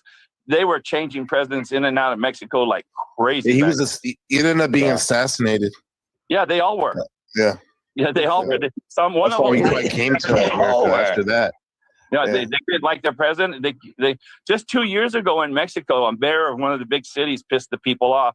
They went and grabbed him, tied him up to the back of a pickup truck, and drug him till he's dead. And no one even talks about it. That's how politicians have to be wary in Mexico. That's crazy, bro. Gabriel, we talk shit about art. We don't do nothing about it. Gabriel, I'm sorry, dude. You're playing this video, and when he's talking, like, his hands are going, right? His hands are going, and it seems like he was talking to this guy, and it was fucking weird. Well, let's do it this way. Now Machine can play the role of the voice of Charles Manson. Now, Machine, what is your who's your philosopher you choose? We're gonna talk to him, bro. Yo, it's fucking weird, dude. It sounded like I'm like, is this the guy that's talking? This looks a little old, but no, I know who he is. Kind of looks like a combination of everyone on the panel, right, Manson? Yeah, we all got a trademark on that. Yeah, right. TML, what you got? Who you got for us? I would definitely go with probably Henryk Skolimowski, right? Because he was the sort of teacher of Dr. David Skrbina. So that had a huge effect on me because that's my introduction to philosophy, right? So, at the University of Michigan, right, there was a dude named Henryk Skolimowski who wrote, two important works, right? One is called The Participatory Mind, right? And the other is called Eco-Philosophy. Right, so those two books, that sounds dope. Yeah, they kind of inform a whole new perspective, in terms of philosophy of mind, and also in terms of expanding the philosophical approach of ethics to the concepts that are mentioned in the deep, ecological framework. Right. Yes. So he was more of a positive thinker than either Uncle Teddy or Dr. Skrbina. Yeah. Right? He had more of a positive outlook, and his outlook was more spiritual, right? And so I like the way he thinks, and especially in his eco-philosophy, I think it was a sort of a seminal work that was culminating lots of different ideas. We sort of read the sister work to that, on the show called Eco Theology. Right, where he says we should actually expand the theological framework to include, consideration of all life, including, absolutely, parts of nature. And I think, as Uncle Teddy said, the perfect counter ideal to the world technological system is wild nature. Yeah. Right. So I think the whole philosophy of just replanting wild nature and setting up small communities, as I say on the show all the time, I think the destruction, destruction of wild nature and loss of traditions. I think this is the whole thing that spurred on, universalism, liberalism, scientism, and the world technology. 1,000,000%. Yes, so. Yeah. Yeah, so that's it. Good fire. The first teacher philosopher you said, what would you say with his theories about nature that we can apply like right now? If I go outside, something that he said that rings that resonates with you, that I can be like, okay, I see what he was talking about. We'll give us like one idea in particular. Yeah, one of the things he said is that the technological system has its own values. Right. So, so he said that, technology has its own sort of ethical basis. Right. And it promotes certain ethical values. Right. So he said that basically knowledge divorced from values represents man's separation from nature. Right. So this whole idea of, both in the religious scope and in the philosophical scope. Right. In the philosophical scope, it would be because of evolution. Right. So this whole idea that evolution is a lie. We all know that, right? Right. Yeah. Right. But he goes a step further, right? And he says, assume that it's true. Right. What are the implications? Okay. The implications would be that nature is an intelligent system. Correct. So that's one of the things that I like that he says a lot, is that nature actually has consciousness. Right, and it's intelligent. Consciousness actually comes from nature. It's not something that it's a phenomenon of the brain and so on. No, it puts my walk on a whole new level, like animism, where everything's speaking and everything. Yeah, he brought it back. Yeah, he brought it back. In terms of his philosophy, and he does in philosophy what a lot of people did in terms of spirituality and other things, areas, right? So his name one more time, Machine, so I can get it up. Henryk Skolimowski. He's Polish. Right? Okay, Henryk. Yeah, and it basically sounds exactly as it's spelled. SKO, right? Then Lamowski, LIMOWSKI, right? So like Skolimowski, right? So, Can I ask you guys a question? Thank you. Go ahead. Yes, sir. And I agree with a lot of what you guys are saying. I'm just going to say this because a lot of people say this to me. Well, what better system is anywhere? Right? You know where I'm getting at, right? Those people haven't really thought about it, and they know they haven't thought about it, and they want an excuse to not think about it more. Does that make sense? Right. That voice. Do you know what was it? What was I gonna ask? What better system would be than America than around the world? Everybody is fucked around the world, and it's better here. No, this is just a better of comment. This is just a better. We're living better in communism than the others. You know what I'm saying? It's like, what are you talking about? You know? Like, but yeah, I guess we do have it a little bit better than others, but like, that's what I would say. And I guess I found that answer out real quick and we can move on now. Okay. Well, yeah. What about you? It's back to you, Wolfie. Who is your philosopher you choose? You stole it. Okay. Machiavelli. Yeah. I like Machiavelli, bro. I'm telling you. No, I'm with you on that. MAGA, Donald Trump or something like that. Fuck Donald Trump. Fuck, I never voted in my life, and I never will. I don't. Here's the thing: if everything happens for a reason, like you said earlier, he plays his part. He plays his part too. I should have got on my mom. He's an agent of Right. chaos. Go ahead, Twilight. He's like, still fuck him, man. Do you see? Oh, we won this war, and get the fuck out of here! You said that 8 times. They and just that, don't know they lost yet. They just don't know. They don't know they lost yet, bro. That's okay. Yeah. We're all going down. They'll figure it out. It's a war for your consciousness, and it was winning. It had me for a while there, bro. Like all these things could be wars for our consciousness, right? A battle between who are you going to put your awareness?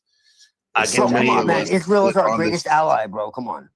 If you read the Bible, the greatest ally, dude. Yeah, they're our greatest ally ever, and we're gonna win. And big hats. You know, there is no e-files. You know what I'm saying? So just stop worrying about it. The Dow is going up. You know, it's greatest. We don't care about that Dow. We talk about in American history. I know. No, look at my eyes. Look at my eyes. Let me tell you. Like, the fuck out of here. It's the greatest in history. Why are we still talking about You're fired. Why are we still talking about this? Out of here. Dude, it's all bullshit, dude. That's what I'm saying. And it is. And it's funny for me. It's funny to me because I know people were like graduated college, and I have friends, and it's like you don't see what's going on, and they're still in the 1 and 2s, you know, blue or red. And I live in Rhode Island, so you know it's blue. You know what I mean? So it's like, what the fuck, bro? You people need to wake up, man. I've never voted in my life. I never will because it's all bullshit. I don't like politics. I never wanted to be in it. Dude, okay, I'll tell you this. I have somebody that's had an interesting take on voting. What's his name? He's a chaos musician, Philip Sheridan, I think his name is, an Irish guy. See, Sheridan is his last name. Thomas Sheridan. Yes. Irish. Thomas Sheridan is based as fuck, dude. Yeah, well, yeah, I like him too. But he said about voting, it was interesting. He's Irish. He said about voting, he's like, he uses it as a ritual, magical ritual to empower himself. He literally goes there. It's a fucking cult and a ritual. But he uses it for himself though. Like, I don't necessarily, he probably doesn't vote on the actual candidates, but he uses the process of it to spark something. Dude, it's clever, imagine it. He is very clever. Imagine, Gabriel, imagine if everybody just stop voting and stop giving a fuck and actually stand on what they believe in. It's funny because I see people that are Trump. They love Trump like back in the day, and then I keep bringing all this shit up. Like, you know, look at this bullshit, and they give excuses. Yeah. I'm like, you're in a cult, bro. You just making fucking excuses for this motherfucker, and you can't see it. It makes me so mad. Left-right paradigm. Harmon, do you see that? The left. Do you think that both sides are the same, or do you think they're actually different? I'm curious what you think about that. I think they're a little different. Oh, my bad. You think they're different? Okay, we'll get you. I think they're the same. They're the same. You think they're the same? Okay, so yeah. Just I don't. I'll never vote for someone to tell me what to do. I don't want any man telling me what to do. That's why I've never voted. He ain't gonna speak for me. Exactly. Right. You know, why would I have some dummies for me? I do it back myself. Yeah, they're both basically ran by a group that's like 6% of the population, or I think that's it. Yeah, it's not very big. Well, maybe I wouldn't even say 1%, maybe, but yeah. 1%ers, 1%ers, dude, and it's the people. There's all of us and there's them. Maybe they got up to 2. Maybe I'm talking about all the they. Everybody that Special says kind of they. person can make it there. I'm not saying special in the good way. What's that high? System. You have to just sit there and think, oh, I got this shot color. I know this shot color. One thing you never learned, I don't care how you went, if you went all the way up to the highest max prisons, you never will find out who's calling the shot. Same thing in this. Never find out. Right. You just accept it. No. Let it go. No, I think, I believe that, but I truly believe, though, that truth will come out. We might not know it, but it will come out eventually. Yeah, do you think it's more a bunch of people trying to control it, but they actually don't? Yeah, I think that. Yeah, exactly, Gabe. For sure, dude. Right? Yeah. That's exactly what it is. It's like, for sure. Yeah, they're not in control of much, right? See, well, they can't control themselves. Yeah, there's the objective factors of power, and they themselves are conditioned by the means they employ, right? So there's no middle ground between, the system and who's in power. It's just the machine lies. Power, I believe. 30 seconds. You have 30 seconds. I'll explain the latest. Like this. I just want to say this, and I'll shut the fuck up. I just want to say this. No, machine lies and everybody. Dude, what if they're doing this on purpose? You see what Trump's saying on the Twitter? Dude, this is all by design. Do you get what I'm trying to say? This is what I'm trying to say. E-files especially is to everything traumatize everybody, bro. It's just to get you off track. We need to stay on point. That's all I'm going to say. And go ahead, bro. All right. They always want a white hat, black hat scenario. They want good guys, bad guys. Yes. That's the storyline. Right, yeah. Iran is just in on it as Israel, just as we. When they sat there on February 28th and they played along with the nuclear weapon story. Hey, wait a minute. Wait. We love Israel. We love you guys. You are our greatest ally. Just had to say that. Yeah, the Jews are a great people. Shalom to very peaceful. Shalom to BB. Yeah. Yeah, look, hey. I wonder if I seconds in. Anyway, so they're all the same people that do, whoever's giving the orders. Now, us people, we're the innocent bystanders. We're the ones that have to believe in their stories and stuff like that. But as far as them, whoever's telling Iran to run stuff and Israel to run stuff, they're the same people. They're on the same side. They want the same stuff. But who is they, right? Like you said earlier, there is no they is right? Black nobility and ones above them that we'll never know. You'll never know who's calling the shots. Right, but it's like they're not really. And those people really are in control. That I would say, like the ones that they want you to think are in control, are the ones we know about. The ones that we don't know about really do have control, but even they don't have as much control. Yeah, dude, even they're all puppets, bro. At the end of the day, and the guy took off and left. You'll never know hit your car, but you know your car was hit. So you know the story is being told, but you just hit my car. That actually happened to me before. I went out to dinner with my girlfriend at the time in South San Francisco. My new Camry, and we took her Explorer, and I parked it right there. I got back, and the whole side of the fucking passenger is just totaled. Bro. Swipe. You can't tell me nobody heard that shit. Off. Yeah, it's like, yeah, but yeah, I know what you mean. I know exactly what you mean. Machine, what you were saying, though? You were saying also. I mean, I'm not really saying much. I just think that the people who basically put the systems in place, they became conditioned by the means they employed to the extent that they've lost control of how the system functions. There's no real person in charge anymore, right? I don't think a train going down the track with no driver. Yeah, they alleviated themselves of control. Yeah. Like literally, that was the plot. Mm-hmm. Thunder Mountain, Disney, circumcision. Yeah. That's how it happens. Like that's how complex systems sort of function. Right? Well, let's bring it down, because I always like to bring it like the big picture to the small picture. Could that be said about the consciousness too?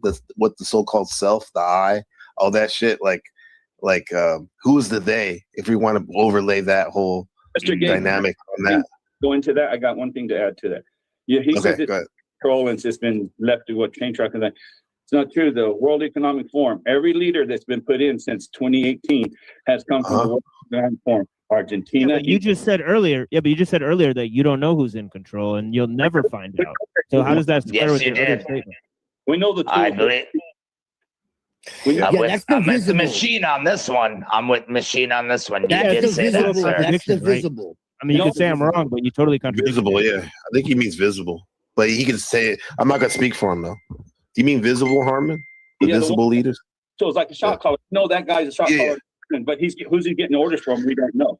Right. They're like managers, basically. Yes. Yeah. Shot caller. We don't know who they're getting orders from. What we do know, every president put in every country since 2018 has been blessed by the World Economic Forum. Mm-hmm. That's all. Klaus Schwab and the boys. Yeah, I'll tell you one thing that that Ellul points out in the Technological Society, right? He says that the basic decision to recall General MacArthur was made by a computer system called the Washington Oracle, and BlackRock is run by a computer named Aladdin. Now tell me who's in charge. You know, there's a computer called the Beast. Yep, that too. It's legitimately called the Beast, bro. Yeah. It's a wild shit. So the short caller. I like how Harmon used the prison terms, right? Shot callers. That was cool. So we can say like these, these so-called elites here. One we do and don't know are the shot callers. Do you think they're being channeled by some off-world entity? Of course, this is speculation. Right? Well, not off-world, but a lot more local. Yeah, an organic being, nonetheless. Yeah. Well, I mean, you've heard me talk about the archons. Yes. I'm placing all my fingers right at them. What people would normally call jinn or demons or whatever, my feeling, my experience would say that is in fact the archons, and they are imitators of the divine because they cannot actually create anything. So it's very much like the Christian would see the devil. The devil. They're a parasitic consciousness, and so remember what I told you about evil. Evil is in a way an artifact of the archons. I just didn't get into this because it's it. See, what's really crazy about all this is even though it's esoteric, when you really understand it, it's astronomical. Yeah, evil spelled backwards is love. It's like, so what they do is they hijack human perception through illusions. This is actually what.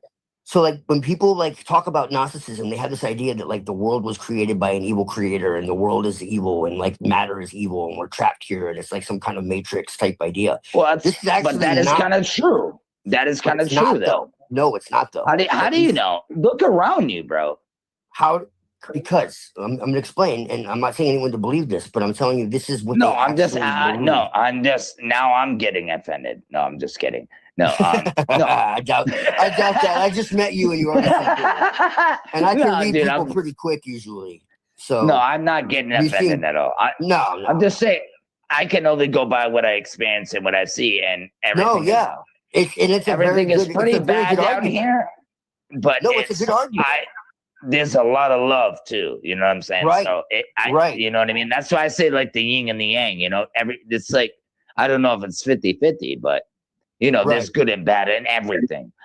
I can have a beer once a day and have a fucking it's good for my heart, a wine, whatever you want to call it, right? But if I slug fucking 30 beers down the day, that's not gonna help me, right? Right. You get what I'm saying? Yes. There's good and bad in everything. Yes. Yeah. Right. Okay. Exactly. Go. My bad. Go ahead. Good. You're good. So basically, the way it's described is they work through how. Which, if you've ever seen 2001: A Space Odyssey, that's literally the name of the computer. Yeah. So somebody knew something. Okay. Which it's Stanley Kubrick, so go figure, right? So how in Greek means simulation. So people either on purpose or accidentally misunderstood this to mean that this is a simulation. No. Nothing actually be farther from the truth. This is a divine realm of a star goddess that is literally the earth we walk upon. Okay? There's a very, it's an astronomical myth. It's a written mythopoetic language. But essentially, the earth is living. It's a super living organism. Okay? It seems like it. And so the fact that it being a simulation is insane because it's part of the living field of a star goddess. I'm with you on And that. I would agree. Who Yeah, I'd became agree the Earth. too. Okay, so it can't be both. All right. So Right. what it really is that the archons, okay, have taken over our leaders. Archons literally means rulers, authorities. Okay. And they're like a cyborg, and this is metaphor, like a cyborg species of mental predation. Okay, they're like an imitative species. They cannot create. They cannot, innovate. They can only steal what already exists and pervert it or distort it. Okay, and they're mind hackers. Bro, so the simulation doesn't exist in reality. The simulation exists in the your twisting mind. of the perception of the human being.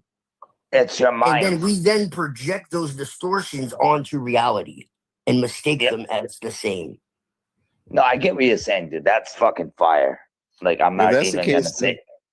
Yeah, if that's the case, then it was embedded in very deep into our biology, are actually the spirit, most, or whatever it was. Well, the elite are we come actually out the the womb. most We come. Right, you come out the womb. The water, which is still connected to your mom. She was taught all this bullshit, and the mom, and we can go back, and you know what I'm saying. We've all been brainwashed, so it's I don't. Harmon, are you familiar with any of those Denmark mythology origin stories or anything like that? No, not really.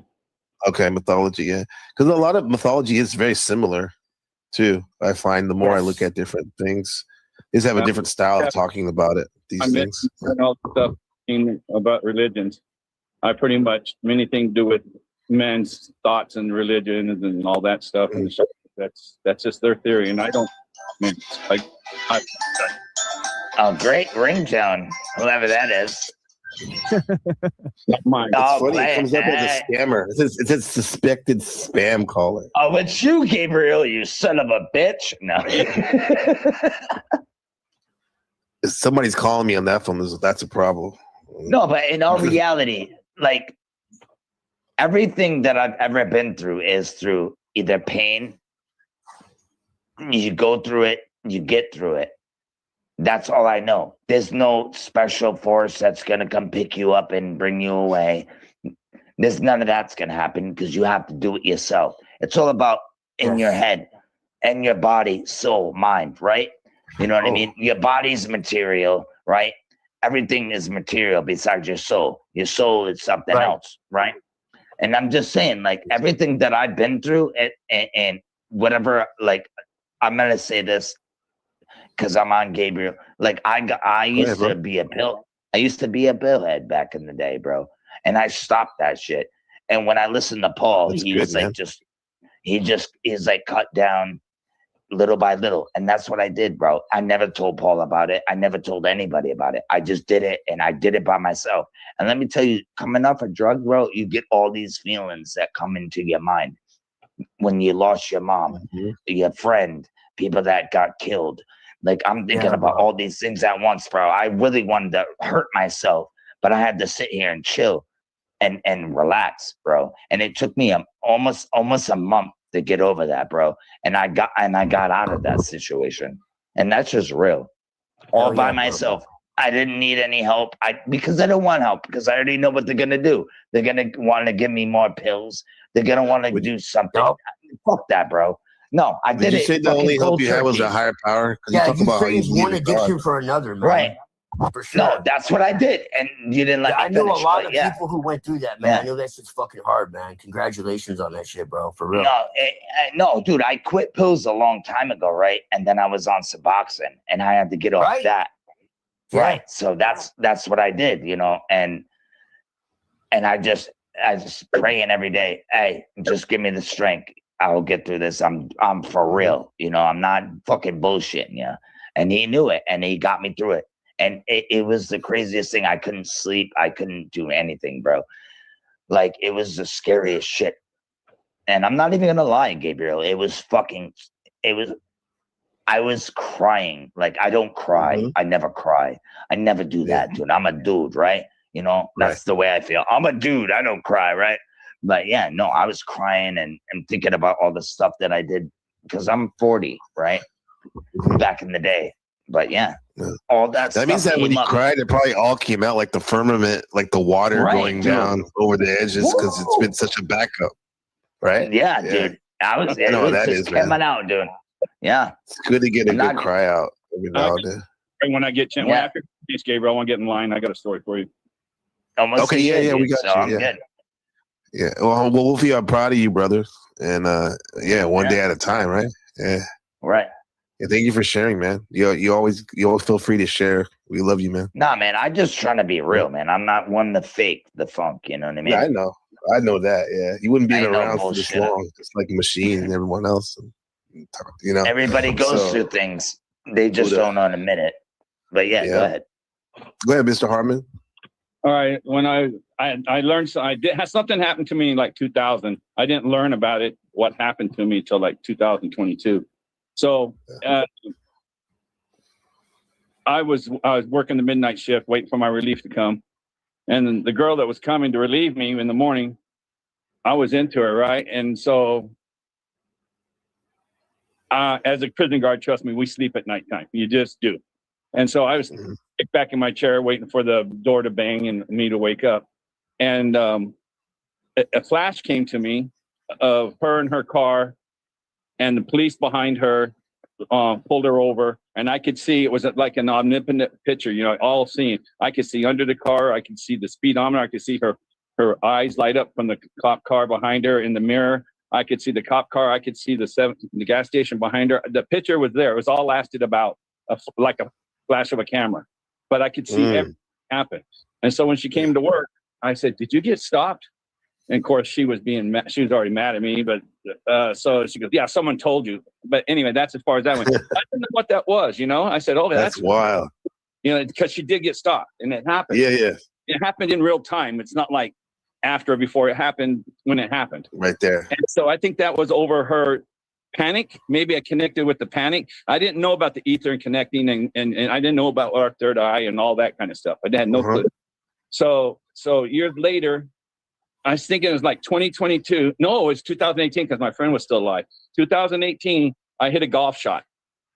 And it went over, and there's 150 yards out. And so I go to the green. About halfway between us, there were mud hens and ducks all between us, always are. And so then my next friend gets up and he hits his shot and he blades it, which goes on the ground. And as soon as he hit it, they started flying. I go, how did they know? How come they didn't move when it was mine? And we're like 75 yards away from them. So how did they know before it got there?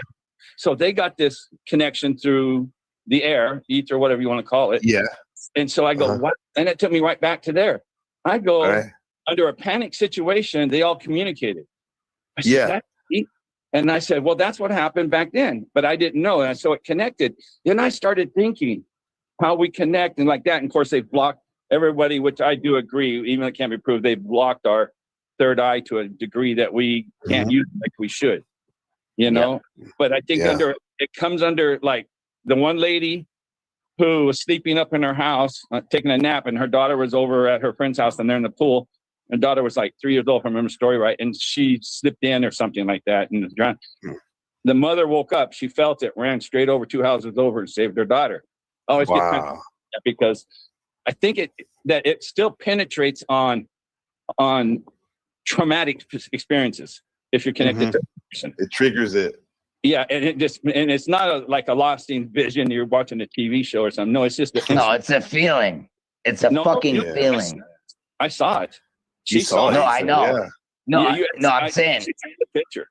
You know, so it was. I mean, I can see it today. It happened 24 years, 25 years ago, and I still see it like it happened today. So that I didn't know what it was, and so I learned that. So I said, you know what? They've been lying to us. Remember how they tell you when they drop a drop of blood in the water and a shark smell it from 10 miles away and stuff like that? That's bullshit. Yeah, bullshit. It's a shark that's near it that smells it, and he sends out his communication through the just like whales do. Yeah. And that all came to me. I just started thinking logic. I said, you know, like that. Okay, that makes sense. That makes sense. And that's how deers know when we're about to shoot them or shoot them with the arrow, or they feel it. They're plugged into it. That's just a story that happened in real. So it's no, and I'm no, like I say, I'm not no religious or nothing. I think it can happen to anybody. You don't have to be sitting there meditating 20 hours a day. So that's just my experience. No, what you're saying, it reminds me of a book I read called When Dogs Know Their Owners Are on the Way by Dr. Rupert Sheldrake. And he talks about these things called morphogenetic fields. There you go. Like the animals are plugged into. That shit's real, man. In my, at least I think. Yeah. And it reminds me of what you experienced with your friend, that lady friend that you liked, right? You're already thinking about her as it is. And also, too, interesting enough, it said that how you were asleep. I'm thinking, Twilight, I'm thinking about hypnagogic phase of sleep, right? Right. Aren't you like primed to do crazy shit when you're like that in between sleep? You can induce it, man. That's actually used in like spirit communication and like that's probably what he was doing. He didn't even know what he was doing. That's wow. But he did it. What's called the theta gamma sync. Yeah, man, there's a science to the occult, bro. It's just very few people talk about it, and I probably should, but no, it's called jack me off. Stop it. Wow. That was a joke, but whatever. Okay, I'm trying to get the joke out of it. Yeah. I was like, okay, maybe we've been traumatized by El Perro so much, but like, Hurricane Perro. That's why. It absolutely has to do with altered states. Yeah. No, in all reality, dude, I think it's more about feelings and. It's a feeling. Well, yeah, your feelings. They say feeling is a secret, but he said, Harmon, you said you saw it though, right? Yeah, I saw it. There's a direct connection to amplified. I saw the picture just taken. And I mean, I could see everything in it. It was like frozen. You've seen those things in TV where the psychic will stop the thing and look all around the room and see other things they do like that. Well, that's what I saw. It was like that. I could see every detail. I see the cop. I could see the car. I couldn't see much detail in the cop car, but I could see the detail of her car all over. Even like I could look underneath the car, I could see it. You know? Yeah. Maybe this is what. Do you think this is what people are, Twilight? What people are doing? Wolfie too, like when people are meditating or trying to do these occult practices, for example, they're trying to activate these things not just on a traumatic event wise, but at more of on the baseline with. No, that's what I'm saying. That's exactly what it is. Like, thank you, Gabriel, for putting me in that one. The chakras are directly connected to the endocrine system. Okay, it's man's thing. So all this stuff is occulted so that people don't understand what the fuck is actually going on, and so they can be controlled. Do you even know what a cult is, dude? It's when no matter what they say, it's bullshit, caca. Are you saying occult or are you saying occult? Yeah. Occult is just secret. Okay. Secret and hidden knowledge, right? That's all. It's a secret. Yeah. Secret penis. Secret for these guys. Yes. Okay. So the endocrine system is directly connected to the chakras. The chakras don't exist in like physical reality. It's a map. It's a map. Okay. So they got like wait, whoa. What do you mean a map? What do you mean? Yeah. It's a map. Like the occult is nothing but maps. Like that's it. The occult is explaining things abstractly that can't be explained. And a map? I thought they just did what they did, and it is what it is. I think he's explained like the map as a sense that like that invisible nature energy. It's like what the occult does. It makes the map so that invisible energy can flow on us or wherever, right? It's explaining something invisible visibly. Do stuff. Go ahead. It's explaining something invisible visibly. Like that's literally what it is. Okay, all right. So the reason why the occult is occulted, okay, because that's a word. So you have like a moon is occulting the sun, right? That's called eclipse, right? That's what it means. All right. So the reason why is because to actually understand it, okay, you have to experience it. And in order to experience it, okay, you have to be so like I can't explain to you. Exactly, you can't because you never experience it, dude. Stop. I can't explain to you. What have you experienced? What have you experienced? The things that you're speaking. A lot. A lot. Well, explain it then. Give me a fucking story, dude. I want to hear it. I'll be here a while. I only got a couple more minutes. I thought you gotta go to the dog park soon. I have my own channel. I talk about it. Yes, it's on. If you go to my channel right here, ABC the Plus, Game. we did a video together. Listen. Actually, two. Listen right here on my channel where it says faculty featured YouTubers. I have the Machine Lives and also the Twilight Son of Lilith right there. That's right there. So if you need, I got it. I got it. Get that. Yeah. You going to the dog park? What's it, daytime over there right now? Yeah, man. It's 2:06 p.m. This motherfucker going jogging. He's got to be like, yo, Gabriel, That's my day off today, man. I got my day off. I'm going jogging with my dogs. Fuck you. Smell like Lysol. Lemon pledge. Some lemon pledge. He made a comment back, and I never could get in on and say, yes, I realize that's a vortex, not a pump. I've learned that too. Okay? Oh, the heart. Right. Yes, I've heard that too. Right? Yeah. I saw somebody not a heart. Checks everything. Our flows in our veins in a vortex. Do you guys, anyone know here Dr. Andrew Kaufman? Yes. Oh, yeah. The doctor. In November, I met him, and I asked him like that because he wasn't into the vortex thing and stuff. He's into another guy who believes in the third phase of water, which is he's into another guy. That kind of sounded weird, but I got you. But I don't. Let him go. Let him go. So you said that. So did you sway him your way? Pause. No, so he's just like us. He's set in his ways, right? Yeah. And he wants to believe this other guy because he his business and stuff off of it. And I said, yeah. So I imagine everybody in here believes water is H2O. Everybody. Oh yeah. No. It's H25. No, water. I'm kidding. Water's just water. It's just just no hydrogen and all that. That's all. Yeah. BS. What about them spraying the chemtrails? Aluminum, strontium, barium. Good. What about that? Where did your mind? Do you use your mind just goes fragging off the other? Yeah, he wants to stick on the point. No, I know. I'm sorry. That goes in the water. I'm sorry. So you're saying so there's no hydrogen, and you don't think there's elements in general, or just water's not what we think it is? Oh, water is just we don't know what water is. Water is just water. Yeah. Air is just air. We don't know. Water is life. Because water's amazing. Is life. It's crazy. Water is life. Dude, it's life. It's like Yeshua. It brings you up, brother. Like, what are you talking about? Yeah. If we have if you want to make it, you guys have heard of the ether, right? Mm-hmm. The ether is the air, what we communicate through and what we live through, and it has absolutely. And I think water is the same principle as ether. It could be called ether. It just goes up and it comes to us where it's a certain density, then it goes and it dissipates that we can't survive. Yeah. It's just that ether has gotten a mythical status, huh? Whereas water is considered like it's just water, but it's so precious. So it's okay. It's water. It's becoming scientific. And we're look at the plasma cosmology. Hey, let me tell you what's in your fucking body right now. Water. Salt water. You don't know where son it of a comes from. bitch. Yeah. You don't that know where water it comes runs your body, bro. So understand that. Yeah, I'm gonna show you this. Water is this is like you. This is some of this is going viral right now. And we're speaking about kind of like speaking about mental health earlier and all kinds of stuff. I just want to say this is not a psyop.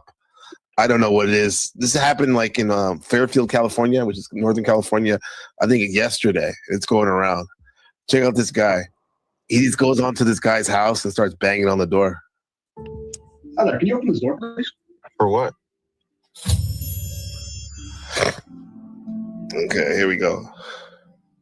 Read that, bitch. You can't be doing that. That's a meme, NPC meme. I just want to make sure that everything's okay. There seems to be something going on. What do you mean? I don't know. I just figured I'd check on something. I don't know what you want, man. Get out of my house. Did you see that? Where's your daughter, man? Where's your daughter? He said. What are you talking about? Where's your daughter? Who's in there with you? Bro, if you don't open this fucking door. Open this door, I'm breaking it fucking down. You understand me? Leave my house. You don't. Are you okay? Is everyone in this house okay? What? Everyone's okay. What do you want? Thanks, HP. Appreciate you. You got patience, because I would have went out there and just two-piece them. He's not there though. Soda.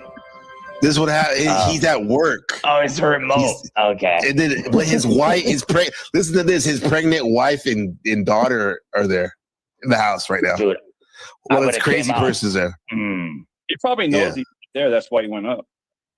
He's the backyard neighbor, I think. That's why. Yeah, you're right. He knows what he's doing. Look what he's wearing. He's trying to kick in the door with flip flops. He's trying to kick in a door that doesn't come out. This is your life as a psy-off right here. That's what I call this series. Your life as a psy-off. This guy's he's on something, or the door it probably doesn't. It only swings open. It doesn't and shuts to go in. You can't kick it in. You have nothing to do with my house. You leave my house. You know what my name is? I don't know who you are. You don't belong to this neighborhood. That's for sure. This is my neighborhood, though. Yeah, I live there. I don't know you. My name is Harry Dresden, motherfucker. Open the door. This is my neighborhood. His eyebrows. Open the fucking door.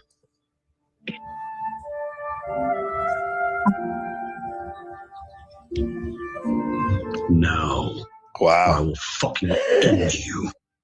Do you understand me? The guy's wife's in there, bro. Those eyebrows are pretty good, huh? They really arrested him. There he goes. Yeah.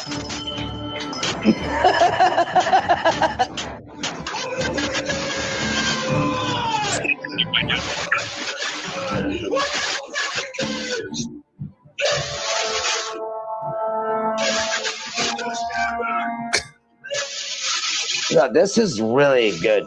No, if somebody comes to your door, just try to remain calm. Yeah. Don't be an idiot. He gets in the house, though.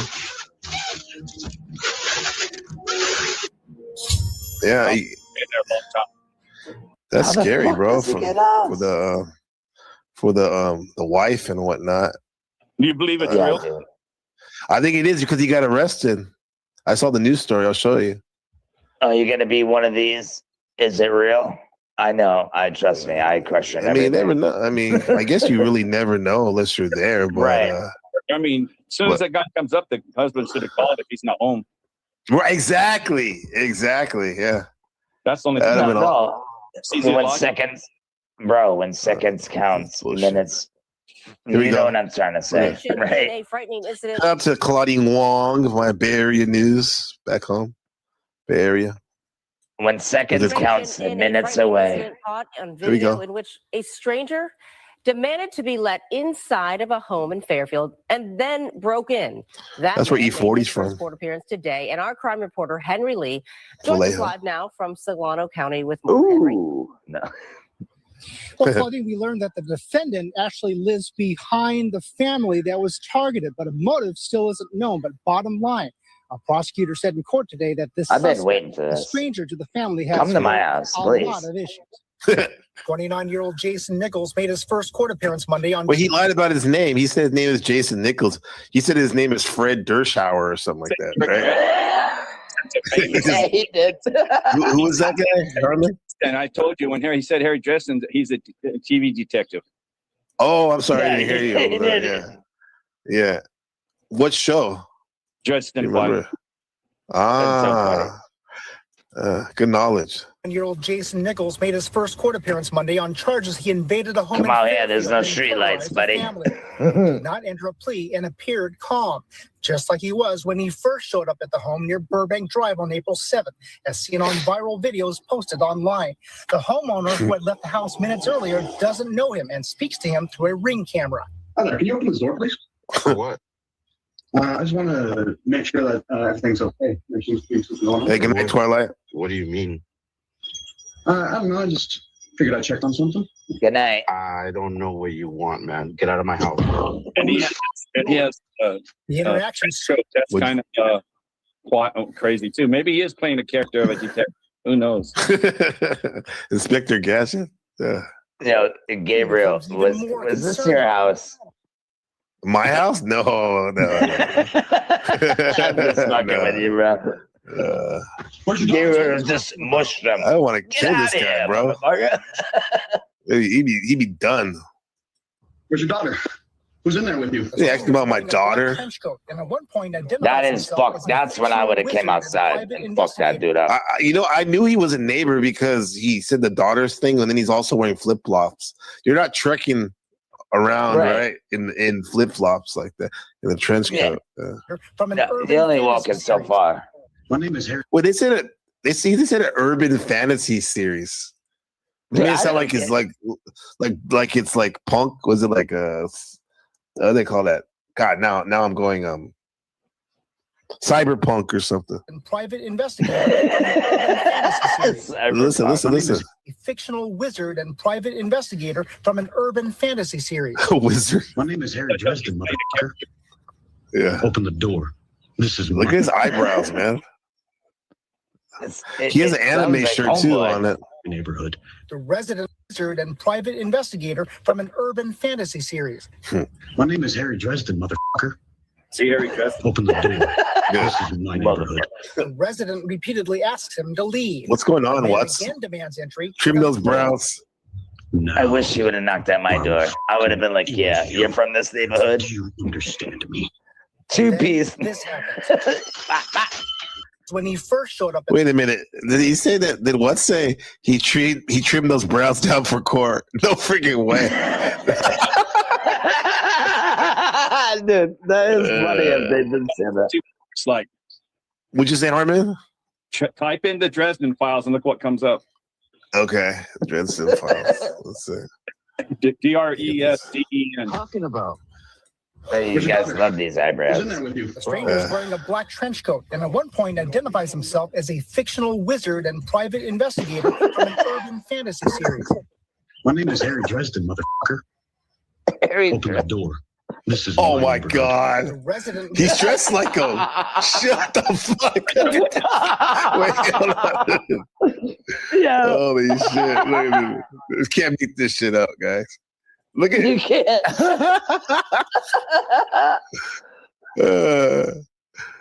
Dude, this is too funny, bro. Open the door, motherfucker. With this big ass eyebrows and shit. Look at his trench coat and shit. This guy's. I would have came out with a torch. He has his black trench coat and all the versions of him.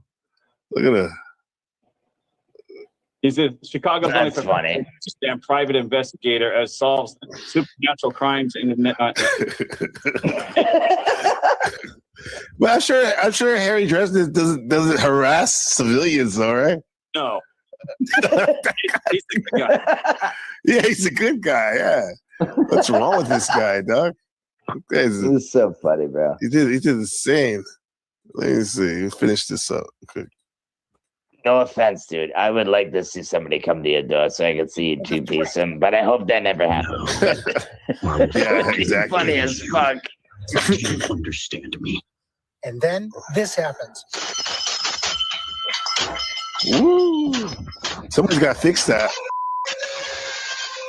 Dude, I would have just came out and tackled that motherfucker. And according to authorities, eventually ends up inside. Look at it. He's inside. Breaking a gate and opening a sliding door. The homeowner's probably pregnant nobody's and home. 5-year-old child are terrified and hide in the garage. Yeah, the pregnant wife and child are in the garage. In the garage? Oh, yeah, that's scary. That's what I mean. It's scary, bro. I'd fuck this dude up if I was there. What I mean. Hide in the garage. The homeowner, meanwhile, rushed back take home my and lickings. confronted the suspect with a shovel. The suspect ended up grabbing the shovel from the resident, and both ended up getting hit in the head with it. They both hit each other in the head with the shovel. With a shovel. Nichols at the scene. He lives behind the family's home, but a motive is not Boing, known. oh, kabong. Shocking. Just that it happened right there. I mean, Yeah, it's it across the street from us. Abby Newton said she's concerned, especially after police on Monday said Nichols is under investigation for allegedly annoying a child unrelated to the home invasion 2 days before that. It's like this guy's you got charged for annoying a child. Where is this? Where is Fairfield? It's by Vallejo, California, Northern California. Oh, dude. Yeah. I'm just saying, home invasion and then with kids, dude, he's fucked, dude. He's gonna do at least 10 years. Annoying a child. Be mentally disabled. Guaranteed. Unrelated to Yeah. He need to be at least evaluated. What did you say? You said so. Did he have a psych eval or any follow up? Seems like he's off his meds or something. Yeah, it does. Neighbors don't just suddenly do stuff like that for sure. Yeah, he's off his meds or new meds. Invasion 2 days before that incident. Very disturbing. Very. I would have just two-pieced him and held him down. Me, I was home at that time. Yeah, he's done. He'd be done. So the man's attorney said today that her client has no priors, that this is a one-time isolated incident. The DA says this man clearly is a threat. The judge agreed and set bail of $250,000. I bet he lives not too far from them either. They said he lives on the other side of the fence in the backyard. So there you go. So he watches them and stuff. Yeah, it's fucking weird, dude. Vandalism and criminal threats. Live in Fairfield, Henry Lee. Mm-hmm. So I looked it up. That goes back. It took me back to 2007 when they had the TV series. It only lasted 12 episodes. Wasn't picked up for season 2. Gabriel, what did you do, bro? When you have fucking fought? What? I'm sorry. Wait, he was talking about Wolfie. He was talking about you were talking about the show. Was it like on FX or something? No, I don't remember where it's at. I have never paid for anything since 2000. If you can't get it free on the internet, you're silly. I wouldn't say. Oh, I'm not. Then you must think I'm really silly because I have HBO Max. Well, I think I'm paying for convenience basically because you're right. I can get it if I really wanted to pirate it or whatever. I think they got free. Have you heard of TV.net or something like that? Yeah. It's free. It's not. Okay, cool. It's just straight out stuff. Yeah, there's a lot of stuff not pirate anymore. They scared with the pirating stuff. A lot of these. You know what I think? What up? I think you're a jelly fiend. Huh? A jelly fiend? What's that mean? I'm talking to him. I think he's a jelly fiend. Jelly? What does that mean? Yeah. Jealous? No, jelly fiend. I think you're a jelly fiend. Jelly fiend. Okay. I'm trying to think what that means. No, I don't know. It doesn't matter. No, I think you know what it is, you fucking weirdo. Hey, come on, bro. No. Come on, be nice. I'm just kidding. Oh my god. Now you're getting be like Paul. Now you're getting a little disrespectful here, bro. You know? I'm not. No, I'm not trying to get. I apologize, bro. We already started off the show off not talking about disrespecting people, bro. I'm sorry, Jelly Fiend. I'm sorry. His name is Harmon, bro. We don't call Harmon. people I'm sorry. I just think you're a jelly fiend. Okay, good for you. You don't know what a jelly fiend is, dude? You're a jelly fiend, like grape, strawberry, jelly, peanut butter and jelly. Like it's a joke. Not ever heard anybody say that. Okay. Yeah. Anyway. It's getting late. I'm gonna go. Maybe I'll hit this. What is this called? Before you go though, what's it called? TV.net. You said. I got it right here. Let me pull it up. Go give you. He's gonna give his pillow some head after this. Hey, come on, bro. I don't want to have to drop you. What, dude? That is like we all give a pillow head. No, but it's the machine. Do you think that's a little out of line right there, man? No. Are you there, machine? That is funny. I don't know what he's getting at. No, dude. When you go to bed, you put your head in a pillow. But to be honest, but I'll say this, bro. That's true, but like Harmon's he's an older gentleman. I consider him an elder out of respect. And elders we don't play like that sometimes, bro. It's like I heard somebody talk about grab ass yesterday. That's kind of like playing grab ass, bro. The OGs don't do that shit, bro. I'm not trying to do that. No, when I said I was fucking, you know, when you lay your head on a pillow, it's giving you a pillow head. Don't you get it? You're laying you're going to sleep. Yeah. Okay. So you found it, Harmon? The TV app.to. TV. No, the TV. Oh, the app. TV. You son of a bitch. That's odd as shit. App. Don't lie, bro. Oh, I see it. Cool. Is it there? Because when I looked it. it up, it wasn't there. Oh, you got it? All right. That's my bad. So. Just ignore that. Bad. It's good. If like put Super Bowl on it, and you can do a Super Bowl. And if there's too many people on it, they cater to the paid people first. But 99% of the time, you can watch anything you want. So don't worry Okay. about days. And It's all about money. Forever. Cool. Thank you. Yeah, because I don't get to watch some of even like some of these games, these playoff basketball games, even though I don't watch it all the time. Like I can't get it. I can't get certain things here. You don't miss. Yeah. Cool. Got it. There. You got it. College basketball, you can't get golf. Oh, I can't get golf. Yeah. You can golf for college basketball. Nah, he really likes balls. Fucking bruh, come on, man. Hey, No, dude. You gotta show some respect, bro. Come on, man. Sorry about that, Harvin. But I learned. I know, but system. If you're not at the same level, you can't offend somebody. yeah. Exactly. See, right. All right, but you're offending me though, Wolfie. I know you want to respect the All right, channel, so I appreciate it. I Bro. do. Yeah. I'll stop. I'll leave then. I'll leave. My bad. I was Don't just leave. fucking around. We're about to leave. We're about to leave. I get it. But hey, I'm just playing. let's I appreciate it. You guys helped me out because like I have to admit I was kind of annoyed that the interview got canceled, but everything Yep. Karma's a bitch, isn't it? right. Thank you, Wolfie, Harmon, and the Machine Lies. I'll see you soon, man. All right, later, See guys. You got chopped man. up a little Yeah, I bit appreciate you. Bless. Appreciate you too, man. I love you. Machine Lies. All right. Let's go. Okay, guys, we're gonna go out to since that energy, Wolfie has that spicy energy, man. So we're gonna go with the E40 Flash. And before that, Machine, what you got going? Let's see a bit. Oh, yeah, I got a show tomorrow, I guess, right? In terms of it will be an irregular show, right? We're gonna open up some of the topics, like in terms of the whole question we're posing here, like who's in charge, right? Who controls things, right? What's in control, right? So on and so forth, right? So I put a question up: have science, technology, and liberalism improved humanity, right? Open debate, right? You guys can debate me on that question, right? So anybody can come up, except for people who have not added value in the past, right? Let's just put it that way, right? Okay. Yeah. They know who they are, right? Yeah, they know. Or if they don't know who they are, they'll find out when they can't get their ass up. Yeah. Yeah. Machine Lies is the Everybody man. knows. Yeah, absolutely. Yeah. I concur. All right, guys. We'll see you. We're going to do that. Appreciate everybody. This has been everything I learned in my life. I learned because I decided to try something new or stupid or whatever the hell you guys were saying earlier. People were saying earlier. Stupid. Yeah. But yeah, so let's go flashing straight from Vallejo, California. This is the ultimate shit talking song. Let's go. Peace. Love you guys. Talk to you later.